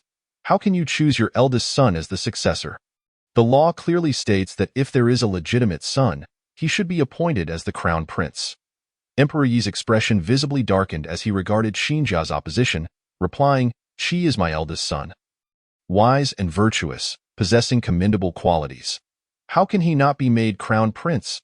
Baigan, standing beside him, supported the emperor, saying, "I too believe in the principle of establishing the worthy. Qi is indeed fit to be the crown prince." The grandmaster, Wanzhong, remained silent, knowing he was Zishou's mentor. It was not the opportune moment for him to speak, and he preferred to let Taisher Xinjia lead the charge. As expected, Xinjia raised his voice, asserting, "Your Majesty, the principle of appointing the legitimate eldest son is a decree established by the previous king. If you insist on naming your eldest son as the crown prince, you must first repeal the law." Emperor Yi, upon hearing this, nearly succumbed to fury, but he reminded himself not to stoop to the level of rigid-minded individuals. Gradually calming his anger, he turned to Grandmaster Wanzhong and asked, "Grandmaster, who do you believe should be appointed as the crown prince?" Wanzhong, realizing he had been called upon, proceeded with composure, "Your Majesty, I will say only this. The lands of the eastern Yi, southern barbarians, western Rong, and northern Di will not spare you due to your benevolence.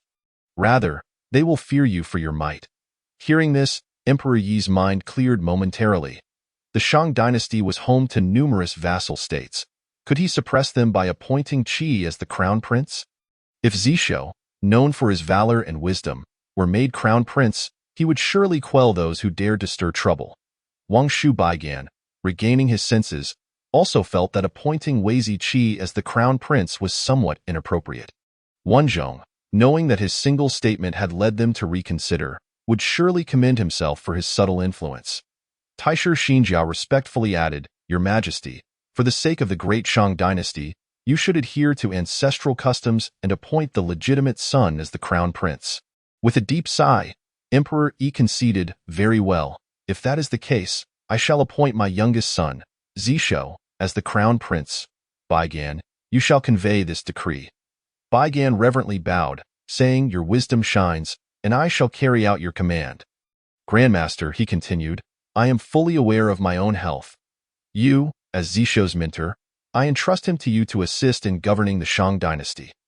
Emperor Yi coughed several times and continued, "I grant you the royal whip, to strike against tyrants above and treacherous ministers below, should the ruler refuse to bow."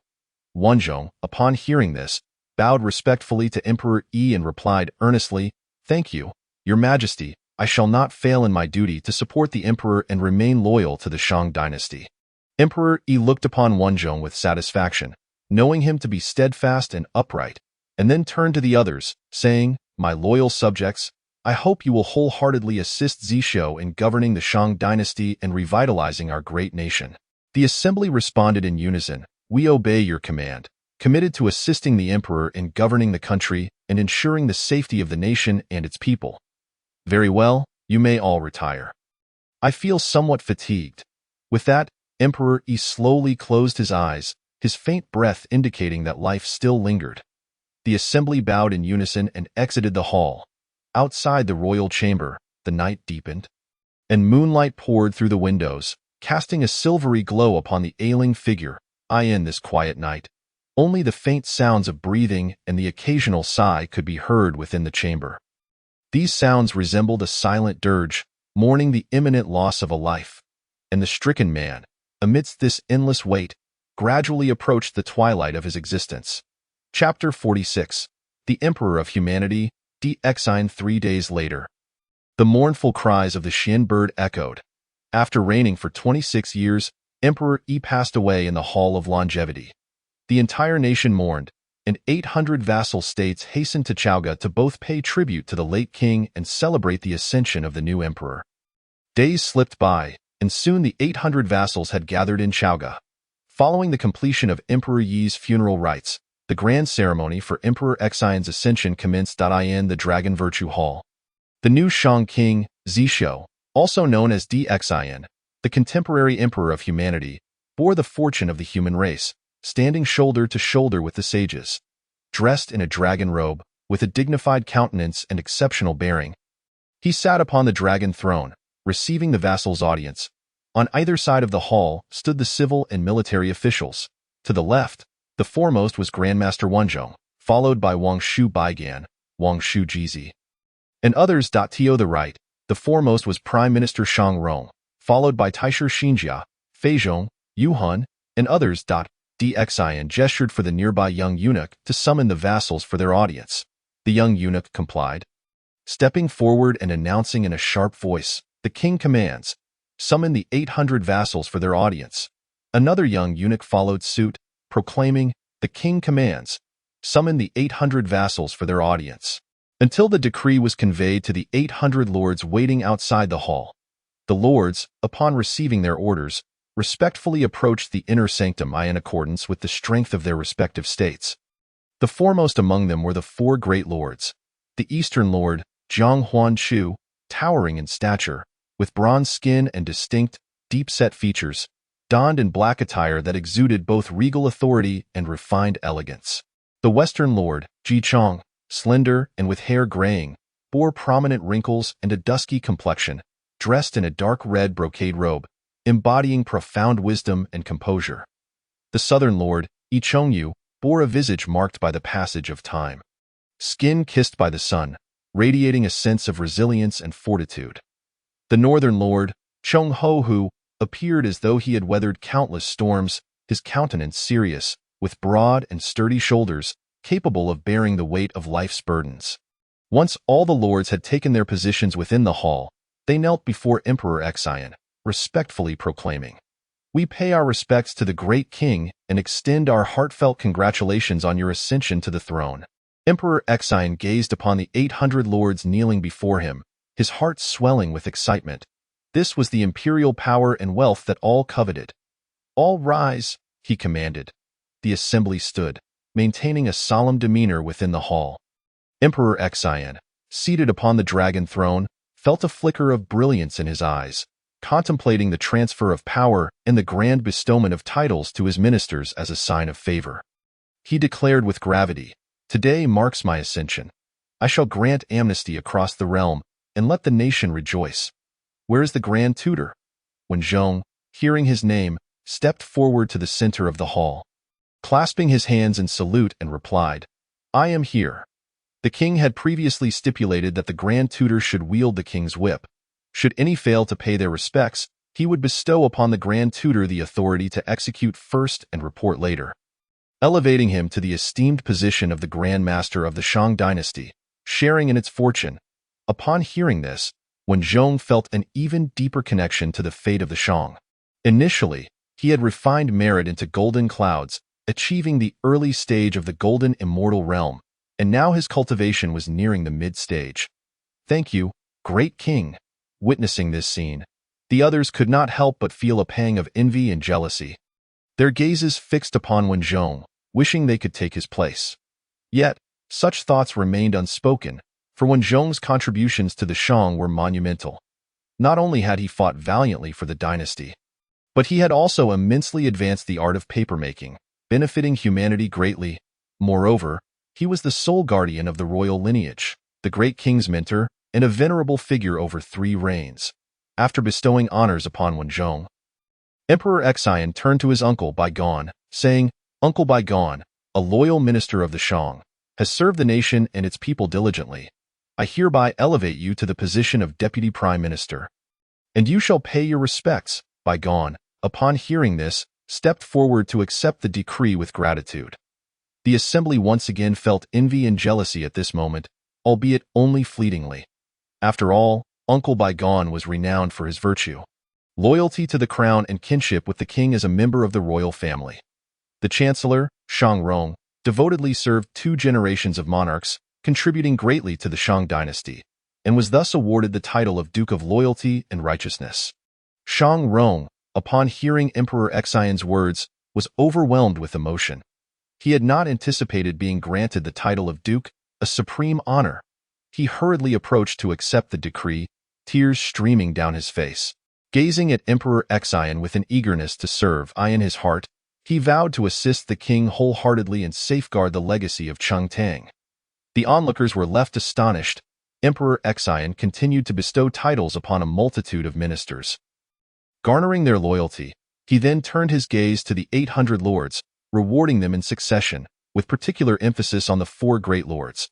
Soon after, the coronation ceremony commenced, with a young eunuch reading a lengthy congratulatory message, causing the ministers to grow drowsy. Following the prescribed rituals, Emperor Xian offered incense and prostrated himself thrice, bowing 9 times. After a considerable duration spent on these formalities, Emperor Xian invited the ministers to a banquet, where they celebrated joyously, blurring the lines of rank and enjoying a harmonious gathering. After several rounds of wine, the ministers departed, marking the successful conclusion of the coronation ceremony. Thus began Emperor Xian's era of governance. At the Guanjiangku, a white light streaked across, revealing the presence of the Jade Ding real person, who had descended from Kunlun Mountain. Following the guidance of the primordial celestial master, the Jade Ding real person arrived at the destined place for the growth of his chosen disciple. To avoid causing a commotion, he approached the door of a household and knocked, seeking to inquire about the whereabouts of Yang Jian. After a brief moment, an elderly man emerged, none other than Grandpa Nyo, who had guided the way for the Book of Luo. Grandpa Nyo, observing the ethereal presence of the Jade Ding real person, inquired, "Esteemed Taoist, what brings you to my door?" The Jade Ding real person replied calmly, "I seek to know the address of Yang Jian.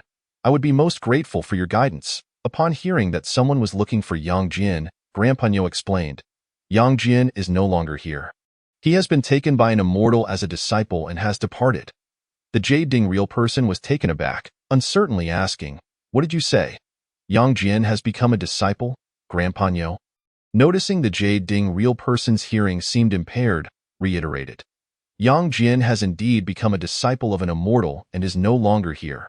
The fated disciple I had anticipated has been taken away prematurely. Who shall guard against calamities on my behalf?" The Jade Ding real person seethed with frustration, pondering who possessed the audacity to take Yang Jian before him. Thus, he inquired, "Do you know who has taken Yang Jian as a disciple?"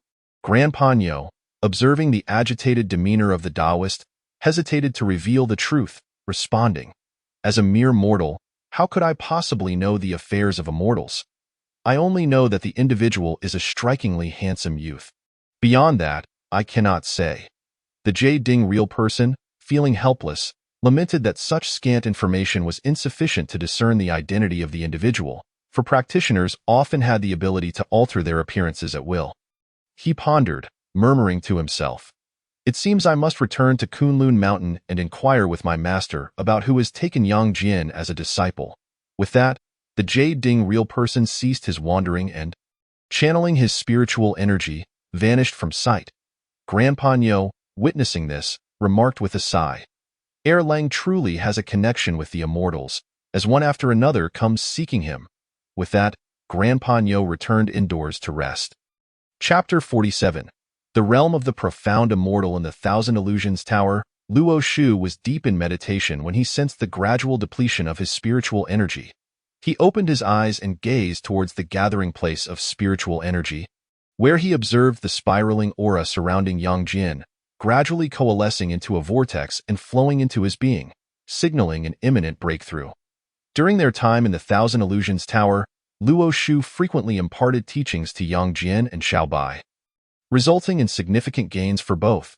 Xiaobai, initially at the early stage of the Golden Immortal Realm, had now ascended to the mid-stage, with a stable foundation and nearing the late stage. Yang Jian's progress was even more remarkable. From his initial foray into cultivation, he had reached the late stage of the true immortal realm and was on the verge of breaking through to the profound immortal realm. Luo Shu could only marvel at Yang Jian's innate talent and profound fortune. Truly a person of great destiny. Meanwhile, Xiaobai, disturbed by the commotion of Yang Jian's impending breakthrough, exited his meditation and approached Luo Shu, enviously exclaiming, "Master, Yang Jian's talent for cultivation is truly formidable. It hasn't been long at all, and he is about to break through to the profound immortal realm.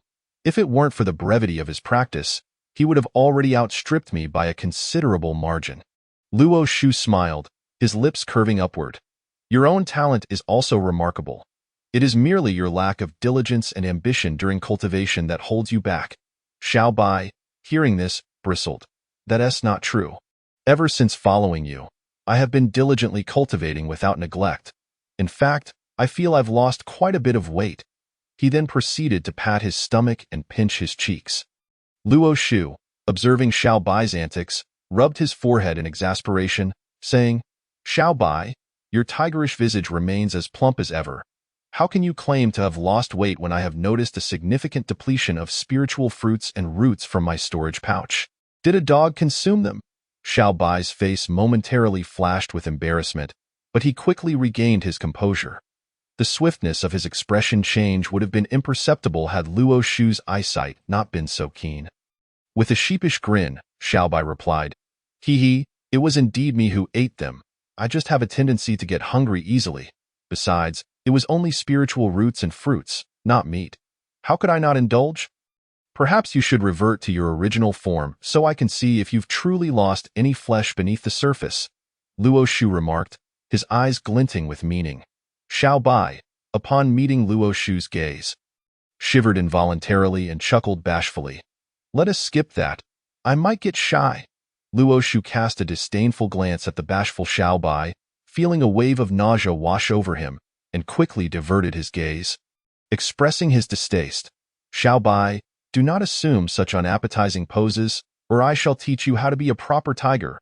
Upon concluding his words, he turned to gaze at Yang Jian, who was in the midst of a breakthrough.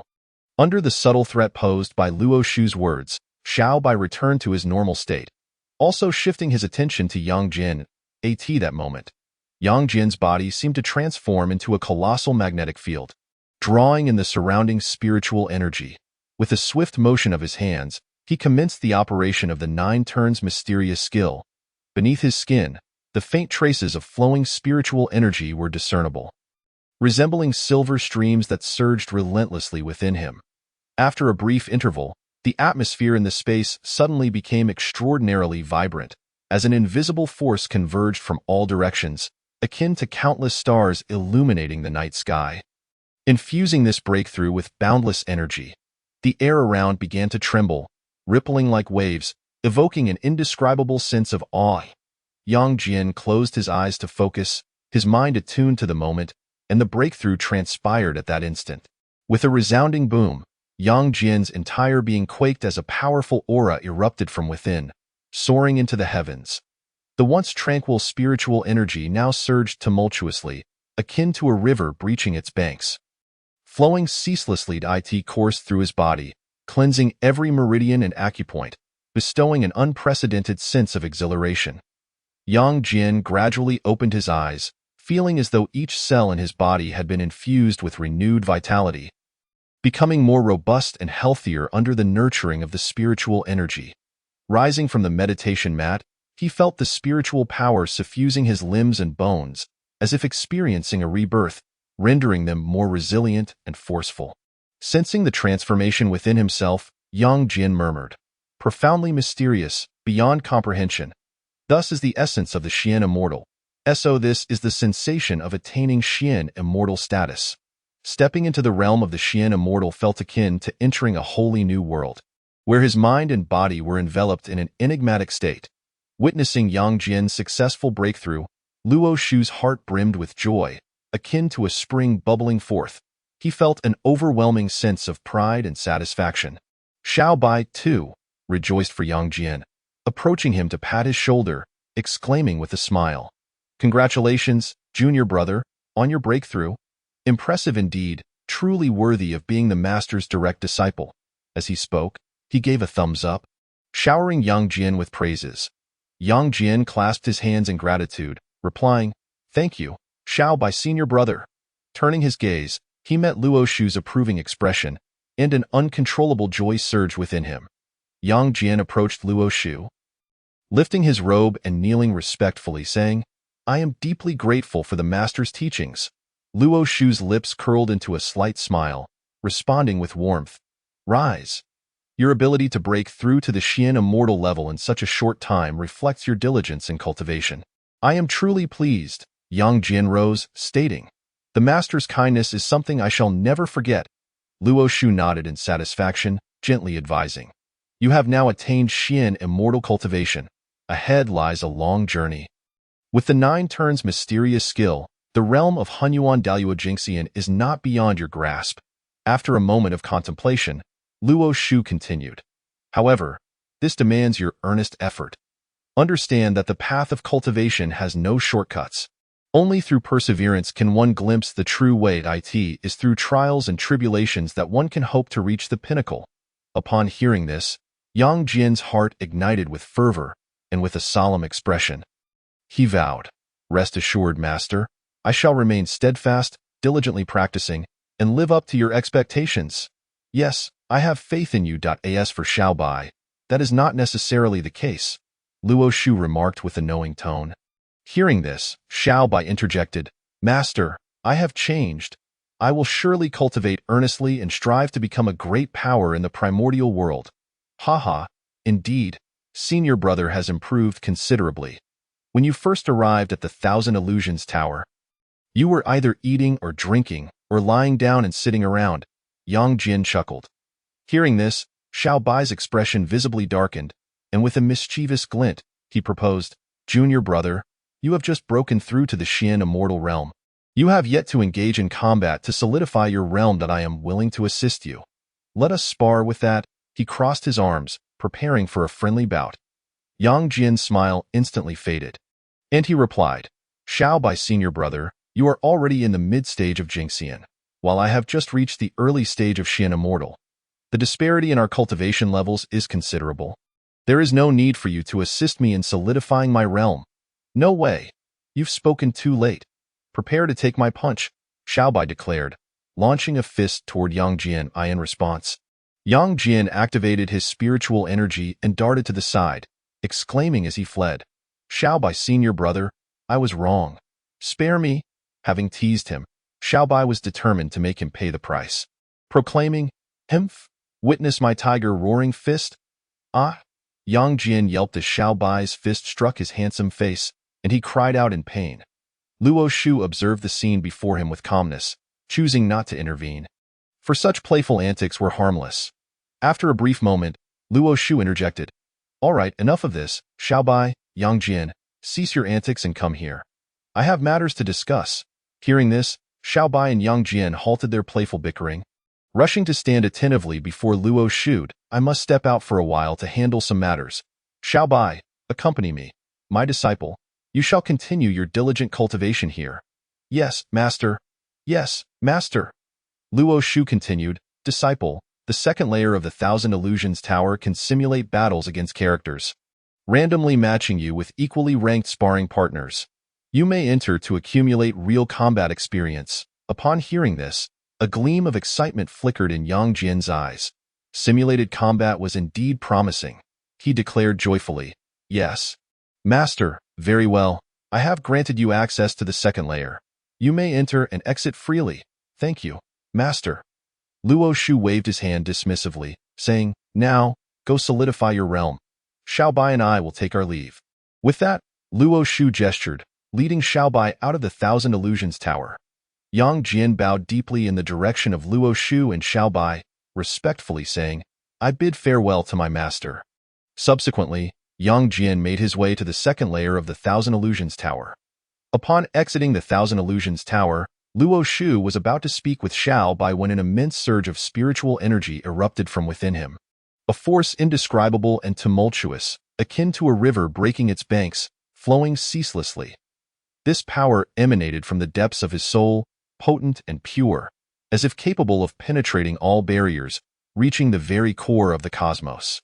Realizing the situation, Luo Shu hastily sat cross-legged on the meditation mat, attempting to tame the chaotic spiritual energy coursing through him, racing along his meridians.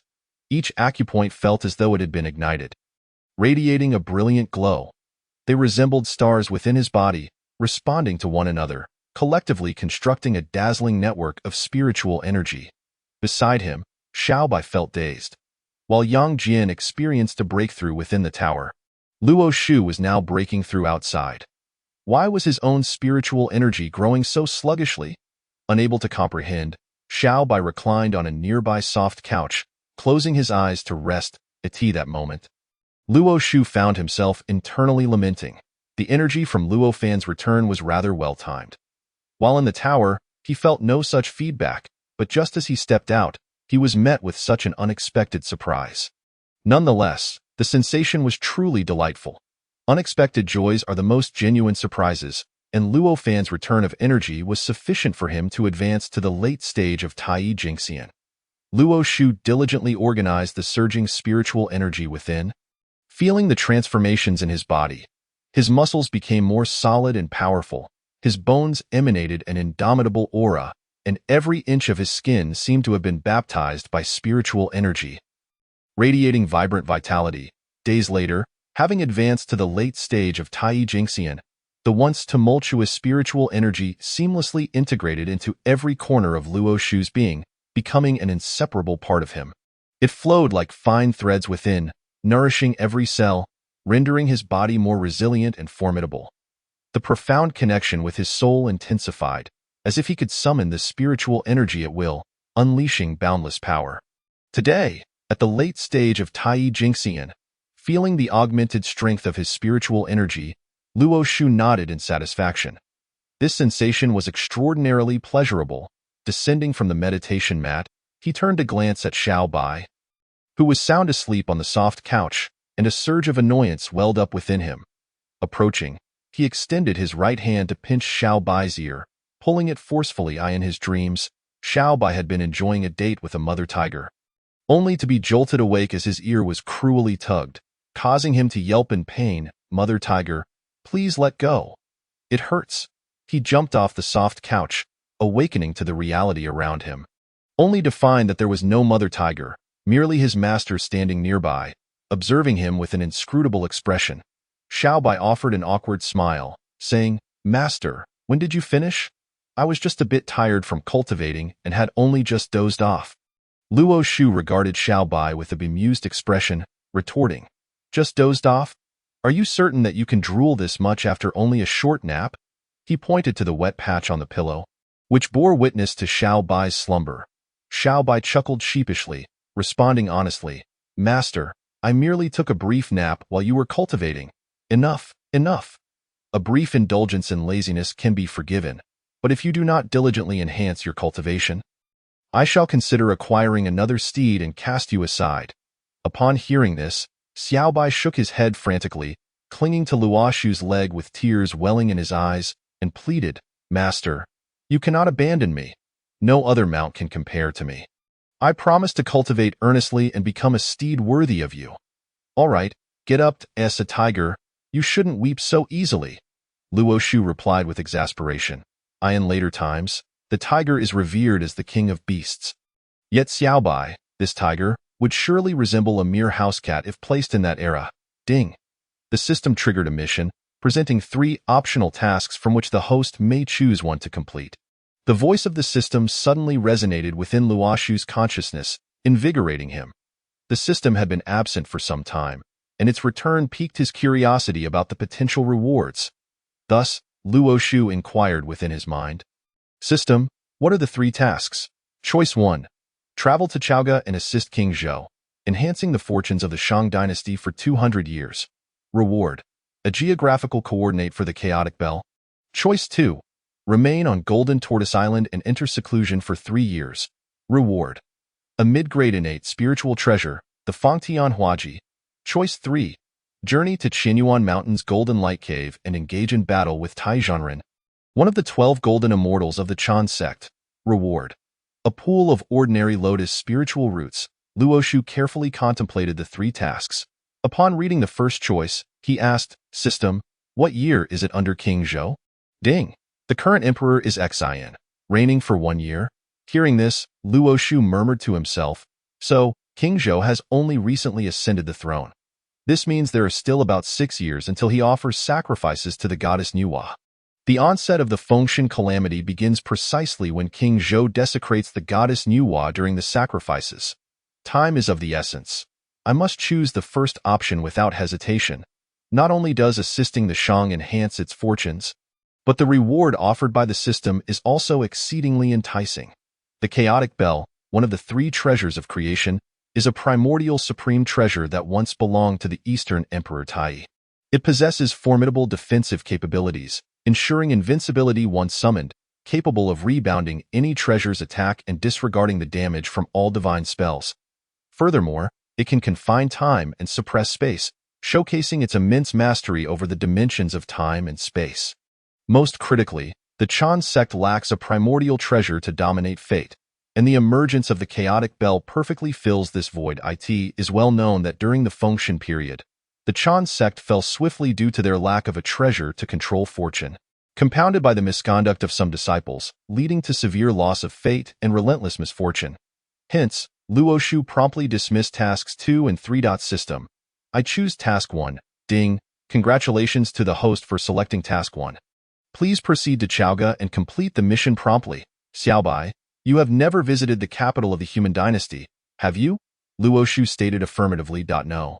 I hardly venture into the realm of humanity. Although Xiaobai was puzzled by Luoshu's inquiry, he answered truthfully.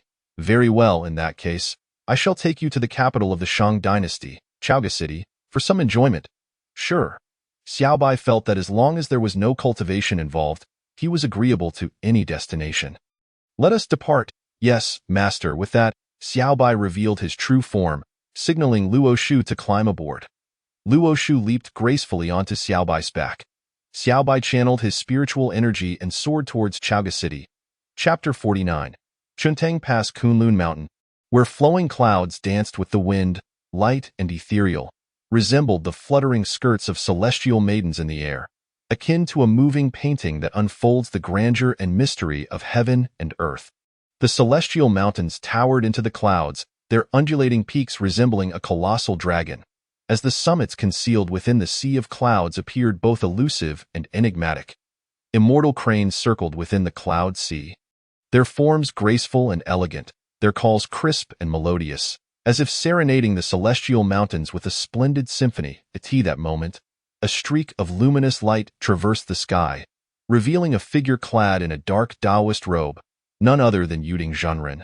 Returning from Guanjinku, upon recognizing the familiar peaks before him, Yuding Zhenren wasted no time and flew directly towards the entrance of Yusu Palace. Shortly thereafter, he arrived at the grand entrance of Yusu Palace, approached the White Crane attendant and said, "White Crane, please deliver a message. I have urgent matters to discuss with Master."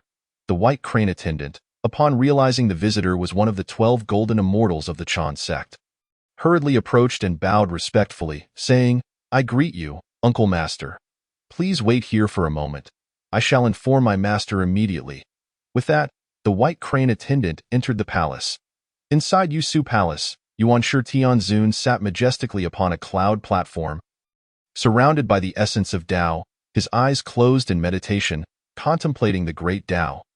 The White Crane attendant entered the hall, approached the center, bowed deeply, and respectfully stated, "Saint Lord, Uncle Master Yuding Zhenren has come with urgent matters and is currently waiting at the entrance for summons." Yuan Shi Tianzun opened his eyes, his gaze deep like the ocean, seemingly containing boundless secrets and glimmering with wisdom. He mused that Yuding must have returned after accepting a disciple, and thus spoke to the White Crane attendant. "Let him in." "Yes, Saint Lord." Upon hearing this, the White Crane attendant bowed again and exited towards the hall. Yuding Zhenren, standing respectfully at the entrance, inquired as the White Crane attendant emerged from the palace, "What did my master say?" The White Crane attendant bowed and respectfully replied, "The Saint Lord has instructed you to enter the hall." Yuding Zhenren nodded, adjusted his attire briefly, and swiftly made his way inside. Upon entering the grand hall, he immediately spotted the stern-faced Yuan Shi Tianzun and hurriedly approached, kneeling in reverence, saying, "I pay my respects to my master. May my master be at peace." Yuan Shi Tianzun observed Yuding Zhenren's graceful movements with satisfaction, nodding in approval, for disciples of the Chan sect ought to embody humility and respect for their teachers. "Rise." "Thank you, master." Then, noticing the absence of anyone behind Yuding Zhenren, Yuan Shi Tianzun asked, "Was your journey successful? Where is Yang Jian?" Seeing Yuan Shi Tianzun's inquiry directed at him, Yuding Zhenren felt a pang of bitterness and explained, "Master, I followed your instructions to Guanjinku to accept Yang Jian as a disciple. However, upon my arrival, I discovered that Yang Jian had been taken as a disciple by someone else and had already departed to pursue his cultivation. Therefore, I hastily returned to seek your guidance in discerning who has taken Yang Jian as a disciple." Upon hearing this, Yuan Shi Tianzun's expression gradually darkened, contemplating, "How audacious! To snatch away Yuding's destined disciple is truly outrageous. Regardless of who you are, I shall ensure you face retribution." Unbeknownst to Yuding Zhenren, who only desired to ascertain who had taken Yang Jian as a disciple and resolve subsequent issues, Yuan Shi Tianzun extended his hand to commence a divination of the heavenly secrets. However, to his surprise, the heavenly secrets were in disarray, even eluding comprehension by the saint himself. Yuding Zhenren stood reverently below, gazing expectantly at Yuan Shi Tianzun. Yet, he perceived the master's countenance grow increasingly somber and thought. It seems even the master cannot deduce who has taken Yang Jian as a disciple. Yuan Shi Tianzun spoke solemnly, "The calamity is imminent, and the ominous qi is pervasive. Even I cannot decipher the truth. Let this matter rest for now. Return and focus on your cultivation. When a gifted individual emerges, you may then take them as a disciple to shield you from the calamity." Yuding Zhenren, sensing Yuan Shi Tianzun's bleak demeanor, dared not utter another word. He bowed respectfully and said, "I shall adhere to the master's command and take my leave." "Very well, you may go with that." Yuding Zhenren swiftly exited Yusu Palace. Not daring to linger even a moment, outside, the white crane attendant observed Yuding Zhenren's hasty departure, his expression tense, and approached to bow, asking, "Uncle Master, is there some urgent matter at hand?" Yuding Zhenren gazed at the white crane attendant with a complex expression and cautioned, "If the master does not summon you, remain outside and do not enter without permission." Having said this, Yuding Zhenren transformed into a streak of light, soaring towards his own cave abode. The white crane attendant, upon hearing this, was bewildered but quickly realized that the Saint Lord was in a foul mood. If he were to enter, he might become an outlet for that frustration. Thus, it was wiser to remain outside. The white crane attendant pondered for a moment and recognized that his uncle master was looking out for him, filling him with gratitude. Meanwhile, within Yusu Palace, Yuan Shi Tianzun's demeanor appeared calm. Were it not for the fury glimmering in his eyes, one would think him to be an embodiment of celestial grace. The calamity approaches. Could it be that someone is scheming against the Chan sect from the shadows? Who could it be? The Western Two Saints? Or Tongtian? Perhaps even my elder brother? Yuan Shi Tianzun's mind swirled with conspiracy theories. As for why he did not suspect Nuwa, it was simply unnecessary. The impending calamity primarily concerns the disciples of the Six Saints. Nuwa has no disciples to plot with, rendering her irrelevant. In the majestic realm of Yusu Palace, the primordial supreme being found himself in a whirlwind of contemplation. With the heavenly list firmly in his grasp, he pondered the implications of his disciples' names gracing its pages. The thought of his esteemed followers being summoned by the likes of Tongzi Haotian was an affront to his dignity. After all, his disciples were paragons of excellence, endowed with extraordinary talents and profound fortunes. How could they possibly find themselves on such a list? If it were to come to pass, it would only be the less than illustrious offspring of his third brother who would bear that ignominy. Once clarity dawned upon him, he dismissed further musings, closing his eyes to cultivate his spirit and delve deeper into the mysteries of the Tao. Meanwhile, on the path ahead, Luo Shu ambled along, pausing intermittently to absorb the essence of human existence. He understood that to elevate the fortunes of the nation, one must first attend to the common folk.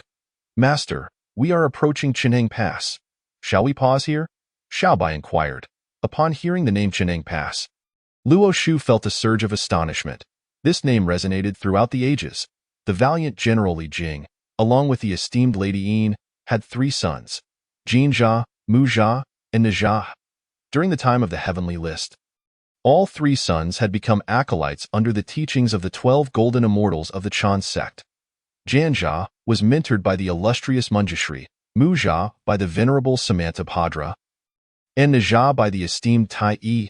Throughout the rebellion against the Shang dynasty, the 4 of them accrued numerous accolades. After the conclusion of the divine ordination, they transcended their mortal forms and achieved sanctity. However, now that Luo Shu had arrived, he certainly would not allow them to serve the Western Qi. "Xiaobai, to Chintang Pass," he commanded. "Yes, master." With that, Xiaobai cradled Luo Shu and descended from the clouds. Upon reaching the ground, Xiaobai transformed into a primordial Dao body, and together they made their way to Chuntang Pass. Chapter 50. General Li Jing as Luo Shu and Xiaobai approached the gates of Chuntang Pass. They marveled at the imposing sight before them. The outer walls, constructed from massive stones and bricks, loomed tall and formidable, resembling an indomitable fortress capable of repelling invaders. The walls stretched endlessly, winding like a colossal dragon, with arrow towers and watchtowers dotting the landscape, creating a veritable bastion of defense that showcased the grandeur of ancient military fortifications. The design of the city gates exuded strength and majesty. Crafted from robust wood and stone, adorned with intricate carvings and vibrant colors, this imposing structure stood as an unyielding barrier, safeguarding the tranquility within. Indeed, this was one of the Shang dynasty's crucial strongholds, and the sight of its formidable walls and gates evoked an overwhelming sense of awe. Truly magnificent, Luo Shu exclaimed. Xiaobai, observing the gates, couldn't help but scoff. Isn't this a tad exaggerated? One could easily flatten this gate in an instant. Luo Shu replied gently, for those who cultivate the Dao, the defenses of Chuntang Pass may seem trivial. Yet to the common people, it serves as a vital shield, safeguarding their safety. Furthermore, do you not see that mere mortals, with their humble strength, have constructed such a grand edifice? Is that not a marvel of ingenuity? Xiaobai pondered for a moment and conceded, indeed. It is no wonder that humanity claims the role of protagonist in the heavenly narrative. Their intellect is truly remarkable. Luo Shu regarded Xiaobai with bemusement. Humanity's prominence is not solely attributed to their wisdom. It also stems from their unique affinity with the primal world, their adeptness in governance and productivity, and their relentless striving within the vastness of the cosmos. Noticing Xiaobai's perplexed expression, he sighed in exasperation. Forget it. You wouldn't grasp it. Speaking with you sometimes feels akin to playing the lute to a tiger, utterly futile. Xiaobai, blissfully unaware of his master's frustration, chuckled. Master, when did I ever hear you play the lute? I must have missed that. Let us proceed, Luo Shu declared, moving toward the city gates. Left behind, Xiaobai pondered. Bewildered, but master has truly never played the lute for me. He hurried after Luo Shu, calling out, Wait for me, master. Upon entering the gates, Luo Shu was enveloped by the vibrant atmosphere of Chuntang Pass, feeling a sense of relaxation wash over him. After all, whether in his past life or this one, he belonged to the human race, which shared a common trait, a penchant for community, whether in sprawling towns or small gatherings. Observing the throng of people moving in unison toward a singular destination, he wondered aloud, what is the occasion that draws everyone together? Xiaobai, seizing the moment, stopped a passerby and inquired, Pardon my interruption, but why is everyone hastening toward a particular locale? The passerby, noticing Xiaobai's luxurious attire, responded with deference, You must be a visitor. Today marks the first birthday celebration of General Li Jing's second son. A grand feast is being held at the Li residence, inviting all to partake. They are all heading there to enjoy the festivities. If you delay, there may be no seats left. You are welcome to join. There will be performances as well. With a respectful bow, the passerby hurried off toward the Li residence. Understanding the situation, Luo Shu murmured to himself, Li Jing's second son must be Mu Jia. With Jin Jia and Mu Jia already born, Ne Jia cannot be far behind. If I were to take all three sons as disciples, would Li Jing still betray the Shang and ally with the Western Qi? Surely not. Having reached a conclusion, Luo Shu turned to Xiaobai and said softly, Xiaobai, let us pay a visit to the Li residence. Xiaobai's eyes sparkled with excitement. Master, are you hungry too? Let us hurry, lest we miss our chance. With a flick of his wrist, Luo Shu playfully tapped Xiaobai on the head, saying, All you think about is food. My purpose here is to acquire two exceptional disciples. Rubbing his head, Xiaobai grinned. But master, we've traveled quite a distance. I am indeed hungry. Celebrating with a feast does not hinder your quest for disciples. Enough, let us be on our way, Luo Shu replied. Yes, master. And so, Luo Shu and Xiaobai strolled toward the Li residence. At the entrance of Chuntang Pass, the Li residence was abuzz with activity. Hundreds of round tables were meticulously arranged, laden with an array of colorful and diverse delicacies. the tender steamed fish, the rich flavor of lobster noodles, and the sumptuous assortment of marinated dishes made for a feast that was nothing short of tantalizing. The townsfolk, invited to partake, filled the streets with laughter and joy, each face radiating happiness and anticipation. As the jubilant sounds of drums and gongs heralded the commencement of the banquet, the guests took their seats, awaiting the host's opening remarks. At that moment, Li Jing appeared at the entrance, cradling Mu Jia in his arms. With a warm smile, he addressed the assembled crowd. Today marks the first birthday of my second son. Mu Jia, I extend a heartfelt invitation to all the citizens to join in the celebration and witness this momentous occasion. Cheers and blessings erupted from the crowd, and cups were raised in celebration, showering Mu Jia with kind words. Li Jing observed the scene with satisfaction, his face aglow with delight. Let the feast begin. Enjoy to your heart's content, he declared, before retreating into the residence, leaving the festivities in the capable hands of his steward. At that moment, Luo Shu and Xiao Bai approached the Li residence, captivated by the lively atmosphere. Master, should we dine first, or will you collect your disciples first? Xiao Bai mused, his eyes gleaming at the sight of the delectable spread. Luo Shu sighed, you may indulge in the feast. I shall seek my disciples. I have never encountered a tiger so enamored with food as you. Very well, master. I shall feast, but do you require me to bring you anything? Go enjoy your meal, though you think I am like you. Endlessly craving culinary delights? Luo Shu scoffed at Xiao Bai. I shan't listen. Hurry and gather your disciples. I am off to eat. With that, Xiao Bai clamped his hands over his ears and dashed toward the table brimming with culinary delights.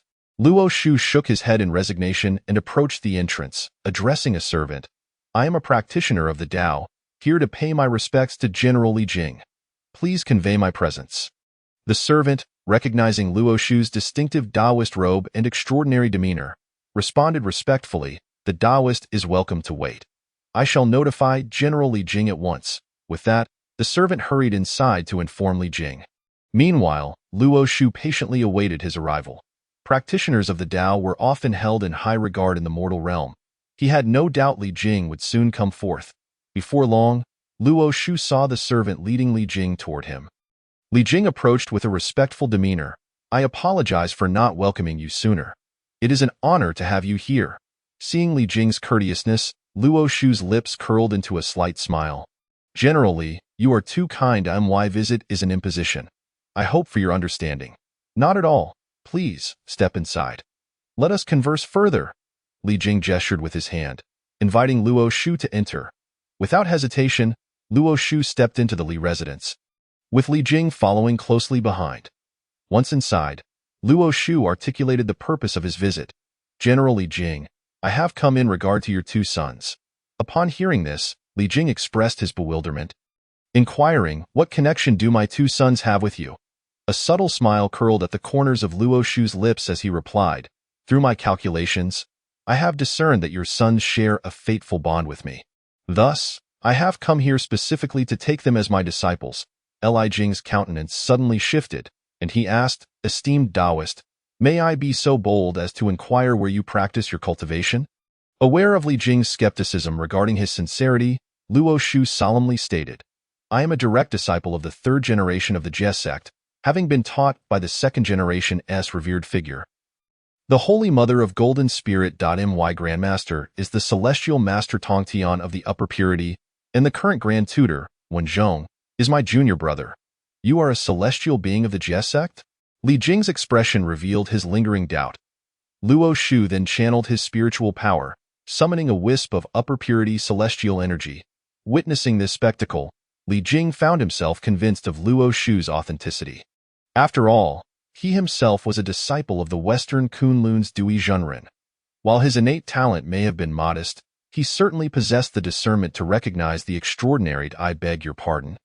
Esteemed Taoist, for my lack of courtesy, Li Jing concluded, bowing respectfully to Luo Shu. There is no need for concern, General Ella. My purpose here is solely to accept disciples. Upon hearing that Luo Shu intended to take his two sons under his wing, Li Jing's heart swelled with joy. Despite his own lack of talent and cultivation, the fact that celestial beings sought out his sons as disciples hinted at their remarkable potential. Furthermore, The Jie sect was founded by the upper purity saint, one of the three purities, and it would be a tremendous honor for his sons to study under such esteemed lineage. Thus, Li Jing declared, since Jin Jia and Mu Jia share a destined bond with you. As their father, I naturally wish for them to flourish. I kindly ask for your guidance in nurturing my sons.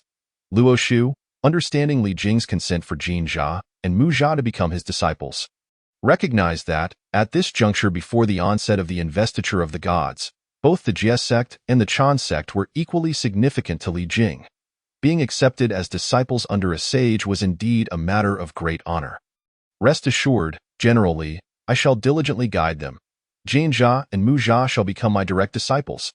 Luo Shu affirmed with utmost seriousness. Thank you, esteemed Taoist, I shall fetch Jin Jia and Mu Jia at once. With that, Li Jing made his way to the rear courtyard. Luo Shu observed Li Jing's retreating figure, lifted a cup of tea, and savored a sip while awaiting the arrival of Jin Jia and Mu Jia. After a considerable time, Luo Shu beheld Li Jing entering, cradling Mu Jia in one arm and holding Jin Jia by the hand. Following them was a woman of exquisite beauty, with brows like painted arcs and eyes that sparkled with the promise of spring. Her slender waist swaying gracefully, Luo Shu surmised that this must be Lady Yin. Li Jing's wife Li Jing entrusted Mu Jia to her, gesturing towards her and their two sons as he addressed Luo Shu. Esteemed Taoist, this is my wife, and these are my sons, Jin Jia and Mu Jia.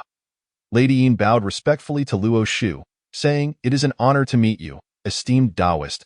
I have heard from my husband that you wish to take my two sons as disciples. Might I request that they wait until they are a bit older before following you in your cultivation? I cannot bear the thought of them leaving home at such a tender age. Upon finishing her plea, Lady Yin could no longer contain her emotions and covered her face. Weeping, Li Jing hurriedly comforted her. My dear wife, for them to follow the esteemed Taoist in their cultivation is a great blessing for Jin Jia and Mu Jia. As parents, how can we let our reluctance deny them their celestial destiny?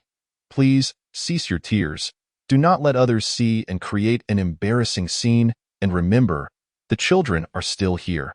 Hearing her husband's words, Lady Yin wiped her tears and, feeling slightly embarrassed, looked at Luo Shu and said, I apologize for causing you to witness my emotional outburst. I merely cannot bear to part with my two sons. The path of cultivation is fraught with hardships, and they are still so young. I worry for them.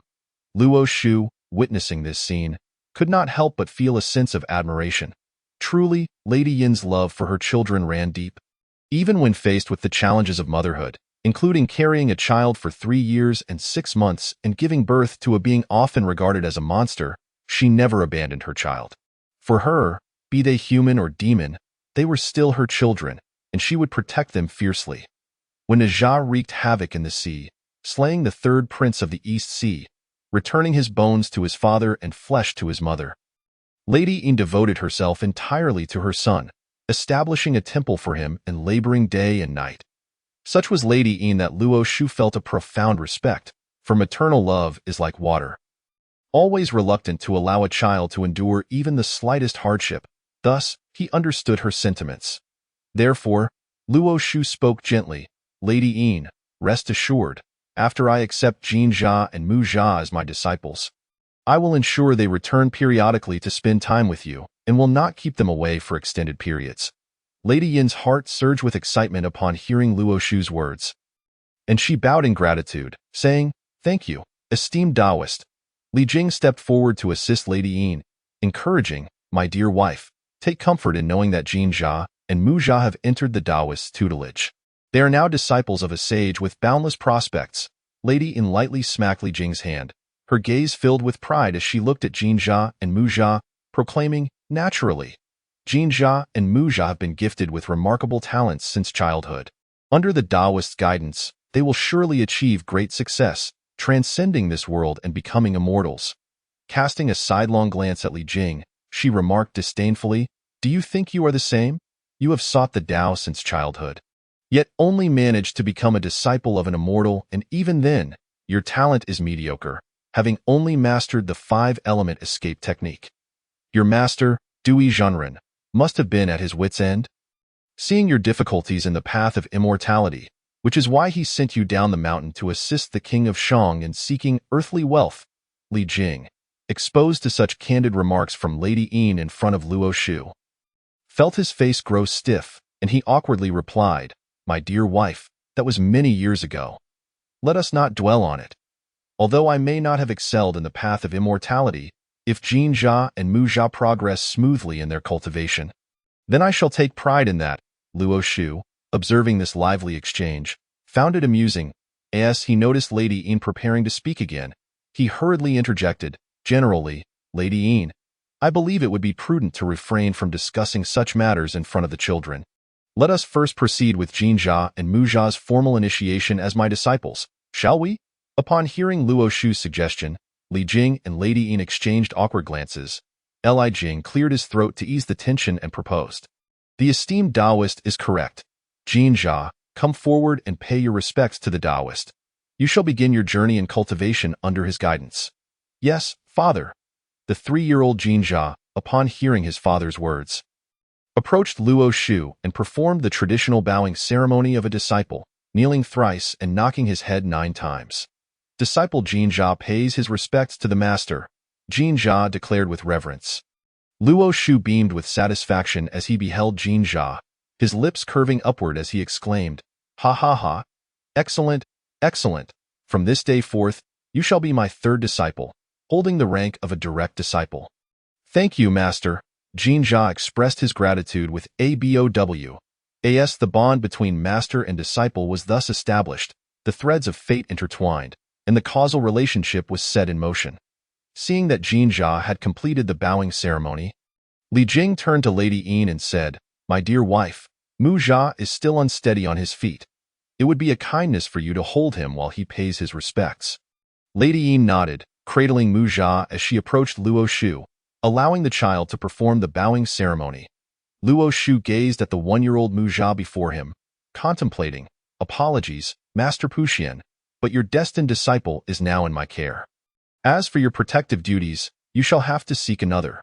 With a joyful expression, he declared, "Excellent, excellent. From this day forth, Mu Jia shall be my 4th disciple, also a direct disciple." Lady Yin, filled with joy at her son's initiation into the celestial realm, respectfully said, "This humble woman expresses her gratitude on behalf of Mu Jia, esteemed Taoist." Luo Shu, regarding his newly appointed direct disciples, addressed Li Jing and Lady Yin, "As Jin Jia and Mu Jia are still quite young, I shall refrain from bestowing upon them any spiritual treasures for the time being. Once they are a bit older, I will grant them protective artifacts." Upon hearing this, Li Jing and Lady Yin expressed their heartfelt gratitude. "Thank you, esteemed Taoist." Lady Yin, still anxious, added, "Esteemed Taoist, I entrust my 2 sons to your care. If they err in their ways, I hope you will show mercy. Fear not, Lady Yin, I shall ensure they receive proper guidance." Li Jing, witnessing both of his sons being accepted as disciples of the Jie sect, could not help but marvel. Who would have thought that while I struggled on the path of immortality, my 2 sons would be accepted under the tutelage of a sage? What a tremendous blessing! Then, turning to Luo Shu, he inquired, "Esteemed Taoist, might you join us for a meal before departing?" Lady Yin chimed in, "Esteemed Taoist, today is Mu Jia's 1st birthday. We would be honored if you could stay for the celebration." Lady Yin, wishing to extend the time spent with her sons, was eager for them to linger a little longer. Luo Shu, feeling content after successfully accepting disciples, replied with a smile, "Then I am grateful for General Li's hospitality." Li Jing, upon hearing this, felt elated and looked toward Lady Yin, suggesting, "My dear wife, kindly arrange a feast in the kitchen. With fine wines and dishes laid out, I shall accompany the Taoist for a drink." Lady Yin cheerfully responded, "I shall take care of that at once. I will first bring Jin Jia and Mu Jia back to prepare. And when the esteemed Taoist is ready to leave, I will send them to you." With that, without waiting for Li Jing's reply, she carried Mu Jia and took Jin Jia with her as they descended. Li Jing invited Luo Shu to enjoy some tea while awaiting the arrival of delectable dishes. As Luo Shu thought of Xiaobai, he casually waved his hand, sending forth a sound transmission spell outside the estate. He then addressed Li Jing, "There is a young man outside. He is my steed. Might you send someone to escort him in?" Li Jing, upon hearing the words, hastily summoned a servant to fetch Xiaobai, pondering to himself that it was indeed fitting for a disciple of a sage to always travel with a steed. Meanwhile, Xiaobai was seated at a table, relishing his meal with great enthusiasm, devouring food in large bites, which startled the nearby commoners. They thought to themselves that they had never witnessed such an insatiable eater, resembling a starving ghost reborn, polishing off one dish after another. A glance towards the adjacent table revealed an abundance of dishes, contrasting sharply with their own empty plates. Xiaobai was oblivious to the thoughts of his dining companions. His sole focus was on enjoying his meal and wishing for the dishes to arrive faster. Suddenly, a magical voice echoed in Xiaobai's ear, saying, "Xiaobai, the apprenticeship has concluded. General Li has arranged a banquet. If you wish to partake, wait at the entrance, and someone will escort you inside." Upon hearing Luo Shu's words, Xiaobai set down his chopsticks and made his way to the entrance of Li's residence. The commoners at the same table, witnessing Xiaobai's departure, internally complained, "This glutton has finally left. We were hoping to take some dishes home." Xiaobai remained unaware of their sentiments, believing that a private banquet would undoubtedly be more delectable than what awaited outside. Upon reaching the entrance, he stood there, eagerly anticipating the arrival of someone to escort him inside. The guards at the door observed this scene and mused to themselves, "Why is this person not dining but instead loitering at the entrance? He looks handsome, yet something seems amiss." Chapter 52. Departure in the blink of an eye. A servant emerged from within the Li residence, immediately spotting Xiaobai standing off to the side. The servant approached and inquired, "Are you the one called Shanjun?" Upon hearing this, Xiaobai realized that this was the servant sent to escort him and joyfully replied, "Yes, you are here to take me in, right? Let us hurry, we should go inside now." The servant, recognizing Xiaobai as the one he was to escort, promptly bowed and extended his right hand, inviting Xiaobai into the residence. "Please, after you." Xiaobai strode in with a vigorous gait, filled with exuberance, while the servant followed closely behind to guide him. On the other side, an array of delicacies was being presented on the dining table. And once the final dish was served, Li Jing invited Luo Shu to take a seat, respectfully saying, "Taoist, please take the honored place." "General Li, you are too courteous. I shall sit here," replied Luo Shu as he approached the chair beside the main seat and took his place. Observing this, Li Jing stepped forward to pour a cup of wine for Luo Shu, then seated himself in the chair opposite. Li Jing poured himself a cup as well, raising it and saying, "To the Taoist, to the general." Luo Shu lifted his cup, drinking alongside Li Jing, then softly remarked, "General Li, I have foreseen that you will have another son, though he has yet to be born." Upon hearing this, Li Jing felt a surge of excitement. After all, he held great trust in Luo Shu. Moreover, more sons signified more blessings, and he joyfully inquired, "Is what the Taoist says truly so?" Noticing Li Jing's delighted expression, Luo Shu thought to himself, "The more exhilarated you are now, the more irate you shall become later. Nez's penchant for trouble is well known in later generations. Prepare yourself to clean up his mess." Maintaining a calm demeanor, Luo Shu replied, "What I have stated is indeed true. However, this child is extraordinary. If he is born without proper guidance, he will surely bring calamity to Chintang Pass." Continuing his ruse, Luo Shu was confident that he could easily manipulate a general of such modest capabilities. As expected, upon hearing this, Li Jing's previously elated face began to visibly fluster. "Taoist, in that case, once my next child is born, may he enter your tutelage for instruction?" Luo Shu had been awaiting this very statement, as Neza was the reincarnation of the Spirit Pearl, possessing remarkable talent and great fortune. If he were to accept him as a disciple and provide proper guidance, he could become an elite asset for the originally. Nuwa had deemed the Spirit Pearl's behavior troublesome and had inscribed him on the investiture of the gods, sending him to undergo trials and training. However, during the 7th year of King Zhou's reign, while offering sacrifices to Nuwa, the king desecrated the Holy Mother, inciting Nuwa's wrath, who then reincarnated the Spirit Pearl as Neza and placed him under the mentorship of Tai Zhenren to aid the West Qi in their campaign against King Zhou, achieving numerous victories and earning great military merit. Feigning reluctance, Luo Shu pondered for a moment before responding earnestly, "Since it is the general's request, I cannot decline. Once your third son is born, I shall come to accept him as a disciple." Li Jing was unaware of Luo Shu's true intentions. He only knew that he would have another son who would also become a disciple of the Taoist. The thought that all three of his sons might be accepted by a sage filled him with immense joy. He rose and bowed deeply to Luo Shu, expressing his gratitude. "Thank you, Taoist. Your kindness is beyond measure. If ever you require my assistance, do not hesitate to command." Luo Shu waved his hand dismissively, saying, "General Li, there is no need for such formality. It is my honor to accept such a promising disciple. Do not be so courteous." Hearing this, Li Jing felt profoundly grateful, straightened up, lifted his cup of wine, and declared, "Taoist, I shall refrain from expressing my gratitude in words. It is all within this cup. I toast to you." Observing the deeply appreciative expression on Li Jing's face, Luo Shu thought, "How fortunate it is that I encountered him. Had I met someone with ill intentions, even if they sold you out, you would still count their money." With a composed demeanor, Luo Shu raised his cup and stated, "General Li, please." Thus, the two engaged in a jovial exchange of toasts. Just as Luo Shu and Li Jing were engrossed in their delightful conversation, a crisp voice rang out from outside, calling, "Master, I have arrived."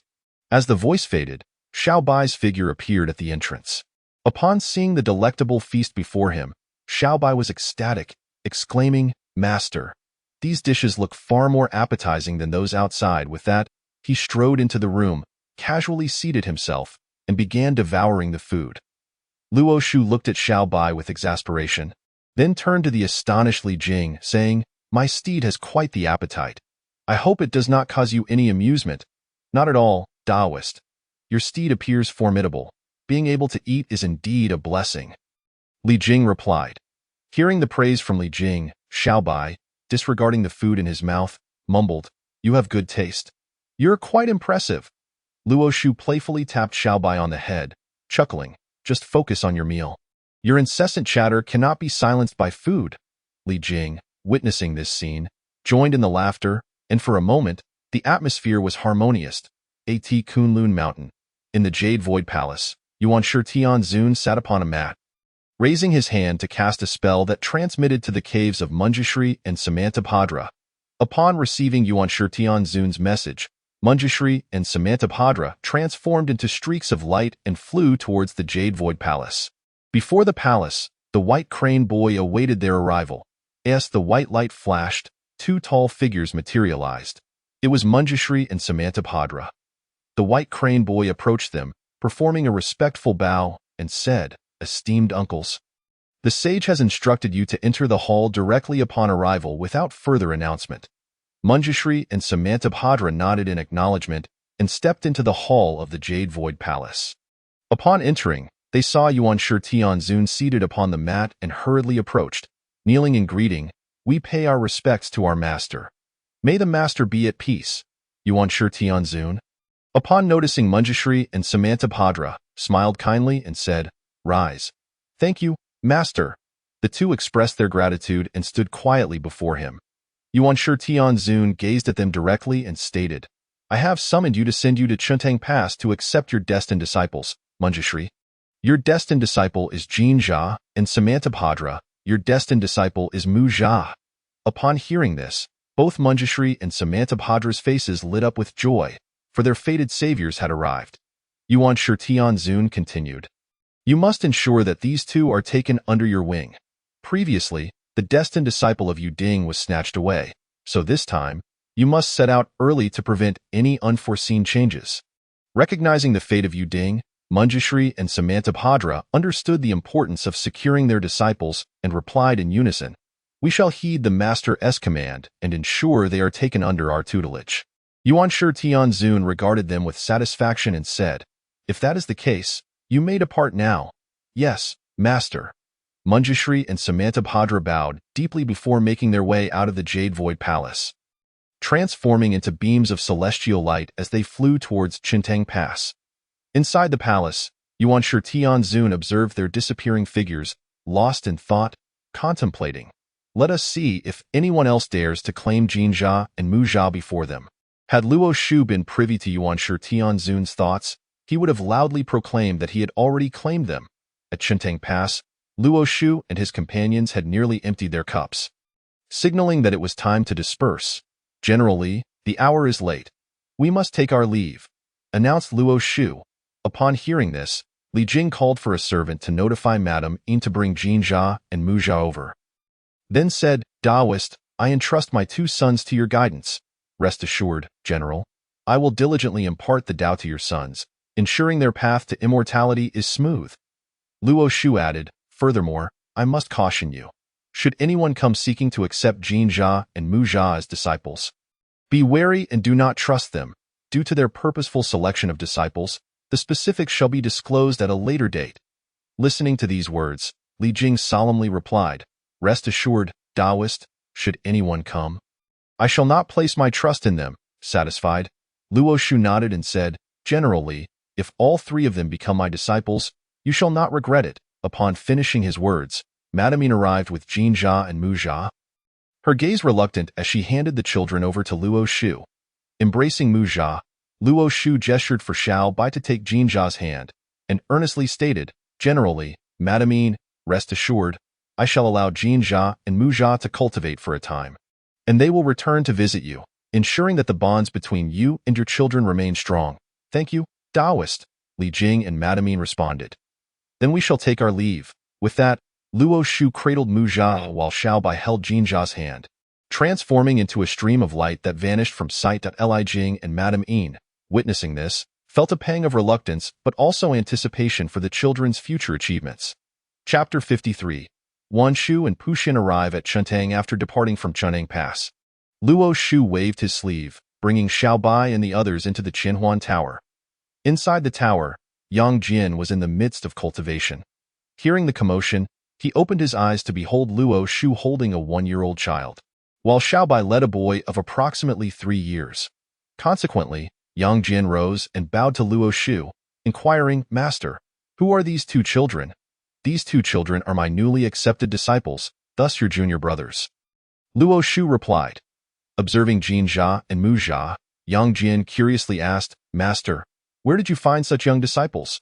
Xiao Bai interjected, "When we passed through Chuntang Pass, my master divined that General Li's 2 children shared a fated connection with him, which is why he took them in."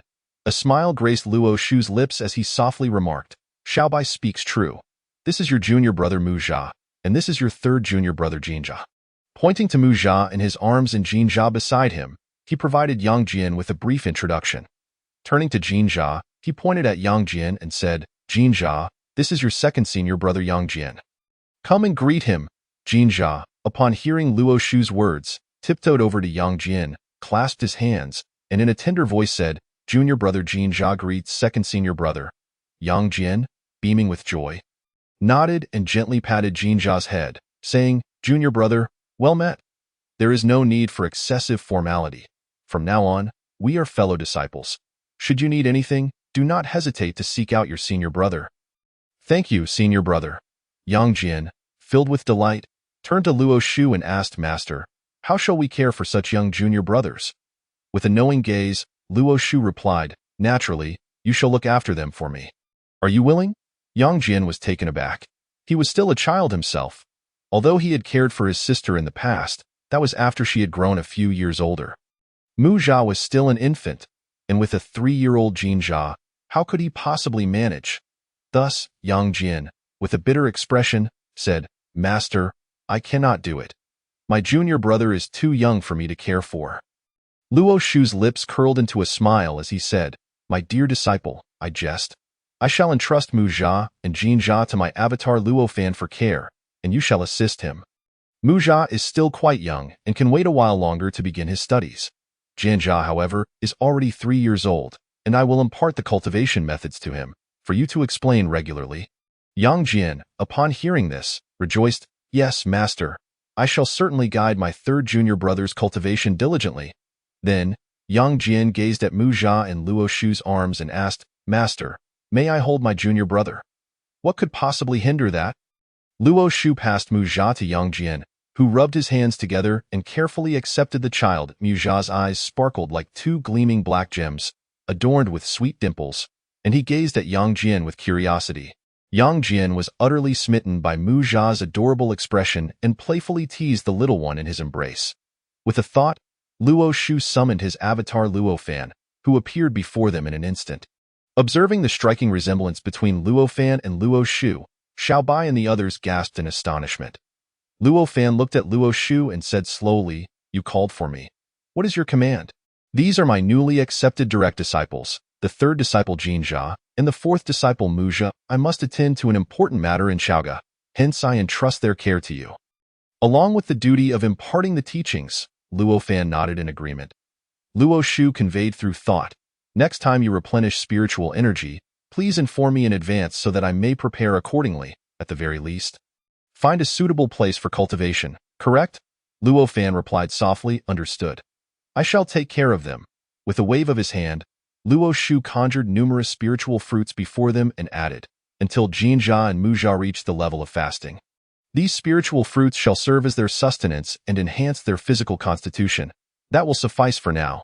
Should anything arise, do not hesitate to contact me. Rest assured, Master."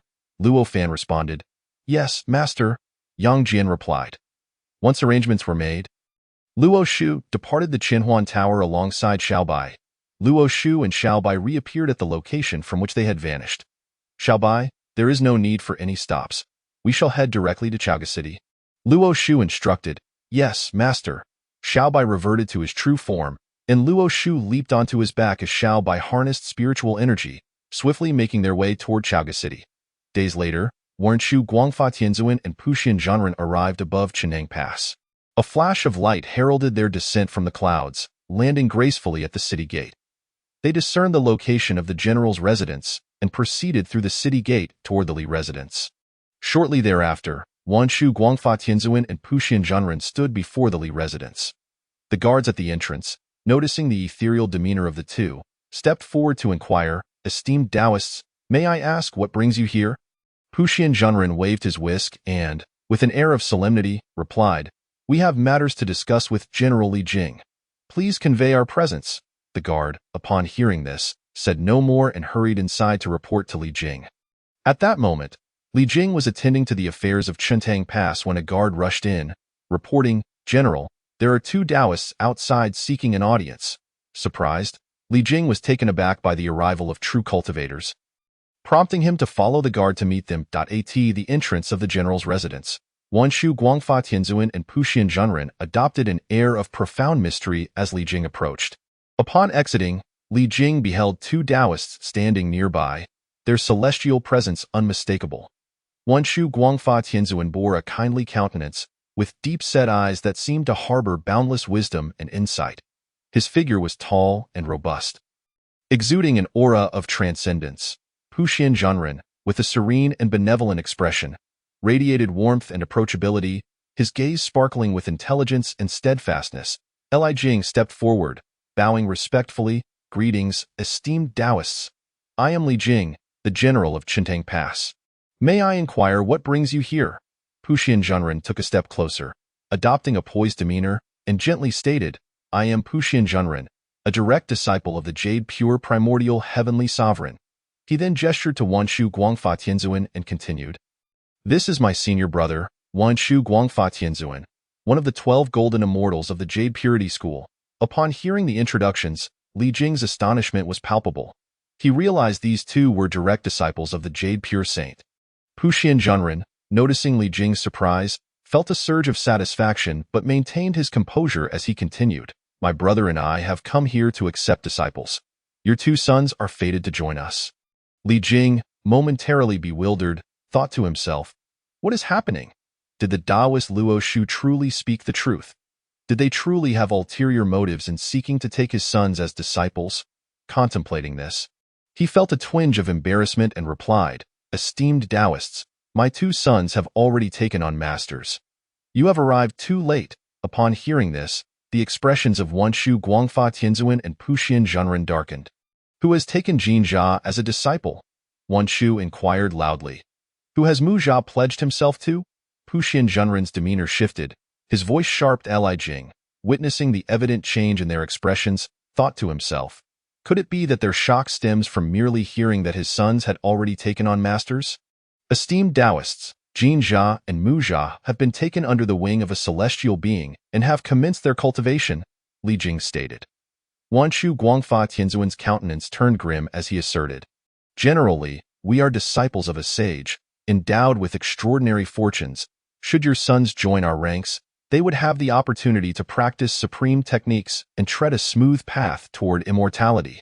Now, having taken refuge under the tutelage of an unknown celestial master, they have undoubtedly jeopardized their chances of ascension. If you were to inform us of the identity of the one who has accepted them as disciples, there might still be hope," the esteemed Puxian Zhenren concurred, stating, "What my senior brother says is indeed correct. If they have followed the path of heresy and succumbed to demonic practices, then salvation is beyond reach." Li Jing observed the two of them, their words laced with sarcasm, and his impression of them, as well as of the disciples of the Chan teaching, swiftly soured. Just moments ago, he had perceived them as ethereal beings with an air of righteousness. Now, they appeared to him as hypocrites, cloaked in false virtue. Since my son has already pledged himself to a celestial master, it signifies that he shares no apprentice bond with the two of you. Thus, you may take your leave." Upon hearing this, Wanshu Guangfa Tianzuan and Puxian Zhenren's expressions darkened immediately. A mere mortal like Li Jing dares to speak to them in such a manner, truly audacious. Chapter 54. Return to Chaoga. Wanshu Guangfa Tianzuan and Puxian Zhenren regarded Li Jing with cold, piercing gazes, their imposing presence causing his legs to tremble. Puxian Zhenren, with a voice sharp as a blade, proclaimed, "Offspring of egg-laying and live-bearing beings, your vision is indeed limited, your fortunes shallow, lacking in understanding of the celestial order and the heavenly way." Li Jing, upon hearing these words, found his opinion of the two men plummeting to an all-time low. Aside from the beings created by Enhua when she attained sainthood, which of the human race has not been born through gestation? The act of carrying life for 10 months is a magnificent endeavor. How could it be deemed as a failure to recognize the celestial order and defy the heavenly way in the mouth of Puxian Zhenren? If humanity were to transgress against the heavenly way, how then could the celestial sovereign wield his halo of authority? And how could the emperor of humans and the saints be on equal footing? The fact that the Chan teaching could produce such disciples indicates it is not a commendable place. In that moment, Li Jing felt gratitude that his son had entered the fold of the Luoshu sect. After all, the caliber of a master reflects in the quality of their disciples. Li Jing maintained a composed demeanor and said, "Since the two of you have reached this point in your discourse, there is little left to say. As a mere mortal, I leave my fate in your hands." Just as Puxian Zhenren was about to reprimand Li Jing, he was halted by Wanshu Guangfa Tianzuan, who transmitted a warning. "Brother, do not be rash. The calamity is about to unfold, and our destined disciples have been taken away by another. If you were to slay a mortal general at this juncture, it could indeed lead to catastrophe and your own demise." Upon hearing this, Puxian Zhenren recognized his own impulsiveness and coldly stated, "Out of respect for my brother today, I shall spare your life. Should there be a next time, I will ensure your utter destruction." Witnessing this exchange, Li Jing felt a sense of relief. After all, he stood before individuals who were personally taught by a sage. And as one yet to attain the path of immortality, confronting them was indeed daunting. "I bid you farewell, esteemed Taoists." Wanshu Guangfa Tianzuan and Puxian Zhenren, with solemn expressions, summoned their celestial powers and vanished from sight. Li Jing gazed at their disappearing figures, lost in contemplation, before making his way back into his residence. The atmosphere outside gradually returned to tranquility. At the foot of the celestial mountain, a flash of light revealed two elongated figures, the Wanshu Guangfa Tianzuan and Puxian Zhenren, who had departed from Chuntang Pass. Puxian Zhenren, visibly enraged, exclaimed, "Brother, shall we simply let this go? This is akin to what happened with our junior brother Yuding. Not only have we lost a disciple to an unknown individual, but we are left in utter frustration." Wanshu Guangfa Tianzuan's expression was equally grim, recalling how Yuanshu Tianzuan had specifically instructed them to swiftly accept a disciple, only for them to arrive too late. It was a significant loss of face. The Chan teaching prides itself on its reputation for righteousness and virtue, presenting itself as a paragon of moral integrity. "Brother, we must promptly inform our master of this matter and let him decide." Puxian Zhenren pondered for a moment before responding. As you say, to offend the Chan teaching is to offend the sage, and we must be prepared to face the consequences. With that, Wanshu Guangfa Tianzuan and Puxian Zhenren harnessed their celestial powers, transforming into streaks of light as they soared towards Kunlun Mountain. Chaoga Xiaobai, riding atop Luo Shu, descended before the gates of Chaoga, and as Luo Shu dismounted, he gazed at the familiar city towers of Chaoga. Sighing, "Chaoga, I have returned once more." Luo Shu and Xiaobai stepped forward into the bustling streets of Chaoga. Just a year had passed since the ascension of King Zhou, and at this moment, Emperor Xian was diligently working for his people, exemplifying the virtues of a wise ruler. The streets were lined with shops, each adorned with vibrant signs that shimmered under the sunlight. The thoroughfare was alive with the sounds of carriages and the throng of pedestrians. Creating a scene of bustling prosperity, merchants stood or sat, vociferously hawking their wares with enthusiasm and vigor. Passers-by flowed like a river. Some hurried along their way, while others strolled leisurely, savoring the tranquility amidst the clamor. Occasionally, horse-drawn carriages rolled by, the sound of hooves resonating like a joyous melody. As the carriages passed, they stirred up clouds of dust that glimmered in the sunlight. Xiaobai, having never witnessed such vibrancy, exclaimed, "How lively! Truly, this is the realm of the emperor." Turning to Luo Shu, he inquired, "Master, where shall we go now?" "To the Grand Tutor's residence," Luo Shu replied. "The Grand Tutor's residence? Master, what business do we have there?" Xiaobai asked innocently. "Have you forgotten? I mentioned that the current Grand Tutor, Wen Zhong, is my junior brother. Having come to Chaoga, who else should we seek?" "Oh, I see. How could I forget?" Xiaobai chuckled in realization. "Very well, let us proceed together." With that, Luo Shu led Xiaobai through the throngs of people. Xiaobai, overwhelmed by the bustling streets, marveled at the various stalls brimming with goods, unable to resist touching everything from fresh fruits and vegetables to exquisite handicrafts. Luo Shu, understanding his excitement, recognized that Xiaobai, being a simple creature from the wild, found every corner of the street bursting with life and vitality, greatly lifting his spirits. As the afternoon sun began to set, Luo Shu arrived at the entrance of the Grand Tutor's residence. Sensing the presence of 7 familiar auras, he realized that the 7 monsters of Meishan had descended to assist Wen Zhong. With a flick of his sleeve, he cast a spell to notify Yuan Hong and the others of his arrival. "Master, shall I inform the guards?" Xiaobai asked, ready to step forward. "No need. Wait here for a moment, and someone will come out."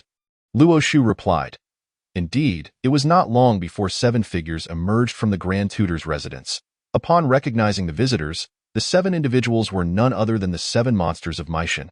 Yuan Hong and the others, having received Luo Shu's message, were filled with joy and hurriedly approached, bowing deeply in respect as they greeted. "We pay our respects to our master. May the master be well." Luo Shu surveyed Yuan Hong and the others, noting their enhanced cultivation, and nodded in satisfaction. "Rise. It seems you all have heeded my teachings well. Your aura of spiritual energy has grown significantly stronger." Yuan Hong and the others rose after bowing again. "Master, we have been resting on Meishan before descending to Chaoga to serve our uncle, and we are currently acting as vice-generals under his command," Yuan Hong reported. "Indeed, Master, we have benefited from the fortunes of the Shang dynasty, and my elder brother has already attained the initial stage of Golden Immortal, while the rest of us are at the initial stage of Profound Immortal." Dai Li chimed in. "Yes, thank you, Master." The others echoed in agreement. Luo Shu, filled with delight at this scene, gestured towards Xiaobai and said, "This is my steed, a mountain lord of the Baihu clan, possessing the strength of a mid-stage Golden Immortal. From now on, you shall address him as elder brother." The group stared at Xiaobai in astonishment, marveling at their master's prowess in acquiring such a formidable steed. Yuan Hong and the others clasped their hands in respect towards Xiaobai, unison in their greeting. "We pay our respects to elder brother." Xiaobai, in high spirits, felt honored. Though he was merely a steed, he was esteemed by Luo Shu, and after all, even the master's disciples called him elder brother. "Rise, rise. We are all family here." Xiaobai laughed heartily. "And where is your uncle? Why is he not within the residence?" Luo Shu inquired. Yuan Hong replied, Master, your uncle should be inspecting the military at this time. He should return shortly. Master, please enter the residence and rest for a while. Chang Hao suggested. Upon hearing this, Luo Shu softly said, Very well, in that case, let us enter the residence and rest until your uncle returns. With that, Luo Shu and the others entered the Grand Tutor's residence. Chapter 55. Deliberation. That evening, the guards at the Grand Tutor's residence bowed deeply upon seeing Wen Zhong return, respectfully stating, Grand Tutor, your senior brother has arrived. It is the same Taoist as last time, and he is currently resting within the residence. Upon hearing of his senior brother's arrival, Wen Zhong's previously stern and solemn countenance softened into a warm smile, his once piercing gaze gradually transforming into one of gentleness. Without a moment's delay, Wen Zhong strode purposefully towards the inner residence with vigorous steps, each stride betraying his eagerness and anticipation. At that moment, his heart brimmed with joy and excitement, yearning to reunite with his senior brother, to reminisce about the past and share their recent experiences. Navigating through the long corridor and circumventing the ornamental rockery, he finally arrived at the sitting room where his senior brother was. Pushing open the door, he was greeted by the familiar figure of his senior brother, leisurely seated and savoring tea in the room. Luo Shu was engaged in conversation with Yuan Hong and others when he heard the footsteps and turned towards the door. Locking eyes with the entering Wen Zhong, a radiant smile blossomed on Wen Zhong's face as he hastily approached, respectfully bowing and declaring, Disciple Wen Zhong pays respects to senior brother. Yuan Hong and the others also bowed in deference. Exclaiming in unison, We pay respects to our esteemed uncle. Luo Shu, upon witnessing this, also expressed delight, rising to pat Wen Zhong on the shoulder, saying, Disciple, it has been many years since we last met, and I see that your cultivation has ascended to the mid-stage of the golden immortal realm. Clearly, you have not neglected your training. Wen Zhong first urged Yuan Hong and the others to rise, then fixed his keen gaze upon Luo Shu, exclaiming with excitement, Such progress is largely due to the selfless guidance of senior brother. Ah, you flatter me, disciple. Your achievements are primarily the result of your own perseverance and diligent practice. Luo Shu replied modestly. The two shared a knowing smile, for words were no longer necessary. They soon delved into discussions about their recent endeavors and insights into cultivation, with laughter and lively conversation filling the air, creating a warm and joyous atmosphere within the entire sitting room. After a while, Wen Zhong broached the main topic, inquiring, What brings you to Chaoga, senior brother? Luo Shu candidly responded, I have come to assist the great Shang. Upon finishing his sentence, Luo Shu mused internally, Can I truly admit that I am here to fulfill a mission? Certainly not, for that would tarnish my image. Wen Zhong, upon hearing this, displayed a look of astonishment. His senior brother had always devoted himself to cultivation, so it was unexpected for him to support a mortal dynasty. Thus, he asked, Senior brother, do you intend to enter the great Shang court? You misunderstand, disciple, I have no desire to enter the court. My purpose is solely to assist the Shang dynasty in promoting the development of humanity, ensuring that the common people live without want.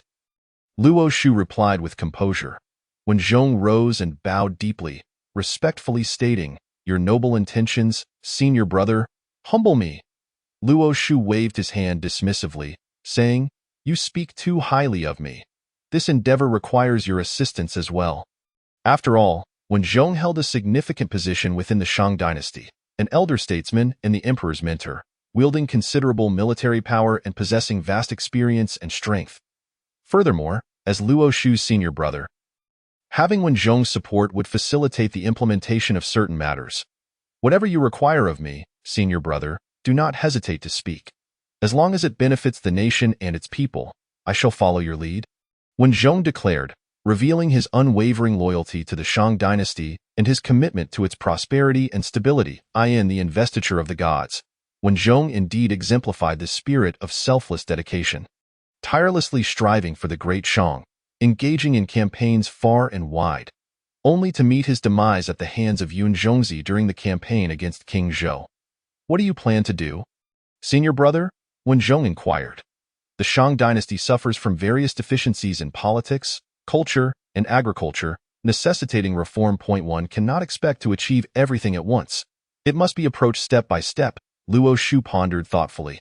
We shall begin with cultural dissemination, as culture is the soul of a nation and a people.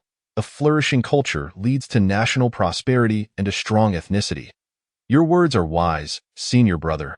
When Zhong affirmed, Luo Shu maintained his composure and continued, previously, the invention of paper accelerated the spread of written language, expanded cultural exchange, and improved productivity, profoundly impacting the development of humanity. However, the manual transcription of books and documents, as well as the creation of imprints, imposes limitations on the dissemination of culture. Thus, I have devised a method to alleviate this issue and significantly reduce the time required for writing. When Zhong's expression shifted to one of astonishment, the paper-making technique his senior brother had previously introduced was already a monumental achievement for humanity, and now he had yet another brilliant solution. When Zhong was utterly amazed, acknowledging that his senior brother was indeed a person of great fortune and destiny. Were it not for Luo Shu's undeniable human origins, he might have doubted if he was the offspring of the Tao itself. What method do you propose this time, senior brother? When Zhong inquired. Luo Shu's lips curled into a smile as he replied, this method is designed specifically for printing text, which I shall call movable type printing. Upon hearing this, when Zhong contemplated for a moment before earnestly stating, senior brother, I believe it would be prudent for you to assume an official position within the court, as this would lend legitimacy to your actions and facilitate matters. If you have reservations about attending court, I can speak to the king on your behalf. Your talents would undoubtedly benefit the Great Shang and provide welfare for the people. Luo Shu considered that merely holding a nominal position within the Great Shang would not be unfeasible. At least it would provide a basis for his actions. Thus, he candidly stated, disciple, in that case, I would appreciate your assistance in communicating with the king. The title is not of great importance. Having capable subordinates is what truly matters. As an immortal cultivator, Luo Shu was unconcerned with the mundane affairs of the mortal dynasty. His purpose was to fulfill the mission assigned by the system while improving the living conditions of the common people. In the age of the gods, ordinary humanity suffered the most.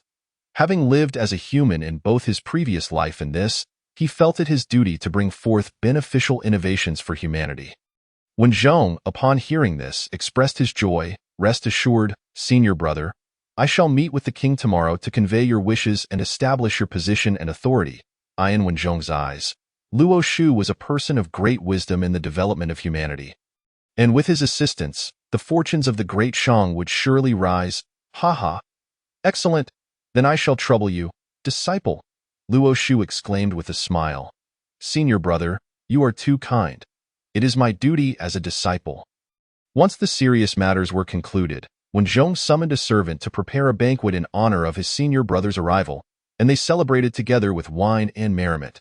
Following this, their conversation shifted to various adventures and insights from their cultivation journeys. Occasionally, one would share amusing anecdotes, eliciting hearty laughter from the group, while at other times, profound reflections on cultivation would spark spirited discussions. The entire sitting room transformed into a haven of wisdom and laughter, where each individual found resonance and warmth. Chapter 56. Crops. The next day, after attending court, when Zhong reported to King Zhou in the Lungda Hall regarding Luo Shu's affairs, that moment, King Zhou was of admirable character, diligently attending to state affairs, laboring for the country, and worrying for the people.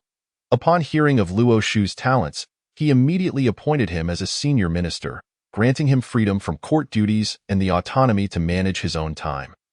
Should he require manpower or resources, all departments would fully cooperate. When Zhong, adorned in the robes of a senior minister and bearing the bronze artifacts and silks bestowed by King Zhou, exited the palace and returned to the Grand Preceptor's residence, Luo Shu regarded the rewards before him with indifference and addressed Wen Zhong, saying, Disciple, let us give these silks and treasures to the refugees in Chaoga City. We cultivators have no need for such things. Indeed, senior brother, but let us exchange them for grains instead. We shall set up a porridge station at the city gate to prevent any potential looting. Very well, disciple. Arrange for someone to manage this. Understood, senior brother. Having spoken, when Zhong called for a servant and instructed him to sort through the gold and silver items, take them to the market, and exchange them for grains to establish the porridge station. With a wave of his hand, Luo Shu summoned Yuan Hong and others, assigning them various tasks. Shortly thereafter, Yuan Hong and the others arrived before Luo Shu, bowing in unison. "We pay respects to our master and our esteemed uncle." "Rise," Luo Shu replied. "Thank you, my disciples." With a gesture, he lightly touched the center of their foreheads, imbuing them with a technique that entered their consciousness. "You are to set off immediately and search throughout the Shang dynasty for these crops, uprooting them and bringing them into Chaoga City." The images that appeared in their minds would be readily recognized by modern individuals as potatoes, corn, sweet potatoes, fava beans, yams, and taro. Seeing these items, Yuan Hong and the others inquired, "Master, what are these?" "Pay close attention to their growing locations. These are all edible items. If we can find them, the common people will at least have food to sustain themselves." Understanding the significance of Luo Shu's words, Yuan Hong and the others replied in unison, "Rest assured, Master, we shall spare no effort in locating these items." "Very well, I have faith in you. Set forth at once." "Yes, Master." Upon finishing their conversation, Yuan Hong and the others transformed into radiant streaks of light, soaring towards the outskirts of Chaoga City in search of crops. Observing this scene, Wen Zhong remarked, "Senior brother, what exactly are you instructing them to find? Should we not dispatch more individuals to aid in the search?" "Junior brother, prior to my arrival in Chaoga, I took the time to understand the plight of the common folk. I witnessed many citizens struggling to meet even their basic needs, which is truly disheartening. One must realize that if they cannot secure enough food to eat, how can they aspire to build a nation? The most fundamental necessity for ordinary people is simply to be well fed and quenched. Once we address the issue of hunger, who would dare to rebel? Hence, the foremost priority before any national development is to ensure the basic welfare of the populace." Wen Zhong nodded repeatedly in agreement, fully aware from his numerous campaigns across various regions that the root causes of rebellion often stemmed from struggles over resources. Luo Shu continued, "Therefore, I have instructed Yuan Hong and the others to seek out several high-yield crops. Should we succeed in locating them and promote widespread cultivation, we can undoubtedly resolve the people's hunger." Hearing this, Wen Zhong's expression brightened, understanding the immense significance such crops could hold for the Shang dynasty if they were indeed edible. "Senior brother, if that is the case, we should certainly send out more individuals to search, or perhaps sketch the shapes of these crops for the soldiers to inquire with the farmers. They are accustomed to tilling the land and may have encountered these crops before." Luo Shu, upon reflecting on Wen Zhong's suggestion, found it quite feasible. "You speak wisely, junior brother. Where is the study? I shall illustrate these crops and dispatch more individuals to seek them out." "Follow me, senior brother." With that, Wen Zhong led Luo Shu through the long corridor, around the garden, and into the study located in the backyard. Luo Shu retrieved his brush, ink, paper, and inkstone, channeling his spiritual energy to depict the crops he envisioned in his mind onto the paper. Given his lack of artistic skill, he resorted to using celestial techniques for the illustrations, as even drawing an apple proved challenging for him. Wen Zhong observed as Luo Shu meticulously created each drawing, picking one up to scrutinize the oddly shaped crops with a confused expression. "Can these be eaten?" Luo Shu utilized celestial magic to replicate a multitude of illustrations, handing them to Wen Zhong. "The drawings are complete. The rest is in your capable hands. Fear not, senior brother. I shall arrange for inquiries immediately, and should I receive any news, I will inform you at the earliest opportunity." With that, Wen Zhong exited with a stack of paper, organizing a search for the depicted crops. Luo Shu, watching Wen Zhong's retreating figure, sketched a few templates for movable type printing and turned to his companion Xiaobai. "Xiaobai, accompany me outside the estate." "Yes, master." "Where are we headed?" inquired Xiaobai. "We shall stroll through the streets of Chaoga City and see if there are any skilled carpenters about." "What do we need a carpenter for?" Xiaobai questioned further. "Just follow me. There is indeed a purpose for seeking a carpenter." "Ah, I was merely curious." Xiaobai scratched the back of his head, looking rather foolish. Luo Shu paid him no mind and proceeded towards the estate's entrance, with Xiaobai hastily following behind. Meanwhile, at the foot of Kunlun Mountain, 2 streaks of light zipped past, revealing the figures of Wanshu Guangfa Tianzuan and Puxian Zhenren, who had just returned from Cheneng Pass. As they intended to rest in their cave dwelling before reporting to Yuanshu Tianzuan, they noticed the white crane boy approaching them. Upon seeing Wanshu and Puxian, The white crane boy bowed respectfully, saying, "Esteemed uncles, the sage wishes for you to immediately proceed to Yushu Palace for an audience." Understanding the implication that their return alone would indicate an unsuccessful mission, Wanshu Guangfa Tianzuan and Puxian Zhenren nodded in acknowledgement. Soon, they soared towards Yushu Palace, with the white crane boy hastily following suit. Inside Yushu Palace, Yuanshu Tianzuan sat solemnly upon a mat, his expression darkening upon realizing that only Wanshu and Puxian had returned to Kunlun, indicating their endeavor to recruit disciples had been in vain. Such a setback was infuriating for one who had always experienced success. The repeated challenges to his authority and the repeated abduction of his chosen disciples felt like a slap to his face. If he did not take action, would they forget that he was one of the 6 divine saints and a member of the 3 pure ones? As Wanshu and Puxian approached the palace, they entered directly, immediately confronted by the stern countenance of Yuanshu Tianzuan. They quickly knelt and greeted, "We pay our respects to our esteemed master." "May you be at peace," Yuanshu Tianzuan, with an angry tone, retorted. "At peace? How can I be at peace when you two have returned without your disciples? Tell me, what transpired during your journey?" Wanshu Guangfa Tianzuan gestured for Puxian to speak. Puxian, seeing this, stated plainly, "Master, my brother and I followed your orders to Cheneng Pass. Upon arriving at the general's residence, we explained our purpose to Li Jing, only to discover that his 2 sons had already been taken. When we pressed him for the identity of the abductors, he hesitated and failed to provide an answer. My brother and I intended to compel him for the truth, but he remained tight-lipped. Perhaps he himself is unaware of who has claimed his sons. Unable to ascertain the truth, we decided to return to Kunlun, hoping you might discern who is so audacious." Wanshu Guangfa Tianzuan concurred. "Every word spoken by my junior brother is true." Upon hearing this, Yuanshu Tianzuan's expression darkened further. The heavenly mechanisms were in disarray, making it impossible to unravel the truth. It seemed that moving forward, disciple recruitment would require even greater caution. "You may withdraw now. Focus on your cultivation until the calamity unfolds. And should you encounter worthy disciples, then take them under your wing." "Understood. We shall heed your command, Master." Wanshu Guangfa Tianzuan and Puxian Zhenren bowed once more before departing Yushu Palace to resume their cultivation in their cave dwelling. As Yuanshu Tianzuan watched their figures fade away, he muttered to himself, "Who could it be? Perhaps I should consult my elder brother." With that, he vanished from the mat. Chapter 57. Movable type, printing. The streets of Chaoga City bustled with life, teeming with people and lively activity. Luo Shu and Xiao Bai navigated through the crowd, their eyes scanning the shops and stalls lining the streets with keen interest. "Master, must we truly seek out a carpenter to create these templates?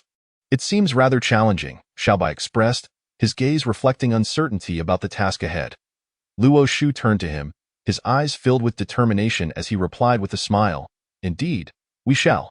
Chaoga City is the cultural capital of the Shang dynasty, home to exceptionally skilled artisans. We are certain to find a suitable candidate here. With such vastness to explore, let us not rush in selecting someone. Onward, let us take a look ahead. "Yes, master." Continuing along the bustling streets, they eventually halted in front of a quaint yet exquisite carpenter's shop. Approaching the establishment, they observed a middle-aged carpenter engrossed in the meticulous carving of a wooden block.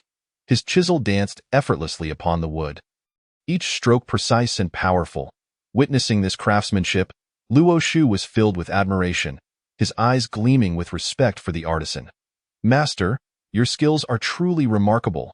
The carpenter, hearing the compliment, looked up and assessed Luo Shu and Xiao Bai with a smile. "You flatter me. It is but a mere skill of carving." He paused his work, setting down his chisel and wiping his hands with a cloth, continuing, "You two do not appear to be ordinary patrons. What brings you here?" Luo Shu stepped forward, a slight smile gracing his lips as he politely addressed the carpenter. "Master, we require the production of some special templates. Would you be willing to assist us?" The carpenter's eyes widened in surprise as he replied earnestly, "Guests are always welcome. May I inquire what kind of templates you need? Allow me to see them first. Should they be feasible, I will gladly take on the task." "Certainly. Please take a look at this." Luo Shu retrieved the previously drawn plans from his sleeve and presented them to the carpenter. The carpenter examined the designs closely for a moment before setting them down. A glimmer of appreciation in his eyes. These designs are truly ingenious. May I ask who created them? Are they feasible for production? Luo Shu inquired. I would like to know if you can undertake the creation of these templates. I can certainly attempt to make them, but what are your specifications regarding materials and quality? Luo Shu seized the opportunity to elaborate on their requirements. We hope the templates will be precise and durable, with each character clearly distinguishable. In short, we ask that you apply your utmost skill to craft them perfectly. The carpenter nodded in understanding. I see. This task, while challenging, is within my capabilities. However, creating the templates will take some time. Can you be patient while I work? Of course. Luo Shu responded thoughtfully. In the days that followed, he occasionally visited the carpenter's workshop to assess the progress of the project. The carpenter frequently sought Luo Shu's counsel on the principles and intricacies of the movable type printing templates, engaging in discussions to explore the optimal design solutions. After all, Luo Shu was merely drawing from vague impressions of the future to create the template designs. A few days later, the carpenter abruptly halted his work. His brow furrowed in concentration and remarked, I've encountered an issue. If we construct the templates according to your specifications, while clarity can be assured, durability may be compromised. Luo Shu, somewhat perplexed, inquired, How can we resolve this? The carpenter pondered for a moment before suggesting, Perhaps we could consider utilizing a sturdier wood and applying a layer of metal protection on the surface of the type, thereby ensuring both clarity and enhanced durability. Upon hearing this, a glimmer of delight sparkled in Luo Shu's eyes. Your idea is truly ingenious, master. We are eager to experiment with this approach. The carpenter, drawing upon his craftsmanship and experience, transformed the designs from paper into tangible reality. After numerous trials and adjustments, he successfully produced a batch of movable type templates that were not only precise and durable, but also intricately carved, each character appearing almost lifelike, as if imbued with vitality. When Luo Shu beheld these templates, his heart swelled with excitement. Although, in comparison to future advancements, movable type printing might seem rudimentary, it was indeed a remarkable achievement in the context of the Shang dynasty. How could one not feel exhilarated? Luo Shu, accompanied by Xiao Bai, retrieved the completed movable type printing molds and returned to the residence of the Grand Tutor. Upon placing the molds on the table, when Zhong entered, his curiosity piqued as he asked, Senior brother, are these the molds for the movable type printing you had the artisans create? Indeed. With these molds, we can disseminate written words on a grand scale. Luo Shu replied enthusiastically, Senior brother, this method is utterly unprecedented. I am genuinely intrigued. How does one employ this printing technique to replicate text? When Zhong inquired, his interest visibly heightened. Noting when Zhong's curiosity, Luo Shu pointed at the type molds and smiled. These are the intricately carved movable types, each character crafted in reverse, functioning as an independent module. Reversed characters. Is that to ensure the printed text appears correctly? When Zhong asked thoughtfully. Precisely. We simply select the appropriate movable types corresponding to the text we wish to print and arrange them sequentially within the frame. Luo Shu elucidated. When Zhong, captivated, asked, And then what? Luo Shu continued, Next, we apply ink to the frame, ensuring that each movable type is evenly coated. Subsequently, we place a clean sheet of paper over the frame and press down with appropriate force, allowing the ink to transfer from the type onto the paper.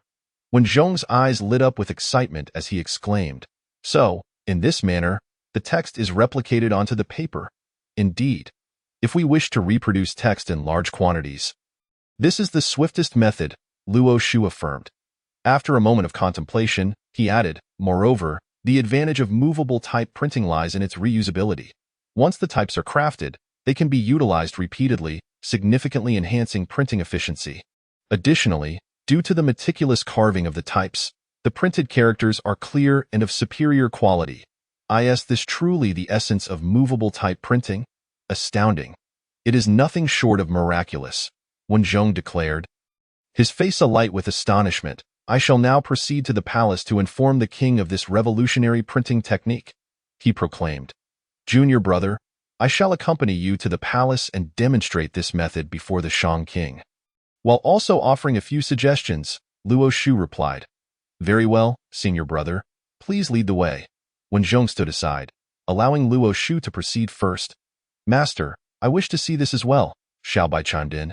Luo Shu chuckled softly and said, "Then let us all go together." With that, Luo Shu waved his hand, storing the movable type molds in his satchel, and strode toward the palace gates, followed closely by Wenzhong and Xiaobai. Chapter 58. An audience with King Zhou in the royal palace of Shang. Luo Shu and Wenzhong traversed through numerous gates and along a lengthy corridor, flanked by intricately carved beams and painted pillars that showcased the grandeur and authority of the Shang dynasty. The guards they encountered along the way bowed their heads in respect, their gazes reflecting deep reverence for Wenzhong, even though they were unfamiliar with Luo Shu's identity. However, observing that Wenzhong trailed half a step behind Luo Shu, they recognized his distinguished status. As for the seemingly simple Xiaobai, he was overlooked entirely, his expression not suggesting any significant importance. Upon reaching the entrance of the Shou Huang Hall, a palace attendant, upon spotting Wenzhong among the visitors, hurriedly approached and bowed respectfully, saying, "I greet the Grand Tutor. Is the king present within the hall?" Wenzhong inquired. Replying to the Grand Tutor, "The king is currently resting in the inner chamber." The attendant responded, "Very well." Wenzhong nodded, his demeanor solemn as he stated, "Please announce our presence. I have important matters to discuss with my senior brother and require an audience with the king." The attendant, glancing at Luo Shu, recalled that he had recently been appointed as a high minister, and thus bowed deeply, saying, "Ah, it is the esteemed high minister. I greet you, high minister." He then turned to Wenzhong, replying respectfully, "Grand Tutor, please hold for a moment. I shall promptly inform the king of your urgent request for an audience." Wenzhong subtly nodded, indicating his understanding, and then stood quietly outside the hall, his gaze penetrating as he peered into the depths of the great chamber. The attendant, not daring to delay, swiftly turned and entered the inner hall. Aware of Wenzhong's esteemed status, he understood that the request to see the king must involve significant matters. Thus he exhibited utmost diligence. Upon entering the hall, the attendant took a deep breath to calm his nerves before gently knocking on the door of the king's chamber. "Your Majesty, the Grand Tutor is waiting outside. He has come with his senior brother to report urgent matters." At that moment, Emperor Xian, reclining on his couch, was roused by the announcement of Wenzhong's arrival with his senior brother. Not only was Wenzhong his revered mentor, but he was also a seasoned statesman. Moreover, his senior brother had recently been appointed as a high minister, and the mention of movable type printing was indeed a matter of great significance. Emperor Xian hastily rose from his couch, beckoning his attendants to assist him in dressing. "Quickly, please invite the Grand Tutor and his companions into the hall. Attendants, prepare my attire." The attendant, upon hearing this, swiftly turned to exit the hall. Finding Wenzhong still standing there, as immovable as a towering mountain, the attendant approached and respectfully said, "Grand Tutor, the king requests that you and the high minister enter the hall and wait briefly. He is in the process of dressing." Wenzhong nodded and said to Luo Shu, "Senior brother, please enter the hall and wait a moment." Very well. With that, Luo Shu, Wenzhong, and the ever-curious Xiaobai entered the main hall together. Inside the grand hall, resplendent and imposing, the vast space seemed capable of encompassing heaven and earth.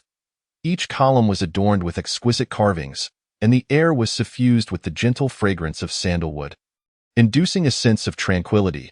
After waiting for a considerable time, they heard the sound of doors opening from the side hall, and all eyes turned toward it. A tall and majestic figure appeared at the entrance, sunlight streaming from behind, enveloping him in a golden aura. This figure was none other than King Zhou of the Shang dynasty. Dressed in a magnificent dragon robe, the gold threads shimmered brilliantly under the sunlight.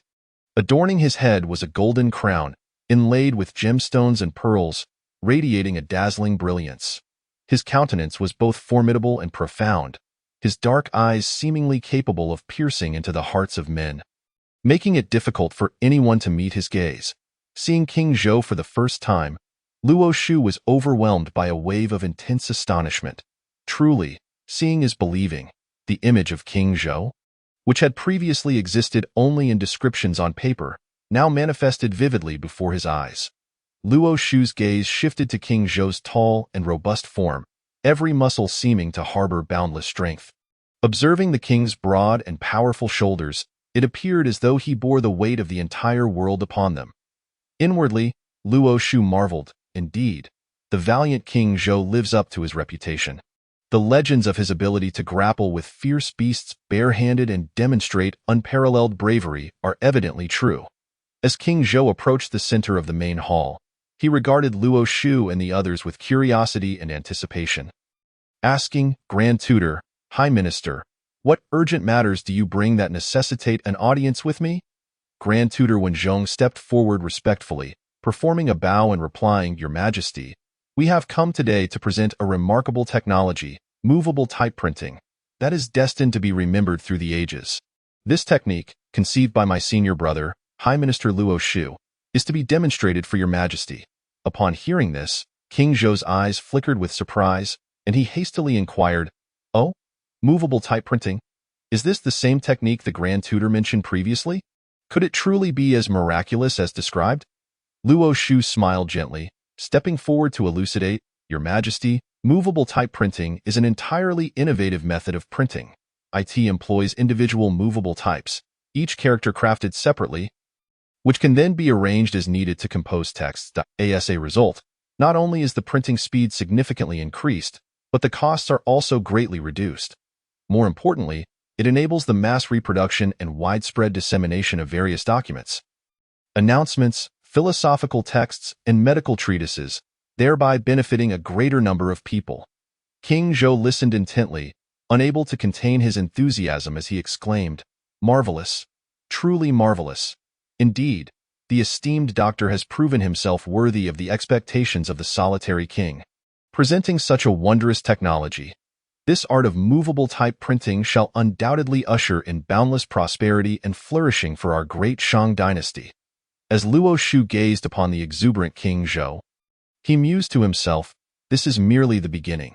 Were we to import the technologies of the future, you would surely ascend to greatness. King Zhou, observing Luo Shu, candidly inquired, Esteemed doctor, might you demonstrate this marvel for me? I kindly request that a table be prepared for your exhibition. Upon hearing this, King Zhou commanded the palace attendants to arrange a square table in the center of the grand hall. Once the table was ready, Luo Shu stepped forward, waved his hand, and a set of exquisite movable type molds appeared upon the table. King Zhou, witnessing this spectacle, regarded the tools with curious eyes, his heart brimming with anticipation for the unknown. Your Majesty, these are the molds of movable type printing, also known as typecasts. Each character is individually crafted, allowing for free combination as needed. As Luo Shu manipulated the type molds on the table, he continued, Your Majesty, please speak a phrase, and I shall arrange these type molds in the order you dictate. King Zhou, upon hearing this, proclaimed, To disseminate knowledge throughout the realm, benefiting the country and its people, is a deed of everlasting merit. King Zhou casually uttered this phrase, and Luo Shu meticulously arranged the type molds accordingly. He then took a sheet of white paper, carefully laid it upon the type blocks, and gently brushed ink back and forth across the paper. In no time, the characters became distinctly visible. King Zhou and Wenzhong watched in rapt awe, their astonishment evident. Truly remarkable, King Zhou exclaimed. This movable type printing is astonishingly efficient. I have never encountered such ingenious contrivance.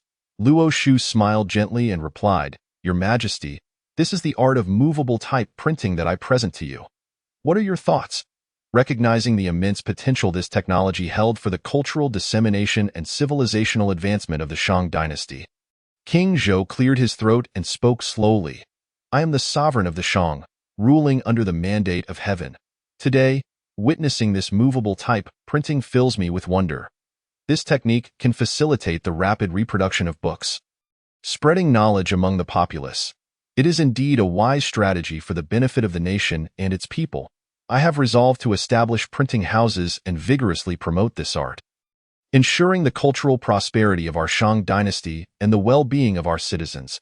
As soon as King Zhou finished speaking, the previously azure sky transformed into a dazzling golden hue, as if myriad rays of golden light cascaded down from the heavens. This golden light was not blinding. Rather, it emanated a soft and sacred aura, instilling a sense of reverence in all who beheld it.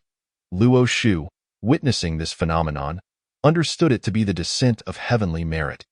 Indeed, clusters of golden clouds merged into Luo Shu's original spirit, while the remaining portion infused itself into Wanzhong, Xiaobai, and King Zhou. In an instant, the fortunes of the Shang dynasty surged for a century, astonishing the sages who sensed the extraordinary occurrence in the Shang, leaving them bewildered as to the cause of such divine favor. They attempted to calculate its significance, yet could not discern its meaning. Meanwhile, within the Purple Cloud Palace, the Tao ancestor murmured, "Anomalous signs." On the other side, Wanzhong and Xiaobai were left speechless, particularly Wanzhong, who lamented, "This is indeed heavenly merit. When did it become so easily attainable? I must cling tightly to my esteemed senior brother. This opportunity is simply too precious." King Zhou, unable to comprehend the unfolding spectacle, nonetheless felt a warm sensation enveloping him, dispelling his weariness. Luo Shu maintained an unperturbed demeanor, thinking to himself, "This is merely the beginning." Wanzhong and Xiaobai, seeing Luo Shu's calmness, silently raised their thumbs in admiration. Truly, he was worthy of being their master. King Zhou, overwhelmed with joy, turned to Luo Shu and declared, "Esteemed doctor, for bestowing such a technique upon us, I shall confer upon you the title of National Teacher of the Shang Dynasty, granting you the blessings of our realm." Luo Shu was momentarily taken aback, pondering, "What is this? National Teacher of the Shang Dynasty? Is this not the title of Shun Gongbao?" Noticing Luo Shu's daze, Wanzhong tugged at him, signaling him to respond. Luo Shu, recognizing the cue, reluctantly bowed and expressed his gratitude for the king's bestowal. After matters were settled, Luo Shu and his companions were graciously invited by King Zhou to a banquet. Chapter 59. High-yield crops. A few days later, Yuan Hong and his companions set forth on their mission, traversing mountains and rivers, enduring countless hardships, until they finally discovered high-yield crops such as potatoes and sweet potatoes. Excitedly, they returned to Chaoga, eager to present their findings to Luo Shu. As Luo Shu beheld the array of high-yield crops laid before him, his face lit up with delight. He caressed the surface of these crops, appreciating their firm and plump texture, his heart swelling with joy and elation. Turning to Yuan Hong and the others, he praised, "Excellent, excellent, excellent. You have indeed found the right specimens. Your efforts are commendable. At the behest of our master, how could we consider it arduous work?" They replied. "Indeed, it was merely a quest for these ordinary items. We felt no toil at all. Thank you for your kind words, master. This is merely our duty." Yuan Hong and his companions beamed with smiles. Meanwhile, Wanzhong gazed at the variously shaped crops with confusion and inquired, "Master, these appear to be merely common fruits of spiritual roots. Can they truly resolve the hunger of the common people?" Luo Shu's lips curled into a smile as he resolutely replied, "You are mistaken, dear disciple.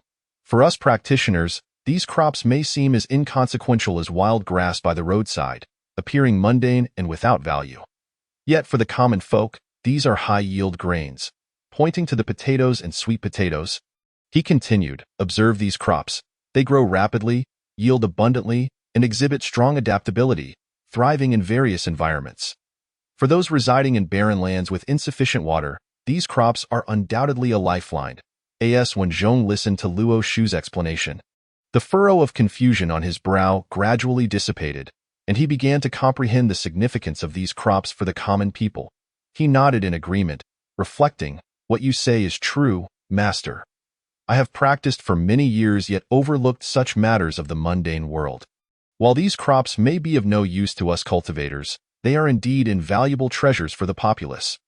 Luo Shu gently advised, "Dear disciple, please seek out a piece of idle land and accompany me to plant these crops. Additionally, gather some skilled farmers to assist us. After some time, once the crops have matured, we shall invite King Zhou to witness the yield." Wanzhong, upon hearing this, experienced a glimmer of realization and promptly clasped his hands in affirmation, saying, "Rest assured, master. I shall take care of this matter and seek out a suitable plot of fertile land." Thus, Wanzhong promptly set to work, selecting a piece of fertile soil with ample water on his private estate. He subsequently gathered some knowledgeable farmers to follow Luo Shu in carefully planting the crops. Under the meticulous care of Luo Shu and his companions, the crops flourished rapidly, soon showcasing vibrant vitality. The farmers who participated in planting alongside Luo Shu gazed at the lush fields, their faces beaming with joy as they praised Luo Shu's wisdom and contributions. After several months, the crops finally reached maturity. Standing on the ridge of the field, Luo Shu gazed at the impending harvest of potatoes and other crops, his heart brimming with delight. He then turned to Wenzhong beside him and softly said, "Dear disciple, the time has come. Please make your way to the palace and invite the king and the ministers to witness the moment these high-yield crops are unearthed." Upon hearing this, a spark of understanding flickered in Wenzhong's eyes, and he respectfully replied, "Master, I shall go to the palace at once and report this matter to the king." With that, Wenzhong turned and rode his dark Qilin toward the palace. Luo Shu watched Wenzhong's vanishing figure, pondering, "I wonder if these crops will contribute to the elevation of the Shang's fortunes." Soon after, Wenzhong arrived at the palace on his dark Qilin. After explaining his purpose to the guards, he was swiftly escorted to the presence of King Zhou. Upon entering the hall and seeing King Zhou, Wenzhong bowed and respectfully addressed, "I pay my respects to your majesty." King Zhou regarded Wenzhong and replied, "There is no need for such formalities, Grand Tutor. Attendants, bring a chair for the Grand Tutor to sit and speak." Seeing this, Wenzhong hastily responded, "Your Majesty, there is no need for such trouble. I have urgent matters to report today." "Please, Grand Tutor, what is the matter at hand?" King Zhou inquired, curious about Wenzhong's reason for a private audience, as he seldom visited without significant cause. "Your Majesty, several days ago, my esteemed master planted various crops in a fertile field, and the time for harvest has come. I have come to invite your Majesty and the ministers to witness this occasion." Upon hearing this, King Zhou's eyes glimmered with curiosity. "Grand Tutor, the farming scene is the same every year. What is there to see?" Wenzhong replied, "Your Majesty, these crops differ from those previously cultivated by the common folk. The crops my master has planted not only mature quickly and adapt to various fields, but they yield extraordinarily high outputs. Thus, I invite your Majesty to witness this firsthand and ascertain its authenticity." King Zhou's expression brightened at Wenzhong's words, and he eagerly inquired, "Is what the Grand Tutor says true? Are there truly such crops? Your Majesty, I would never speak lightly of such matters. I have been involved in the entire process of planting these crops." Upon receiving Wenzhong's assurance, King Zhou was overjoyed.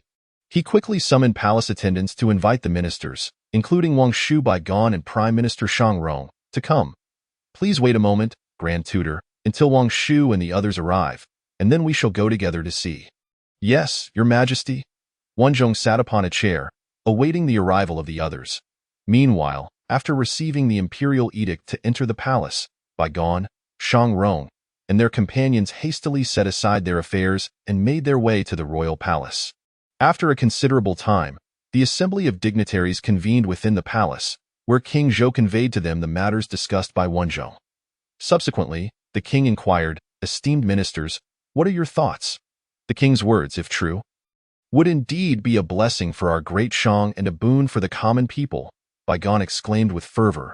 "Your Majesty, the master of Luo possesses exceptional talents.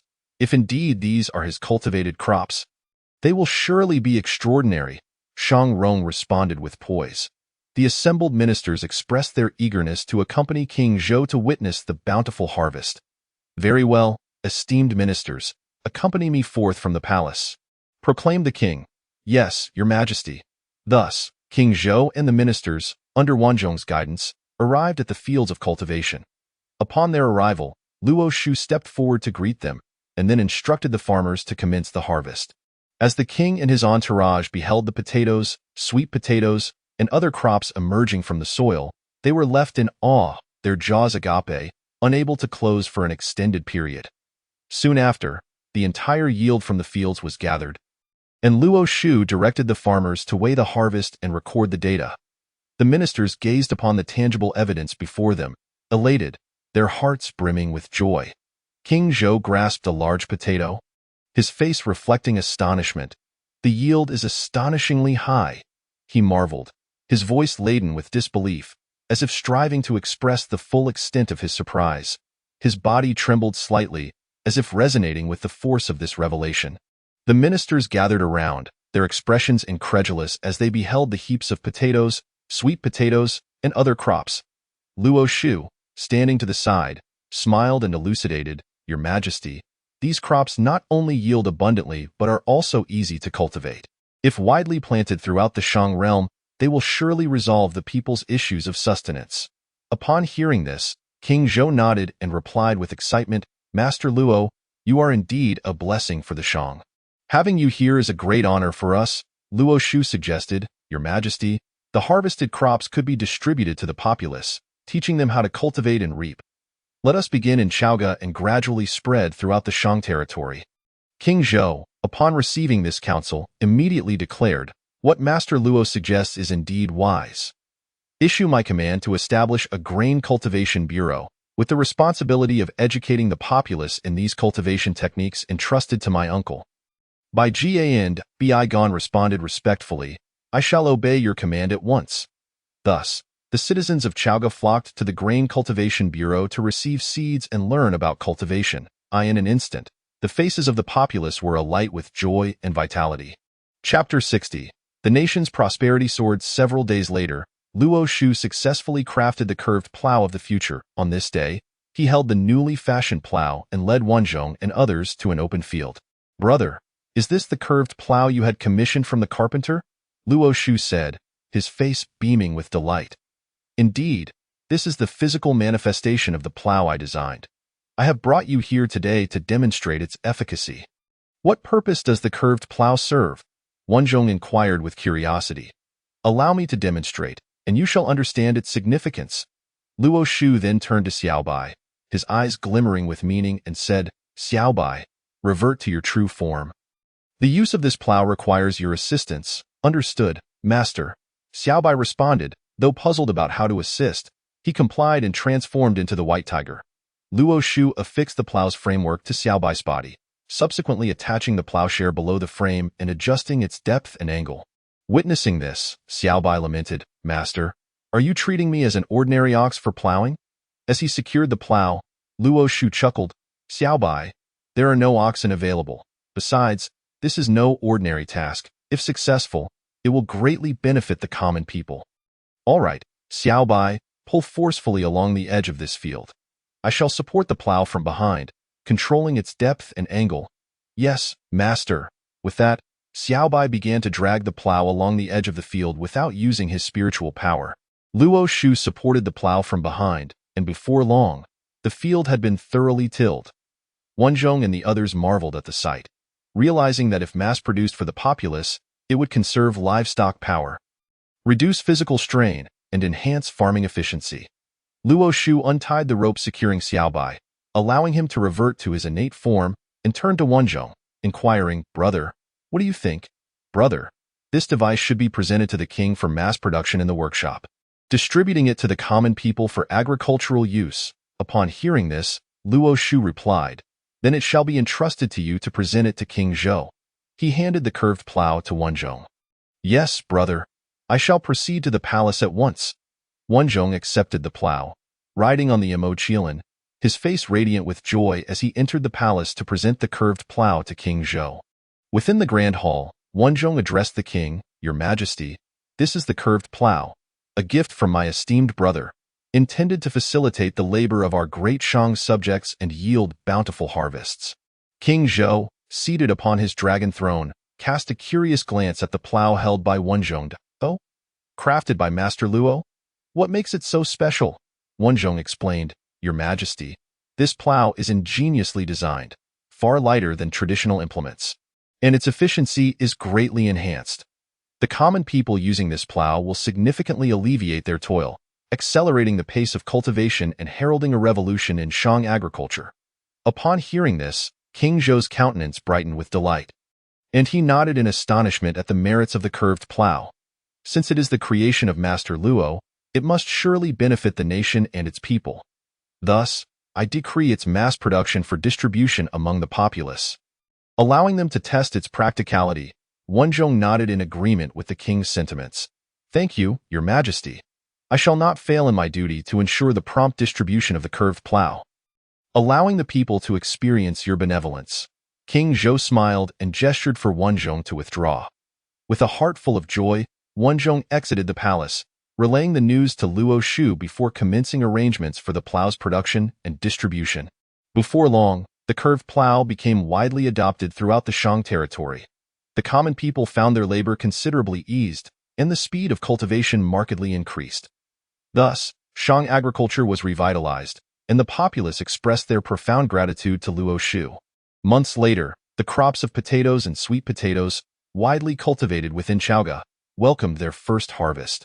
With the arrival of this bountiful yield, the entire city of Chaoga and its surroundings basked in an atmosphere of jubilation. Under the radiant sun, the faces of the common people shone with happiness, a testament to their hopes for a brighter future. "Look at this potato, how enormous it has grown, and behold this sweet potato. Equally delightful," exclaimed Wang Dama, holding a potato in one hand and a sweet potato in the other, her eyes sparkling with excitement. "Thank you, Master Luo. This year, we have truly experienced a bountiful harvest." "Indeed, indeed," Uncle Li chimed in, a satisfied smile gracing his face. "We owe this to Master Luo for providing us with these crops and the curved plow. This plow is remarkably effective, significantly enhancing our farming efficiency." "Absolutely, absolutely," young Lu added enthusiastically. "I still remember last year at this time, we were fretting over our harvest. Now, with potatoes and other crops, along with the curved plow, we need no longer worry about food shortages." "Haha, well said." The surrounding populace echoed in agreement, laughter and cheers ringing out. Such scenes unfolded in every corner of Chaoga, the air filled with the spirit of joy.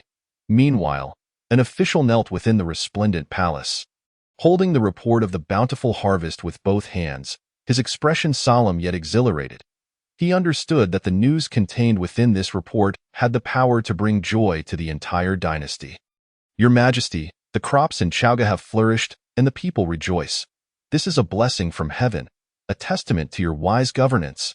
The official's voice resonated powerfully, each word imbued with admiration and loyalty towards King Zhou. Upon hearing this news, the king's eyes sparkled with surprise. He accepted the report and read it intently, a satisfied smile gradually spreading across his face. "Excellent, excellent. This is truly wonderful." King Zhou set down the report and began pacing excitedly within the hall. The harvest in Chaoga was merely the first step.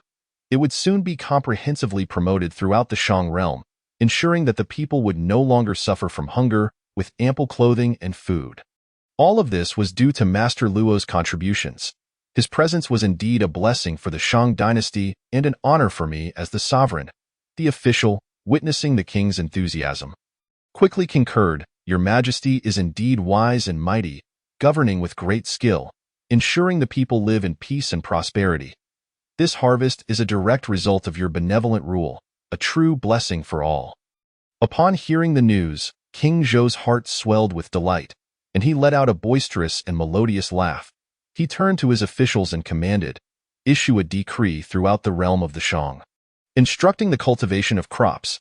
We must ensure that the people of Shang are free from worries regarding their food and clothing." The officials promptly took their leave, while King Zhou stood within the palace, gazing towards the distant sky. His heart brimmed with joy and pride, for he understood that these achievements were made possible with the assistance of the Luo book, filling him with gratitude. He eagerly anticipated the days to come, looking forward to more bountiful harvests and joy gracing his dynasty. In the grandmaster's residence, Luo book sensed the jubilation among the citizens and felt a sense of accomplishment. Although he recognized that these were the merits of his ancestors, he also acknowledged his own contributions. As he beheld the emergence of the mysterious bird totem in Chaoga City and the flourishing fortune, Luo book felt a deep satisfaction, realizing that the elevation of the national fortune by 200 years was now within reach. In the profound courtyard of the Grand Master's residence, Luo book strolled alone, his steps seemingly casual, yet each stride appeared to carry the weight of profound contemplation.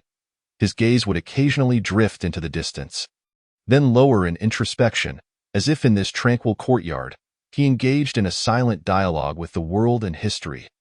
The corners of Luo book's mouth twitched slightly as he murmured to himself. At present, 2 of the 4 great inventions of the ancient world have already manifested in the Shang dynasty. We are but a step away from fulfilling the systematic task. Should we also endeavor to create gunpowder? As for the compass, that can wait for now. Taking a deep breath, he continued to ponder. If gunpowder were to come into existence, the military prowess of the Shang dynasty would undoubtedly see a significant enhancement. As long as gunpowder remains firmly in the hands of the Shang, revolts from other lords would present no challenge. Should insurrections arise in surrounding regions, the use of gunpowder weaponry would easily quell them. After all, the Shang dynasty is still in the Bronze Age, with weaponry largely derived from imitations of gold and bronze arms. Luo Buk nodded, his eyes now filled with determination and resolve. It is settled. However, just as he concluded his thoughts, a wave of confusion washed over him. Despite his resolved intentions, he realized he was not entirely clear on the process of gunpowder production. What were the raw materials again? He recalled having researched it previously, but the details eluded him now. As he paced the courtyard, reflecting on his previous impressions of gunpowder, he muttered to himself, black powder, what was the formula? 1 nitrate 2, what was it again? 2 sulfur, 3 charcoal. Yes, that's it. 1 nitrate, 2 sulfur, 3 charcoal. Recalling the 3 components of black powder, Luo Buk clapped his hands together, a broad smile illuminating his face. He halted his steps, taking a deep breath as he began to contemplate the implications of this formula. 1 nitrate, he mused, must refer to saltpeter, with the chemical composition of potassium nitrate, which is a crucial ingredient in gunpowder. He remembered that saltpeter is a white mineral that serves as an oxidizer in gunpowder. 2 sulfur, he continued, must refer to sulfur itself, a yellow mineral that enhances the explosive power of gunpowder, and 3 charcoal, which acts as a reducing agent, facilitating a complete reaction between saltpeter and sulfur during detonation. As clarity dawned upon him, Luo Buk realized he had uncovered the key to gunpowder production. The specific ratio seemed to be 1 pound of saltpeter, 2 taels of sulfur, and 3 taels of charcoal, this being a ratio of mass rather than molecular coefficients. Never mind, I shall first gather these 3 components and afterward, I shall experiment to determine the results. With that, Luo Buk waved his hand, conjuring a spell to summon Xiaobai. Upon Xiaobai's arrival, he eagerly inquired about his master's instructions. His eyes gleaming with anticipation, obviously ready to undertake a task. Master, what do you need me to do? Luo Buk smiled at Xiaobai and gently instructed. Xiaobai, please go to the corner of the wall or under the eaves and gather a substance known as saltpeter, which appears as a colorless, transparent prismatic or white powder. The more, the better. Afterwards, I will show you how to create something delightful. Upon hearing this, Xiaobai was filled with exuberance, promptly thumping his chest and proclaiming, Master, rest assured, I shall collect as much as possible. With a flash, Xiaobai transformed into a streak of white light, swiftly darting towards the corners of the Grand Master's residence and beneath the eaves. He meticulously scanned the surroundings, searching for traces of saltpeter. In the corner, he spotted some white crystalline substances shimmering faintly in the sunlight. These were precisely the saltpeter Luo Buk had described. Utilizing his keen perception, Xiaobai carefully gathered these saltpeter crystals, meticulously placing them into his portable container. Next, he ventured to the eaves, where the environment was relatively damp, yet saltpeter continued to thrive. Xiaobai diligently searched every nook and cranny, leaving no piece of saltpeter unturned. His movements were light and swift, akin to a skilled miner in pursuit of precious ore. He then darted towards the next location, continuing his quest for saltpeter. Luo Buk observed Xiaobai's nimble actions with an amused smile, thinking to himself, though Xiaobai often appears lazy, when it comes to work, he truly excels. Luo Buk also stepped outside to gather sulfur and charcoal. During the Shang dynasty, the utilization of sulfur likely remained confined to medicine, religious rituals, or certain specialized crafts. The mining and processing techniques for sulfur were relatively primitive, resulting in low yields and utilization rates. Given that the Shang had already developed advanced agriculture and handicrafts, the people frequently used fire for cooking, heating, and smelting. In this process, they likely utilized the ashes from burned wood to produce charcoal. Thus, for Luo Buk, collecting sulfur and charcoal posed little challenge. After considerable effort, Xiaobai finally returned, having amassed a sufficient quantity of saltpeter. Luo Buk regarded the saltpeter with satisfaction, nodding approvingly, aware that these crystals would serve as vital ingredients for his gunpowder creation. Xiaobai, You have done remarkably well, Luo Book praised with a smile. Master, you cannot imagine how difficult it was to collect this white powder. I scoured every corner of Chaoga City, even the city walls were not spared. Luo Book erupted into laughter at Xiaobai's comically distressed expression, remarking, "Do not feel aggrieved. I shall now guide you in crafting something entertaining. Follow me." Upon hearing that Luo Book intended to create something fun, Xiaobai's eyes sparkled with excitement. He shook his head, as if attempting to dispel the fatigue from gathering saltpeter, and eagerly followed Luo Book, curiously asking, "Master, what are we going to make?" Luo Book glanced back at Xiaobai, his eyes twinkling with mirth, and mysteriously replied, "What we are about to create is a device that emits a resounding noise, one with tremendous destructive power for mortals. I shall call it gunpowder."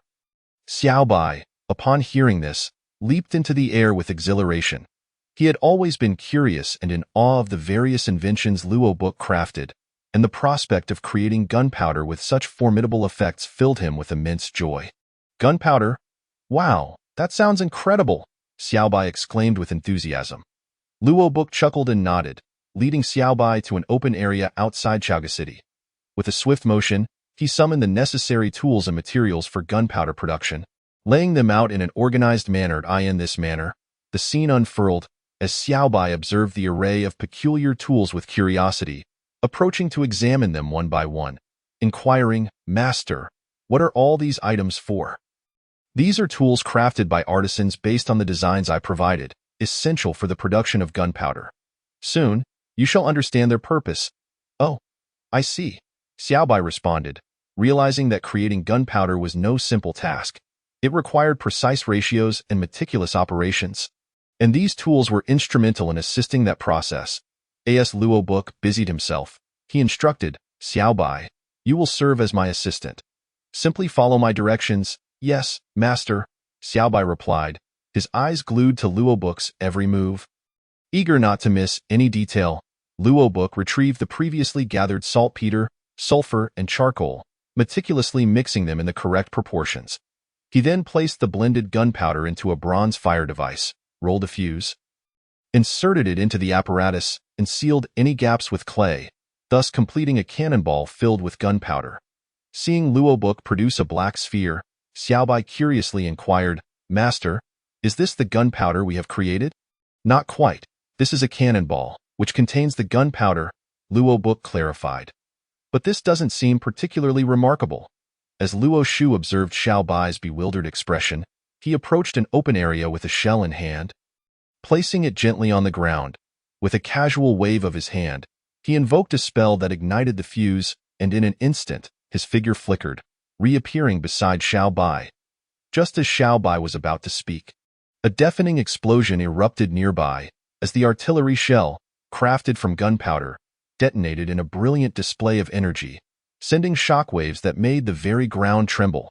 Xiaobai hastily ran towards the site of the explosion, only to find that the once smooth terrain had been transformed into a massive crater, littered with remnants of debris and swirling smoke.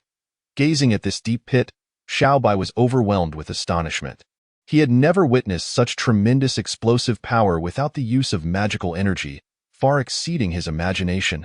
"Master, this is extraordinary," Xiaobai exclaimed, his voice trembling with awe. Luo Shu's face lit up with joy, his emotions difficult to articulate. He had not anticipated such astonishing success on his first attempt at crafting artillery shells. This indicated that his previous formulation of gunpowder was indeed accurate, though not as refined and efficient as in later times. It was sufficient to serve as a formidable weapon in this Shang dynasty era. He bent down to scrutinize the vast crater, from which wisps of smoke still rose, seemingly recounting the sheer power of that fleeting moment. Excitement and pride sparkled in Luo Shu's gaze. He realized he had just created a weapon capable of altering the course of warfare. Xiaobai stood alongside him, equally filled with wonder and admiration. Looking at Luo Shu, his heart swelled with reverence and trust, knowing that his master was a man of great wisdom and creativity, always capable of producing astonishing miracles. Luo Shu turned to Xiaobai, noticing his eagerness, and said with a smile, "Xiaobai, follow the process I demonstrated earlier and create a few yourself." Eagerly, Xiaobai set to work, and although his creations lacked the aesthetic appeal of Luo Shu's, the explosive results were comparably powerful. Observing the tools and materials before him, Luo Shu pondered, should I adjust the ratios to see if there is potential for improvement? Without hesitation, he embarked on a journey of research and enhancement of gunpowder in the days that followed, continually refining the ratios and optimizing the manufacturing process in hopes of increasing the explosive potency. Unfortunately, Luo Shu lacked the innate talent for such endeavors. The formulations of gunpowder from future generations were undoubtedly the optimal choices, leading him to abandon his aspirations. Days later, Luo Shu returned to the grandmaster's residence with the artillery shells he had crafted alongside Xiaobai, sharing the details of his gunpowder advancements with Wenzhong. Upon hearing this, Wenzhong immediately recognized its significance and resolved to enter the palace at once to present the matter to King Zhou. Thus, Luo Shu and Wenzhong made their way to the palace. Inside the resplendent Longda Hall, King Zhou sat upon his lofty dragon throne, furrowing his brow in the midst of state affairs. A palace attendant entered, bowing respectfully, and announced, "Your Majesty, Grand Master Wan and National Master Luo seek an audience regarding urgent matters. Quickly, summon the Grand Master and National Master to enter," King Zhou commanded. The attendant complied, and soon after, Wenzhong and Luo Shu entered the Longda Hall. Upon their arrival, King Zhou gestured for them to forego the customary salute, quickly inquiring, "What urgent matters bring you here, National Master and Grand Master?" Luo Shu stepped forward, revealing a shell in his palm, his gaze deep and resolute as he declared, "Your Majesty, I have brought forth a new weapon, known as the artillery shell, which contains gunpowder. Once ignited, it will explode with immense power, capable of demolishing city walls and vanquishing enemy forces." King Zhou raised an eyebrow, curiosity and anticipation flickering in his eyes, a surge of desire to explore this new marvel rising within him. "Oh, is this truly so formidable? Might you demonstrate its capabilities?" "Certainly, Your Majesty, but due to the considerable force of its explosion, we will require a larger space for the demonstration. Is the martial training ground within the palace suitable? That will suffice, as long as it is spacious." "Very well, let us proceed to the martial training ground." Thus, King Zhou, Luo Shu, and their entourage made their way to the training ground. Upon arrival, Luo Shu surveyed the expansive area, affirming to himself, "Indeed, it is ample. National Master, you may commence," King Zhou urged. Luo Shu nodded, advancing to the center of the training ground. He extracted the shell, igniting its fuse. With a resounding boom, the shell erupted, releasing an overwhelming wave of energy. In that moment, a blinding flash of light streaked across the sky, accompanied by a thunderous roar that seemed to shake the very earth. The powerful shockwave radiated outward from the shell's epicenter. "Grand Master, I shall immediately issue a decree for the mass production of this weapon in the manufacturing workshop, strictly prohibiting any dissemination of information regarding it. Should anyone be found leaking details, they shall face severe punishment." King Zhou recognized the immeasurable impact this new weapon could have on the military strength of the Shang dynasty and resolved to enforce strict control. "Yes, Your Majesty," Wenzhong affirmed solemnly. Turning to Luo Shu, King Zhou earnestly stated, "Excellent. National Master Luo has achieved great merit once again. Speak your desires freely. Anything I possess shall be yours," Luo Shu humbly replied. Shaking his head, "I am but a practitioner, and all my endeavors are for the glory of the Shang. I seek no rewards. National Master, I shall host a banquet in your honor today." Luo Shu considered his obligations and, after some reflection, agreed. Just then, a notification echoed in his mind from the system. "Ding! Congratulations, host. You have completed the mission to travel to Chaoga, assist King Zhou, and elevate the fortunes of the Shang dynasty for 200 years. Reward: 1 geographical coordinate for the Chaos Bell. Ding. Mission rewards have been issued to the system space." Luo Shu then realized that his efforts had garnered the Emperor's recognition, and the fortunes of the Shang dynasty had indeed surged, surpassing the 200 years required to complete the task. With a surge of excitement, he gazed at the geographical coordinate map within the system space. Chapter 63. Advising Wenzhong. After the banquet concluded and the night deepened, the lights of Chaoga City began to dim. Luo Shu and Wenzhong returned to the Grandmaster's residence. "Junior brother, I shall depart Chaoga tomorrow and return to Jinao Island. Wenzhong, taken aback, hesitated before asking, Senior brother, why must you leave Chaoga? Luo Shu turned to meet Wenzhong's gaze, speaking calmly, though Chaoga is splendid, it ultimately is not my place of cultivation. Furthermore, I must return to Jinao Island to convey important matters to our master. Time cannot be wasted. Wenzhong, though reluctant, maintained his composure. If that is the case, I shall not detain you, senior brother. What of Yuan Hong and the others? Do you wish for them to accompany you?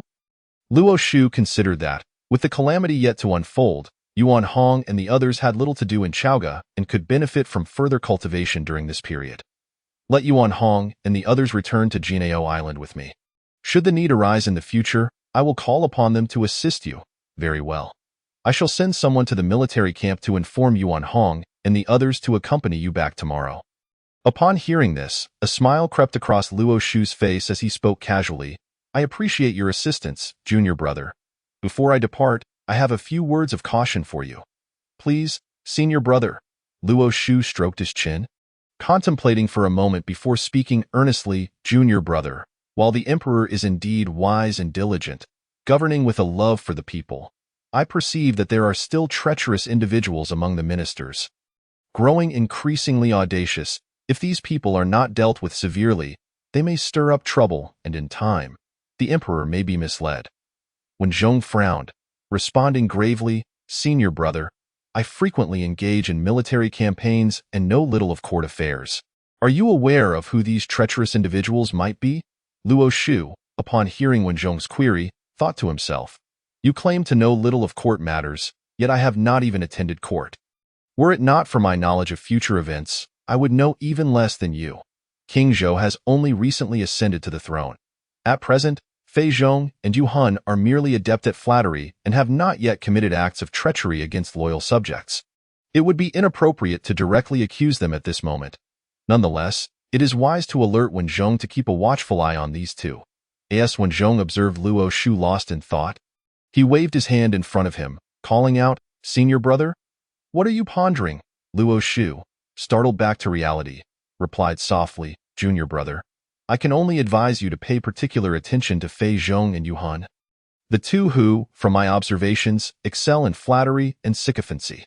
They often gauge the emperor's sentiments, articulating words that please him, thus gaining his increasing trust. Noticing Wenzhong's expression darkening, Luo Shu continued, Such behavior is not characteristic of loyal ministers. As the middle advising minister, one should counsel the emperor against folly, not pander to him. Should their actions lead the emperor to become increasingly blinded, unable to discern the truth, it would jeopardize the prosperity and stability of the Shang. Upon hearing Luo Shu's words, Wenzhong furrowed his brow, his countenance reflecting deep contemplation. He pondered. As the sole guardian of the late king's legacy, how could he allow such a petty individual to undermine the foundation of the great Shang dynasty and betray the trust of the former monarch? Thus, with gratitude, Wenzhong gazed at Luo Shu and solemnly declared, I am profoundly thankful for your reminder, esteemed senior brother. I shall certainly heed your counsel, remaining ever vigilant to ensure that those small-minded individuals find no opportunity to exploit. Luo Shu nodded, a flicker of satisfaction crossing his eyes. He recognized Wenzhong as a person of both intellect and courage, assured that with a modicum of guidance, he would address any lurking threats in his own manner. Gently patting Wenzhong's shoulder, Luo Shu remarked, Junior brother, I have faith that you will adeptly manage these matters. The court is predominantly filled with loyal ministers, such as Prince Baigon and Prime Minister Shang Rong, who are paragons of fidelity. Should you find yourself in a quandary, do not hesitate to consult with these individuals. Wenzhong gravely nodded, affirming that he would keep this in mind. Luo Shu continued, Junior brother, as the teacher of the king, it is your duty to guide him. If the king harbors foolish notions, you must intervene. Rest assured, I possess the king's whip bestowed by the former monarch. Should the king falter, let us see whether the whip consents. Luo Shu envisioned the scene of Wenzhong wielding the king's whip against King Zhou, a smile creeping upon his lips at the delightful imagery, too beautiful to contemplate. Very well, junior brother, return to your rest. Tomorrow, I shall take my leave. Indeed, senior brother, please take a moment to rest as well. I will arrange for someone to notify Yuan Hong and the others at the military camp. With that, Wen Zhong exited Luo Shu's chamber to attend to his duties. Watching Wen Zhong's retreating figure, Luo Shu closed the door, waved his hand, and summoned a mat to place upon the couch. He leapt gracefully onto the mat and sat cross-legged atop it. With a focused mind, Luo Shu delved into the system's space, retrieving the geographical coordinates of the chaos bell that floated within. The map slowly unfurled in his hands, its appearance both unique and enigmatic. Leaving one in a W.it seemed to be crafted from an unknown material, its surface shimmering with a profound glow, as if it harbored boundless power. The edges displayed irregular ripples, as though weathered by the ravages of time, yet imbued with an ancient and solemn beauty. The intricate lines of the coordinate map were complex yet orderly, intertwining to form mysterious symbols and patterns. These symbols appeared to encapsulate profound cosmic truths, evoking a sensation of transcending time and space upon gazing at them. At the center of the map lay a prominent circular pattern. This design resembled a miniature universe, with twinkling stars and rotating galaxies filled with endless mysteries. Surrounding this circular pattern were concentric lines radiating outward, seemingly pointing towards significant locations. As Luo Shu gazed at the Chaos Bell's geographical coordinate map, a powerful impulse surged within him. The Chaos Bell, a companion treasure of Dong Huang Tai Yi, held the status of a congenital supreme treasure, having vanished after the calamity of the Wu and Yao. Countless formidable beings of the primordial era sought its traces, only to return empty-handed. Initially believing it to be concealed within chaos, he never expected it to be hidden on Lioli Island in the southern continent. Luo Shu mused to himself, if the Chaos Bell remained undiscovered in the primordial realm, it must be shielded by formidable formations, and not of ordinary design. The task of retrieving the Chaos Bell should be entrusted to the Tongtian Master. For when he had previously perused tales of the primordial era, the heavenly opening acts transformed into the three supreme congenital treasures. The Taiji diagram resided with Laozi, while the Panga banner was held by Yuan Shi Tianzun. Only the Chaos Bell had, for reasons unknown, become the companion treasure of Dong Huang Tai Yi. Hence, Luo Shu had always felt that the Chaos Bell rightfully belonged to the Tongtian Master. Being one-third of Pangu's primordial spirit, how could it be that the Tongtian Master lacked a congenital supreme treasure? Should he obtain the Chaos Bell, it could serve not only to suppress the fate of the Jiejiao, but also as a means of self-defense against the encroaching Four Saints. Upon returning to Jinao Island, he would directly present this map to the Tongtian Master, the means of acquisition merely a matter of chance. With clarity of thought, Luo Shu tucked away the Chaos Bell's geographical coordinates, settling into a meditative posture, awaiting the morrow. The following day, junior brother, there is no need to see me off. Should any matters arise, communicate with me. Yes, senior brother, farewell. Wen Zhong bowed respectfully. Very well, let us be on our way. After parting ways with Wen Zhong, Luo Shu departed with Yuan Hong and the others from Chaoga. Chapter 64. The Scheme of the Two Saints of the West in the Distant Western Realms. Atop the towering Shumi Mountain, the two saints, Jia Yin and Zhuan Ti, sat upon golden lotuses. The golden lotuses emitted a gentle golden light, melding seamlessly with the misty fairyland surrounding them. Junior brother, the fortunes of the Shang dynasty are soaring. Yet I find myself unable to discern the source. The saint of Jia Yin spoke softly, his gaze penetrating the clouds as he gazed eastward. Senior brother, regardless of who it may be, it bears no impact on us in the West. We need only strategize on how to redirect the human race's fortunes westward. The saint of Zhuan Ti replied with a warm smile, his voice calm and profound. You speak wisely, junior brother. What are your thoughts on orchestrating the human race's fortunes? The saint of Zhuan Ti inquired gently, Senior brother, if the mortal dynasties fall into chaos, the fortunes of humanity will scatter. We could then draw upon the talents of the East to redirect these fortunes to the West. That is feasible. How do you intend to proceed? Jane pondered, knowing that the intellect of the West relied predominantly on Zhuan Ti. Senior brother, I observe that a certain lord of the North Sea, Yuan Futong, is no ordinary person. He harbors rebellious thoughts. If he were to take the initiative, it would be most advantageous. Junior brother, Yuan Futong is but a minor lord. How can he be compared to the Shang dynasty? Furthermore, the Shang dynasty is in its prime, and there are many Jie disciples holding positions within. How could he possibly mount a rebellion? Jie Yin questioned with uncertainty. Senior brother, Zhu Ti said with a knowing smile. If we in the West lend our support, how could Yuan Fu Tong not rebel? Moreover, the Jie disciples serving in the Shang are generally of limited capability. There is no cause for concern. Jie Yin conceded, recognizing the truth in his junior brother's words. Indeed, as you say. Which of us shall you send to the North Sea to persuade him? Zhu Ti contemplated for a moment, arriving at a decision, and spoke calmly. Senior brother, my disciple, the medicine master, possesses mid-stage Tai golden immortal cultivation, is intelligent, and endowed with great fortune. He may go to the North Sea and assist Yuan Fu Tong. Jie Yin's face lit up with joy, exclaiming, the medicine master is wise and strategic. This is indeed a suitable plan. Very well, I shall summon the medicine master and provide him with instructions. With that, Zhu Ti performed a spell, sending forth a signal to summon the medicine master. Upon receiving the call, the medicine master hurriedly made his way to the summit of Shumi Mountain. Shortly thereafter, the medicine master arrived before Jie Yin and Zhu Ti, hands clasped together in respect. Bowing deeply, I pay my respects to my revered teacher and esteemed uncle. May you both be in good health. Jie Yin and Zhu Ti regarded the medicine master with satisfaction, nodding in approval. Rise and take your seat, Zhu Ti instructed, gesturing to a mat before the medicine master. The medicine master expressed his gratitude with another bow, replying, Thank you, revered teacher. The reason I summoned you today is to assign you a significant task. Zhu Ti began. The medicine master promptly responded, Please, revered teacher, command me, and I shall not fail your expectations. Good, my disciple. You are to promptly travel to the North Sea and persuade the Lord Yuan Fu Tong to raise an army against the Shang, thus securing fortune for our West. When he rebels, you may offer him assistance in fending off the forces sent by the Shang to quell the unrest.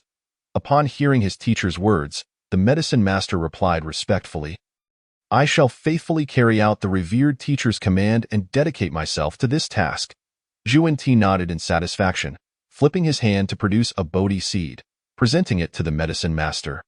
This Bodhi seed is a gift from me to aid your cultivation. The medicine master gazed at the Bodhi seed, filled with joy, and bowed deeply to Zhu Ti, expressing his gratitude. Thank you for your generous gift. Revered teacher, now, set forth to the North Sea's shores. The task is formidable. Proceed with caution. Yes, revered teacher. With that, the medicine master transformed into a streak of light, darting towards the North Sea. Jie Yin and Zhu Ti watched the retreating figure of the medicine master, falling into deep contemplation, their eyes reflecting profound thoughts. This calamity must yield a share for our West. At this moment, Luo Shu rode his little white steed towards Jin Ao Island. After departing from Chaoga City, Yuan Hong and the others were promptly sent into the Thousand Illusions Tower by Luo Shu. Little White, do you think I need to find a place to establish a dojo? I cannot always practice in my teacher's dojo. Luo Shu inquired.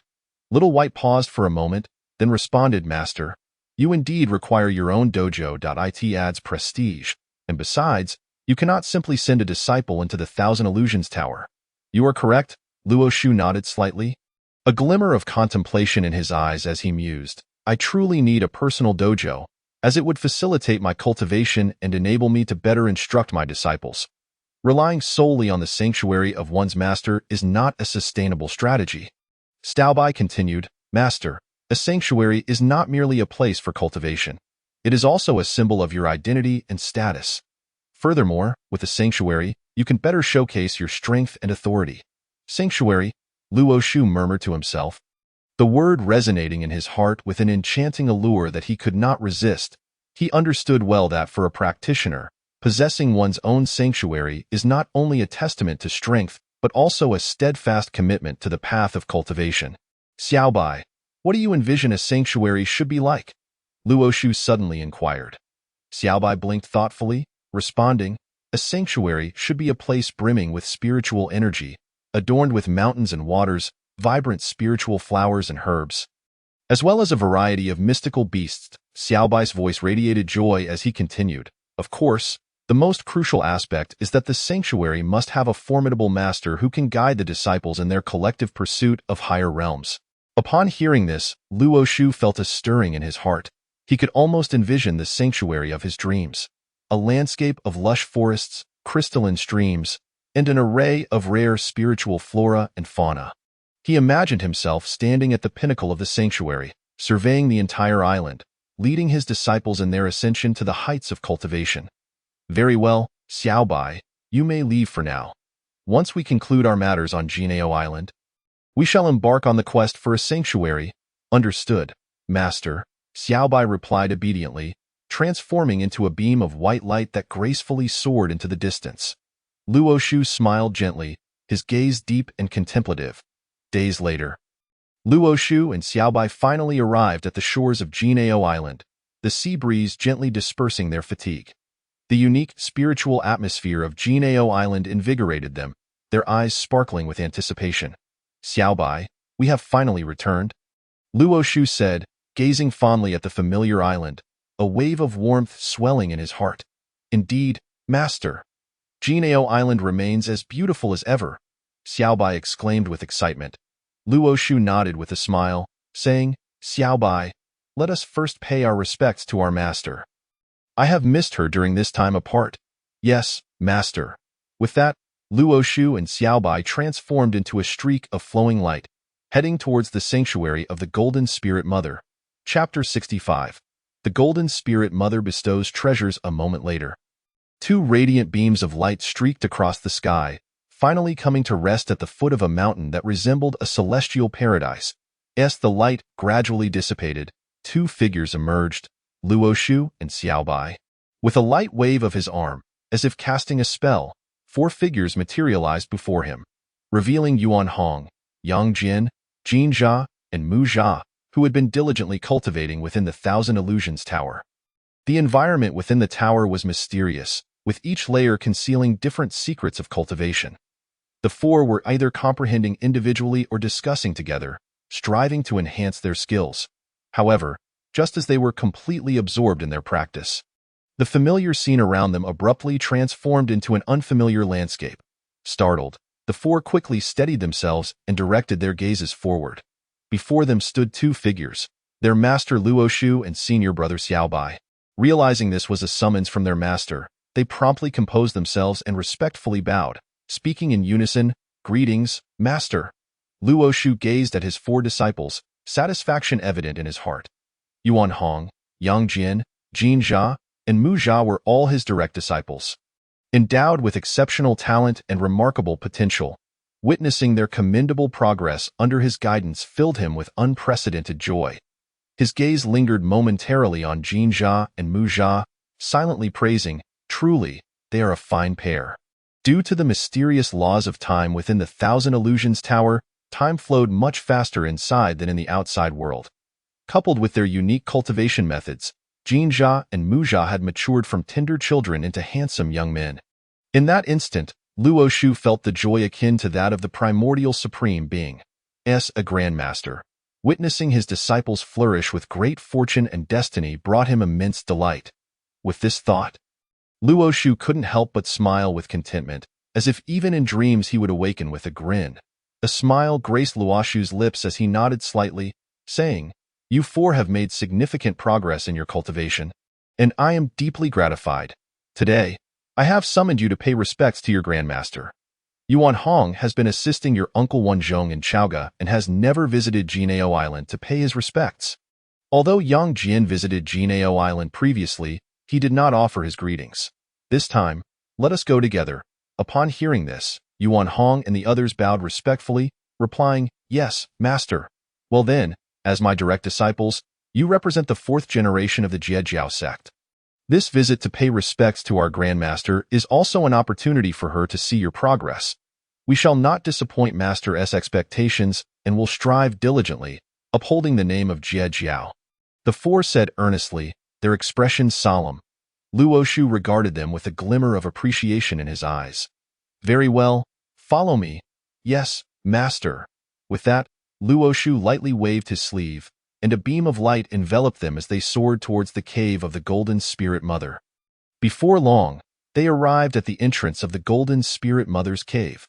The cave was tranquil and solemn, exuding an ethereal aura that transcended the mundane.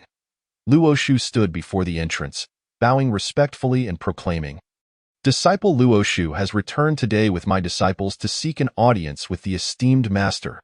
I hope for your gracious acknowledgement." No sooner had he spoken than a melodious voice, akin to celestial music, echoed from within the cave, "Come in." Upon hearing this, Luoshu's heart surged with joy, knowing his master had granted permission. He turned to signal Yuan Hong, Yang Jian, Jinjia, and Mujia to adjust their attire and maintain a dignified demeanor. Then, he stepped forward, leading them into the cave. Inside, the cave was elegantly adorned, suffused with spiritual energy. At its center, the Golden Spirit Mother sat upon a jade platform, her visage kind and her demeanor noble. Upon seeing Luoshu and his disciples enter, a flicker of warmth crossed her eyes, and she smiled gently. Luoshu and his disciples approached, bowing once more, "Disciple Luoshu, accompanied by my direct disciples Yuan Hong, Yang Jian, Jinjia, and Mujia, pays respects to the esteemed master." Yuan Hong, Yang Jian, Jinjia, and Mujia also respectfully bowed towards the Golden Spirit Mother, proclaiming in unison, "Disciple Yuan Hong pays respects to the grandmaster. Disciple Yang Jian pays respects to the grandmaster. Disciple Jinjia pays respects to the grandmaster. Disciple Mujia pays respects to the grandmaster." Following them, Xiaobai also bent in a bow, innocently stating, "Xiaobai, the master's steed, pays respects to the master's esteemed master." Luoshu nearly burst into laughter at Xiaobai's earnest greeting. He thought to himself, what a silly thing to say, however. He refrained from commenting further and merely cast a gentle spell to silence Xiaobai's chatter. The Golden Spirit Mother gazed upon them with a hint of approval in her eyes, softly saying, "All right, you may all rise. Thank you, esteemed master." Xiaobai intended to respond but found his mouth sealed by Luoshu's spell. Receiving a glance from his master, he obediently closed his mouth. The group stood aside, awaiting further instructions. The Golden Spirit Mother nodded slightly, expressing her satisfaction with Luoshu's progress and cultivation before turning her gaze to Yuan Hong and the others. Her eyes sparkling with insight, "I know of Yuan Hong and Yang Jian, though I have not met them before. Jinjia and Mujia, I presume, are disciples taken under Luoshu's wing. They all possess remarkable talent and fortune, very good." The Golden Spirit Mother commended. Yuan Hong, Yang Jian, Jinjia, and Mujia felt a surge of joy at her words, stepping forward to bow once more, respectfully stating, "Disciples Yuan Hong, Yang Jian, Jinjia, and Mujia pay respects to the grandmaster." The Golden Spirit Mother nodded slightly, waving her hand, and with a surge of spiritual power, she lifted the fort. "I shall not be partial. Previously, I bestowed a mid-grade innate spiritual treasure, the purple gold coiling dragon staff, upon Yuan Hong. You three shall receive the same." The Golden Spirit Mother produced a long sword radiating a ghostly light, its slender and resilient blade intricately engraved with exquisite cloud patterns, embodying both antiquity and mystery. The blade was extraordinarily sharp, glimmering with a piercing light, as if it could cleave through any obstacle. This is a mid-grade acquired spiritual treasure, known as the Falling Cloud Sword. Once refined, it can shatter myriad laws, and it is bestowed upon Yang Jian for protection. Yang Jian accepted the Falling Cloud Sword, overflowing with gratitude as he respectfully bowed, exclaiming, "Thank you, Grandmaster, for the precious gift." The Golden Spirit Mother nodded, then retrieved another celestial sword, its slender form boasting smooth lines and an elegant yet powerful presence. She looked at Jinjia and gently remarked, "This sword is named the Heavenly Sword, a mid-grade acquired spiritual treasure. Once refined, it can sever mountains and level valleys, and it is granted to Jinjia." Jinjia was elated. Having yet to possess a spiritual treasure, this gift arrived at the perfect moment. He accepted the Heavenly Sword, expressing his gratitude, "Thank you, Grandmaster, for the precious gift." Suddenly, the Holy Mother of Golden Spirits produced another treasure, and upon examining its grade, it was revealed to be yet another mid-grade postnatal spiritual artifact, which she then handed to Mujia. This was the Dragon Pattern Staff, also a mid-grade postnatal spiritual treasure, granted to Mujia, who, after its refinement, would possess the power to shatter mountains and split stones, shaking heaven and earth. Thank you, Master Ancestor. For the bestowed treasure, Mujia expressed his gratitude, his feelings overflowing in his words. Luo Shu observed the treasures being conferred by his revered teacher, the Holy Mother of Golden Spirits, and couldn't he help but sigh inwardly. Master is truly deserving of her title as a quasi-saint and the eldest sister of the... So affluent indeed. Once the bestowal of treasures concluded, Luo Shu stepped forward respectfully and said, "Thank you, Master, for granting these spiritual treasures to them." The Holy Mother of Golden Spirits waved her hand lightly, her tone gentle as she replied, "Disciple, there is no need for such formalities. Spiritual treasures are meant for use. Rather than gathering dust here with me, it is better to bestow them upon those in need of protection." With a shift in her tone, she inquired, "How was your journey down the mountain?" Upon hearing this, Luo Shu succinctly recounted the events of his descent to the Holy Mother of Golden Spirits.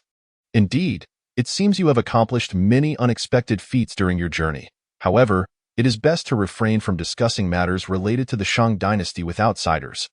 Luo Shu, aware of what should and should not be said, felt comfortable speaking candidly to the Holy Mother due to her kindness towards him. "Understood, Master. Well then, you should return to your cave residence and rest well." "Yes, Master. I shall take my leave." With that, Luo Shu departed, accompanied by Yuan Hong and the others, from the cave of the Holy Mother of Golden Spirits. Chapter 66. Ascending to heaven to retrieve the Chaos Bell. After a brief moment, Luo Shu returned to his own cave residence with Yuan Hong and the others. Inside the cave, spiritual energy swirled, resembling a celestial paradise. Luo Shu surveyed his surroundings, nodding in satisfaction before turning to Yuan Hong and the others.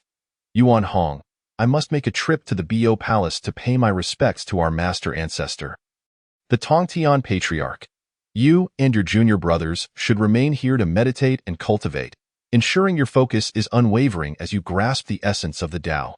Luo Shu instructed, his voice imbued with expectation for his disciples. Upon hearing this, Yuan Hong bowed respectfully and replied, "Yes, Master. I will certainly adhere to your command, taking good care of my junior brothers as we cultivate together and live up to your benevolence." Nearby, Xiao Bai eagerly chimed in, "Yes, Master. I will keep a close watch on them, ensuring they do not dare to slack off." Luo Shu smiled faintly and teased, "It would be an accomplishment for you not to disturb them. Focus on managing yourself first." Xiao Bai, feeling a bit embarrassed, scratched his head but then replied earnestly, "Rest assured, Master, I will devote myself to my cultivation and not let you down." Luo Shu nodded in acknowledgement of Xiao Bai's words. Knowing that although Xiao Bai could be mischievous at times, he took his cultivation very seriously. "All right, I shall take my leave now." With that, Luo Shu turned to exit the cave. Just as he was about to depart, Yang Jian hurriedly stepped forward, cupping his hands and saying, "Master, your disciple Yang Jian has something to report." Luo Shu paused, turning to look at Yang Jian, a hint of curiosity crossing his brow as he asked, "Oh? Yang Jian, what is it?" Taking a deep breath, Yang Jian looked at Luo Shu with resolute eyes and said slowly, "It has been many days since I last saw my sister Yang Chan, and I miss her dearly. Thus, I wish to visit the Fire Spirit Master's place of cultivation to see her." Luo Shu, upon hearing this, understood immediately, and a gentle smile graced his lips as he replied, "I see, your bond with your sister is profound, and longing is a natural feeling. You may go, and do convey my regards to the Fire Spirit Sister as well." Yang Jian's heart swelled with joy at this, and he quickly bowed, saying, "Thank you for your understanding, Master. I shall set off now." Luo Shu nodded, reminding him, "Be cautious on your journey and pay attention to your safety." "Yes, Master," Yang Jian acknowledged, turning into a streak of golden light as he flew towards the Fire Spirit Mother's cave. Luo Shu watched Yang Jian depart, then, channeling his spiritual energy, transformed into a stream of light heading towards the Bo Palace. Inside the cave, Yuan Hong and Xiao Bai sat cross-legged on the mats, immersed in their meditation and cultivation.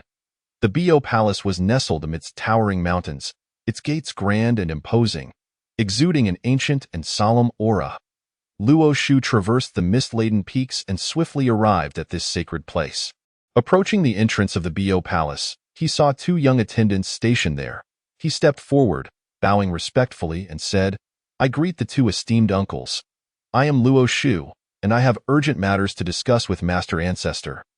The two attendants, the water and fire boys, recognizing Luo Shu as the direct disciple of the Holy Mother of Golden Spirits, quickly replied, "Nephew need not be overly formal.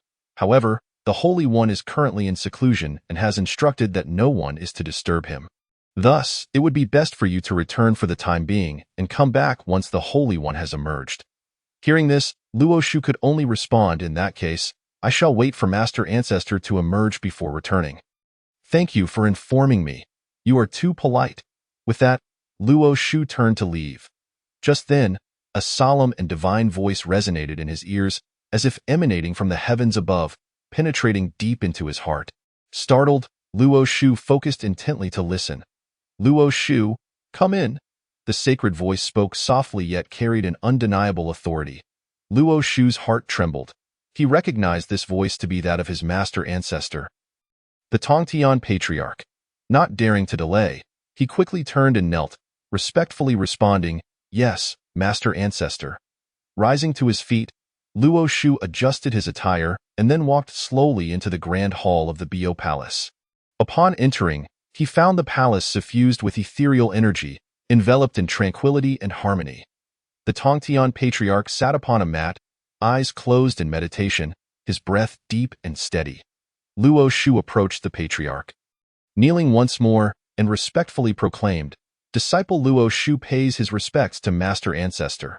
The Tongtian patriarch slowly opened his eyes, their gaze piercing as if able to see through all illusions. He nodded slightly and said, "Luo Shu, you have arrived." "Yes, Master Ancestor," Luo Shu replied with reverence. The patriarch regarded Luo Shu, a flicker of appreciation crossing his eyes as he stated, "Rise and take a seat." With a wave of his hand, a mat appeared before Luo Shu.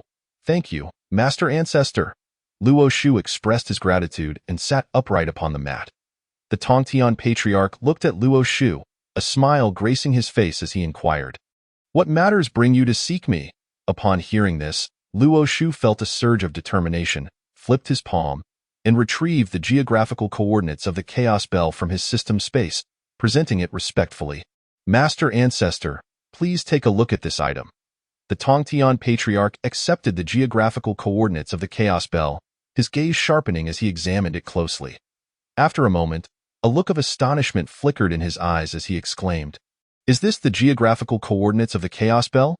Luo Shu nodded and replied respectfully, "Indeed, Master Ancestor. I chanced upon this map and brought it back to Jinao Island to present to you." The patriarch, upon hearing this, gradually set down the map, pondering for a moment before asking, "Luo Shu, do you know what the Chaos Bell is?" "The disciple is aware," Luo Shu replied. "The Chaos Bell is transformed from the axe of the Panga god. Its power immensely formidable, revered as one of the three innate supreme treasures." The Tongtian patriarch spoke slowly, his voice imbued with reverence and admiration. "The Chaos Bell possesses the miraculous ability to rebound any attack from treasures and divine weapons while rendering all divine abilities and spells ineffective against it." He continued, "Whether in offense or defense, it encompasses all aspects, unparalleled by any foe. During the War of the Witches and the Lich, Dong Huang Tai wielded the power of the Chaos Bell. Claiming the title of the strongest beneath the saints, he reminisced about the cataclysmic events. The patriarch's eyes reflected a hint of respect as he sighed. Under the protection of the Chaos Bell, he was invincible, instilling fear throughout the primordial realm. However, after the War of the Witches and the Lich, Dong Huang Tai perished, and the Chaos Bell subsequently vanished, its whereabouts unknown. The patriarch himself had made numerous attempts to search for this supreme treasure within the chaos. Yet each endeavor ended in disappointment. Go think that the Chaos Bell still exists within the primordial realm. A note of surprise and joy colored the patriarch's voice. Even more astonishing is that you obtained the map marking the location of the Chaos Bell. Luo Shu, upon hearing this, replied respectfully, "Master Ancestor, our lacks a treasure to suppress the fate. The Chaos Bell would perfectly fill this void." "Indeed." Our does not possess a treasure to govern fate. Since we have discovered the location of the Chaos Bell, I shall retrieve it immediately. With that, the Tongtian patriarch's figure flickered and vanished from the Bo Palace. Luo Shu stood there in bewilderment, taken aback by the swiftness of the event. Given the circumstances, he could only return to his cave and wait. Chapter 67. The Emergence of the Chaotic Bell. Suppressing the fate upon returning to the cave dwelling, Luo Shu observed several individuals seated in a meditative state, deeply immersed in their enlightenment, and he nodded in satisfaction. Turning his gaze, he noticed Xiao Bai reclining on a large stone, his eyes gently closed, seemingly lost in a trance. Luo Shu couldn't help but chuckle softly. Xiao Bai always exhibited such laziness. He approached slowly, and Xiao Bai, sensing his master's presence, slightly fluttered his eyelids before opening his eyes wide. Upon recognizing Luo Shu, Xiao Bai sprang up from the stone, a hearty smile illuminating his face. He scratched his head, somewhat bashfully, and exclaimed, "Master, why have you returned so soon? I thought you would linger in the Bayou Palace for a few more days." Luo Shu chuckled and playfully flicked Xiao Bai on the forehead, softly replying, "You rascal, always seeking leisure.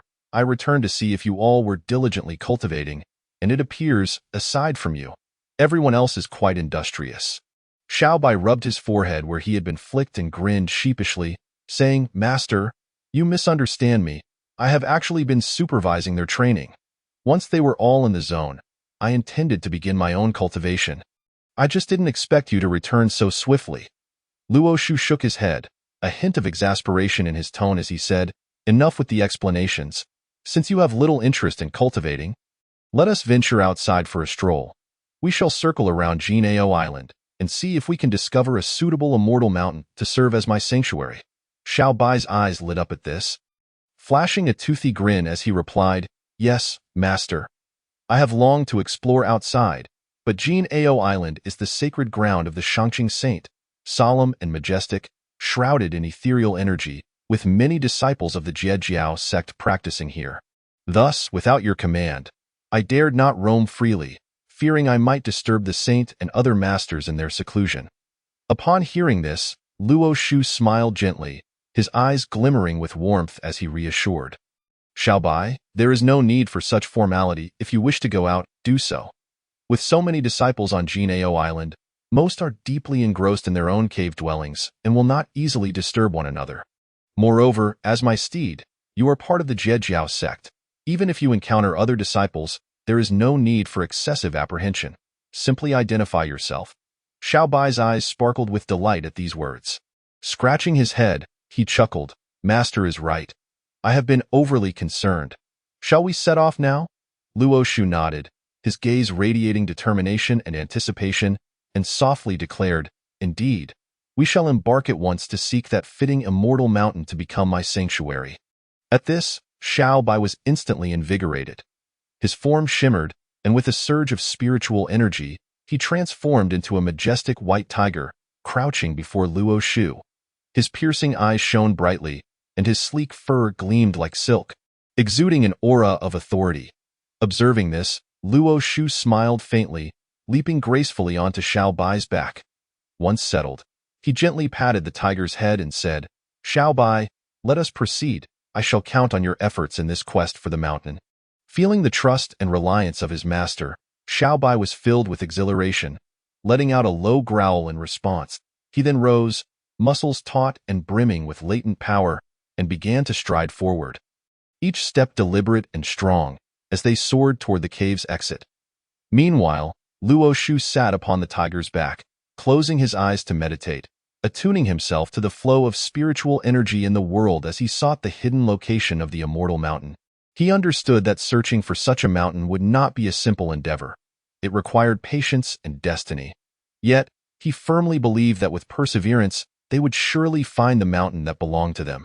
Thus, the man and the beast commenced their journey in search of the mountain near Jinao Island.